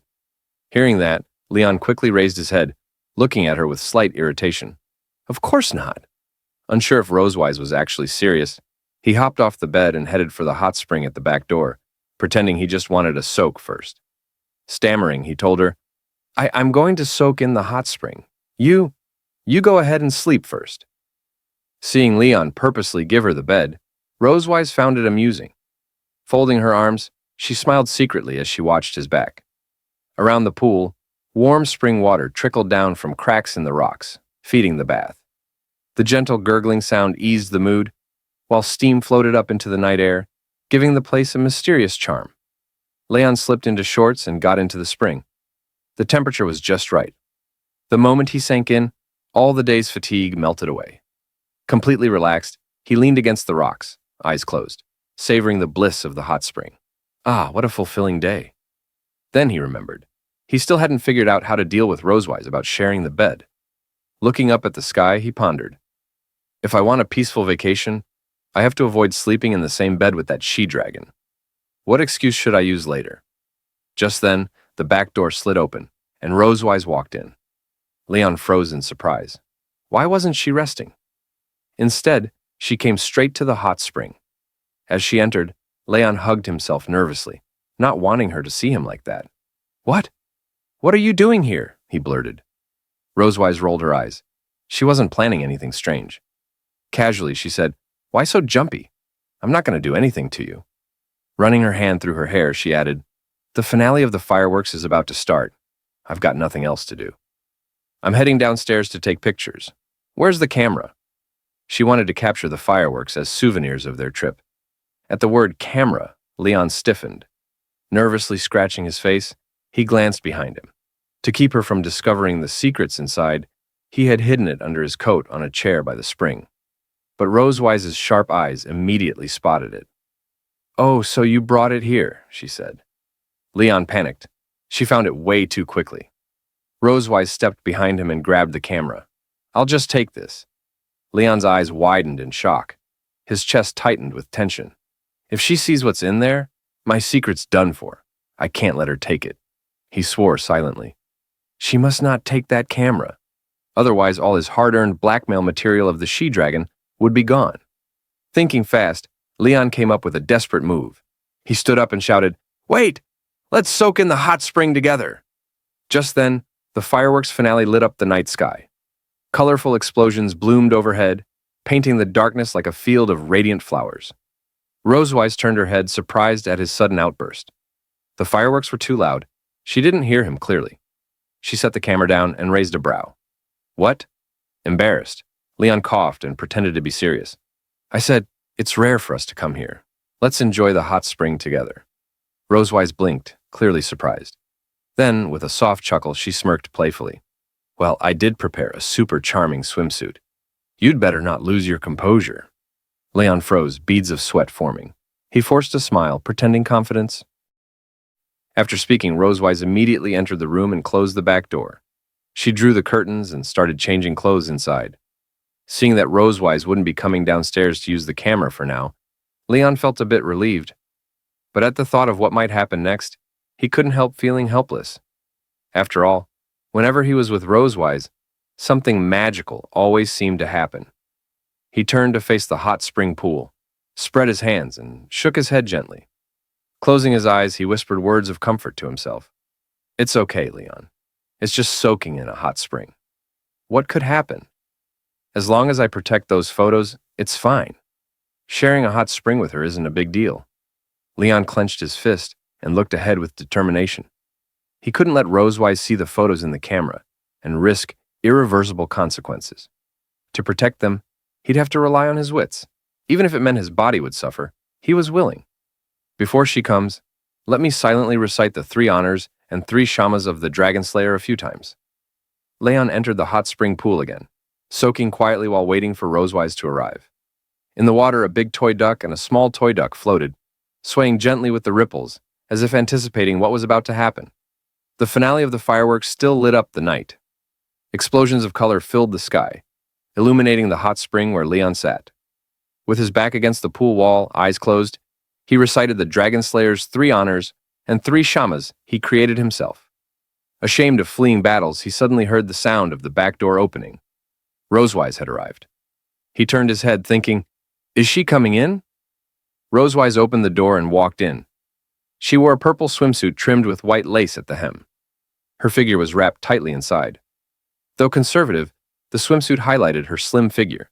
Her chest and stomach were covered, with only her shoulders exposed. She slowly entered, holding onto the back door for balance. Seeing her in a swimsuit, Leon bowed his head slightly, trying to hide his laugh. But no matter how hard he tried, he couldn't stop himself. Leon burst out laughing, clutching his stomach with one hand while splashing the water with the other. He had expected Rosewise to wear something far more revealing. But the swimsuit she now wore was the charming swimsuit she had described earlier. To him, it had no deterrent effect at all. Between laughs, he teased, "Is this it?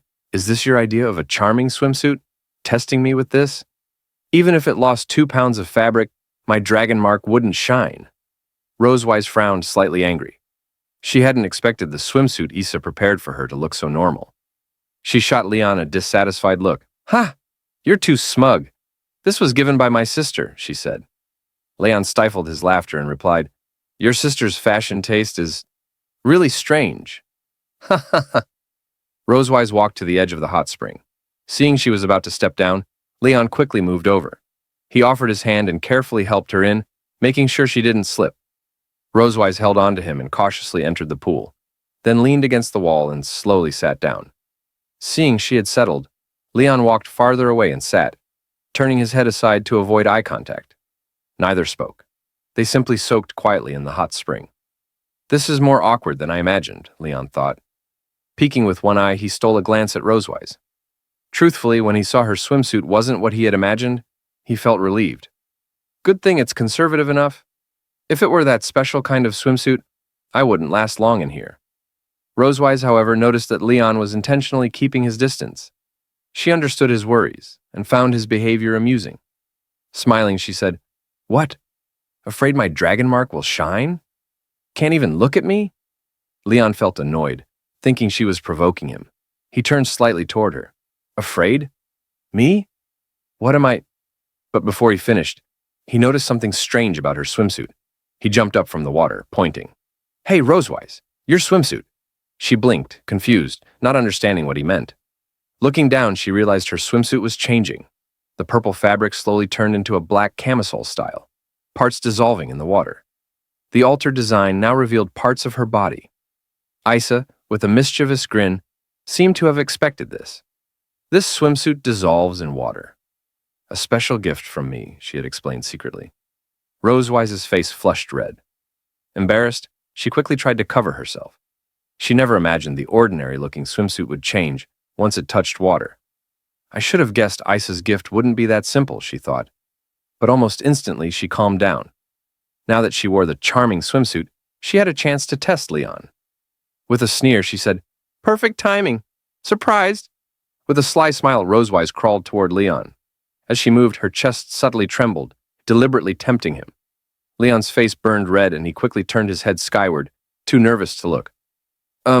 Maybe you should change into another swimsuit first, he suggested nervously.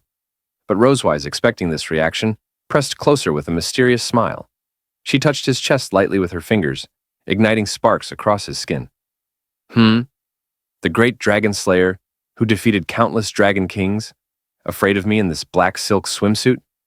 Her body pressed against his, the soft contact making Leon flustered. He looked at her nervously, realizing the situation was turning against him. This isn't good.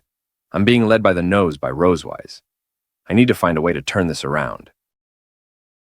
Due to the sudden change in the Silver Dragon Queen Rosewise's swimsuit style, I had to face her provocation. To prevent my dragon mark from shining, I started a challenge with Rosewise. She kept tempting me, trying to make me fail. I didn't want to stay passive, so I took the initiative. She, unwilling to lose, guided me further, trying to keep control.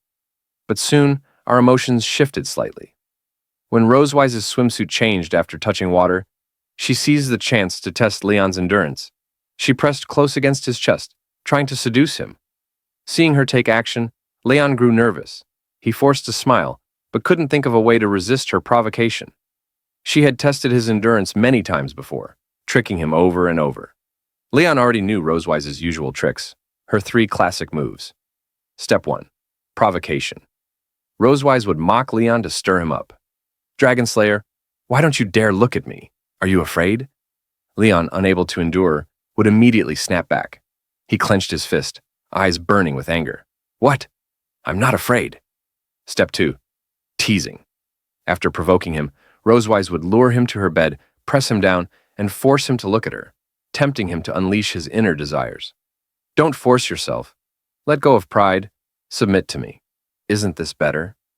But Leon could only grit his teeth and glare, unable to act. Under her constant guidance, he'd end up doing things he couldn't resist. Rosewise would vent her emotions on him, leaving him sleepless all night. Step 3. Shifting responsibility. When it was over, Rosewise would cover herself with a blanket, smiling in victory. You started it. It had nothing to do with me. Leon, regretful and powerless, could only bite the blanket in frustration. Now Leon faced the same trap again. He realized Rosewise had already taken the first step. Escape was impossible. He had to find a way to turn the situation to his favor. So Leon decided to counter. Since Rosewise provoked him, he'd use his own methods. He turned away, avoiding her gaze, calming himself to not be stirred. Acting relaxed, he said, Afraid? Of this? As long as you're a dragon, no matter what you wear, I'm not interested.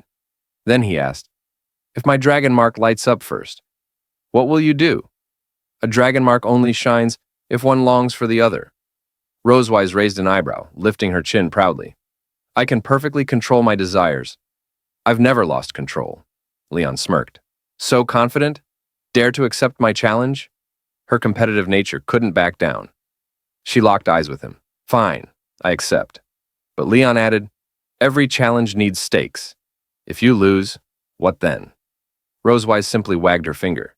If you win, I'll give you 7 more days off. Leon agreed with a smile.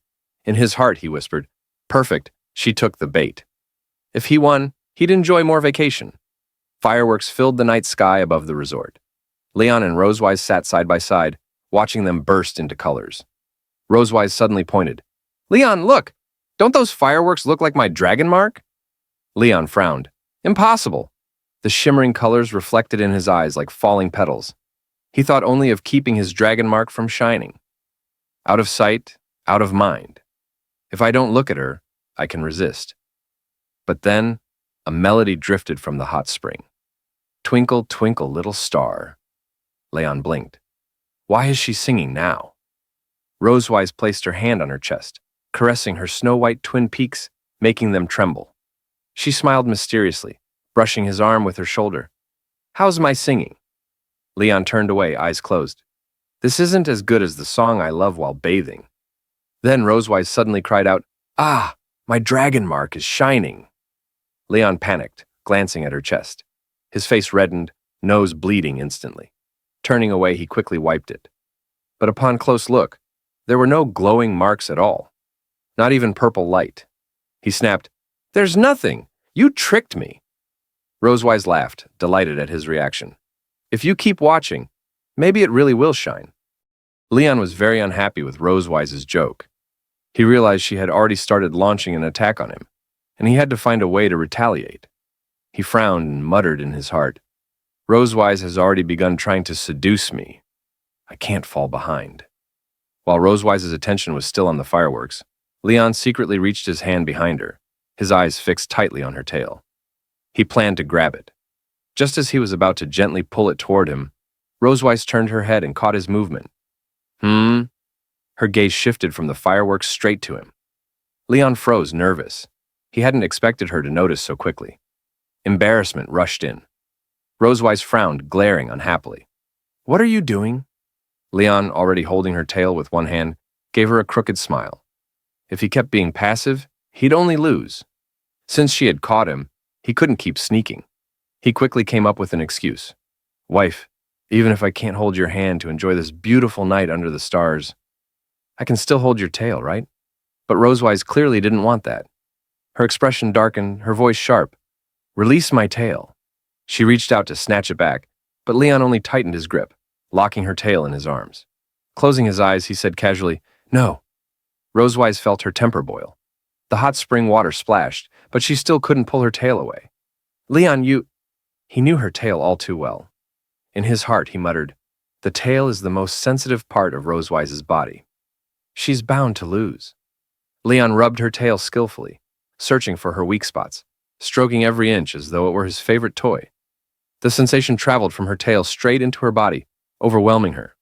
She gasped softly, unable to stop the strange rush flooding her chest. Her body trembled, her head tilted back, her cheeks flushed as the water splashed around her. Rosewise clenched her fists, struggling to resist, sneaking a glance at Leon. She knew he was trying to stir her inner desires, to break her focus. But she wasn't about to let him win so easily. "Is this guy trying to force me to take the initiative?" she thought. "Fine." Calming her breath, she stretched her hand toward him, forcing a smile through her blush. "What's wrong with just holding my hand and watching the fireworks? Come on, hold my hand, darling." Leon's mouth dropped. His cheeks flared red. I... His heart pounded wildly. Just holding hands. Why is my heart racing like this, he thought. Slowly, he reached out and caught her slender, slightly cool hand. Their fingers interlocked, and Leon squeezed tightly. A dizzy rush hit him. He couldn't resist. Simply holding her hand had shaken him more than anything else. His heartbeat thumped faster, his face burned. Rosewise noticed his wavering and leaned close, whispering in his ear. "Don't hold back. Let the dragon mark light up and end this agonizing challenge. It's good for you." Her words sent Leon spiraling, his face burning hotter. He was about to lose control. Damn it. I won't let myself be guided by her, he swore in his heart. He plunged his hand into the hot spring and wrapped his arm around her waist, pulling her closer. Her chest pressed against his, water splashing softly. He didn't care. If she wanted to tempt him, he'd drag her into the same storm. He looked into her eyes. "You're right. It's not easy to endure. But you're also struggling to restrain yourself, aren't you?" Leaning in, his gaze locked on her lips. Rosewise's eyes widened slightly, stunned by his sudden boldness. In that moment, their dragon marks flared across their chests, glowing purple, burning like their desires. Then the light flickered and dimmed, as if echoing their struggle to suppress their emotions. Their dragon marks pulsed, bright, then dark, like switches of desire breaking down. With the loss of control, their breaths grew hot, their bodies edging closer until their lips finally brushed. Leon cradled the back of her head, deepening the kiss. Rosewise slipped her hand to his waist, melting into it. Behind them, fireworks burst in full bloom, dazzling brighter than before, as if celebrating them. But Leon and Rosewise no longer heard anything. Beneath the glowing night sky, they shared their first kiss of the evening. The next morning, their daughters came to the door to wake them up, but they didn't respond. What the girls didn't know was that the Silver Dragon Queen and Leon had spent another passionate night, leaving their bodies satisfied. For Leon, it was his first true kiss with her. The Silver Dragon Queen also felt shy about that kiss. Later, they took their daughters to play in the pool, when suddenly a dragon couple approached them. They sat nearby and chatted for a while. By then, the morning sun had already shone into the hotel corridor. The light reached the door of Leon and Rosewise's room, hinting that the two inside had not yet woken up. Noah and Muan, however, were already awake. They walked to their parents' door, planning to have breakfast together. Muan knocked lightly and called out, "Dad! Mom! Wake up! The sun's going to dry your butt and tail." But after waiting, there was still no response. Muan tilted her head, confused. She pressed her ear gently against the door, hoping to hear something inside, but there were no voices or footsteps. She turned to Noah with a puzzled tone. "Noah, what's going on? Haven't Mom and Dad woken up yet?" Noah frowned, doubting it too. At this time of day, they should already be up. Resting her chin on her hand, she thought silently for a moment. Then, she recalled their usual routine. If they're following their schedule, it should be Mom's turn to go to the bathroom right now. Muan blinked, tilting her head. Huh? What about Dad? Where did Dad go? She thought Leon had disappeared again without telling them, just like last time. Holding her cheeks with both hands, she made a suggestion to Noah with a hopeful look. "Noah, do we have to offer tribute to Dad for him to appear? I want steak again this time."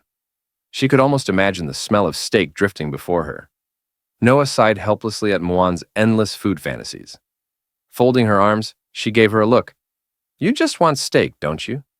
Since their parents were still asleep, Noah decided not to wait. She took Muan's hand and led her toward the elevator. "Let's go eat first," she said, running. "Even if they don't come, I'll still take you." Muan cheered, raising her hand. "Yeah." And so, while the two sisters went off for breakfast, Leon and Rosewise were still in bed, bodies pressed close together.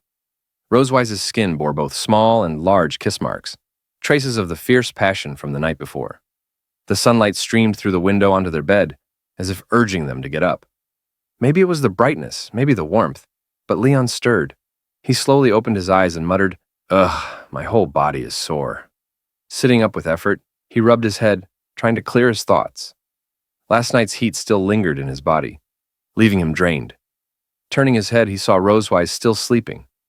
Watching her peaceful face, he thought silently, "We both failed the Dragon Mark challenge last night.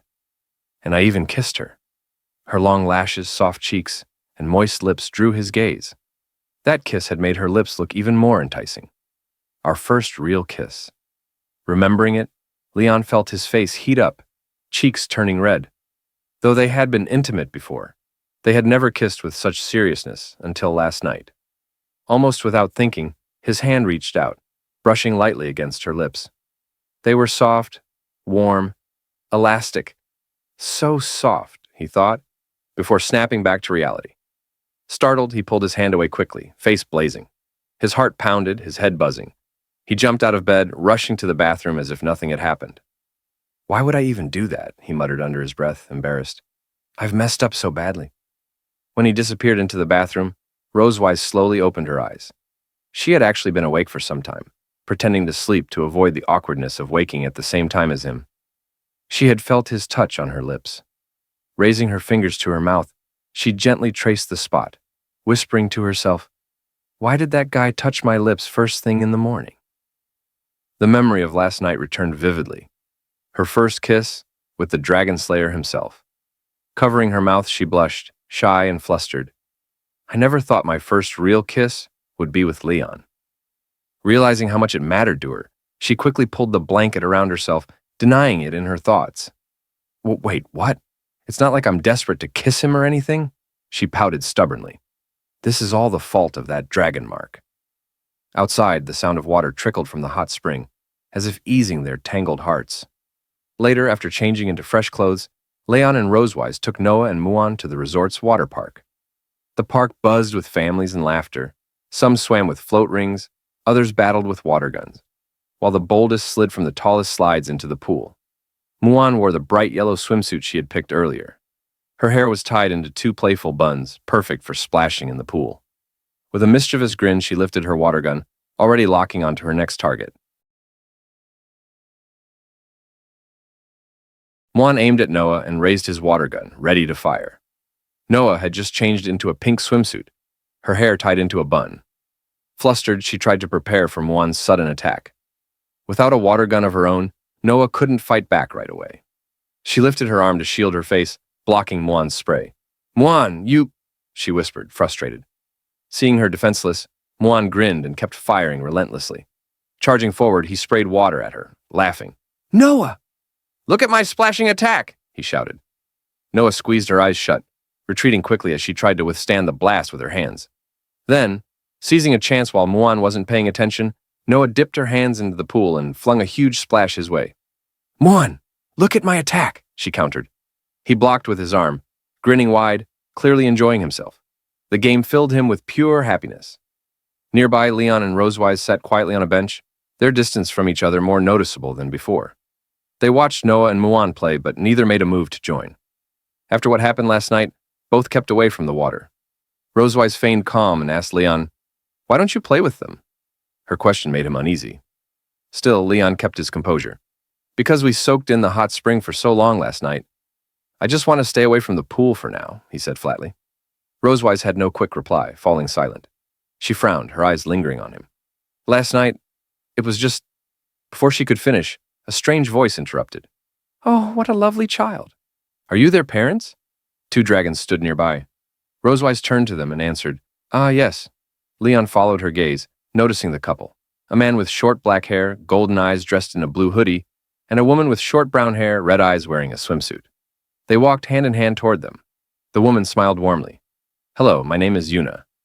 This is my husband, Zai. Can we sit and chat for a while? Rosewise returned the smile politely, introducing herself and Leon. Of course. I'm Rosewise. And this is my husband. Leon nodded in greeting. Yuna's face lit up with gratitude as she and Zai took a seat. We're newlyweds here on our honeymoon, Yuna said. We planned to visit Emerald Sea, but with the Dragon Clan dispute nearby, we decided to come here instead. Hearing this, Rosewise felt a jolt of unease. Constantine moved so fast. Even if Emerald Sea is far, I still need to watch their movements closely. Noticing Leon and Rosewise's closeness, Yuna grew curious. You two seem married for many years. Your relationship looks so good. Rosewise laughed awkwardly, waving her hand. Haha. Many dragons say the same. Leon, however, frowned silently. Do we really seem that close? Our child's running around, yet we only kissed for the first time last night, he thought. Meanwhile, Noah and Muan kept playing. Muan fired his water gun with gusto, and Noah, refusing to lose, grabbed a swimming ring to block him. Yuna watched with envy. I admire you both, having two such lovely children. Her cheeks warmed as she nervously scratched her face. My husband and I have been thinking about children. As experienced dragons, could you share some advice? Rosewise stiffened. She couldn't possibly explain Noah and Muan's true origins. Her fingers fidgeted as she stammered, Actually, it was my husband. He wanted to be a father, and I just agreed. Leon covered his mouth, chuckling secretly. She-dragons making things up again. He thought of how her story could sound. High emotional intelligence. I didn't think much, just agreed. Low emotional intelligence. It was the blood curse, no choice at all. He looked at Yuna kindly. It'll come naturally. Don't force yourself, or your husband. And don't fear it, just go with the flow. Zai leaned forward. Mr.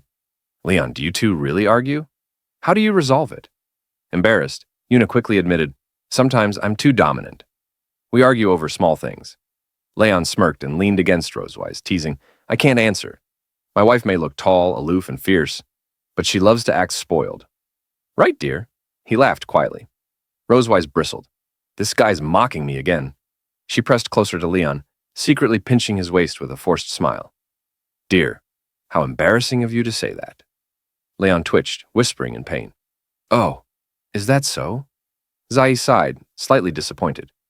But Leon's tone suddenly grew serious. Even if a woman is strong, she still has a soft side, he said, recalling Rosewise's dual nature, her stern, queenly face, but also her shy, gentle moments. He hugged her lightly, looking at Zai. No matter who your wife is, you must stand up and protect her. Rosewise froze, touched. This is a responsible man. Leon flashed a cheerful grin and gave Zai a thumbs up. That's my principle of being a good man. 7 days had passed. Now, life had returned to normal. Back at the Silver Dragon Castle, Rosewise immediately buried herself in work, handling the mountain of documents that piled up during the holiday. It was then that Sherry, sent to track down Leon's master, returned. She knelt before Rosewise's desk and delivered her report. At first, Rosewise was shocked by the news, forcing Sherry to confirm it again. You've found the tiger and his wife? She asked. Yes, Your Majesty. Sherry rose to her feet, her hands folded neatly behind her, and spoke with unusual seriousness. While circling the Empire's borders, I stumbled upon their hiding place. It's heavily shielded with magic arrays. Without flight, no one could ever reach it. Rosewise frowned. For humans, such a dangerous, isolated place was unthinkable.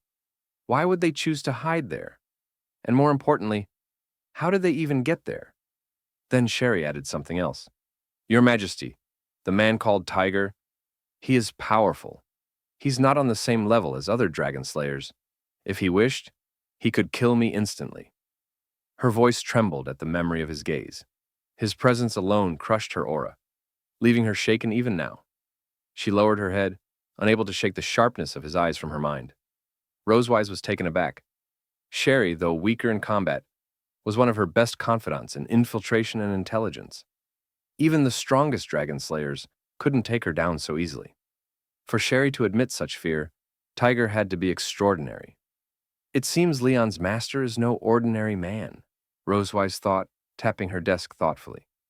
Sherry then remembered something else. He discovered me, but when he realized I was from the Silver Dragon clan, he spared me and gave me a message for you. Rosewise leaned forward. A message? He wants to see you. Just those words, nothing more. Yet Rosewise was surprised. Few would dare request to meet the queen of the Silver Dragon clan in person. She almost admired his courage. Very well, she decided firmly. I will meet him. Night fell over the Silver Dragon castle. Under the glow of the rising moon, Rosewise and Sherry spread their wings, transforming into their true dragon forms. Together they soared across mountains and valleys, heading toward Tiger's hidden lair. Hours later, they reached a land of steep cliffs and roaring waterfalls. No villages, no signs of life. This was a place unfit for humans. Sherry pointed to the waterfall. They're behind it, but Tiger said, You must go alone. Rosewise nodded. If I don't return, you know what to do. Sherry bowed deeply. Please, Your Majesty, be careful. With a wave of her hand, Rosewise conjured a magical shield to repel the waterfall's spray. She stepped through the cascading water and entered a vast cavern. There, sitting calmly at a stone table, was the man himself, Tiger. White hair, white beard, yet no trace of weakness. A quiet power radiated from him as he brewed tea with deliberate calm, dressed in a plain blue robe and brown cloak. Noticing her arrival, Tiger set down the kettle and looked up. He gestured to the empty seat across from him. Please. Rosewise didn't thank him. She sat silently, her thoughts racing. I've faced countless dragon slayers. Only Leon ever felt like a true challenge. Yet this man before me, his presence feels even greater. Tiger poured the tea, his steady eyes never wavering. Rosewise could feel it, an aura unlike any she had encountered before. Sliding the cup toward her, Tiger finally spoke. 2 years have passed. I've been waiting for the chance to meet you. Rosewise folded her arms, cautious. She didn't touch the tea. Leon, is he well? Tiger lifted his gaze and met hers. Rosewise picked up the teacup, carefully inspecting it for flaws. She answered Tiger coldly, saying he was still alive. After a moment of observation and confirming the tea was fine, she took a sip. She continued speaking to Tiger. Leon was her prisoner of war. Though tortured endlessly, he never surrendered. He had tried every way to escape back to the Empire, but all attempts failed. Tiger calmly lifted the teacup and drank as well, showing no worry for Leon's fate. Ah, that kid. Still hard-headed after 2 years. Knowing Leon was alive, Rosewise felt relieved. Though their words seemed calm, the air between them stayed tense. Tiger knew Rosewise had sent Sherry to search for Leon. He glanced at her over his cup. I don't know what deal you made with him to send someone after me, but it proves he's still useful to you. Rosewise replied coldly, He's already paid the price. Tiger set his cup down. His eyes sharpened as he spoke. So, I expect you to ensure he doesn't return to the Empire for a year. Rosewise frowned. May I know the reason? Tiger's refusal to demand Leon directly left her confused. She pressed him. You know your apprentice is alive, yet you're not rushing to rescue him?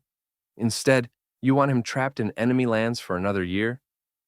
Tiger explained what happened 2 years ago, after the clash between the Dragonslayer army and the Silver Dragon clan.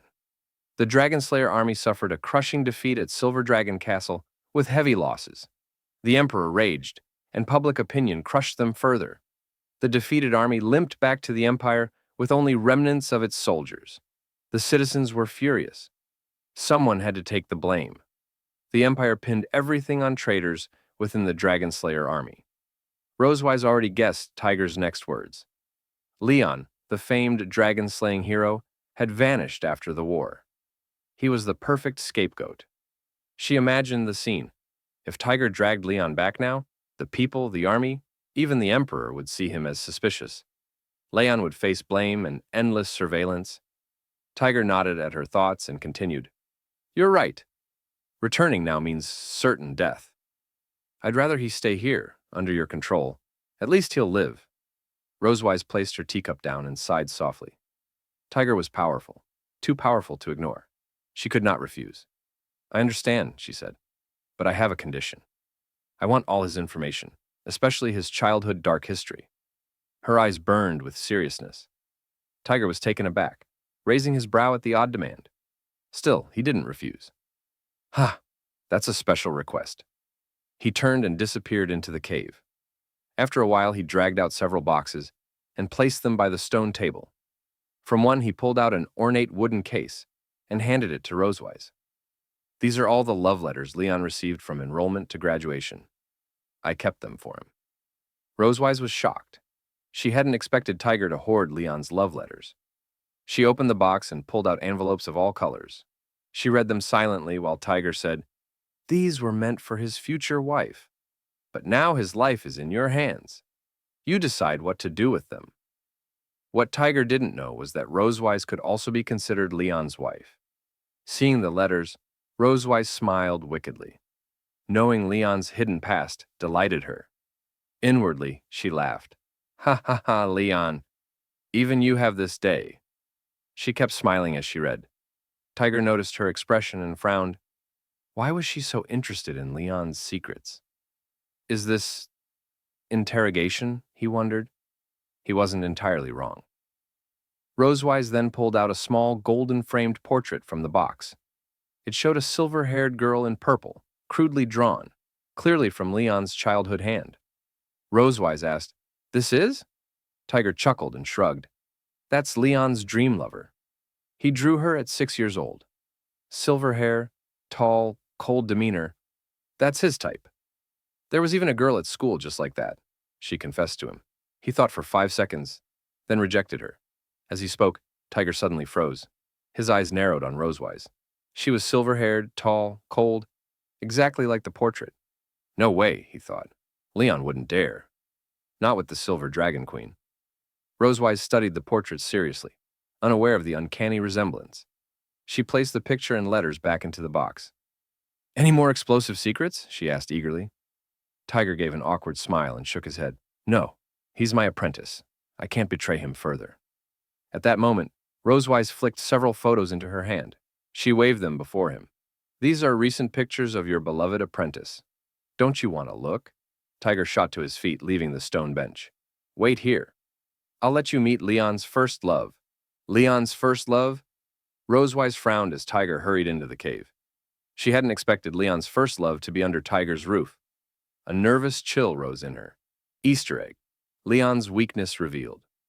Before bringing the crate, Tiger stroked his beard and recalled more details. He shared them with Rosewise. Leon hates carrots. He faints if he eats eggplant, and his waist is especially sensitive. He hates being touched there. Rosewise quickly scribbled notes in her book. Tiger lifted a finger and revealed another secret. At 2:30 in the morning, if you ask him questions in his sleep, he'll sometimes answer truthfully. In his dreams, young Leon once kicked off his blanket and muttered, "I hate carrots." He even obeyed orders while sleepwalking. Tiger recalled calling him once, "Move the wood." Half asleep, Leon replied, "Okay." Looking back, Tiger laughed, hands on his hips, head tilted back. "I made him do so much farm work that way." He burst into laughter. Rosewise, speechless, thought silently, "So, you like teasing him too?"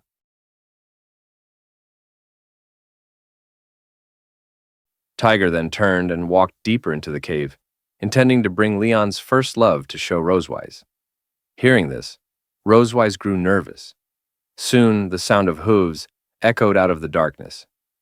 A donkey appeared, wagging its tail and twitching its ears as it followed Tiger. He led it out with a rope. This, he explained, was Leon's first love. Its fur was white, its skin an unusual blue, tied in a ponytail with a red bow, and dressed in a brown outfit. Still half asleep, it kept its eyes closed and sighed unhappily. "Sorry for the wait," Tiger said. "I woke her in the night. She's a little upset." Rosewise widened her eyes when she saw a donkey instead of a person. She almost wanted to ask aloud, "Leon's first love is a donkey?" She hadn't expected it to be an animal. Tiger noticed her reaction, chuckled softly, and confirmed, "That's right." He told her how Leon had tamed many animals as a child, poultry, even dangerous beasts, but never this donkey. Instead, Leon spent his days chasing after it, branch in hand, trying everything to make it obey. His little dog even joined in, but the donkey always ran ahead, stubborn and unhappy, once kicking Leon and leaving a scar across his nose. Tiger pointed to his own nose. "If you touch Leon's bridge, you'll find that scar." He got it back then when the donkey kicked him. Rosewise glanced at Leon later and indeed noticed the faint scar. Without Tiger's reminder, she might never have realized it was there. Hearing the story, she let out a quiet sigh, and her tense mood eased. "Oh, I see," she whispered. But then she caught herself. Why had she felt so relieved? It's just a donkey. Why was I nervous? She stepped closer, frowning as she studied the blue donkey. The donkey silently stared back, clearly displeased. After understanding Leon's secret, Rosewise prepared to leave. She placed the photo on the stone table and said, "I'll leave the photo here. I'm going back now." Then she remembered something. Turning back, she said to Tiger, "I need something more, a token for Leon. Proof that you're still alive?" Tiger held the rope with one hand and searched his clothes with the other. He pulled out a letter and tossed it to her. Rosewise caught it quickly. "All right," she said, tucking it away before heading for the exit. Standing at the waterfall, she stopped, her back to Tiger. "This may be our first and last meeting, but for Leon, what I want isn't just 1 year." She turned, gave Tiger a mysterious smile, then leapt through the falls. She transformed into a dragon mid-flight, wings whipping up violent winds, purple magic lighting the sky.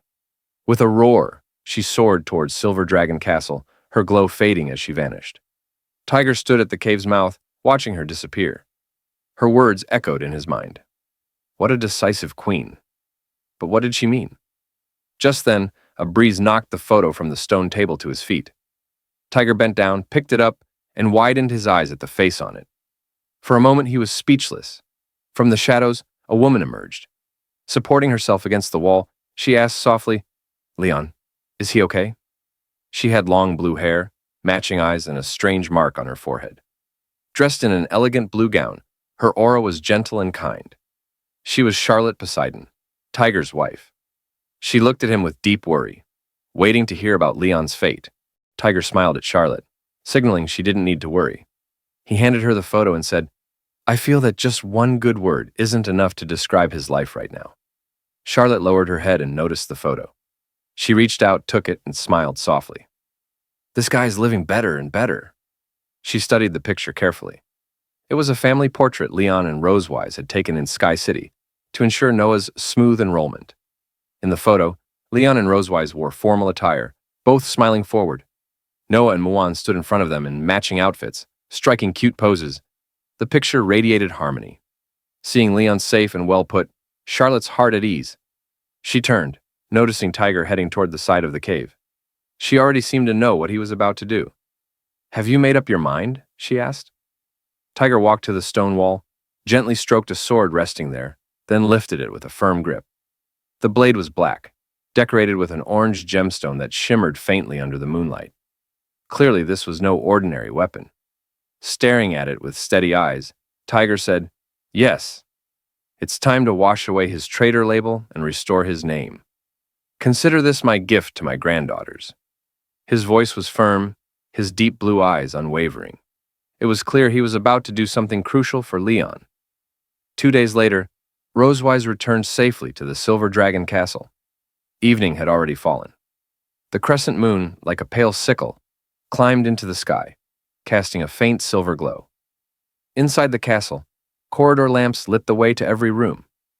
It was dinner time.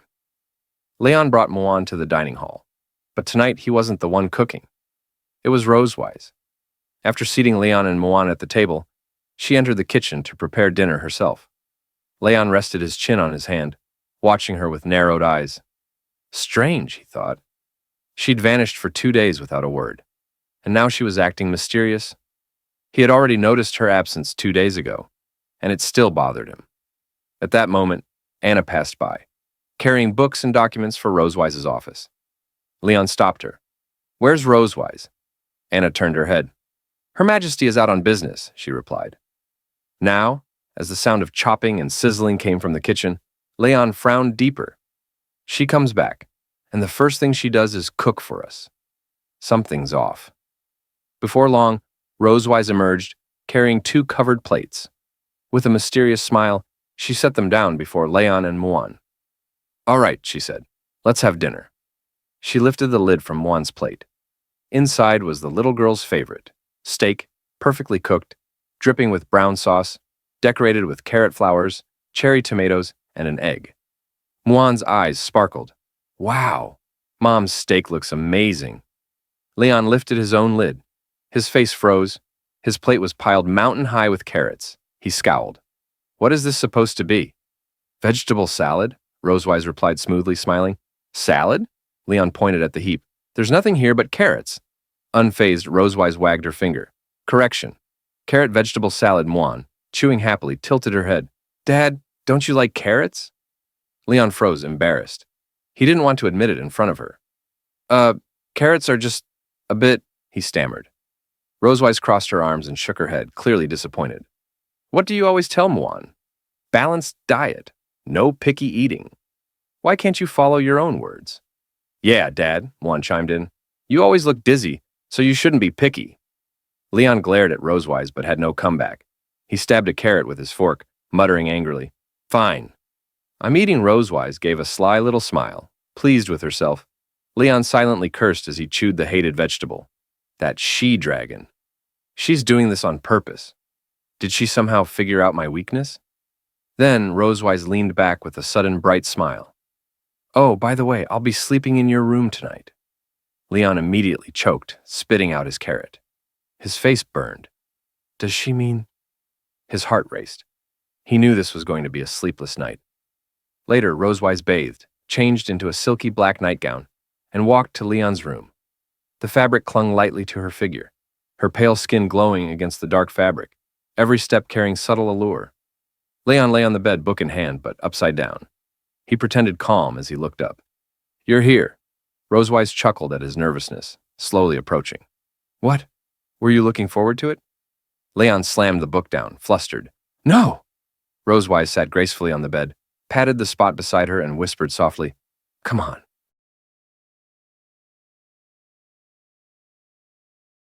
Later, Rosewise changed into a seductive black nightgown. thin enough to outline her graceful figure. With every movement, her curves trembled slightly. Leon, reluctant, lifted his hand and pulled off his pajamas. He thought she would torture his body again, just as before, but he couldn't refuse her. With a frown and a trace of bitterness, he shut his eyes and sighed. Walking up to Rosewise, he muttered, "I haven't seen you for 2 days. Are you in that much of a hurry?" She only smiled mysteriously. "That's right. Turn off the lights." Leon obeyed, turned off the lamps, climbed into bed, and slipped under the blanket beside her. Rosewise placed one hand on the blanket, closed her eyes, and smiled calmly. But Leon was tense, heart racing. He knew what she usually wanted. He clenched his jaw, shut his eyes tight, and rested a hand behind his head, bracing for the long night. Though he hated the thought of it, he was prepared for the discomfort to come. But half an hour passed, and Rosewise made no move. No words, no touch, nothing. At this time before, she would have already struck. Leon opened his eyes, staring at her in disbelief. What was going on? He watched carefully. Still, no reaction. Rosewise lay there quietly, breathing evenly, as if she had simply come to sleep. Confused, Leon whispered, "Are we really just sleeping?" Without opening her eyes, she answered, "What else did you expect?"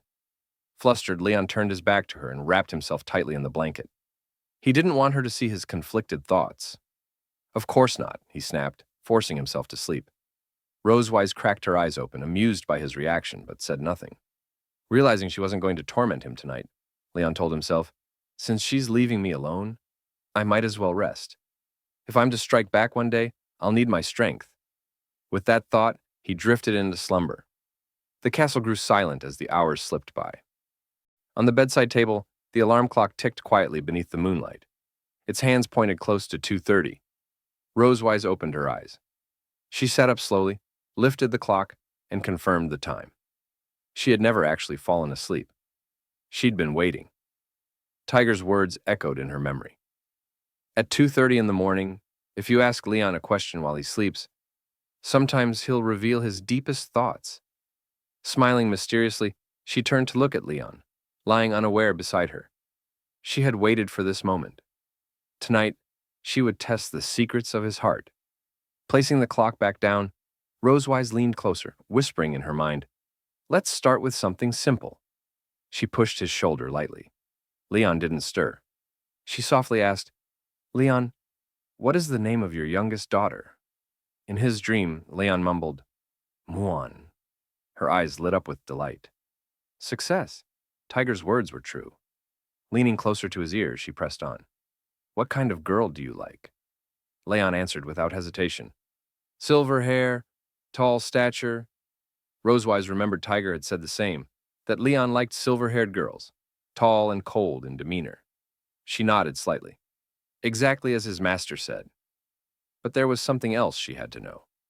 Tiger once told her Leon had rejected a girl who perfectly matched those traits. "Why?" she whispered.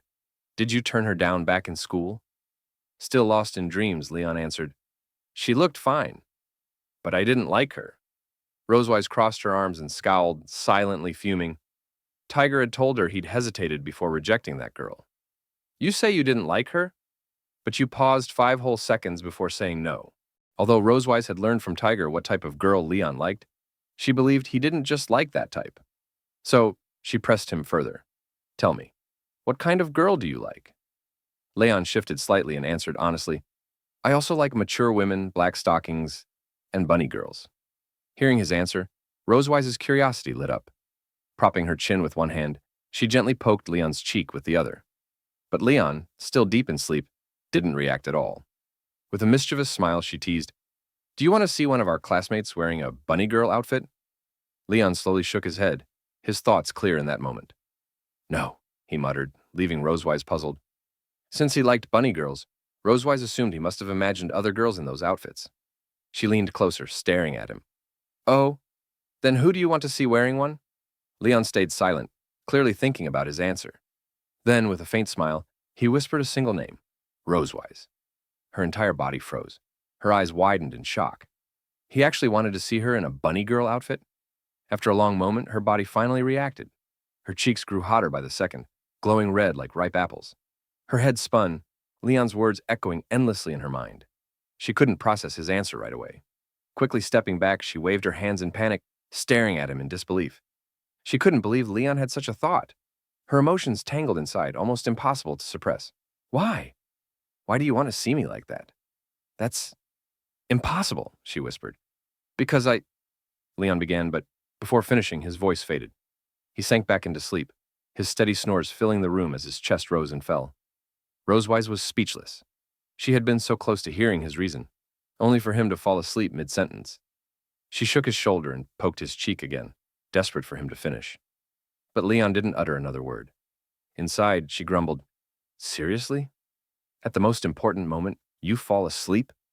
Frustration flared. He had embarrassed her without even realizing it, leaving her heart unsettled. She clenched her fist tightly. You got away with it this time, she muttered at him.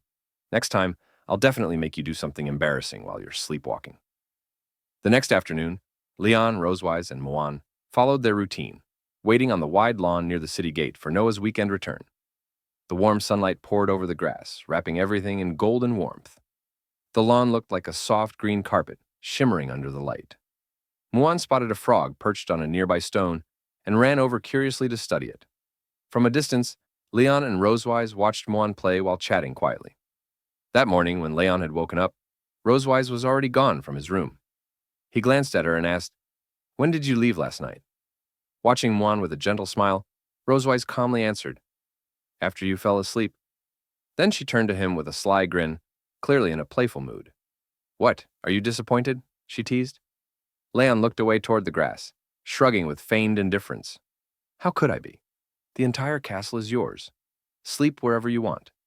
Recalling the night, Rosewise shut her eyes. But when I left, I heard you talking in your sleep. Leon's eyes widened in shock. What? Me? Talking in my sleep? He pointed at himself, worried about what he might have said. Rosewise touched her chin, pretending to think. Something about regretting not accepting the classmate who once confessed to you. I didn't know you had such a touching secret crush. She smiled mysteriously, clearly enjoying teasing him. Leon, however, refused to admit it. Impossible. Don't talk nonsense, he said firmly, arms crossed. Back then, I was fully committed to serving my country. I had no time for romance, let alone a secret crush.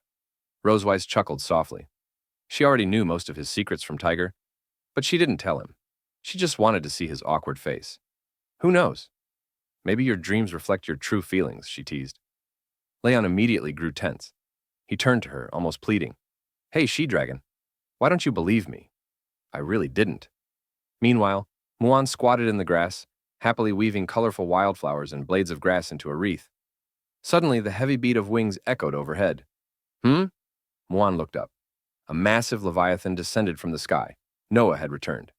Big sis Noah, Muan shouted, dashing toward her. Leon called out from behind, Muan, slow down! Don't trip!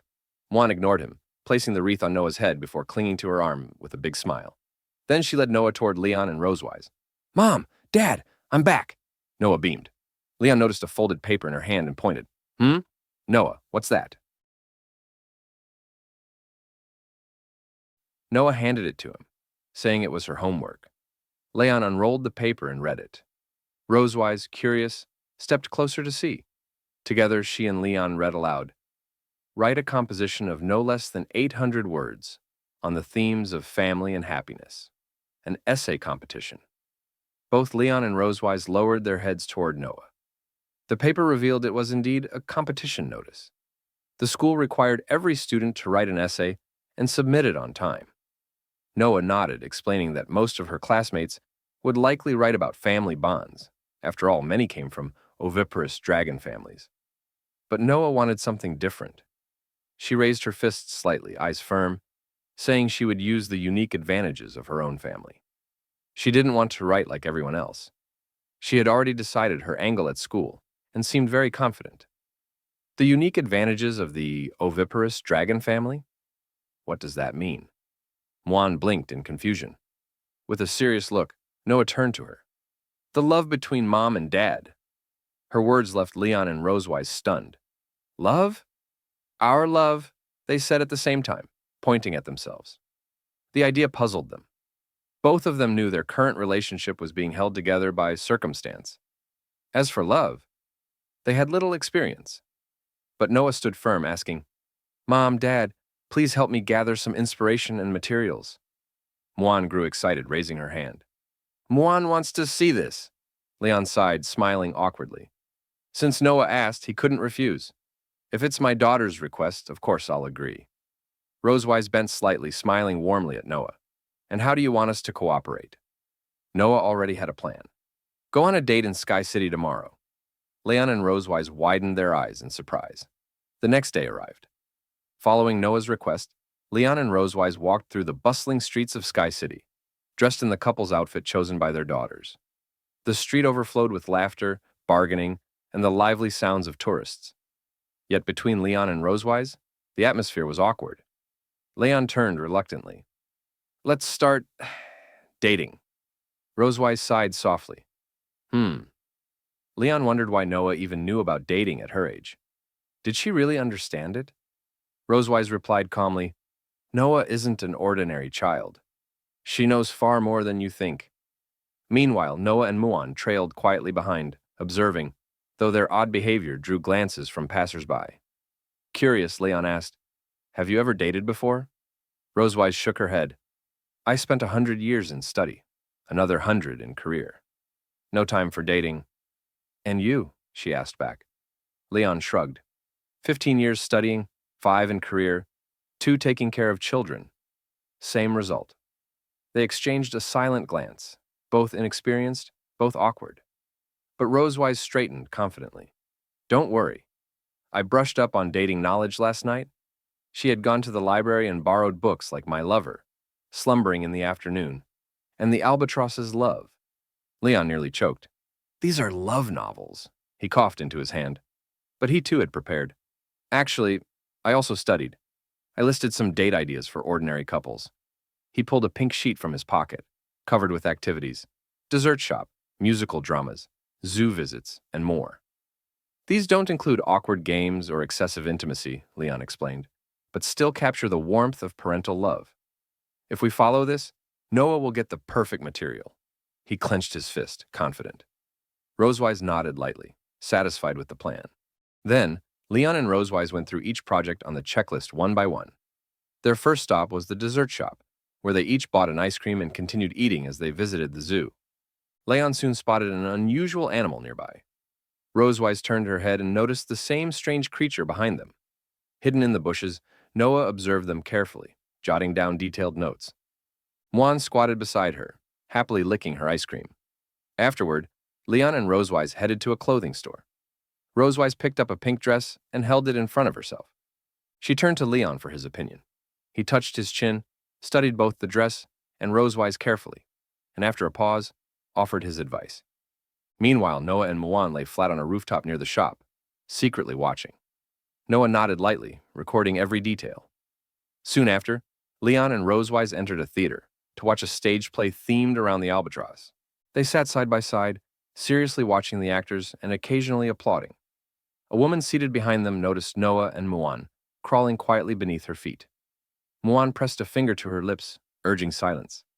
She wished the audience would remain quiet, not disturbing their parents. When the play ended, it was time for audience interaction. The host began selecting lucky participants to join on stage.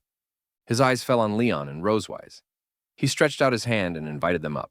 The two pointed at themselves, wide-eyed, shocked they had been chosen. Surprise lingered on their faces. With a smile, the host asked Leon to place a ring on Rosewise's finger. Holding the ring box, Leon knelt on one knee before her. It was his first time doing something like this before so many people, and his face flushed with embarrassment. Rosewise's cheeks also turned pink. She hadn't expected the interaction to unfold this way. Under the gaze of the crowd, Leon slipped a ring set with a purple heart-shaped gemstone onto Rosewise's finger. Applause burst throughout the theater. Behind the stage, Noah and Muan disguised themselves as eggs and mushrooms, watching secretly. Muan, seeing the proposal, beamed with joy. For Noah, it was the first time witnessing such a scene, and she too was surprised. She quickly jotted it all down in her notebook. After leaving the theater, Leon and Rosewise continued to their next stop, the divination room. A purple tent awaited, its entrance lined with boxes of mystical tools and glass jars. Inside, the fortune teller greeted them warmly. She was a young woman, dressed in a long purple gown with a witch's hat and a small cloak. A veil covered her face, giving her a mysterious air. On her desk rested a crystal ball, tarot cards, and several books. Clearly, she was a professional. With a smile, she turned to Rosewise. "Madam, are you a Scorpio?" Rosewise covered her mouth in surprise. How could the fortune teller know? She admitted softly, "Yes. My birthday is October 25th. How did you know?" Closing her eyes, the fortune teller confidently explained, "Scorpio women may seem cold on the outside, but their hearts are fierce and unrestrained. They love and hate without hesitation. Falling for a Scorpio means risking everything." Rosewise nodded, agreeing with the words. Leon, however, looked unconvinced, frowning slightly at the explanation. He muttered, "This is just trickery, deceiving children." At once, the fortune teller turned to him. "Sir, are you a Leo?" Caught off guard by her accuracy, Leon felt embarrassed. Yes," he admitted. The fortune teller thought a moment, then revealed, "No wonder. Your zodiac signs are incompatible." Leon's eyes widened in shock. He hadn't expected her to know of the bad match between him and Rosewise. Admiration filled his face as he silently declared, "Master! No wonder we clash. It's the zodiac's fault." Forgetting his earlier doubts, Leon listened as the fortune teller continued, "Your wife's sign is sensitive and insecure. You must give her more love and security." "Love? For Rosewise?" Leon's cheeks flushed red. He glanced at her. By chance, Rosewise was already looking at him. Their eyes met and the moment grew awkward. Quickly they looked away, cheeks hot. Rosewise fanned herself, trying to cool down. "Why do I feel so warm?" she muttered. Leon scratched his head nervously. "Me too," he stammered. The fortune teller placed her hands on the crystal ball. "Let me predict your fortune." "Place your hands here," she instructed. Leon obeyed. At once, the purple crystal ball glowed brightly.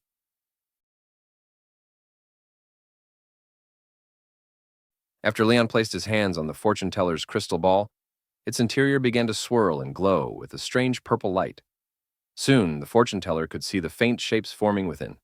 She placed her hands firmly on both sides of the crystal ball, guiding it to reveal more. Her eyes widened with excitement. "Oh, I see it. Iron railings. Weeds." "Sir," she said gravely, "you will face imprisonment." Upon hearing this, Leon frowned deeply, pulling his hands back from the crystal ball. The fortune teller's words unsettled him. He stared at her, expression dark. He hadn't expected her to uncover a part of his past. Rosewise, however, couldn't help but laugh, clearly amused by Leon's so-called misfortune. After all, she was the one who had imprisoned him before. The fortune teller, seeing her chance, leaned forward eagerly. "For just 100 gold coins," she said with a sly smile, wagging her finger, "I can help you escape this disaster." Leon crossed his arms, his tone sharp. "Actually, I've already been through it." Disappointed by her prediction, he no longer hid his irritation. Rosewise smirked, patting his shoulder teasingly. "If you really need to spend money to avoid disaster, I can lend you some." Leon stood abruptly, clearly displeased. "Let's go," he said coldly. "We shouldn't waste time on this nonsense." Rosewise chuckled and followed him out. The fortune teller's smile faltered as she realized they were leaving. She glanced desperately at the crystal ball and blurted, "Wait, don't go! I can see more. Oh, I see it! You will have children in the future. Truly, I didn't predict it wrong. You'll have many children." But Leon and Rosewise were unmoved. The fortune teller reached out toward them, her face desperate. But Leon had already lost faith in her words. Together, he and Rosewise lifted the curtain and left. Back in the bustling streets of Sky City, Leon still looked irritated. Arms crossed, he sulked in silence. Seeing this, Rosewise's lips curled into a mischievous smile. She followed behind him and asked playfully, "Why don't you keep playing along?" Leon looked at her suspiciously. "Did you hear what she said? About us having children? Do you really think that's possible?" Rosewise placed a finger on her chin, pretending to think. That's definitely impossible."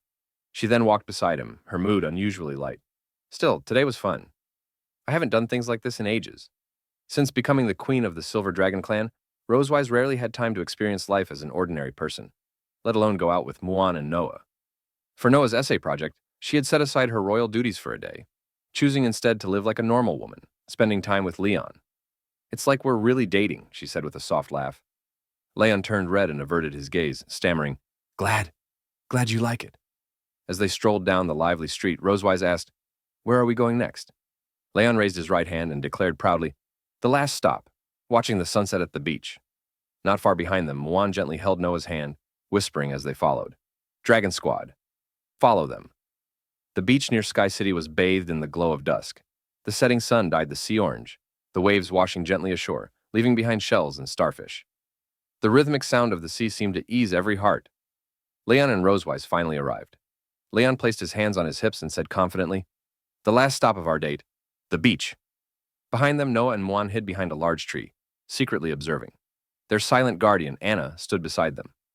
Rosewise looked around, sensing something strange about the place. "Leon," she said quietly, "don't you think the atmosphere here is a bit intimate?" All around them were couples, some watching the sunset together, others kissing softly in the fading light, some running into the sea hand in hand. The air itself seemed soaked in romance, making Rosewise a little uneasy. Leon scratched his cheek awkwardly. "Ha ha ha. No wonder they call this place a dating paradise. Let's walk somewhere quieter." They moved to a more secluded stretch of sand. The sky above looked like an overturned palette, blue and orange blending yet remaining pure and vivid across the horizon. Rosewise happily kicked at small stones as she walked. The sunlight hit her silver hair, tinting it gold. Leon turned to glance at her, quietly captivated. In his heart, he thought, the sunset makes her silver hair glow like pale gold. Interesting. At that moment, Rosewise noticed his gaze. She turned her head toward Leon and asked, "Why are you staring at me all this time?" Noticing Rosewise's movement, Leon quickly looked away, pretending nothing had happened. Feeling embarrassed about his behavior, he sped up and walked ahead to hide his awkwardness. He placed his hand behind his head, trying to act calm. "Who's staring at you?" "I was just looking at the sun," he said. Rosewise found his reaction amusing and quickened her steps to catch up. With a playful smile, she teased, "Still so stubborn. I told you before, when you dreamed about that female classmate." Leon frowned, puzzled why Rosewise brought that up again. He had no memory of what she meant. "I swear," he said, emphasizing his words, "the only female I've ever been close to is you. Why do you keep mentioning her?" Then, as if realizing something, he added, "Oh, wait. I get it now." He looked at her with a teasing grin. "You care so much? Are you jealous?" Before he could finish, Rosewise quickly covered his mouth with her hand. She knew what he was about to say, and interrupted with a sharp, "Of course not." Her hand still on his mouth, she leaned closer, an impish smile forming. "That night you said some shocking things. Want to hear them?" Leon tensed up, nervous that Rosewise remembered what he had muttered in his sleep. He nodded slightly, hoping she'd reveal it quickly. The thought of what he might have said made him uneasy. If she knew, she'd have his weakness. But Rosewise only moved her hand away, stepping ahead with a smirk. "Ha ha, I won't tell you. Guess for yourself," she laughed while running. Realizing he'd been tricked, Leon grew both annoyed and curious about what she'd heard. "What else did I say in my sleep?" he shouted as he ran after her. Watching the two play and chase each other, Noah and Muan couldn't help but smile. "Mom's laughing so happily," Muan said softly. Noah watched the pair beneath the glowing sunset, thinking how perfect the moment was. Like a story waiting to be written. Ah, too bad I didn't bring a camera. I could have captured this scene. Just then, Anna quietly stepped out from behind a large tree. "It's actually not a pity," she said gently. Noah turned to her, confused. "Hmm? Why?" Anna's gaze drifted toward Leon and Rosewise by the sea. A moment later, Leon tripped on a stone, crashing clumsily onto the sand. Hearing the noise, Rosewise stopped and turned, concerned. Anna smiled faintly and explained, "Her Majesty once told me, the life of the dragon clan is too long. All good things must end. That's why fleeting beauty is worth remembering. Let's keep this moment in our hearts." By then, Leon and Rosewise had started splashing water at each other by the shore. Though seawater sprayed across Rosewise's face, her laughter only grew brighter. Noah and Muan watched, eyes wide, wanting to memorize that radiant smile forever. They nodded in agreement with Anna's words. Rosewise cupped her hands and threw a wave of water toward Leon. "Ha ha ha! Look at my attack!" she shouted playfully. Leon barely had time to react as the splash hit him full on, soaking his face and clothes. "Damn it! You she-dragon!" he yelled, wiping his face. Seeing him prepare for revenge, Rosewise stepped back quickly, trying to dodge. But the waves surged toward her feet, and before she could steady herself, "Ah!" she screamed as she lost balance, falling backward. Leon's heart jumped. "Be careful!" he shouted, rushing toward her. In a swift motion, he caught her by the waist and pulled her close. Their bodies collided with a soft thud, and Rosewise froze, realizing how tightly she was pressed against him. Her cheeks flushed crimson. She exhaled softly, looking up at him, her shyness mixing with the warmth between them. Leon, too, was caught off guard. The air between them had changed, heavy and delicate. He breathed out slowly, eyes locked on hers. They both knew what might happen next. Rosewise, still close, placed her hand gently on his cheek and leaned in. Leon didn't move away. In fact, he seemed to welcome it. She closed her eyes and brushed her lips against his. The kiss was soft, filled with the joy and warmth they'd shared that day. The sunset bathed them in gold, its glow sinking into their hearts like a memory they would never forget. Not far away, Anna quickly crouched behind Noah and Muan, covering their eyes with her arms. "Children can't watch this," she murmured softly, closing her own eyes. The two were startled, not quite understanding what had happened, but perhaps it was better that way. They quickly pulled apart, shy and flustered, their cheeks tinted pink, perfectly matching the color of the setting sun. Neither dared meet the other's gaze. The gentle waves tapped the shore, echoing their unspoken feelings. Knowing it was the last event of their date, Rosewise wanted to end it beautifully. She looked at Leon with a shy smile and said softly that every story's perfection lies in its ending. "So, dear Leon, do you dare hold the hand of the most incompatible Scorpio?" she teased, extending her hand. The sunset cast a hazy orange glow on her, softening every strand of her hair as the breeze brushed by. Leon closed his eyes and chuckled. Though he knew she was joking, he had no intention of refusing. For him, this was a simple matter. "Why wouldn't I dare?" he said, reaching out and interlacing his fingers with hers. Their palms fit together naturally, like a couple who had long known each other's warmth. They walked quietly along the sea-dyed orange by the sunset, leaving 4 long trails of footprints on the golden sand. Soon, the waves came and gently erased them, but new footprints appeared nearby, just like their tightly held hands that refused to let go. Their date ended in the warmth of twilight. Around the same time, Noah's essay won the Excellence Award.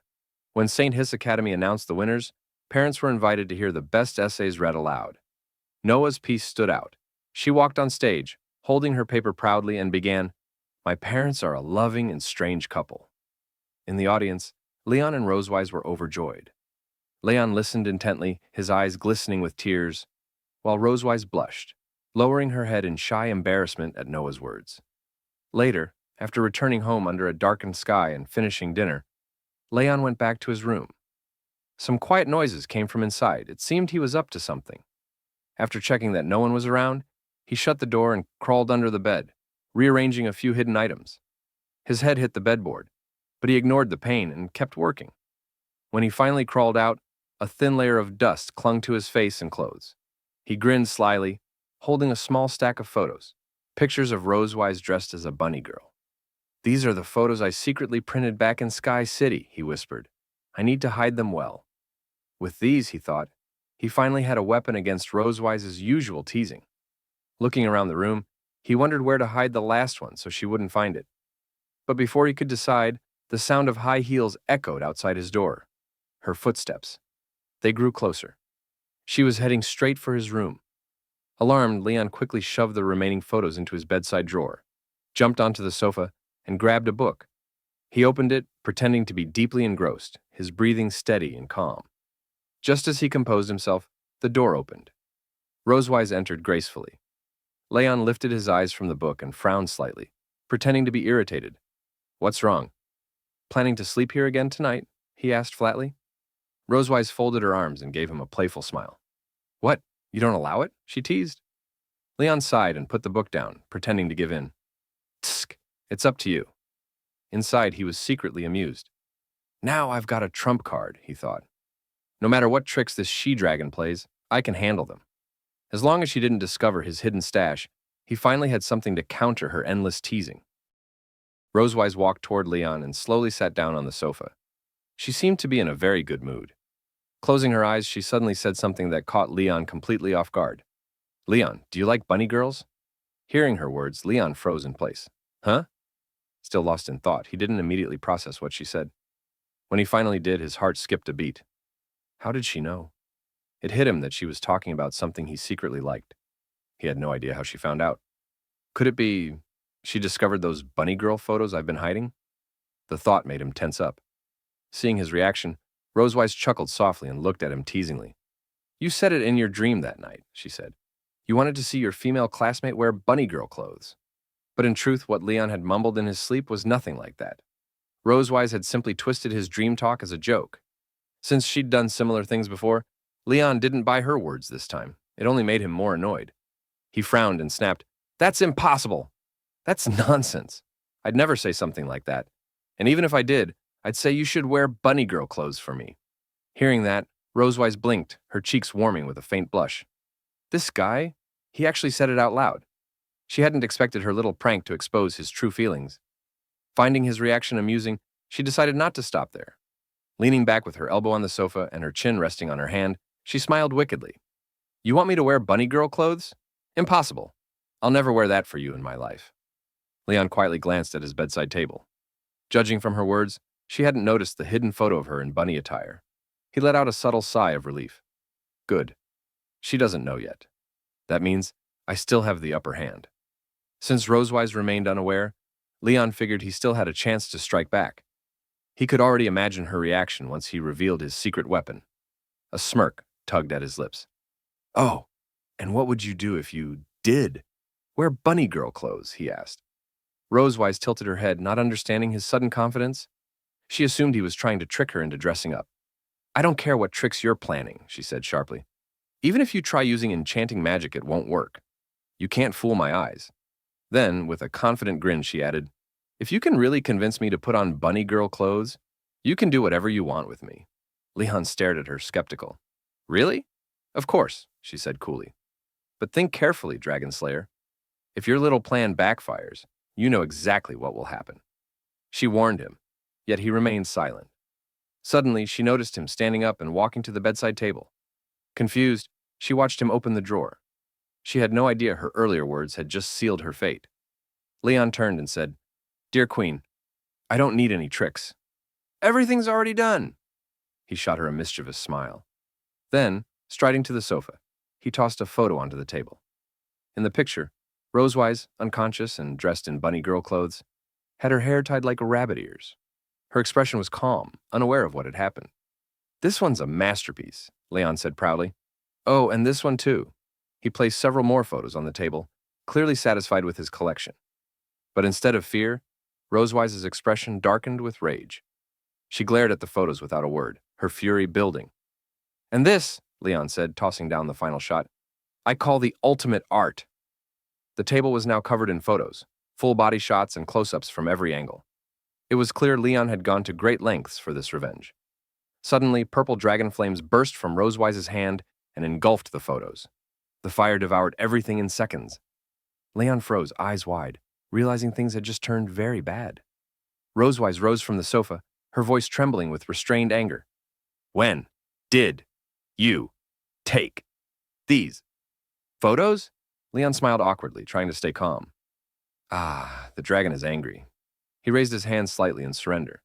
Don't get so worked up, he said nervously. Remember when you were unconscious after using the blood curse last time? So that's it, she said coldly. You're planning to use these to threaten me. Her tone dripped with fury as she took a slow step toward him, her eyes blazing. Leon's heart pounded. For once, the Dragon Slayer had no words left to defend himself. She never imagined he would have done something like that while she was unconscious, and that he'd even use it against her. Her silver eyes burned with anger as she strode up and seized his collar. Are you planning to use these photos against me? She demanded. Leon felt the weight of her rage, but didn't flinch. He remembered her earlier words, her own promise, and that gave him the courage to face her. He smiled nervously. No, no, no. I'm not threatening you. But you did say if you ever wore the bunny outfit, you'd follow my command, right? Rosewise glared at him. She remembered her careless words and let go of his collar, her face dark with frustration. She knew she couldn't simply break her word now. Sitting back on the sofa, she crossed her arms and frowned. Fine. What exactly do you want me to do? Leon closed his eyes for a moment, thinking. Then he smiled. You said you'd never wear bunny girl clothes in your life. Those photos, well, they were taken while you were unconscious. So, why not fix that properly now? Put them on and show me? Rosewise frowned, realizing he was deliberately trying to provoke her. And if I refuse? Leon shrugged casually. Then maybe next time I see your sister, I'll show her the photos. I'm sure she'll find them amusing. He could almost imagine the scene, Issa teasing Rosewise endlessly about it, turning the whole thing into a running joke. Rosewise slammed her hand against the table. How many copies are there? Leon didn't meet her eyes. 2. But that was a lie, there were more. He walked over, placed a hand on her shoulder, and leaned down slightly. So, you'll just have to do as I say. You don't want your sister finding out, do you? Rosewise stood abruptly, not answering, and marched toward the door. Leon watched, amused. Running away, he teased. Shut up, she snapped. I'm just going to get ready. Take your time, Leon replied with a smug grin. I'll come by at 7 to see the result. Without another word, Rosewise left and slammed the door shut. Leon crossed his arms, satisfied. Finally, my turn to turn the tables, he thought.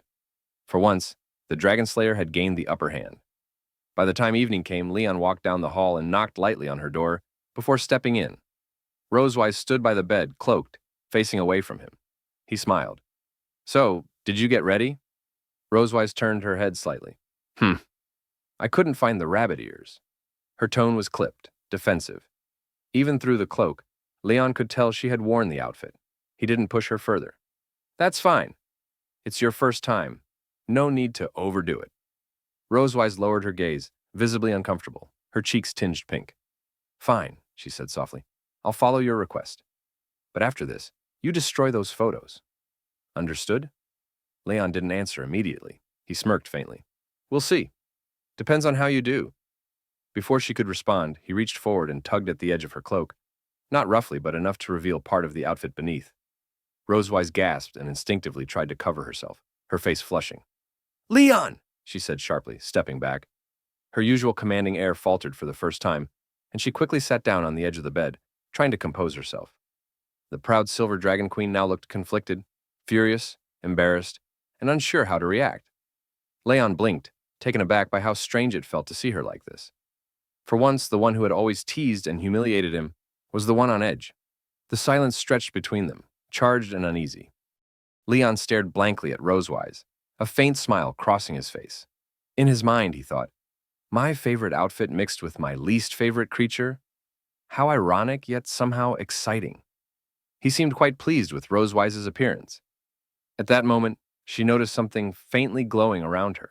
Looking down, she saw the dragon mark on her chest shimmering with a bright purple light, as if mirroring her emotions. Realizing Leon's gaze hadn't left her, Rosewise felt her face grow warm. She turned her head aside, placing her hand near her lips to hide her flustered expression. Have you seen enough? She stammered. Leon chuckled quietly to himself. The shyer she gets, the more expressive she becomes, he thought, finding her reaction both fascinating and endearing. He smiled and replied, Of course not. We still have lessons to complete.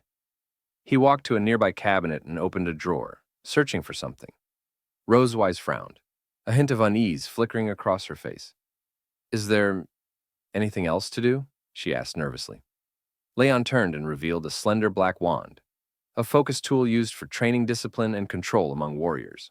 He lightly tapped it against his palm as a reminder, then smiled. Malkivi, please take your seat. Let's begin today's lesson. Rosewise sighed softly, sensing that Leon was about to test her again. She obeyed and sat down as he spoke. Tonight's training will focus on your composure and recitation. Let's see how well you can maintain control.